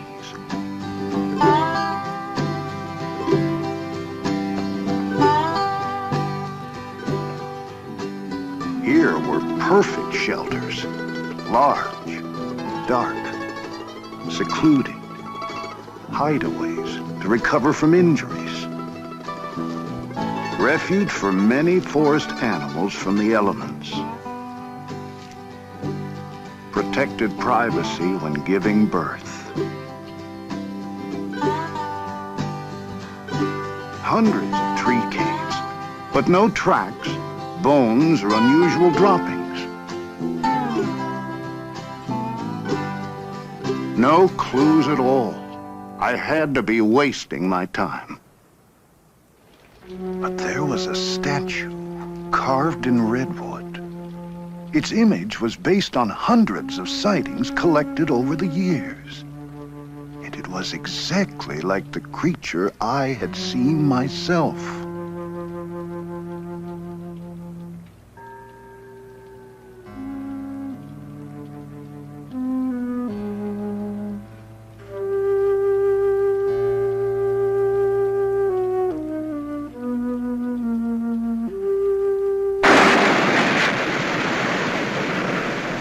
Oregon coast. Reports of Bigfoot feeding during the run of the nightfish. The shore was secluded. Food was plentiful. It seemed a perfect place for the secretive Bigfoot. So I waited.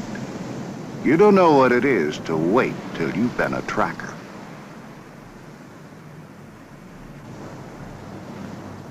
Finally, a gull came with the first sign of the run.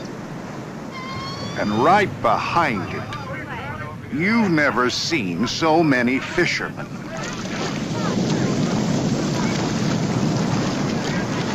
My secluded beach turned into Coney Island. Only way Bigfoot could show up here was wearing swimming trunks. One bum steer after another. How was I supposed to know which lead to follow? I was running out of time, and I was running out of money. As we left, I felt like the waves were laughing at our backs.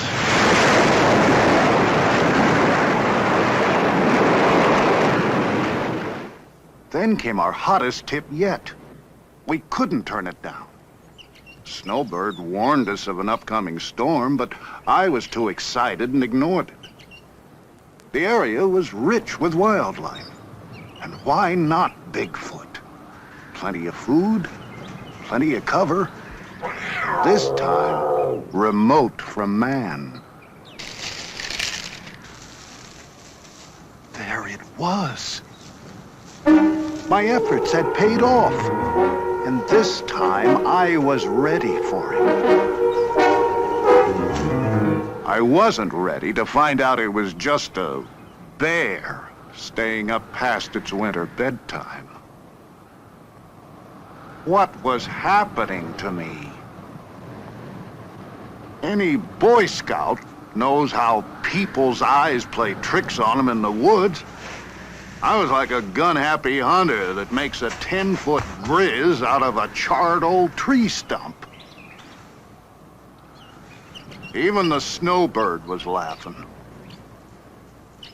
And why shouldn't it? Here I was, a grown man running around the woods chasing some fairy tale.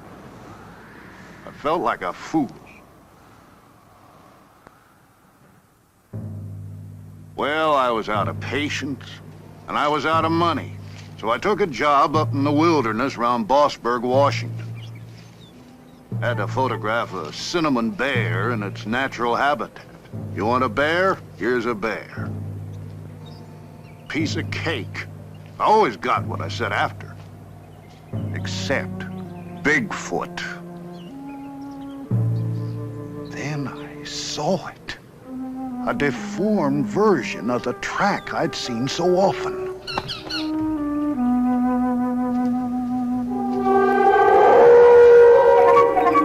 There it was. Finally, face to face. Night. I saw it. How could such a creature survive? Where does it live? Show us its remains. What does it eat? Experts who challenged my word but claimed credit for my film and profited by it on lecture circuits. Well, I didn't care for these people. But I was haunted by their questions. What an experience. Now I had to start finding some answers. The creature's tracks disappeared at the edge of a beaver swamp. Only sign of animal life was the geese migrating north for the summer. I wanted the satisfaction of bringing back unchallengeable proof. Still, where to begin? I found several other creatures had passed through the area, all heading north. Could Bigfoot be a migratory animal? I plotted all the reliable reports.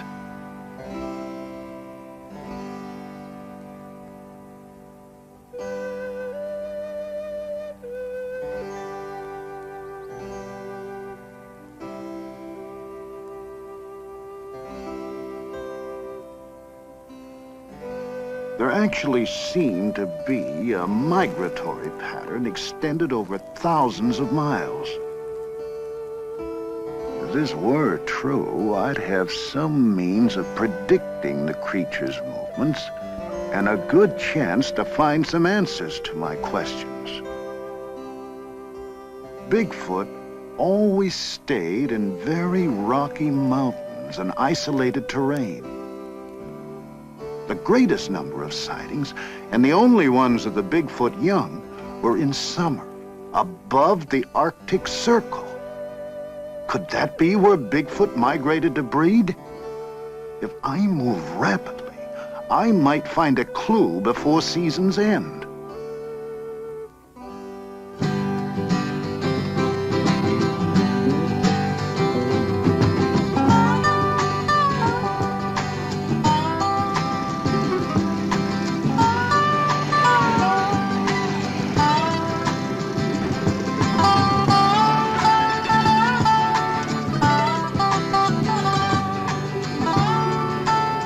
Peg and I took our camera and planned to document every step we took. The lava beds, Modoc, California. If Bigfoot were a migratory animal, my theory had to hold up all along the way. A track, centuries old, preserved in the lava. My theory was working. But I wondered how Bigfoot survived the violent eruptions that brought the lava rock. As usual, nature provided me clues. I saw these two little ground squirrels so much in love they took no notice of me or the dangers around them.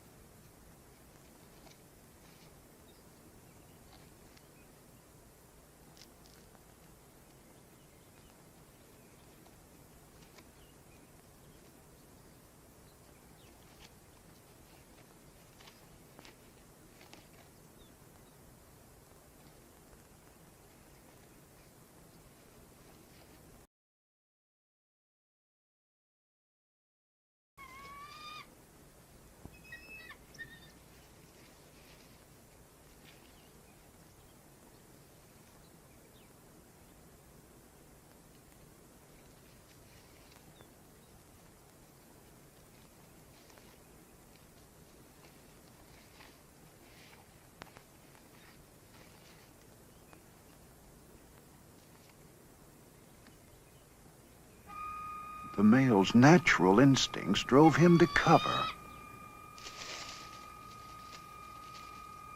These same instincts started up in the wounded squirrel.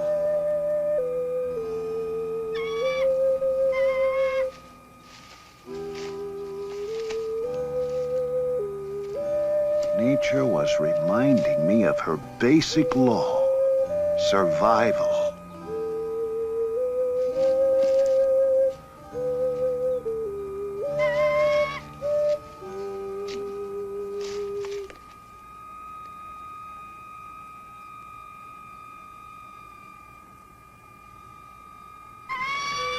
This same will to survive must have somehow kept Bigfoot going throughout all these years.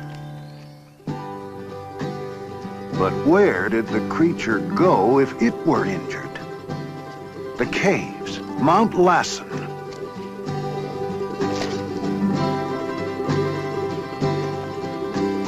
The Hat Creek Indians believed they were inhabited by an evil ape man. Now I was hot.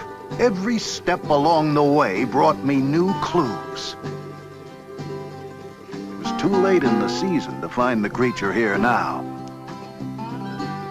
But I'd soon catch up with him, above the Arctic Circle.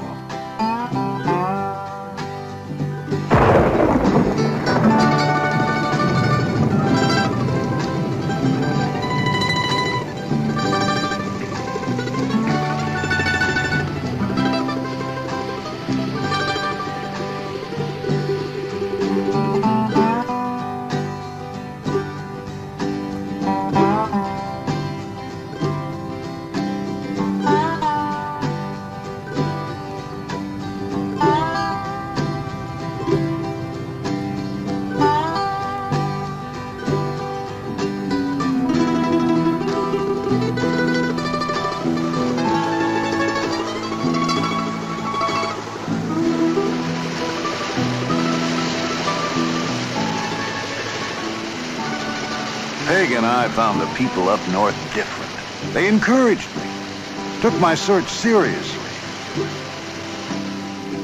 Like the lumberjacks, mountain men, like myself. The first into the midst of the wilderness, which meant first with stories of Bigfoot. Most of their sightings came at the time of year I'd anticipated. They were sure when Bigfoot passed, because strange happenings followed in a nearby valley. Herds of goats come and perform a ritual suicide. Sure enough, the goats were there, looking as if they were grazing normally, but actually eating pounds of dirt. With one gulp of water, the earth turns to cement, and they die, lying in the shadow of Bigfoot, etched in rock 26 feet high, and the wolf, his only known traveling companion. What went on in this valley Bigfoot passed through went against all the natural laws of survival. And the rock formations, too massive to have been shaped by man, presented another, totally unexplainable to those who cried, for Bigfoot to exist goes against every bit of scientific data known to man. I could now say how much more there is to know. I felt close to the adventurers who'd left their calling cards at Watson Lake as they crossed into the Yukon, and even closer to those who'd made a similar journey at the turn of the century. Folks who set out for something they didn't know where to find, but knew was out there someplace. With so many pouring into the Yukon during the gold rush, it's no surprise there'd be such a rich source of stories about Bigfoot.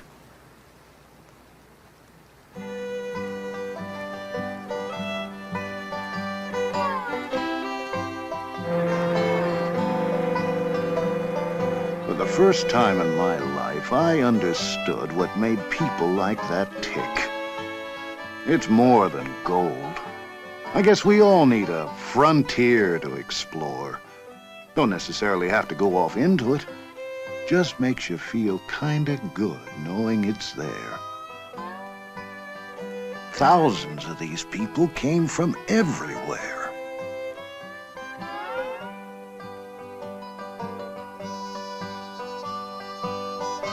Tent cities sprung up where no man had ever even walked. If Bigfoot came here to keep clear of man, its seclusion didn't last for long. Such a rich source of information had to bring new leads. Sure enough, an old miner's story told how the glaciers up there were the burial grounds of the Bigfoot. That would explain why there were no remains. The creatures carried their dead over thousands of miles just to deposit them in crevices that open up in the spring thaw. Can you imagine?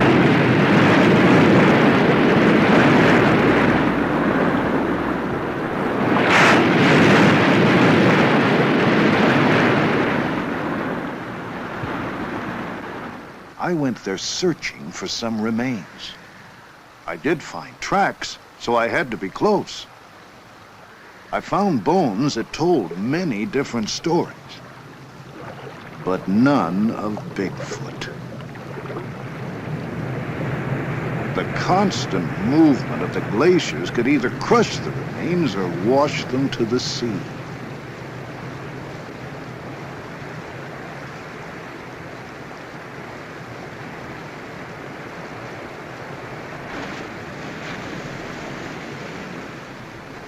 Burial grounds of the Bigfoot. I thought of the people who were the source of these stories. Their friends called them crazy, and some of them might have been.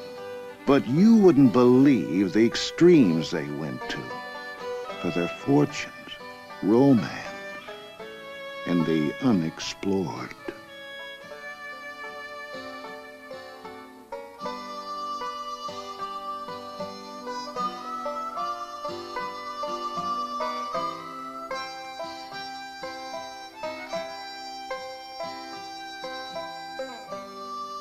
I guess it wasn't so tough to believe Bigfoot could have gone to similar extremes for a far more instinctive, basic drive, as burying his dead.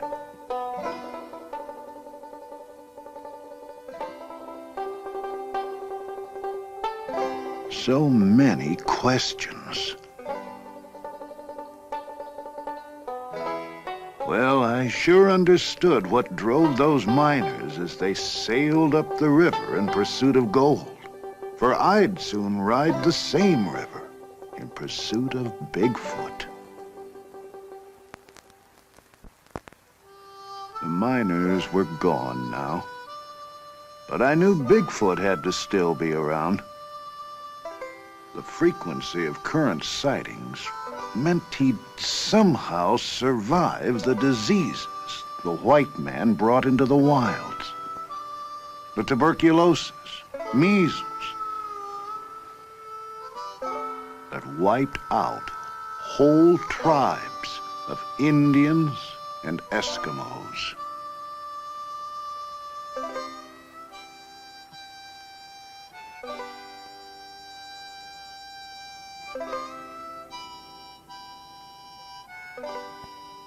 He'd even survived the violence reaching out from the boomtowns. Now I understood why Bigfoot steered clear of man. He had to, in order to survive. However vicious the creature might be, I gained a lot of respect for the elusive Bigfoot and its ability to endure. But if we were to find it, we'd have to get to the furthest outpost of civilization.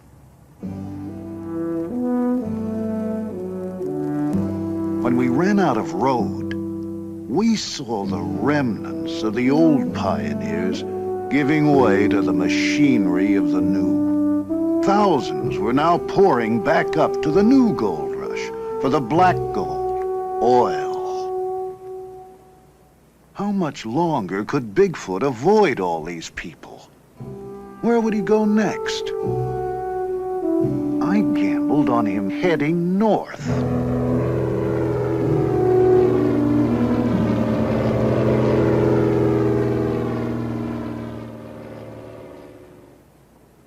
Well, traveling had been tough, so we treated ourselves to the fanciest hotel in town. There, Yukon Frida. Her sketches were based on recent sightings and descriptions of Bigfoot from that very area.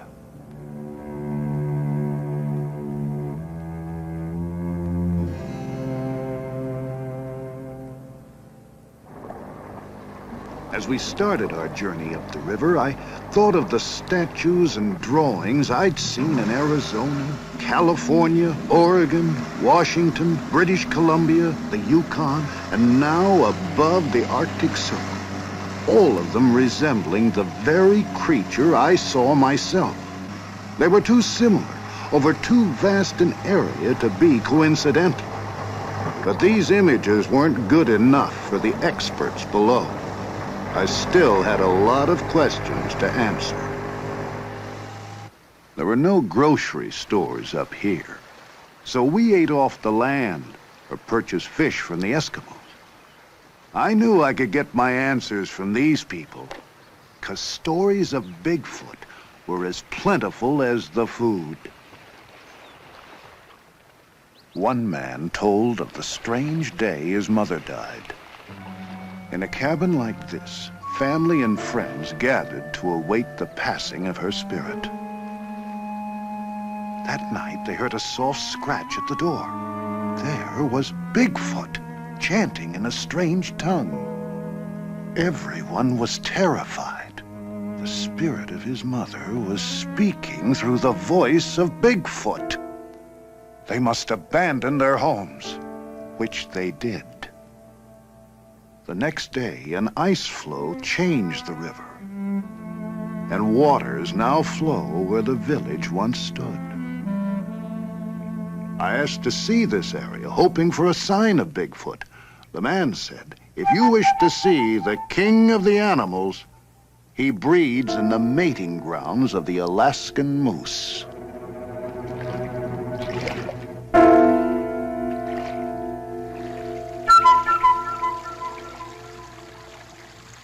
The moose came, as if a sign, reaffirming the man's words.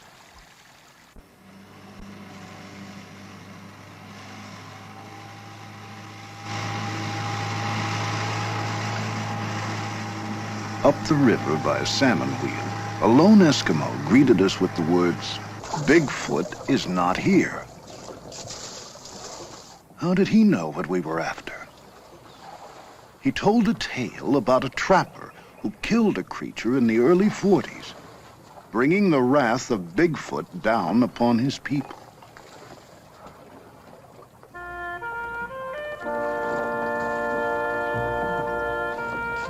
He said, one night I was caught out on the trail with only a few minutes of twilight left. The lights began to shine in the sky. They were bright. Traveling was good. Then the snow turned red. To the north, south, east, and west, rivers of blood flowed across the sky and down into the snows. It seemed to be the last day of the world. Bigfoot was punishing us for bringing it sorrow. But then, the good white light rose from the north. What followed was a battle of 1,000 warriors. The white light was the spirit of Bigfoot, left to die by the trapper. It returned in the form of a white raven to protect us from the red wrath of its grieving brothers. If you travel the river, you may see him. And if you do, he will bring you luck.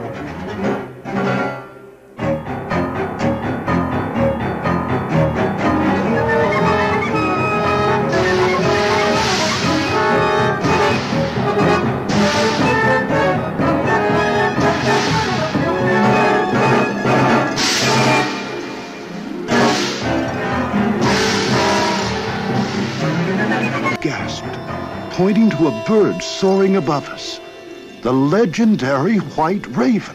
The fisherman said, "Bigfoot smiles upon you. You will bring word of him to the people below."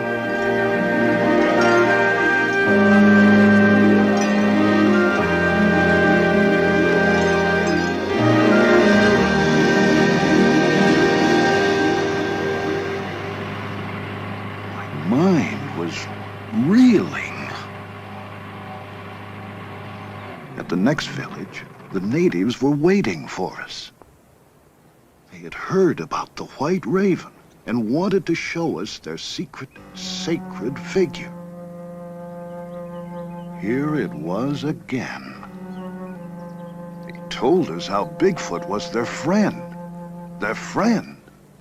How did they think such a violent creature could be their friend?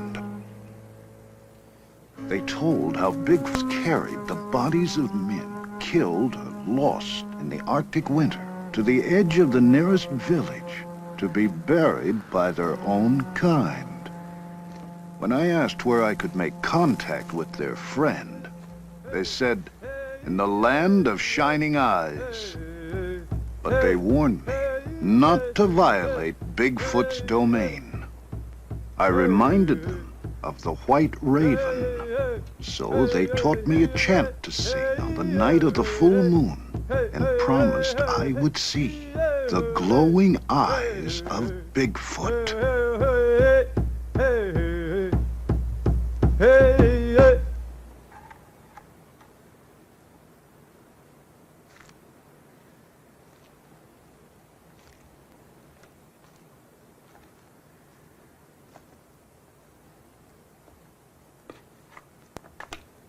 Well, I wasn't going to have a thing to do with any chanting. So I set up walkie-talkies 300 yards from the tent to monitor any movements on the tundra during the night. At the first sound, I'd have a jump on the creature.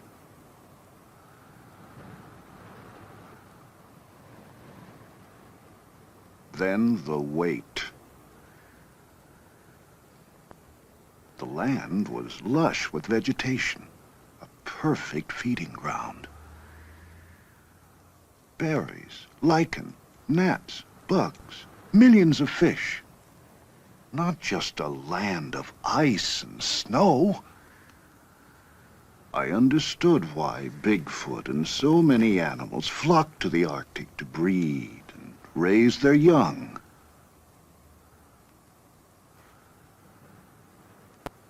But this land was strangely silent. Where were the animals?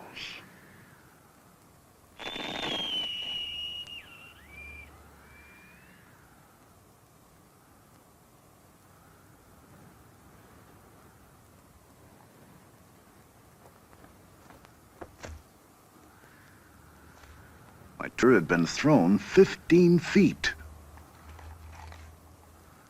And the tundra held no tracks.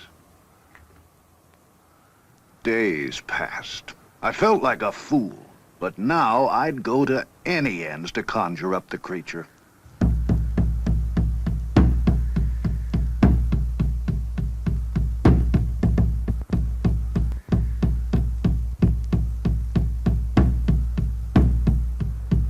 Soon Peg saw what she thought were two car lights approaching.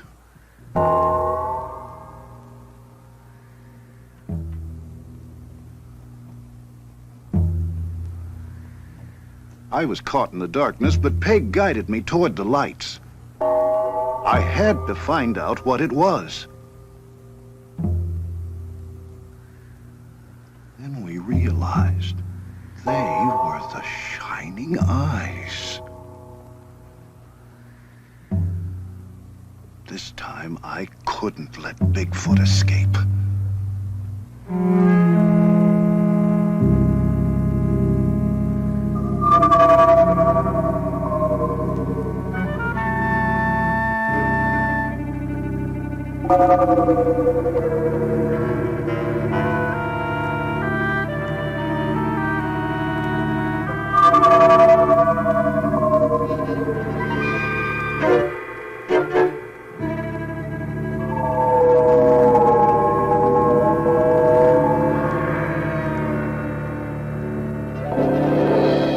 But dawn broke, and it disappeared behind a rainbow.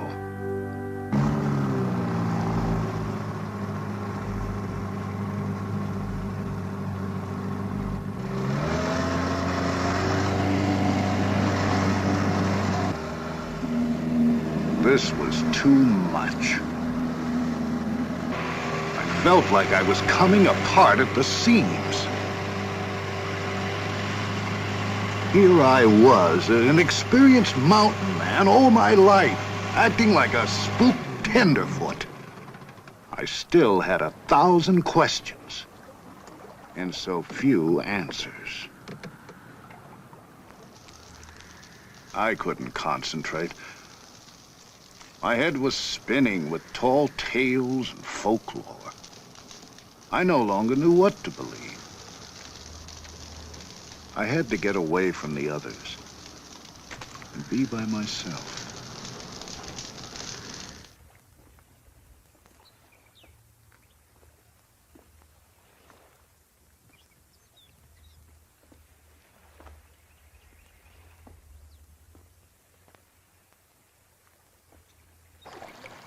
There were the salmon, back after 10 years of living in the sea, to spawn in the exact place of their birth, and then to die. They reminded me of those I'd seen at Kodiak in the days when I was a pure tracker, stuck to nature's signs and wasn't so confused with all the legends and stories of man.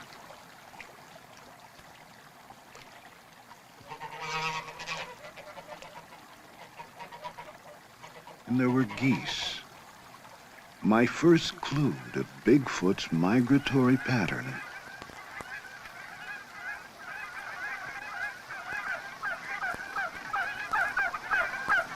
I began to feel close to nature again. I knew that's where I'd find the answers to my questions. And the caribou. The shining eyes. Scratching velvet off their antlers release swamp gas from the tundra to glow in the night.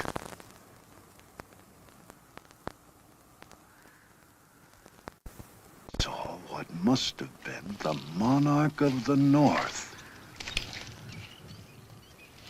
I was terrified. It could crush the likes of me with one swoop. But it was the most magnificent animal I think I've ever seen. He didn't seem to notice me as he made a clearing. He sharpened his horns as if to prepare for combat. I thought he'd come for me now. He dug a pit and marked it with his scent.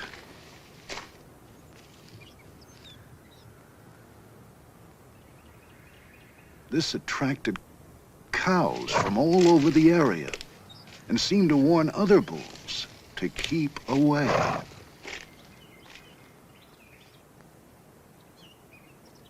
The cows declared themselves his by covering themselves with his scent. I'd made it. The mating grounds of the Alaskan moose, where no man had ever been before. And possibly the breeding grounds of Bigfoot. Some young bulls seemed a little overeager and found the monarch defending his territory against all intruders, while others waited for the right moment to move in.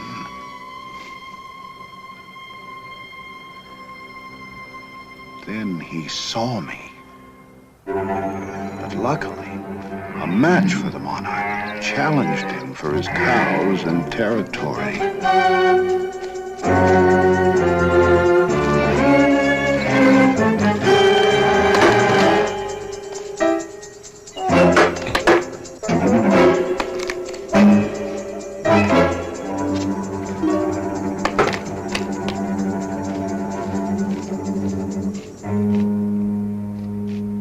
Those who'd waited now moved in.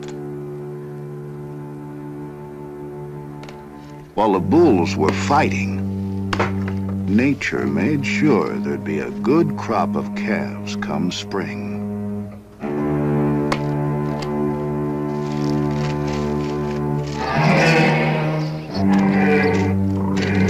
Finally, the monarch triumphed. Now, too preoccupied to give any notice to me, he gathered his cows. And according to the law of nature, the strongest began to breed. I was deeply moved by what I'd seen, but still, no sign of Bigfoot. The salmon lay dying in the streams, signaling the end of the breeding season. Time was running out, so we took to the air.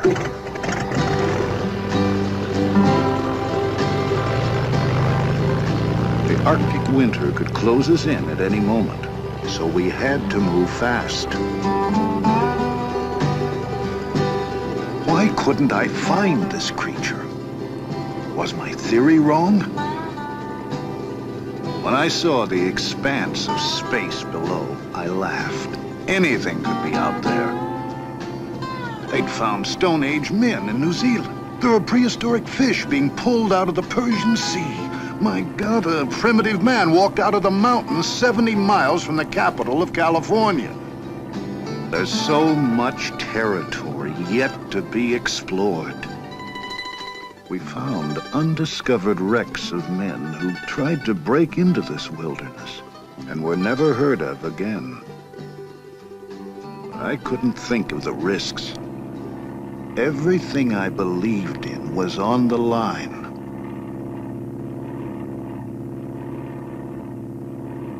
Suddenly, the pilot whipped around. There he was, a young Bigfoot, frozen like a tree. We raced back to the river, but he slipped away. Seeing the young Bigfoot confirmed my theory. I could now roughly predict the creature's movements. The crew celebrated the sighting, but it wasn't enough for me. I knew I needed to document Bigfoot's habits. The young Bigfoot's tracks led me from the river to a lush meadow. He'd passed through a herd of grazing muskox. I wondered what Bigfoot fed on. Maybe he ate vegetation too. Or fish. I'd seen him by a river. Of course, he could have been cleaning himself. Or drinking. Of course, he could be a predator. One of these oxen would last him half the winter. Bigfoot's behavior still held many mysteries. But now it was just a matter of time before I solved them. Sun up. Yeah, early sun. Let's eat and get the door. Winter now closed down on us in earnest. We were forced to move south, just like the animals.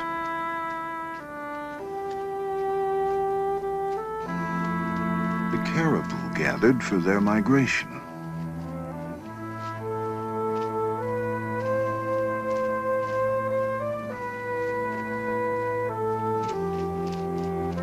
They'd be the source of food for all the meat-eating animals that followed.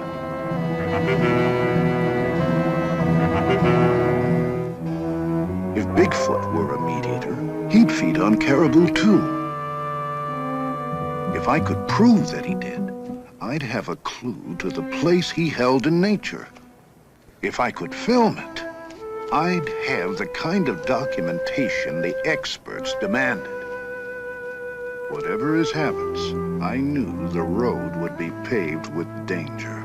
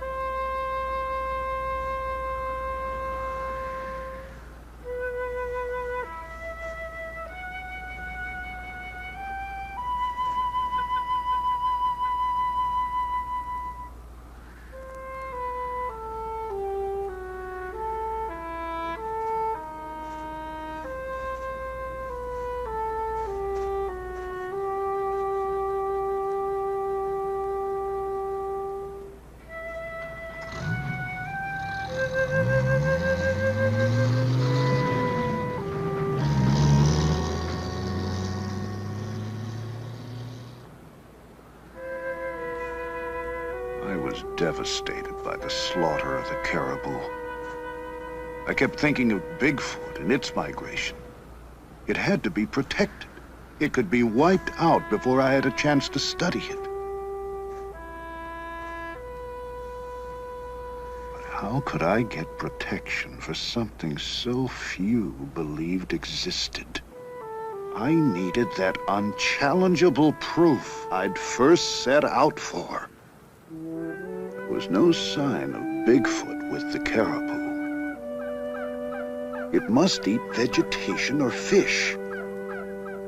The perfect place. Beaver Swamp in the spring.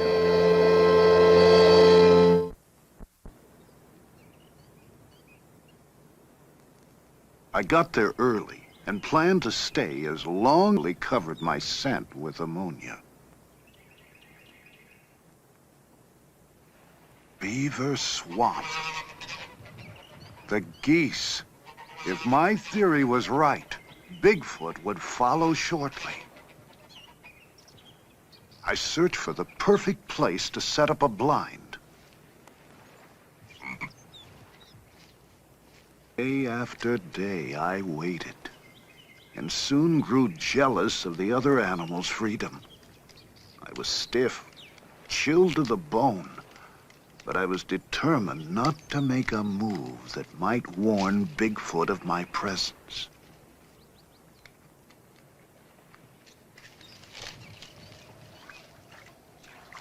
What if he didn't come?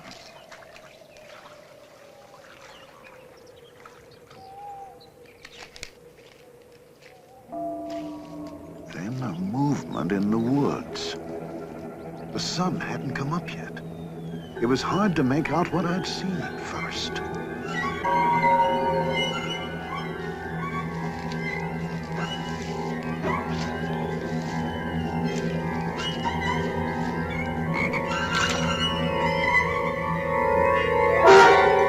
There he was, Bigfoot, standing no more than 100 yards from my blind.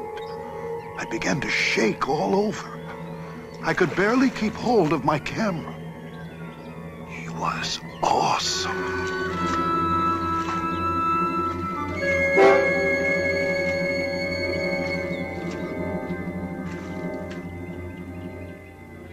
Then, behind me, another one. Small. possibly younger? How many of them were there? Was I surrounded? They were the most extraordinary creatures I'd ever seen. I now knew why the Eskimos called Bigfoot the king of the animals. The older, larger one was 7 feet tall, 450 to 500 pounds. His domed head and long dark hair, just like the other creatures I'd seen. His odor was overwhelming, the same thick, musky scent that first led me to Bigfoot so long ago. The young one was no more than 5.5 feet tall, 250 pounds. If my guess was right, probably on its first trip away from its northern breeding grounds. He'd probably never seen a man before. If he saw me, he could panic and attack. Then I looked around and realized the other animals were carrying on normally. If danger was around, they would have fled.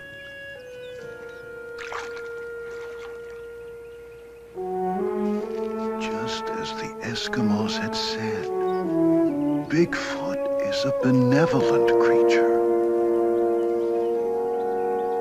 It doesn't even attack or feed on other animals. It seems to eat only vegetation or sometimes fish. Here it was before me, pulling up the tender swamp grass with its hands. Remarkable huge hands that seemed capable of grasping, scooping up drinking water and splashing to rid itself of parasites. I'd done it. Here I was again with Bigfoot.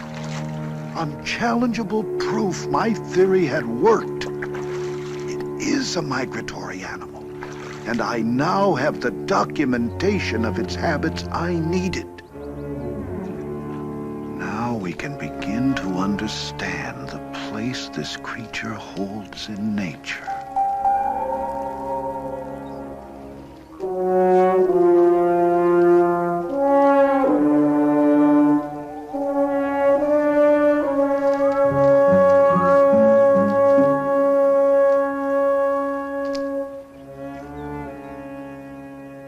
A raccoon came out to start his day's hunting. I knew the nocturnal Bigfoot would soon return to the cover of the forest.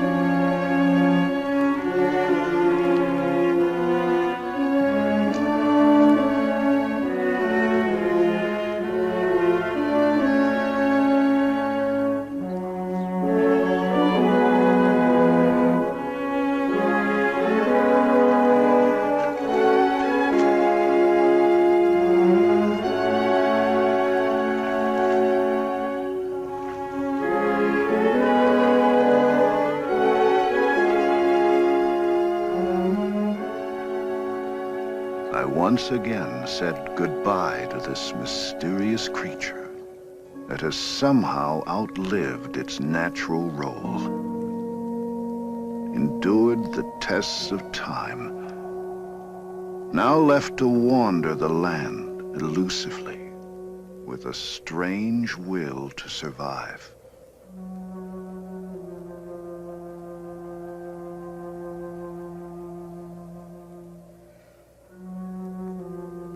I still have plenty of questions, and I'll continue my search for the answers now. But I assure you, I'll no longer get so caught up in the problems of my research, but I'll lose touch with the wonders it reveals.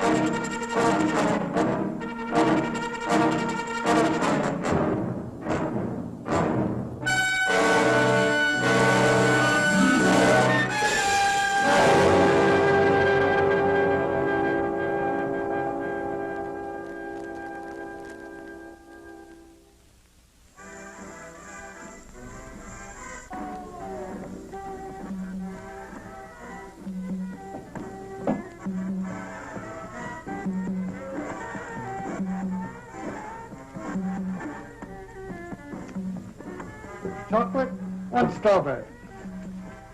You want anything, boy? No, Dottie's waiting for me. I gotta leave in a couple of minutes. 2 malts, 50 cents. Here's your chance, Kelly. Double or nothing. How do I know you've got the other half? Kelly, sometimes I don't think you're ever gonna get rich. Sometimes I worry about that myself.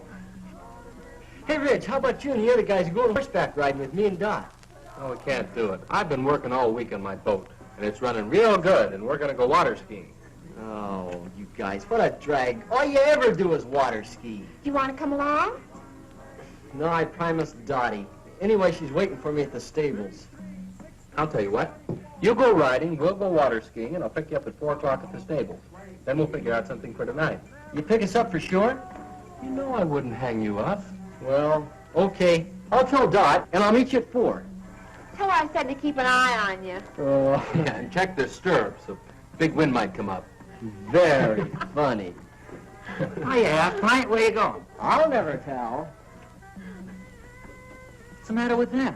Oh, he's been eating too much hay. He doesn't want to go water skiing. Wow. I mean, how weird can you get, huh? Are you ready? Yep, all set. Pam's making a lunch. Hey, and guess where we're gonna eat it? In the boat? Nope. On an island. An island? Yeah, it's a real gas. Some guys told me about it. I've been all over that water, and I've never seen any island. You never went that far out. It's way out where the water's too rough to go skiing. Sounds crazy, Reg. Are you going to believe this scam? He's always coming up with some long shot. This time it's an island. All right. I'll tell you what I'll do. If that island isn't there, I'll buy 2 new carburetors for your boat, and I'll put them both in myself. Come on, Rex, let's find out. All right.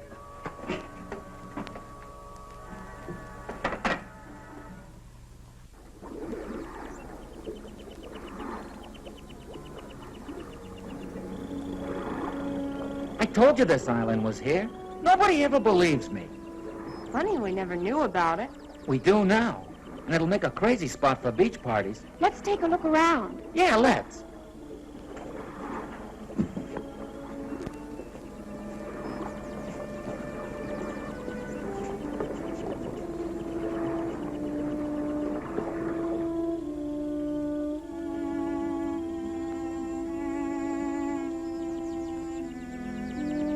Hey, dig that.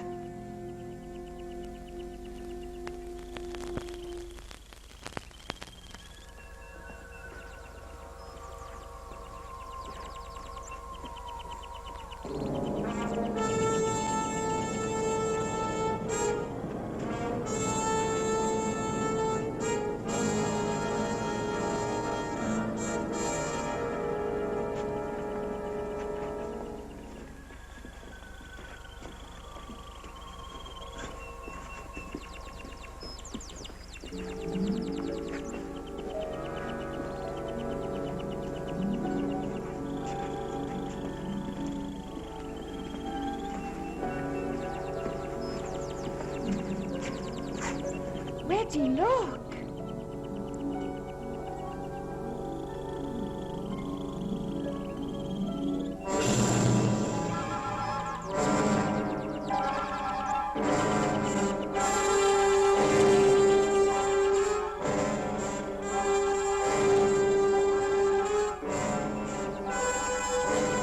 Wait, what? What's the matter with him? Doped or dead or something.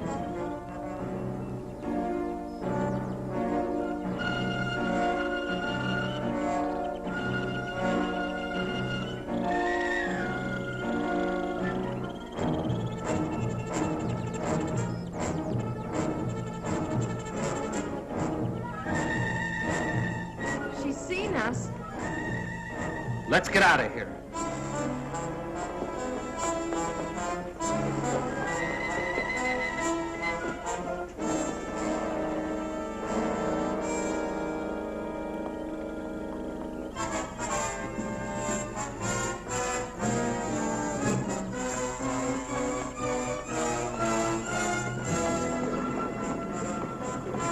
The boat's gone.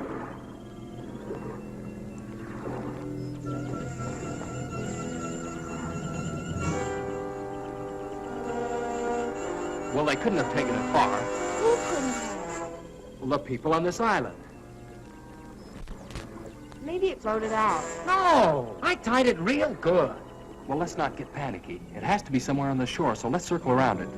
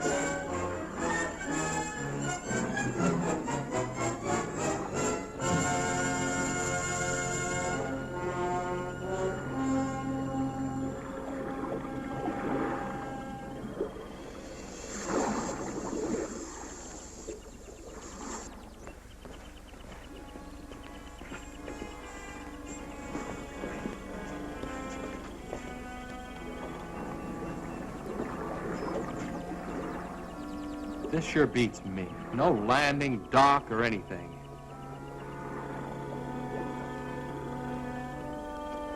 They might have tied it up at a better place.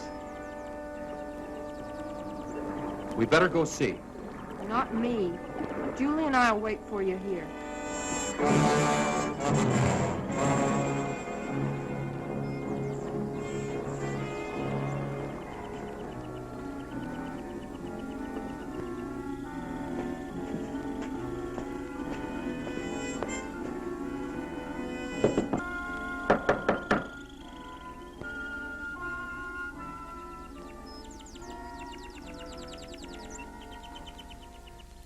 Well, the kids who ran off.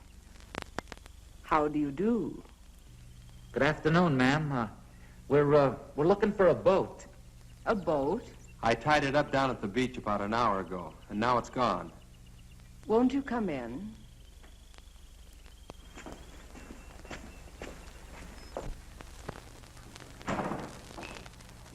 I'll get you a soft drink. Oh, thanks, ma'am, but we just... Oh, yeah, a soft drink. That'll be fine.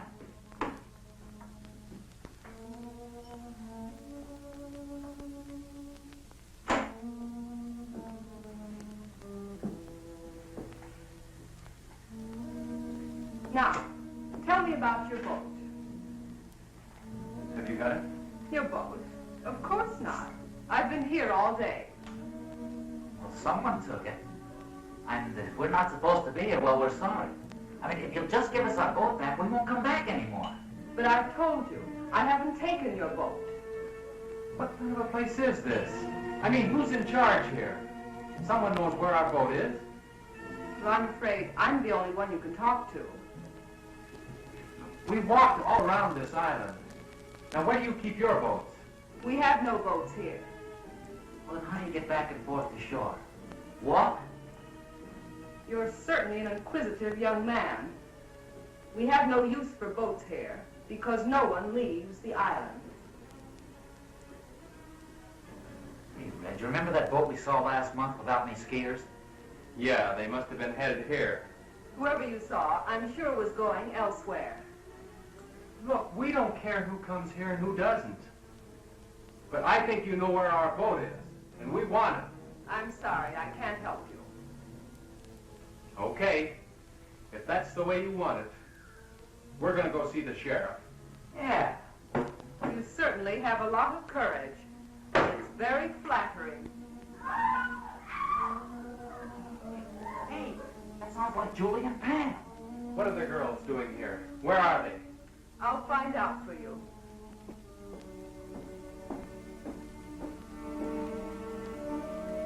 Ivan? Ivan, are the two girls there?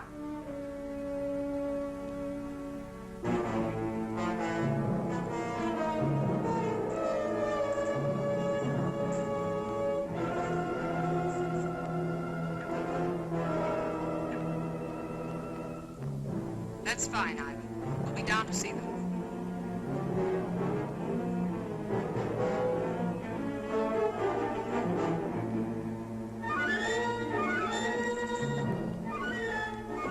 Your friends are downstairs.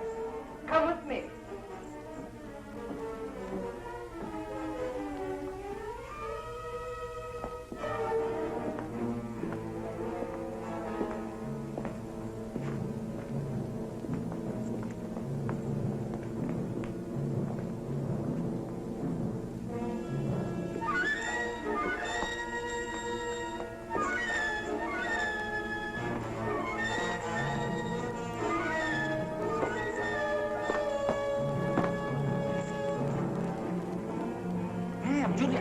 What's going on? Come on now.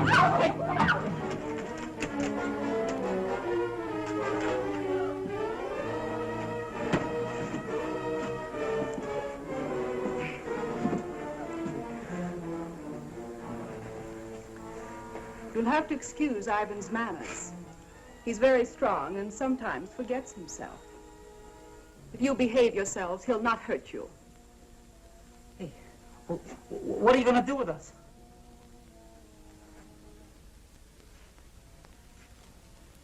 I'll first answer your other question. We've taken care of your boat. And none of you will leave here. Instead, you will help me in some very important work.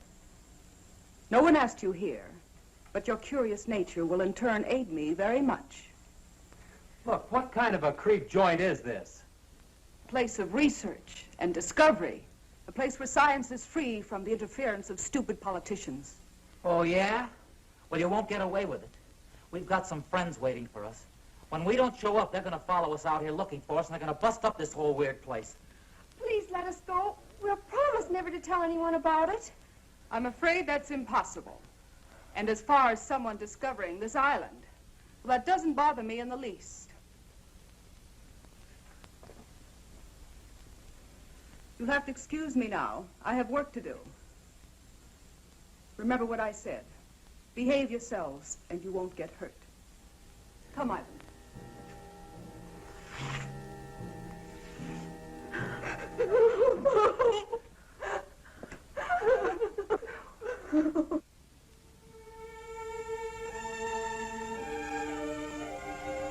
Hi, Kelly.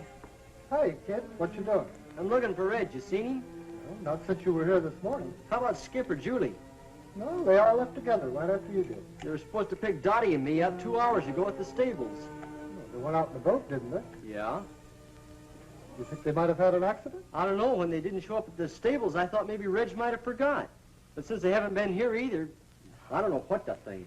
Maybe they ran out of gas. Well, if they ran out of gas, they could have paddled in. It wouldn't have taken them this long.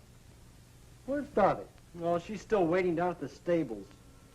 You know, Maury, I've never been out there, but I understand those waters can be treacherous at times. I think the wisest thing for you to do is go see the sheriff. He'll know what to do. Yeah, I guess you're right. I'll get Tommy to drive you out. Better stop by and pick up Dottie first. Yeah.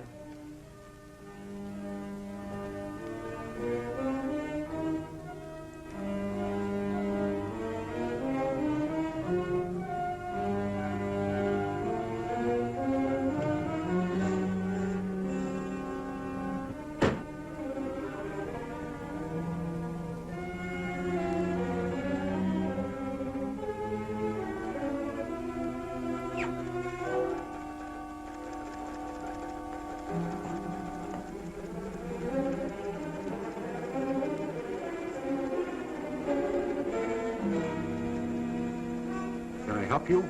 I hope so. I'm Maury Timms. I live over in Compton County. So does Dottie. What can I do for you, Maury? Well, we went water skiing today.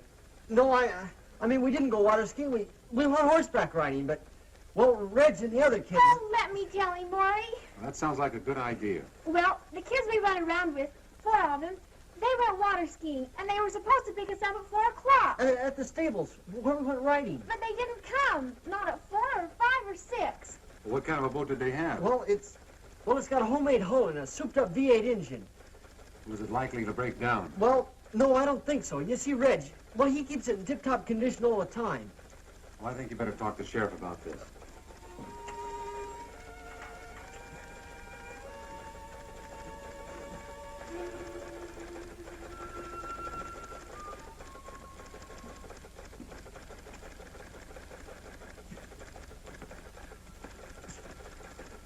All right. Let's hear all about it. Well, we were afraid the boat tipped over something because they were supposed to pick us up a long time ago. What direction they went? No, they just went water skiing, no special direction. Well, now, we have about 800 square miles of water out there. That'll be difficult for us to search an area like that. But you gotta do something. You just got to. Now, don't misunderstand me. We'll do the very best we can, of course. You tell Regan to pick up searching immediately. You and I will relieve him at 5 in the morning. Can we go with them? I'm afraid not, miss. It's practically dark. Do you kids have a car? Well, no, not one of my own. Then I'll drive you two home. Oh, thanks, but could you drive me down to Reggie's car? I'd like to drive it. Reggie doesn't like to leave it outside. All right.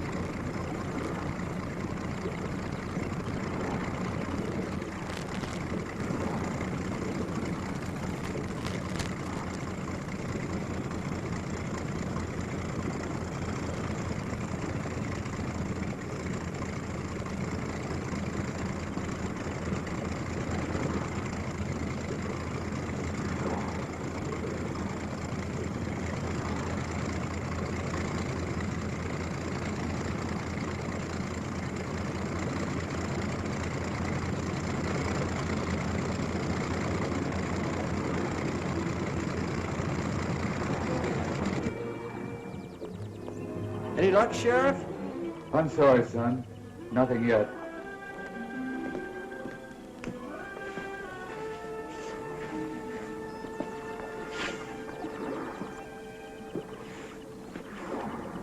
I wish there was something we could do to help.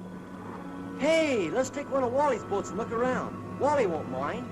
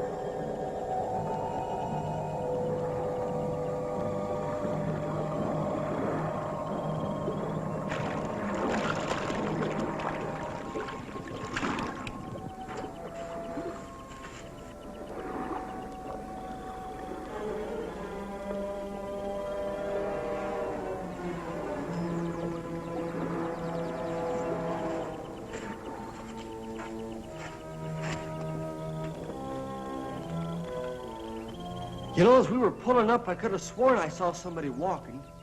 You must be carried away. If they were here, we'd have seen the boat.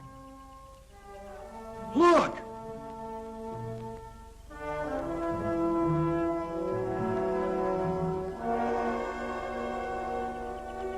I told you I saw somebody. Come on!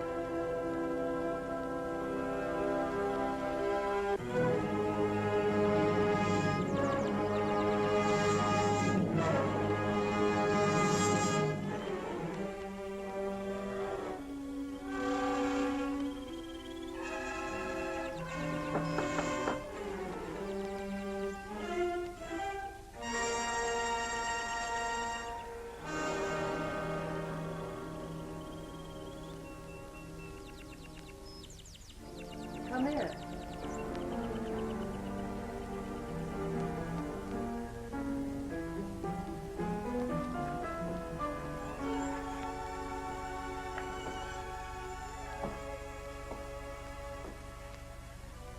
Are you looking for someone?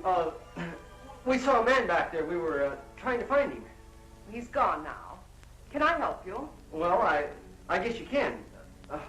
We were going to ask him if he saw anybody, 4 kids, in a boat around here yesterday. Well, I'm sure he didn't. Neither did I. You see, we were both inside all day yesterday. Do you live here? Of course. Would you like to take a rest? No, we better get going. You see, we're searching the water for our friends. We think they might have drowned. Why, that's terrible. I hope to find them safe and well. Are you sure you wouldn't like a sandwich or something before you go? No, I think not. Thanks anyway.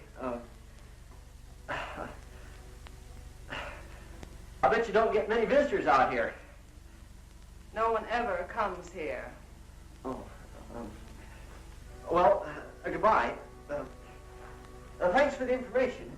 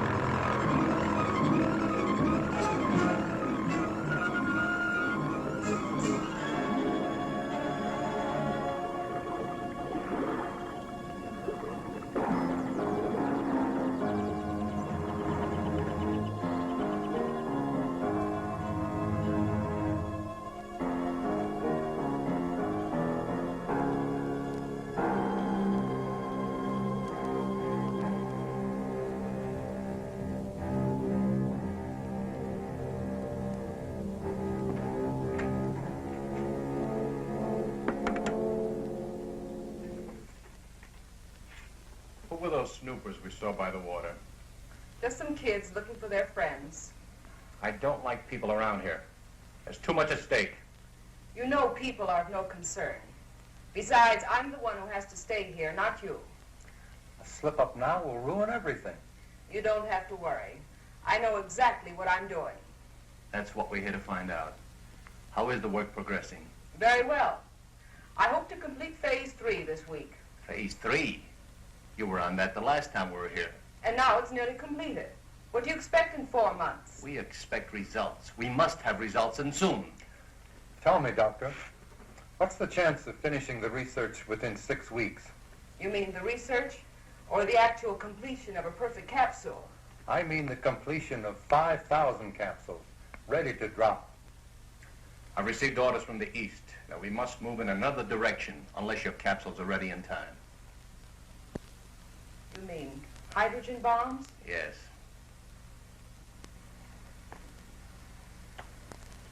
Fools. The stupid fools. What good is land that you can't use or go near for years? You know, of course, that we don't control these things. Well, what about it? Can you speed up the work? It is possible. But I've run into a factor that may give us trouble. Come and see for yourself.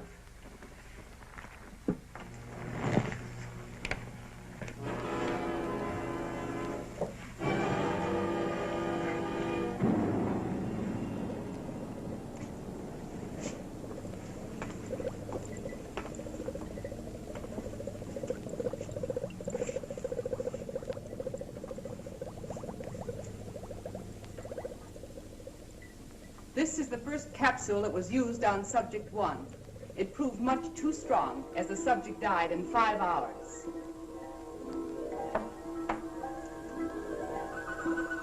I worked out this highly concentrated buffer and tested it on 4 separate subjects. And the results? About 0 consistency. Have a look.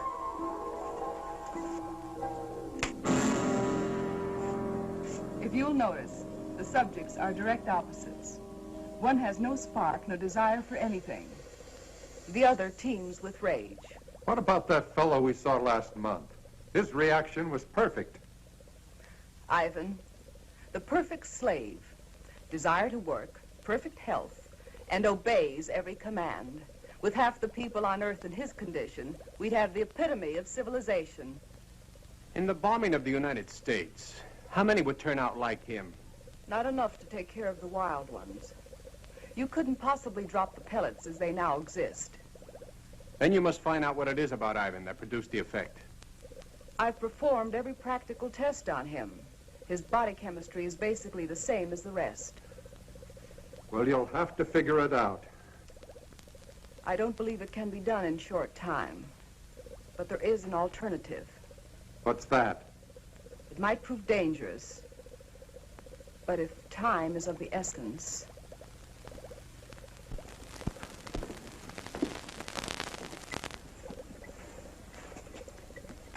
I worked out a formula using a completely different paralyzing agent. It rushes directly to the nervous system and can be dropped as a gas. And also it will be difficult to detect in the American water systems. Is it dangerous to us? Not in the way you would imagine. The problem is, it can be counteracted. You mean it's not lasting? Effective and lasting. Until someone discovers what would bring the subjects back to normal. Can't you do something? Strengthen it? You want the people alive and strong so they can work and obey their superiors. If I increase the gas, they'd mostly die. But if they cannot think for themselves, how can they possibly reason a counteragent would help them? That's where we would have to gamble. At least until we had time to develop a second gas. How effective is it? I'll give you a demonstration.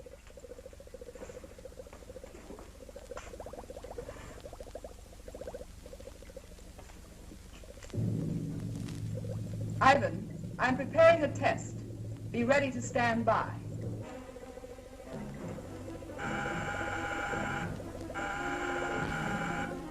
You'll now be able to see the effect taken by a near-human subject.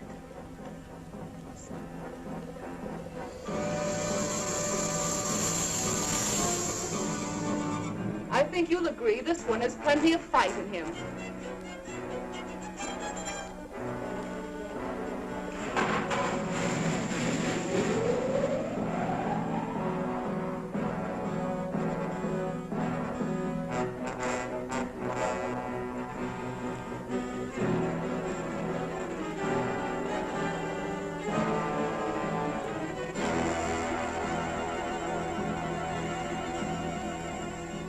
Now we tame the savage beast. Ivan, come and get him. You can take him to one of the old cages. It's amazing. In a matter of seconds, his temper completely suppressed. I won't even have to lock him up anymore. Although, unlike a man, he's not useful. After I run some tests, Ivan will destroy him.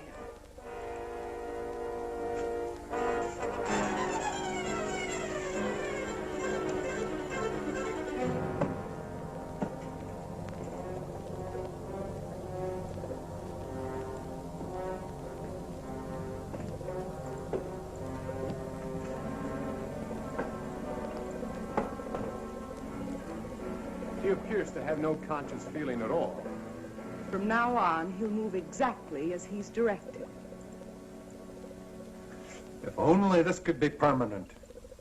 If only we hadn't been betrayed, we'd have the time. What are you talking about? Who betrayed us?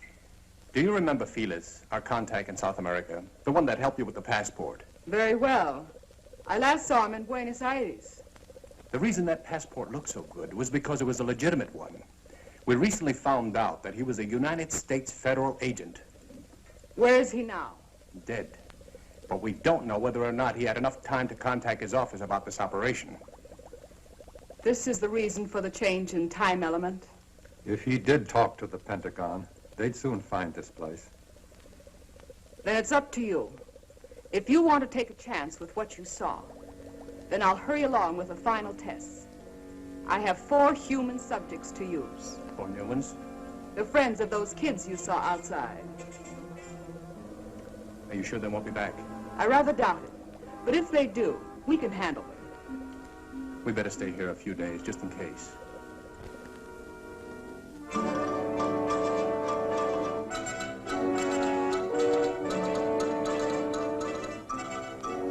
Major Coleman is here. Would you send him right in, please?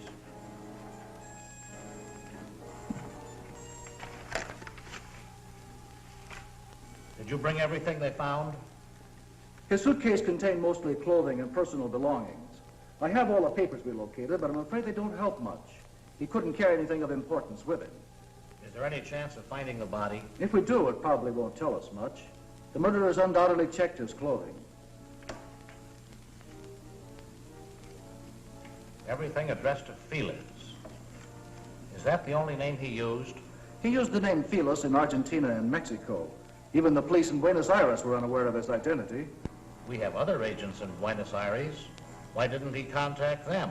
Colonel, we felt this assignment was the most critical we've ever been on. We tried to avoid any possible channel of detection, even our own agents. Your caution certainly didn't seem to pay off. Well, I suppose you're right. But we do have one thing, a photograph. This might lead us to their headquarters. First, we're sending copies of this photo to every law enforcement agency in the country.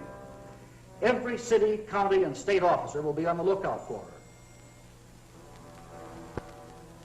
Second, we'll detach troops from bases in this area and cover the entire state. When we finish there, we'll move to another until we've covered the western states, then move eastward.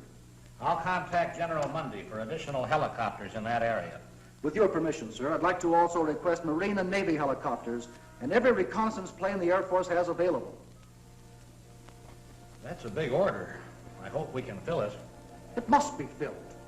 Do you realize, Colonel, that if we don't find their base and stop them now, before they distribute this gas in rivers and water supplies across the nation, we'll be able to save at best 20% of the population when they strike?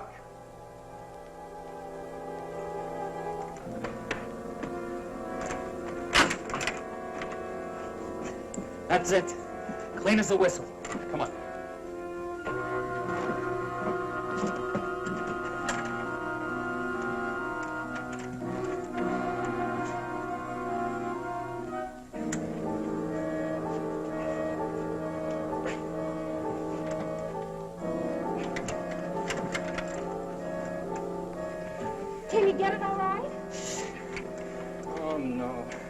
This one's going to be harder than the other one. It's a iron lock. Maybe we can help it. Hurry, hurry, he's coming.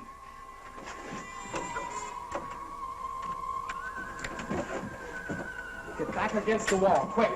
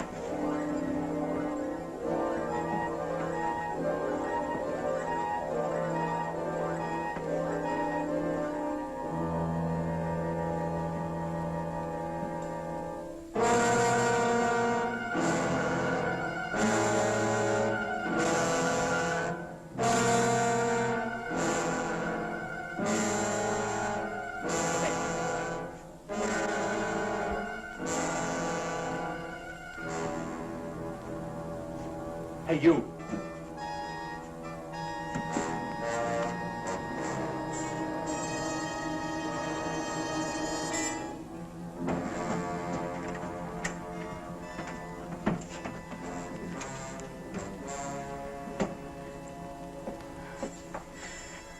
Every time he comes here, I'm afraid he's going to open the door. The way he looks at me. I don't think he can do a thing unless he's told to. He must be under some powerful drug. Maybe he can't hear us when we talk. Oh, he can hear us all right. Look, it's a good thing he didn't notice the broken lock. He probably won't be back for a while. You'll have time to open ours. No, I think we better wait till the last minute. Well, if he notices the broken lock, we'll be cooked. But now you've got the time. Look, Julie! Getting out of these cages isn't even half the battle. If we can get through that hall and outside, we've got a chance. But we've still got to get off this island. And we can't swim. Hey, look. Reg and I can sneak out of here tonight after it gets dark. Then we can go down by the water and look for the boat, huh? If you find it, we'll still be locked up here. And what happens if you don't find it? It's got to be around here somewhere. And if there's anyone out there, Skip and I alone will have a better chance of not being seen. Yeah. Now, we'll be back before morning with the boat all set up. Then we make a run for it, hop in the boat and take off. It sounds fine. Except if anything goes wrong, we're still locked in here. Can't you fix this lock before you go? I don't think we'll be as lucky with that one. We'll probably have to break it into pieces. If he comes back here tonight, he'll notice it for sure. Hey, look. When everything's all ready, a little noise won't matter then. A couple of good whacks and we're all set. Reg, be careful out there. If they see you, they'll probably... Julie, forget it. We'll be back before daylight. And if they do catch us, we can't be any worse off than we are right now.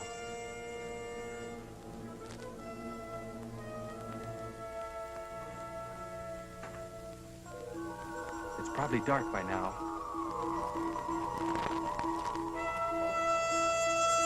Come on.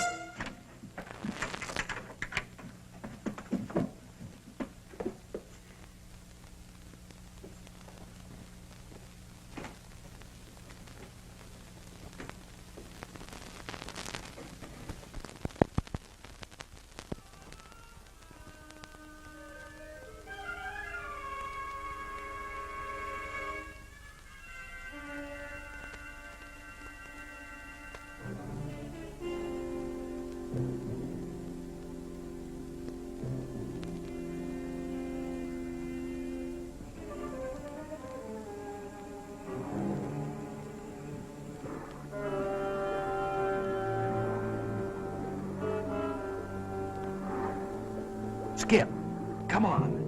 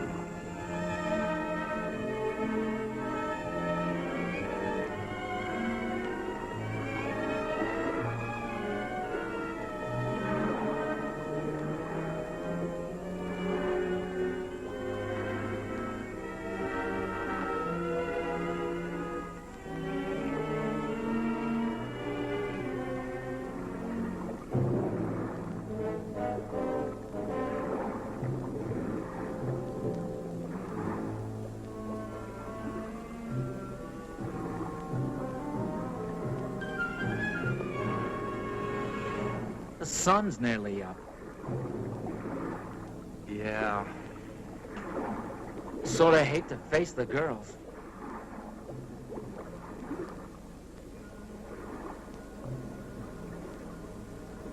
If I were a channel swimmer, I could make it in about 10 hours. We hadn't walked around so much, we could have built a raft. Wait a minute. We could still get a good start on it. You know, Skip, sometimes you really amaze me. Come on.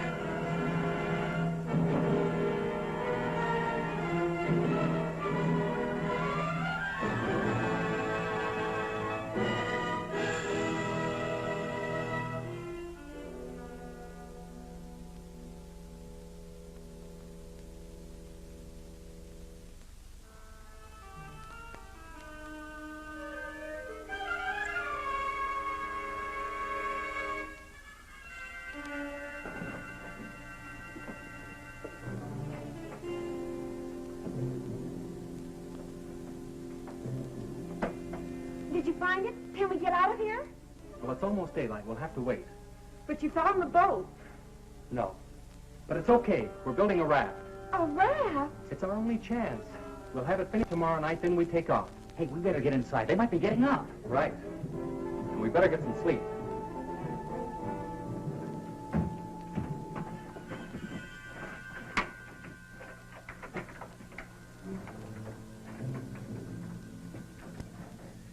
Where's the raft now? Oh, come on. Reg is right. Let's get some rest. We hid it down by the water. Just keep your fingers crossed that they don't find it.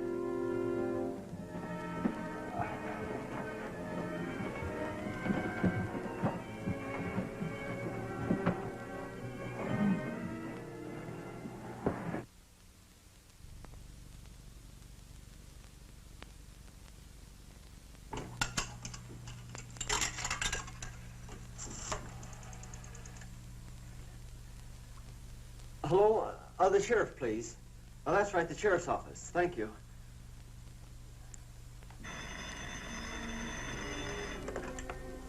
Sheriff's office. Johnson. Hello? Hello, this is Maury Timms. Yeah, Maury. Listen, we were out in the boat today, and we came across something real strange. We found this island. We think the kids might be there. I see.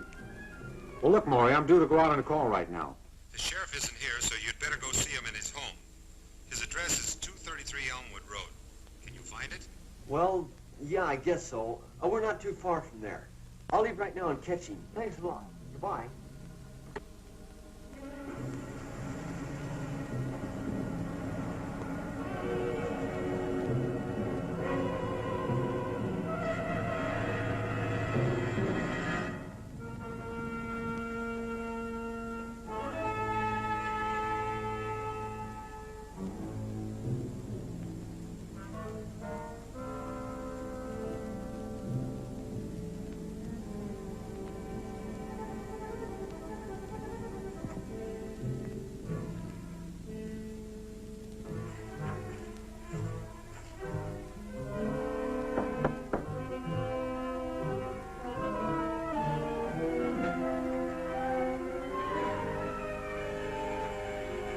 Well, hello, kids. Come on in.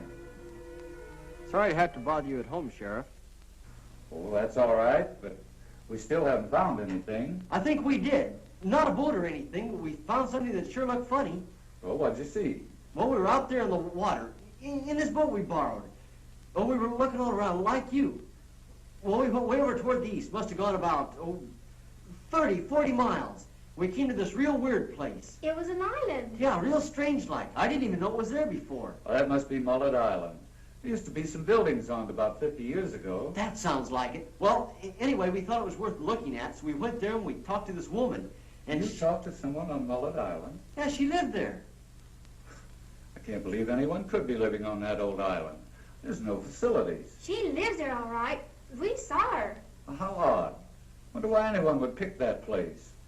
Well, what'd she say? Had she seen anything of the boat or the kids? She said she hadn't seen anybody, but we think she was lying. Now, what makes you think that? Well, we didn't think too much about it at the time. We wanted to look around the water some more.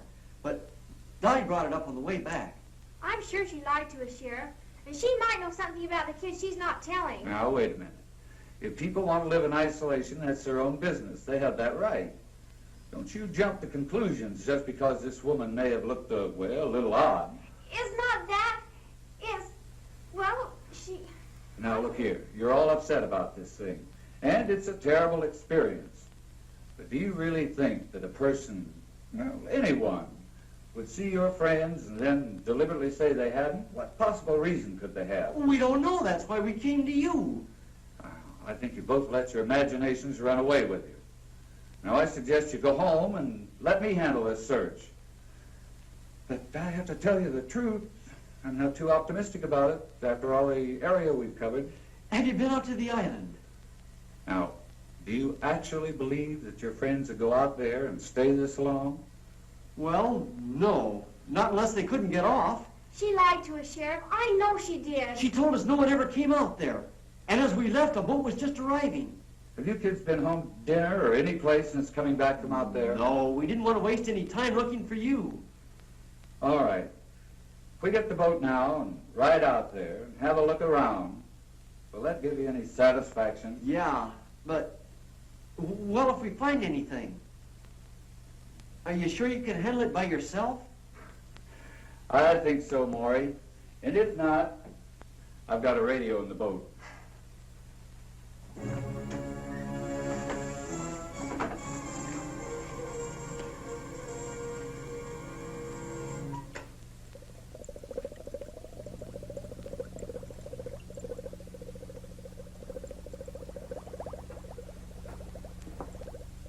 It'll take a few minutes for the solution to drop to the right temperature before I can combine it. Will there be a temperature problem in the water supplies? Not after I once set the exact formula. The molecules will spread rapidly and actually become a part of the water. And you say it'll only take a few hours to reach the full effect? Between 1 and 3 hours, the bacteria should be everywhere. By that you mean including the nerve gas? The pellets can be of any size you think necessary. Large ones will, of course, spread more gas rapidly in the essential areas. I just hope the effects are as good as we anticipate. You won't be disappointed. I'm about ready for the test. If you'll excuse me a second.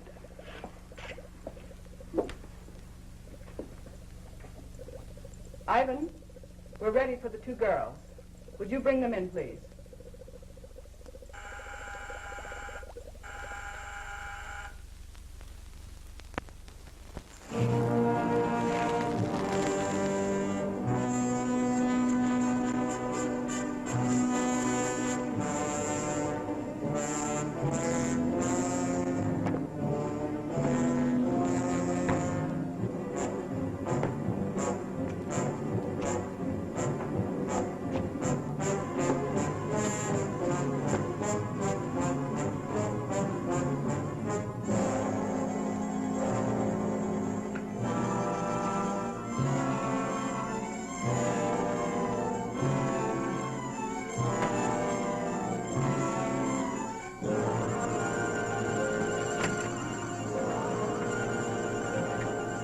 Go on, get out. Go on.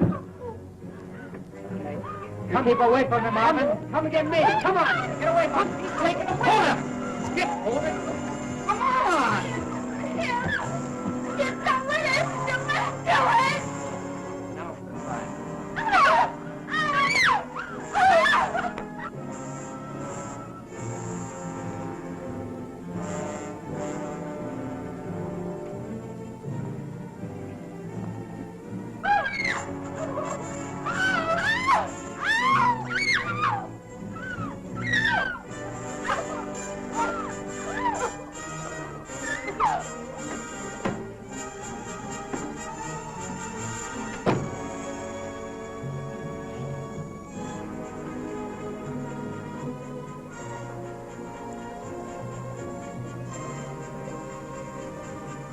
They put him in that room to kill him.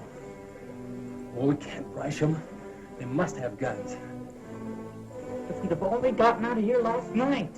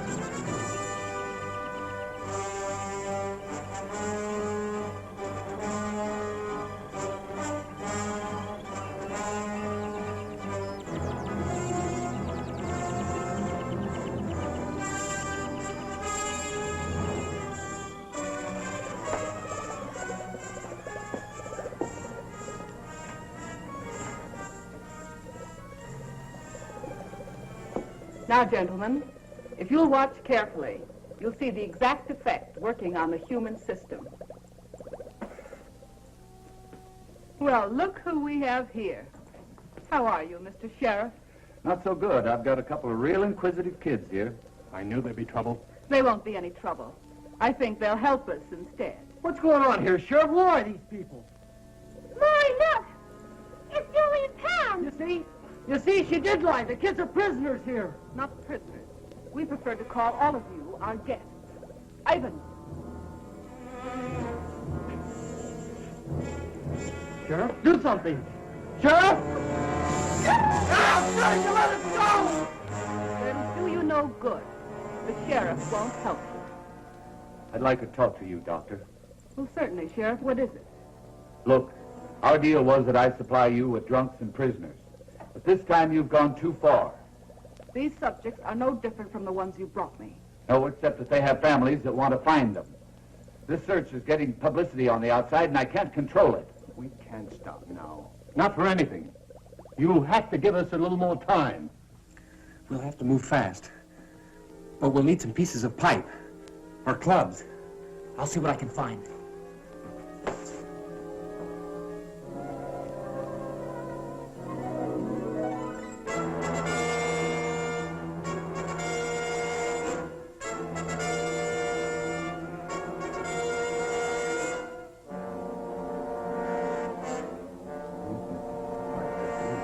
Agree with you.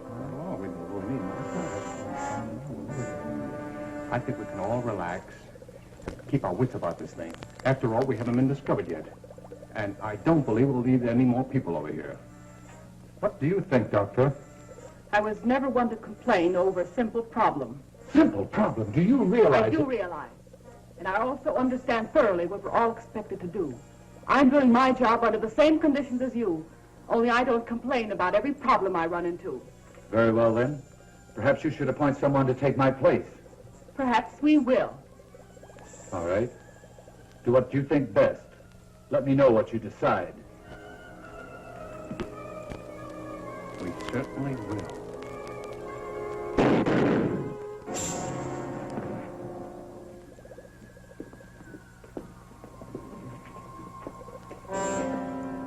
The fool. Didn't he know that none can quit? We'll have to hurry now. Ivan, take him outside.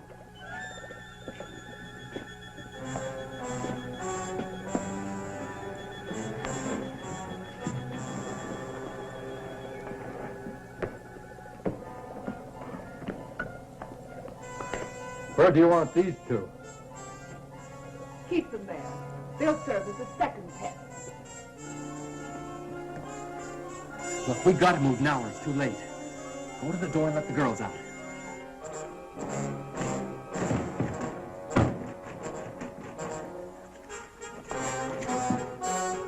What's that?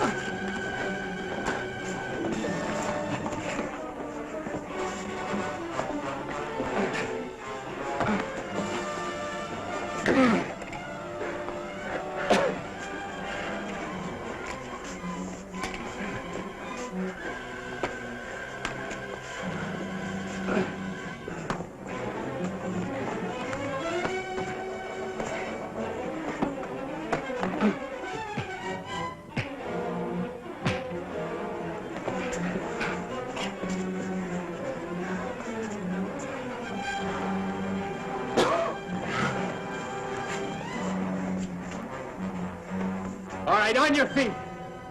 Come on! Hurry, Rick. Let's get the girls out.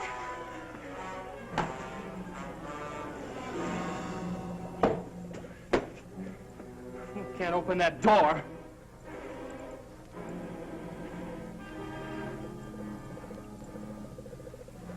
But she can.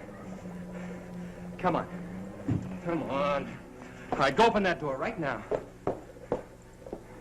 You keep them covered, Maury. Right.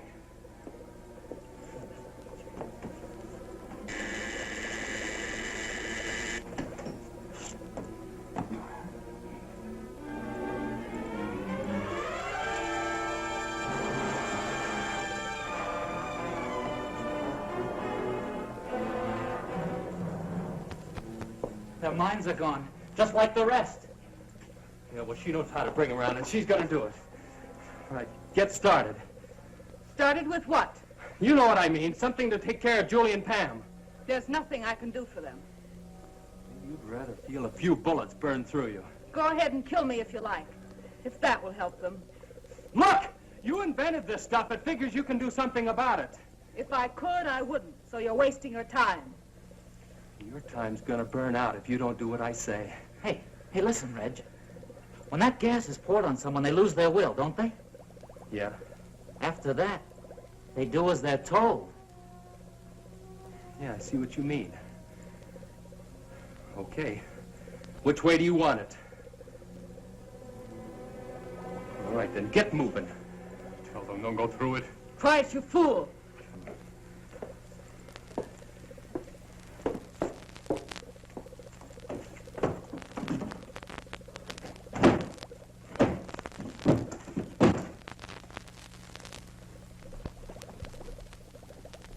How do you release the stuff?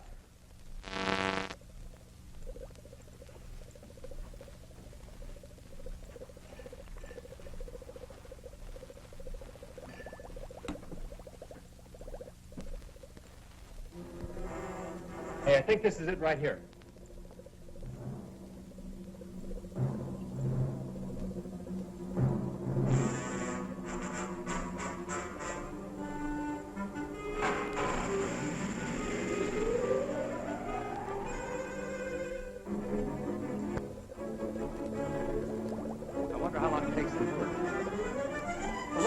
Clear enough. Let's get her.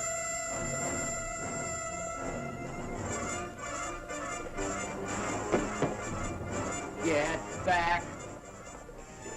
Don't you try that again.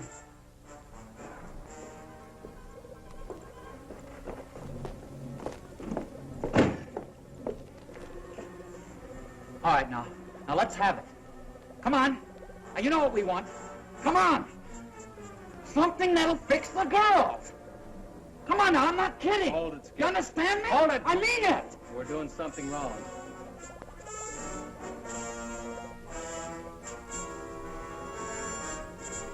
You two guys, come over here.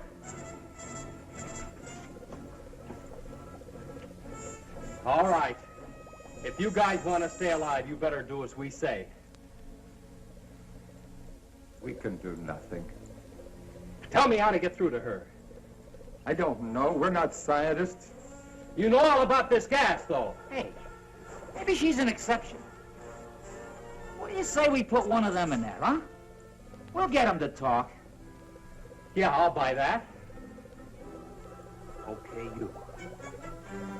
Let's go. I said move. No, wait. I'll tell you. I don't know exactly which one it is, but if I... Show us where it is.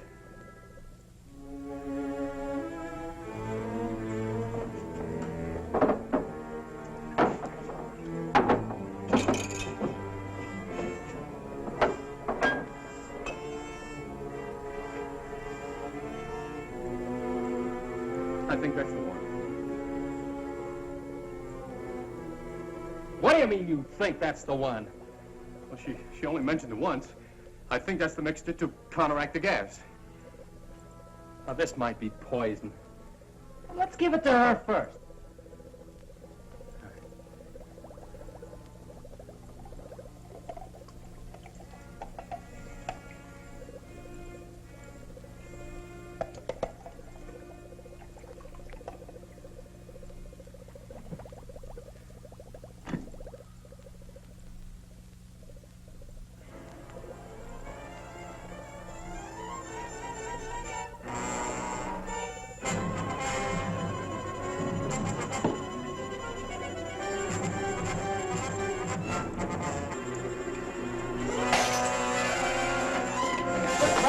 Quick, follow me.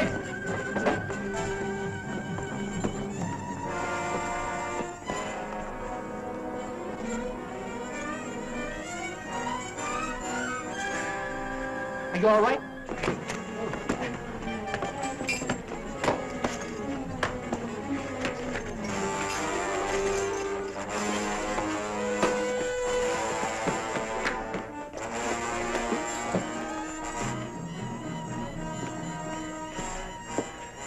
See this up together. We have to stop them. The police boat. We'll have to put it away with the other boats before they reach it.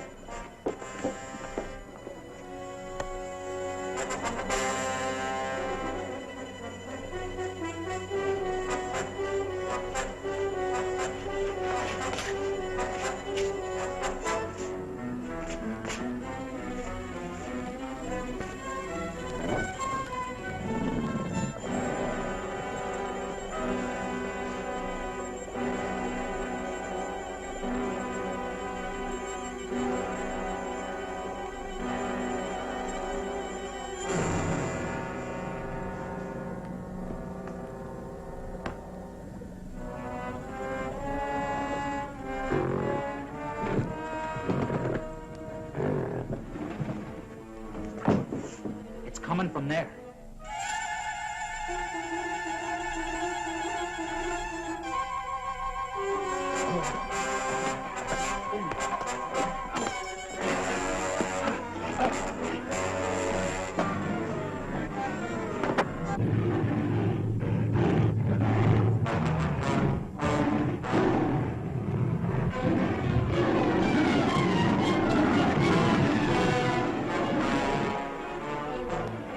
Come on, hurry!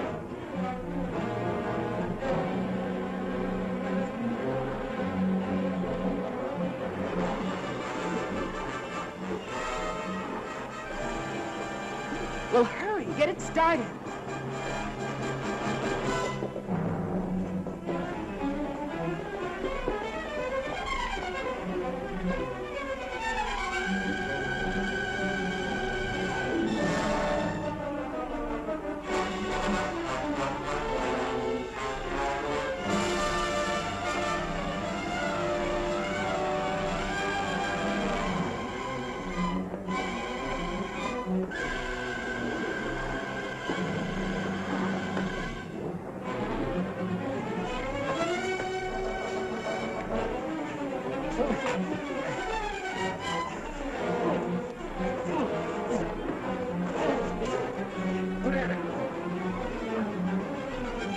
Come on!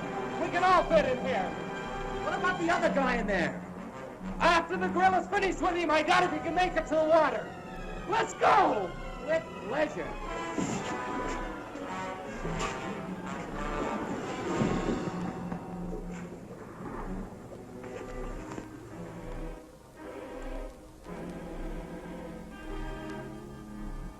I picked up Major Coleman. We're about 10 miles in from the airport. We should arrive at headquarters in a couple of minutes. Over. Unit 2, we're waiting. 10-4.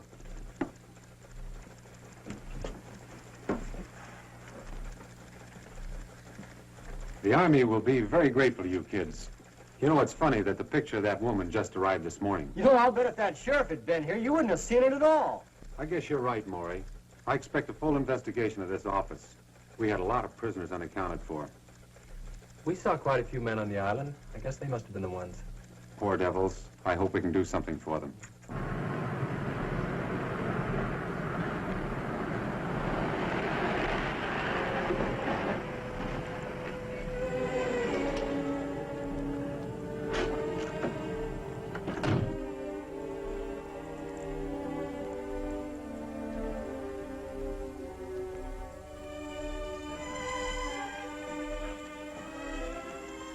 I'm Major Coleman.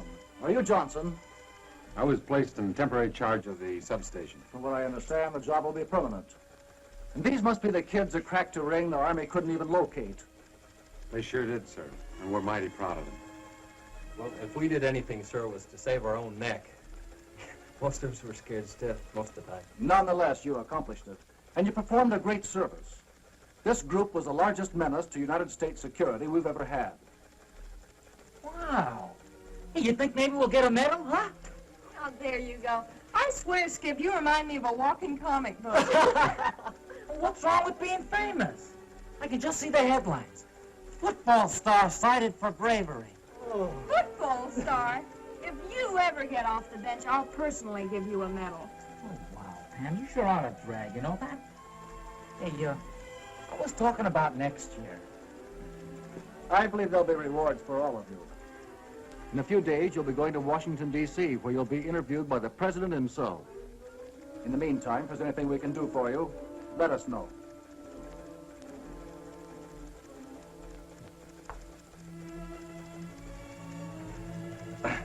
Major Coleman.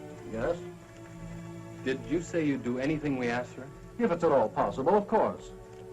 Well, sir, I mean, Skip and I, we sort of...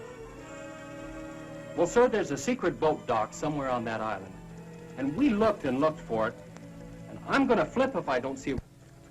Can we go with you when you go to search for it? I've got something at stake, you know. My boat's there, and I've got to get it back. Son, I'm sure you're perfectly welcome. Come back in about 2 hours, and we'll be glad to take you with us.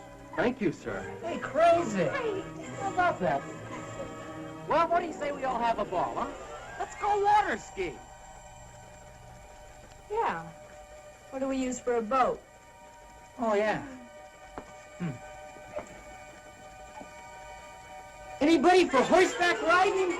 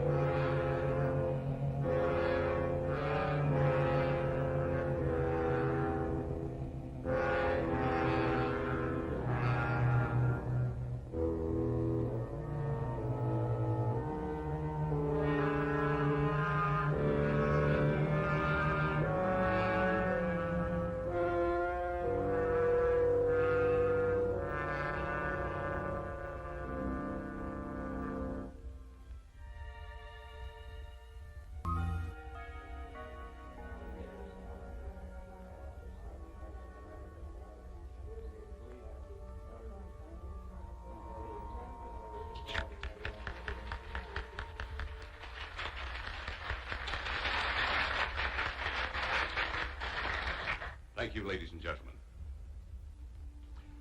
What is the ultimate science can offer? Truth. One of these truths is this.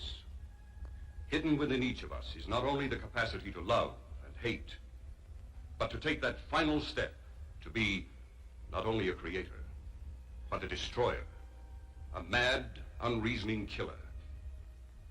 That final breakdown of our manners, mores, customs, that take us away from the millions of years leading to civilization, back to the animalistic, the monster that lies within each of us.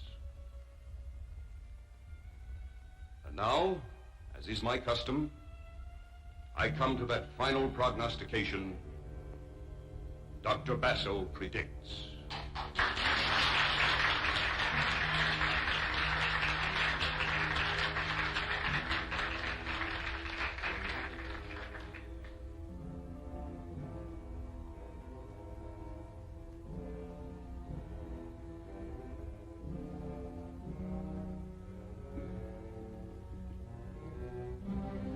Through the powers of the atavistic and extrasensory perception, I call on Dorina for a prediction.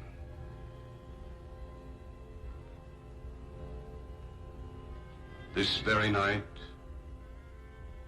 in our very time, and on the shores of this lake, the prognostication is murder.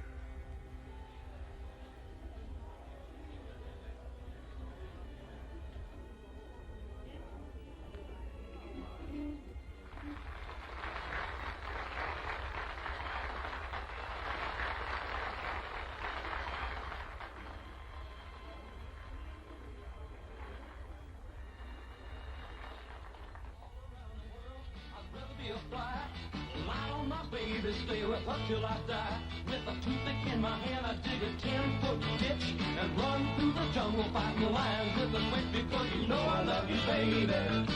Yeah, you know I love you, baby.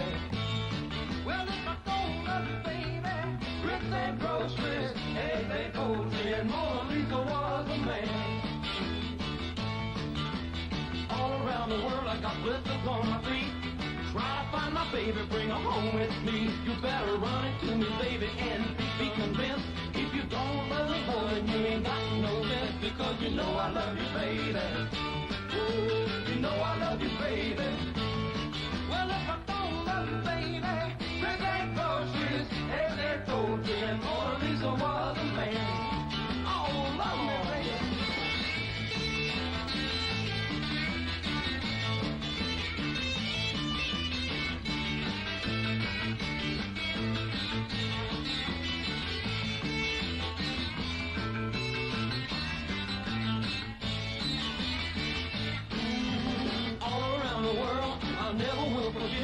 I lost all my money, my woman, and my pet.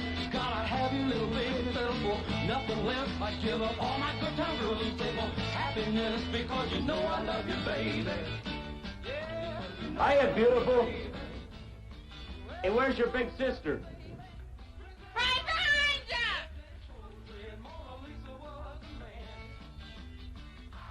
Hello, darling. Hello. You know, it's the other party you were invited to. Really? I seem to prefer this one. Are you enjoying your weekend with the Idyllwigs? Frankly, it's pretty heady stuff for a psychologist.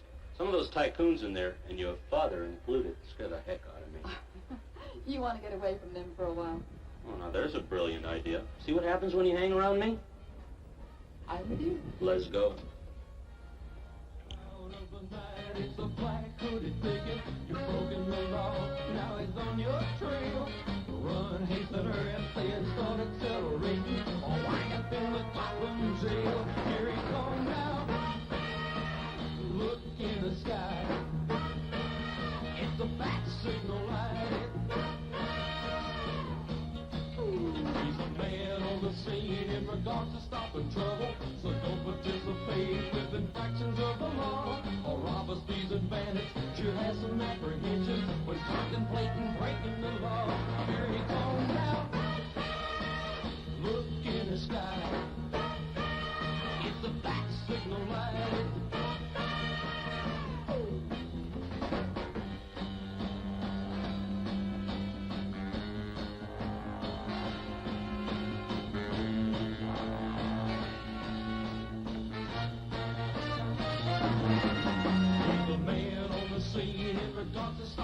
possible. So don't participate with infractions of the law, or robber, thieves, and bandits. Sure has some apprehensions when contemplating breaking the law. Here he comes now. Look in the sky. It's a bat signal light.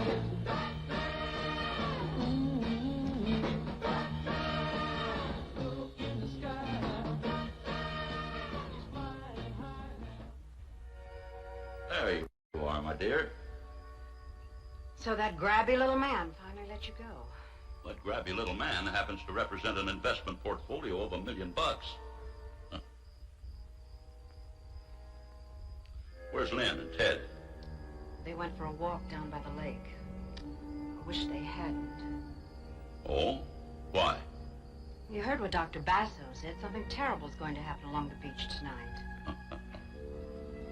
Big deal, big deal. After that demonstration, how can you be so skeptical? Demonstration? That wasn't a demonstration. That was an act. Purely for the entertainment of our members, nothing more. He takes a girl and puts her in a hypnotic trance and takes her back to a former life. And you're not impressed. Money impresses me, baby. Money. Not goo-goo eyes. Oh, except yours, of course. Do you know where Dr. Basso is? Nope. Not unless he, disappeared in a puff of smoke.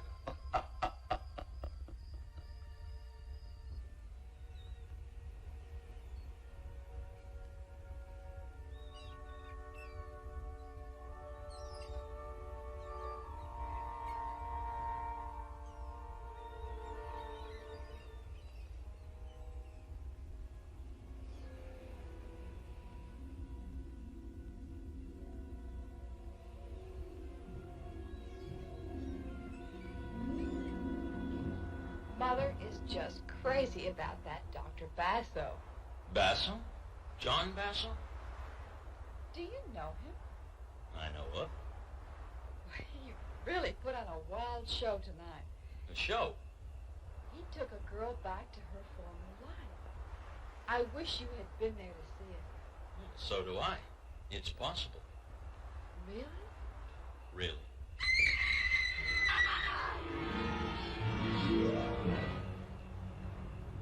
Stay here.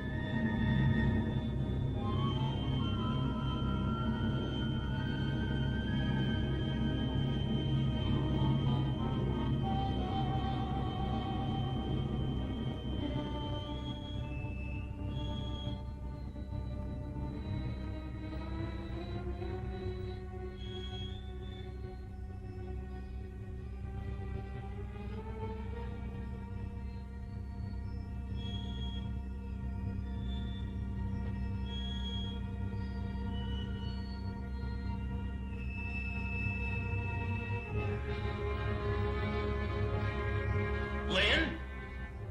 Lynn? What? What is it, Ted? Who lives here? This is the honeymoon cottage. You go back to the lodge. Call the police. Go on! Go on! I'll wait for you here.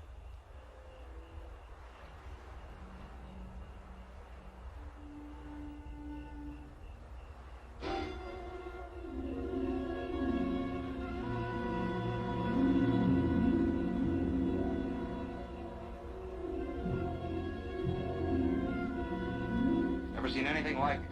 Neck broken in two, like a pile driver hit him. Same for her over there. $120 in here. That lets robbery out. Seaweed. All the way to the door. carpet's wet here. See if you can find me some powder.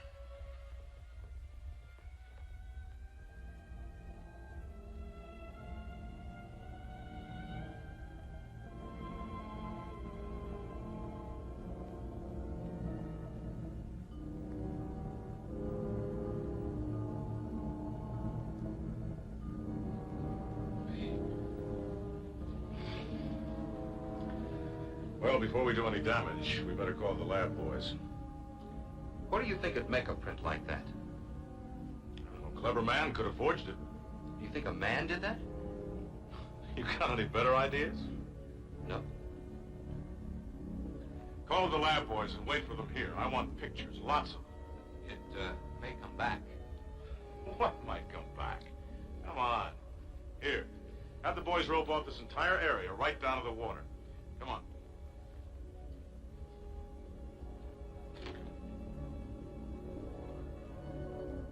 How long have the Beasleys been here? They've only just arrived. Seem like nice kids. Officer. Yes, Mrs. Crane. Officer, I don't know if this is important, but Dr. Basso predicted something terrible would happen along the beach. Dr. Basso? An entertainer, a hypnotist. We booked here for the week. He's a clairvoyant. There was a demonstration, and he said that some creature out of time was hovering over us, more than 1 million years old. I think we'd better have a talk with this Dr. Basso. Where's he staying? He's in cabin 47. We appreciate your cooperation. Lieutenant Blake. Yes. Lieutenant, I'd like to point something out to you. Now, I saw those bodies, and whoever mutilated them has a very special problem. Yes, I realize that. Tell me something new, Captain. I am a psychologist. Well, then, as a psychologist, what is your opinion of this Dr. Basso and his monster theory? That anything is possible. As a scientist, I keep an open mind. Yes, Captain. Anything is possible. We'll see you in the morning.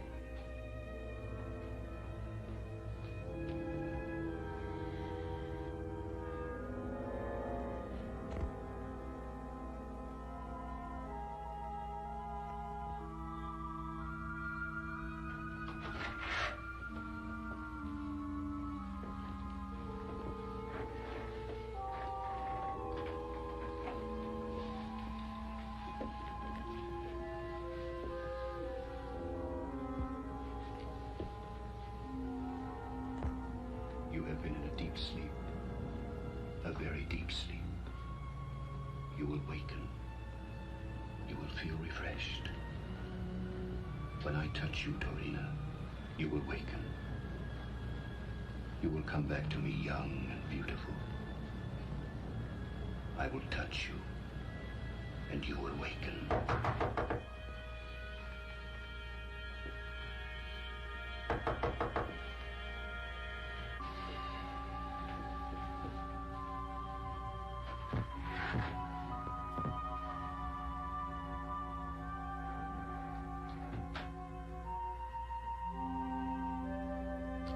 Dr. Basso? Yes. Lieutenant Blake, homicide. I want to talk to you.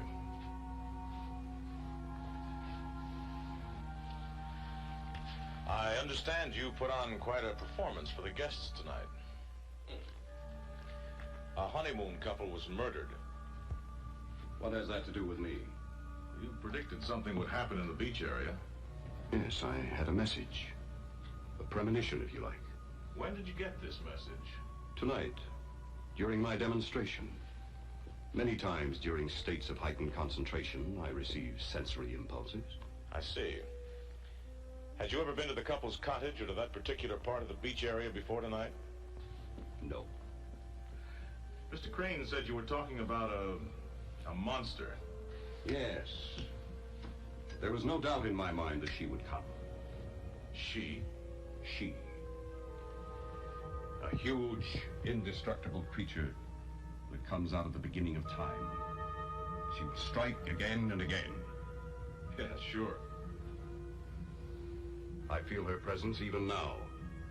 And she calls to you? I seem to be the only one who can hear her. And all this hocus pocus is supposed to be scientific? The science of ultimate research into the hidden recesses of man's mind. Yeah, well, right now, Dr. Basso, I'd say you were as good a suspect as any. I don't happen to believe this scientific jazz of yours. Each man is entitled to his own beliefs, Lieutenant. Mine are on the record. So I've heard. You believe a monster lurks in each of us. You've done your homework well, Lieutenant. I try, Dr. Basso. I try. I warn you, she will come ashore again. When? Alas, I do not know. That's a lot of help.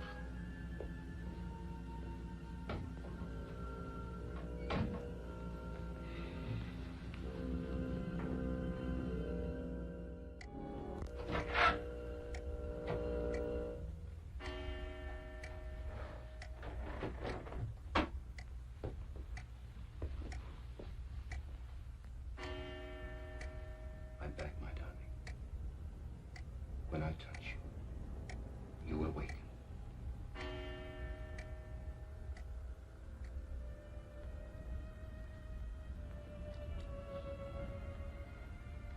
What time is it?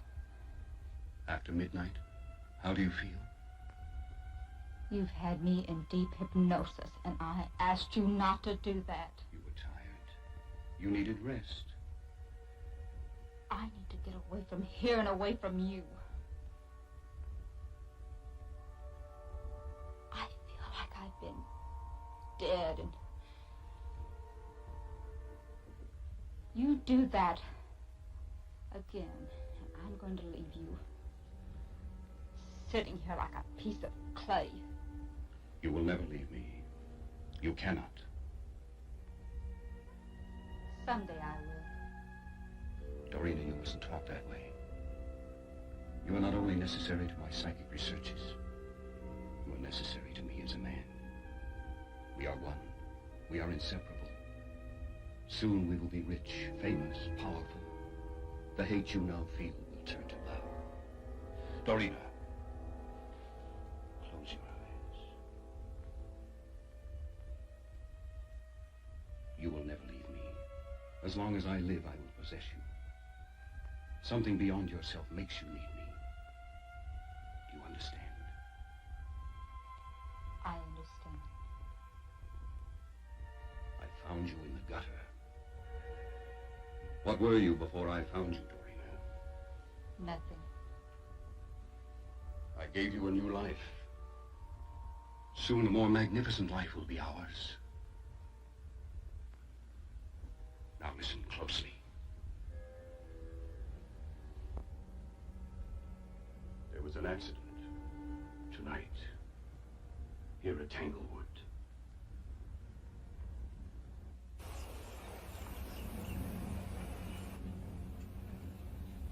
Good morning, Ted. Good morning.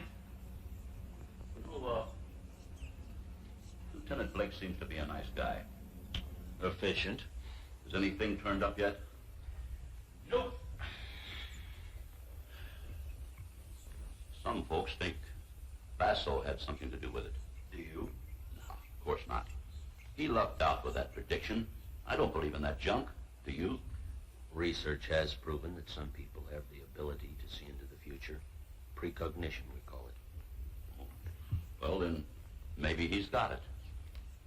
Look at that front page.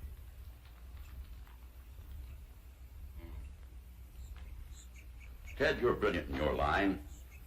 Psychic research, whatever that is. We merely try to explain the unexplainable. I'm a simple man. I know only one way to judge a man's brilliance, and that's by the size of his bank account. In that case, I'd rank right along with the village idiot. Nothing to it making money. All you've got to do is want it more than the next guy. Why, even in my retirement, I play a little game every day with a newspaper. I look the front page over very carefully, searching for an item that I think might make me some money. Does it work? Sometimes. There's $1 million idea in this headline. Read the last paragraph. Beach couple found murdered. One baffling aspect of the case concerns Dr. John Basso, who calls himself an investigative hypnotist.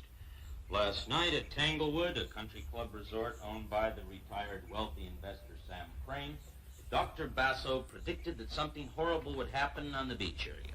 He was questioned by police, but not held. You see a fortune in that? I smell money in it, and it's right up your alley. It's yours as a wedding present. You're not serious. I couldn't be more serious. Why, we can take this two-bit sideshow man and make him into the greatest thing in the country. We'll put on a publicity campaign till everybody's talking about him. We'll manage him. We'll publish Basso books, syndicate columns, book him on the lecture tour, TV shows. Ted, there's money in this prediction. Big money. And between us, we can do it. And where do I fit in? Why, you give him the stamp of approval, Ted. Captain Theodore Dell, young psychologist, says Basso's experiment's amazing. Opens a whole new avenue into the understanding of the subconscious. Why, it's the kind of escape stuff the whole world's crying for. Look at my wife and her friends. Ted, it's a natural. Why, it'll be a lark for me and money for you. Sorry, Sam. I wouldn't touch that kind of money. Wait till it starts piling up. That'll take care of your scruples. I've been trained to fight this sort of thing, not make a living from it. You'll get the hang of it. Well, you count me out. Ted, my daughter's going to need money. I have no intentions of supporting her and her husband. Why don't you go look at the act tonight? When you see him in action, you might change your mind. You mean after what's happened, you're going to stage another one of the... Well, sure. The show must go on. So think it over, Teddy boy. Think it over.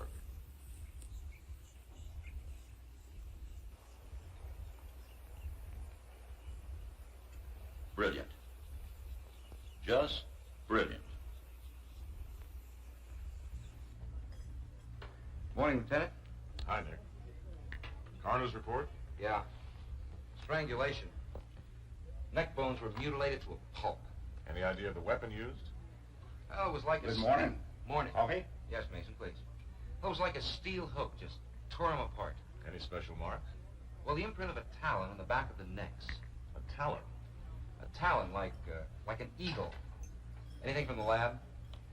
No, not much. No prints. Just some salt water stains, some sand, some seaweed. Nothing of value missing. No evidence of anyone having been in the room.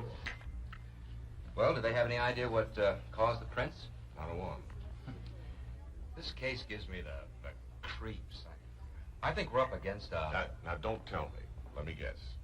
You think we're up against a monster? Science fiction stuff. But very good business.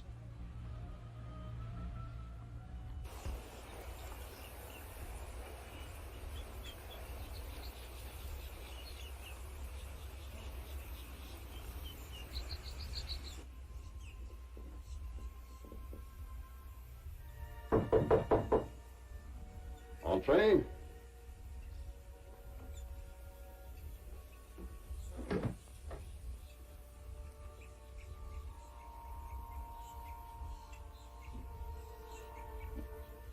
How long have you been in this racket? Still a non-believer, huh? Oh, save that for the paying guest. I assure you, I have been in communication with your thoughts. Oh? Well, then, suppose you tell me why I came. You wish to discuss business with me. Good guess. That was no guess, Mr.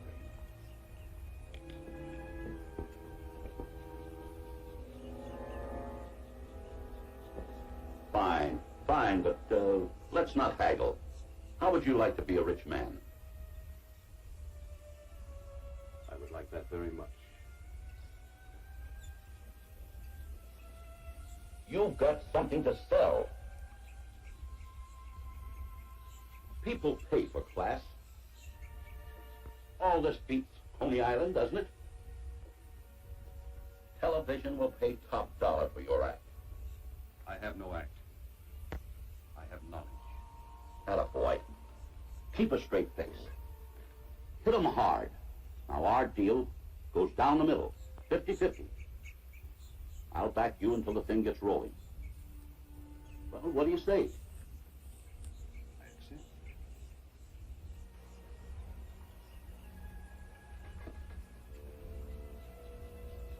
Our deal begins as of now. We'll get the ball rolling tonight. I'm having some important people in. A newspaper man, a publisher, a psychologist, Dr. Dell. Captain Dell? The young Air Force psychologist? The same. He's a national hero. And if we can get his endorsement, we've got it made. Now play it big. Give them some more of that out-of-the-world stuff. And they love it. Give them more predictions, big ones. Another murder. She will come out of the lake again. And she must kill. Oh, boy. Make them shiver. They should. In my hands lies a power that has been given to no other man. Boy, you are a salesman. Nothing like self-confidence. Now, this is business. Big business. I'll have the papers drawn up right away. Your contract will be with my daughter. It's a sort of a surprise wedding present for her. Oh, by the way, how much time will you need to set up any gadgets? I use no gadgets, Mr. Crane. All right. I'll see you tonight. Make it big. I don't care what you do as long as we shake 'em.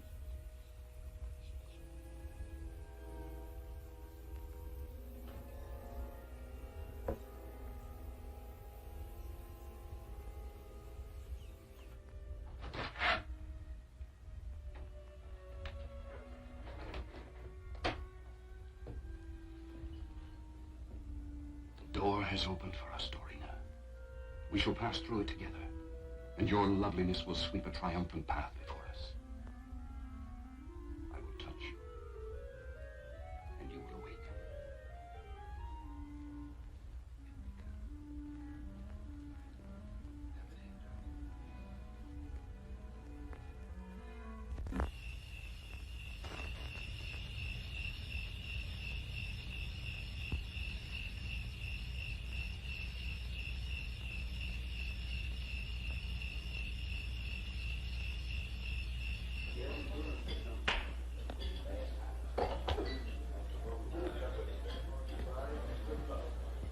Evidently, I've missed out. Who's that?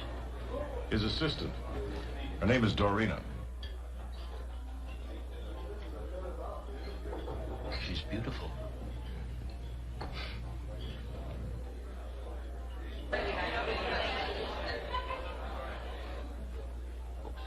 Folks,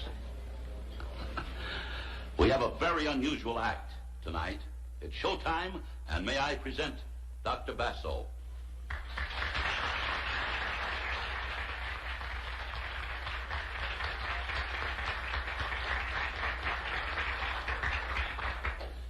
Ladies, gentlemen,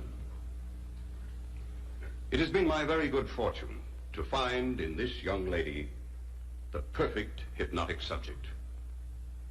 Tonight, I will reveal the secret of life.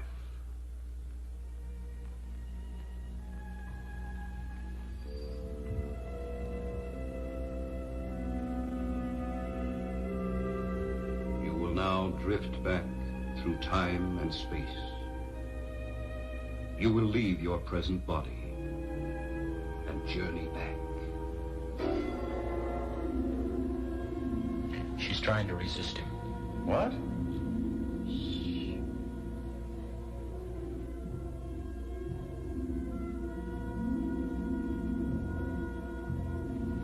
And now for that phase of my work that has earned me such names as fraud and charlatan.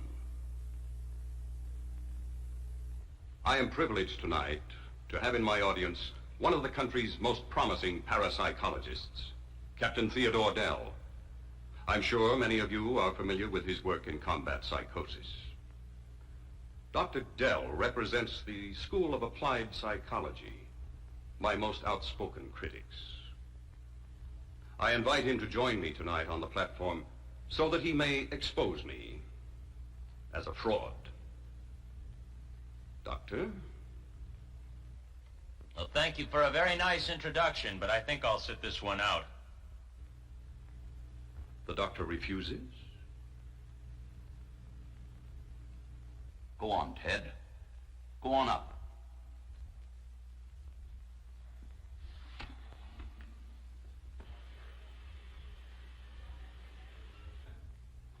Now, you will find this most interesting. I will now prove that life is one unbroken chain, that it is endless, that we have been given continuous life, perpetual life. Tonight, I will take Dorina, an ordinary American girl, back through time and space to her former existence as Marion Rhodes. We will journey together back into history, 300 years. Would you care to question the subject?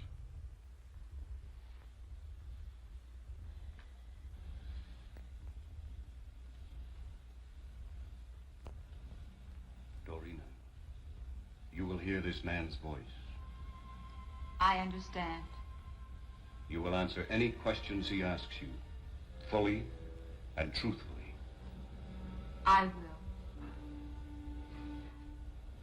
She's all yours, Captain.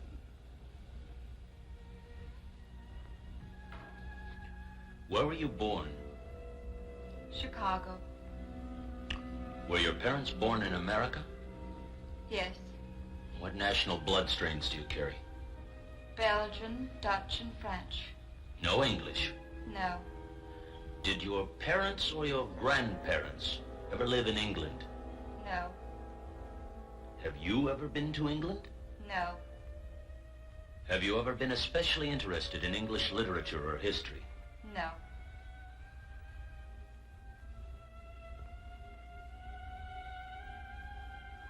You are now traveling back through time, through space, farther and farther back into the past. Stop when you wish, when you see something familiar. Do you wish to stop now? Yes. Tell me where you are now.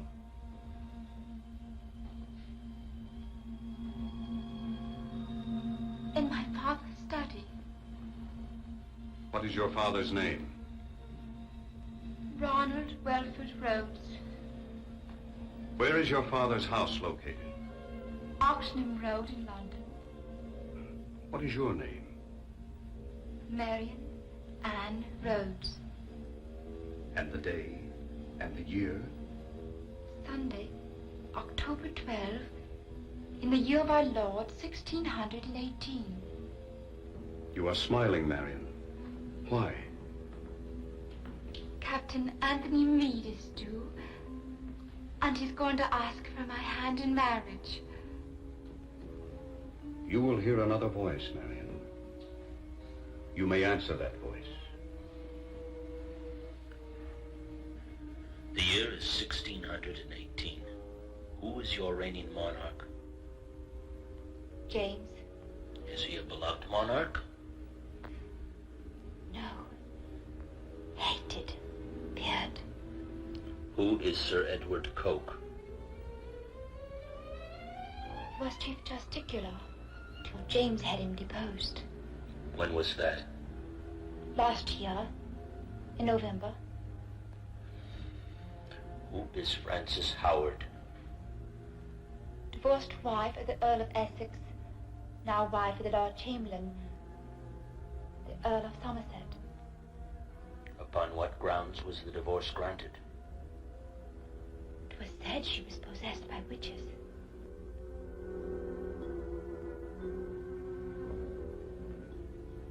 Remarkable? Impressive, but hardly convincing. I have shown you one phase of my work. Marion Rhodes has related names and events that can be validated. But there are still more frontiers to be explored. However, the demonstration is over for tonight.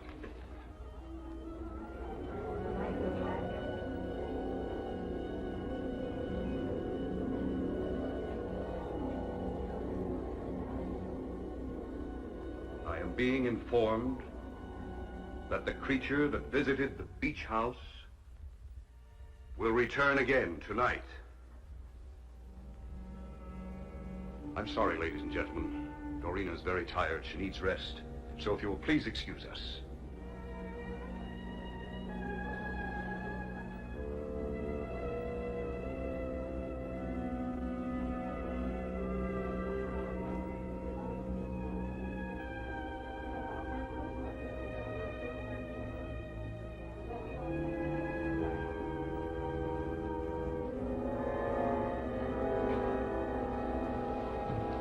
Doctor? Well, Captain, what do you think of my experiment? Well, to be perfectly honest, I don't know. So if you don't mind, I would like to borrow your assistant, Dorina, for my own examination. In the interest of science, I'm more than willing. Now, if you'll excuse me, I think I'll get some air.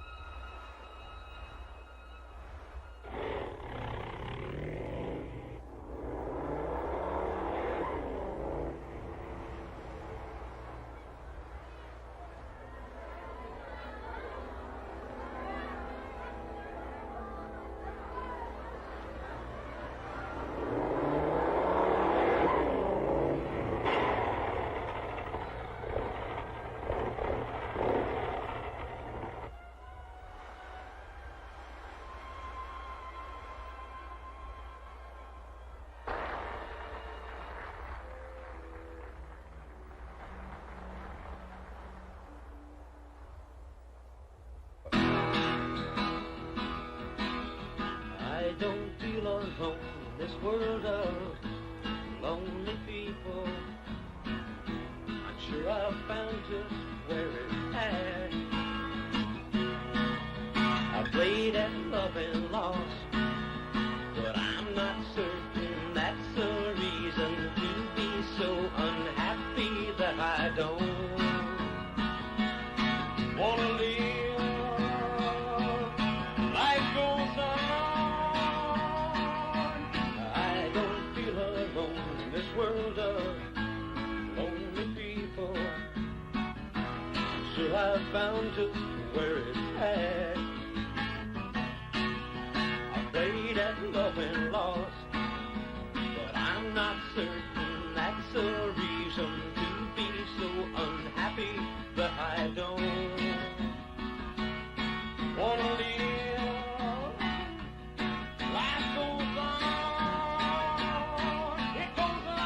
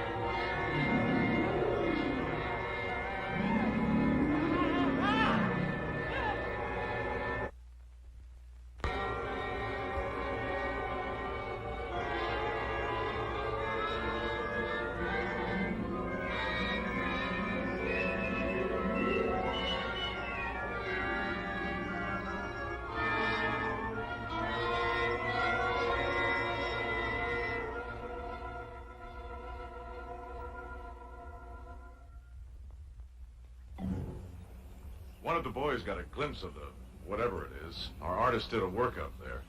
Ever seen anything like that? No? Possibly fear of the unknown coupled with some strange sound made him think he saw that thing when all he really saw was a patch of fog. Possibly. You're not much help. Lieutenant, stop fighting the truth. It is just as possible the boy saw the soul of a living woman, transmigrated to her first primitive body. I know, 1,000,000 years old. Perhaps more. Simply because you've never seen such a thing, don't deny that it can exist. It exists only in your publicity-seeking imagination. Think what you will, but the boy saw it. Basso, you're just this far away from being booked. On what charge? Being in communication with the occult world? Lieutenant, because of my publicity-seeking imagination, I find myself with an extremely heavy schedule. So if you don't mind, I will excuse you.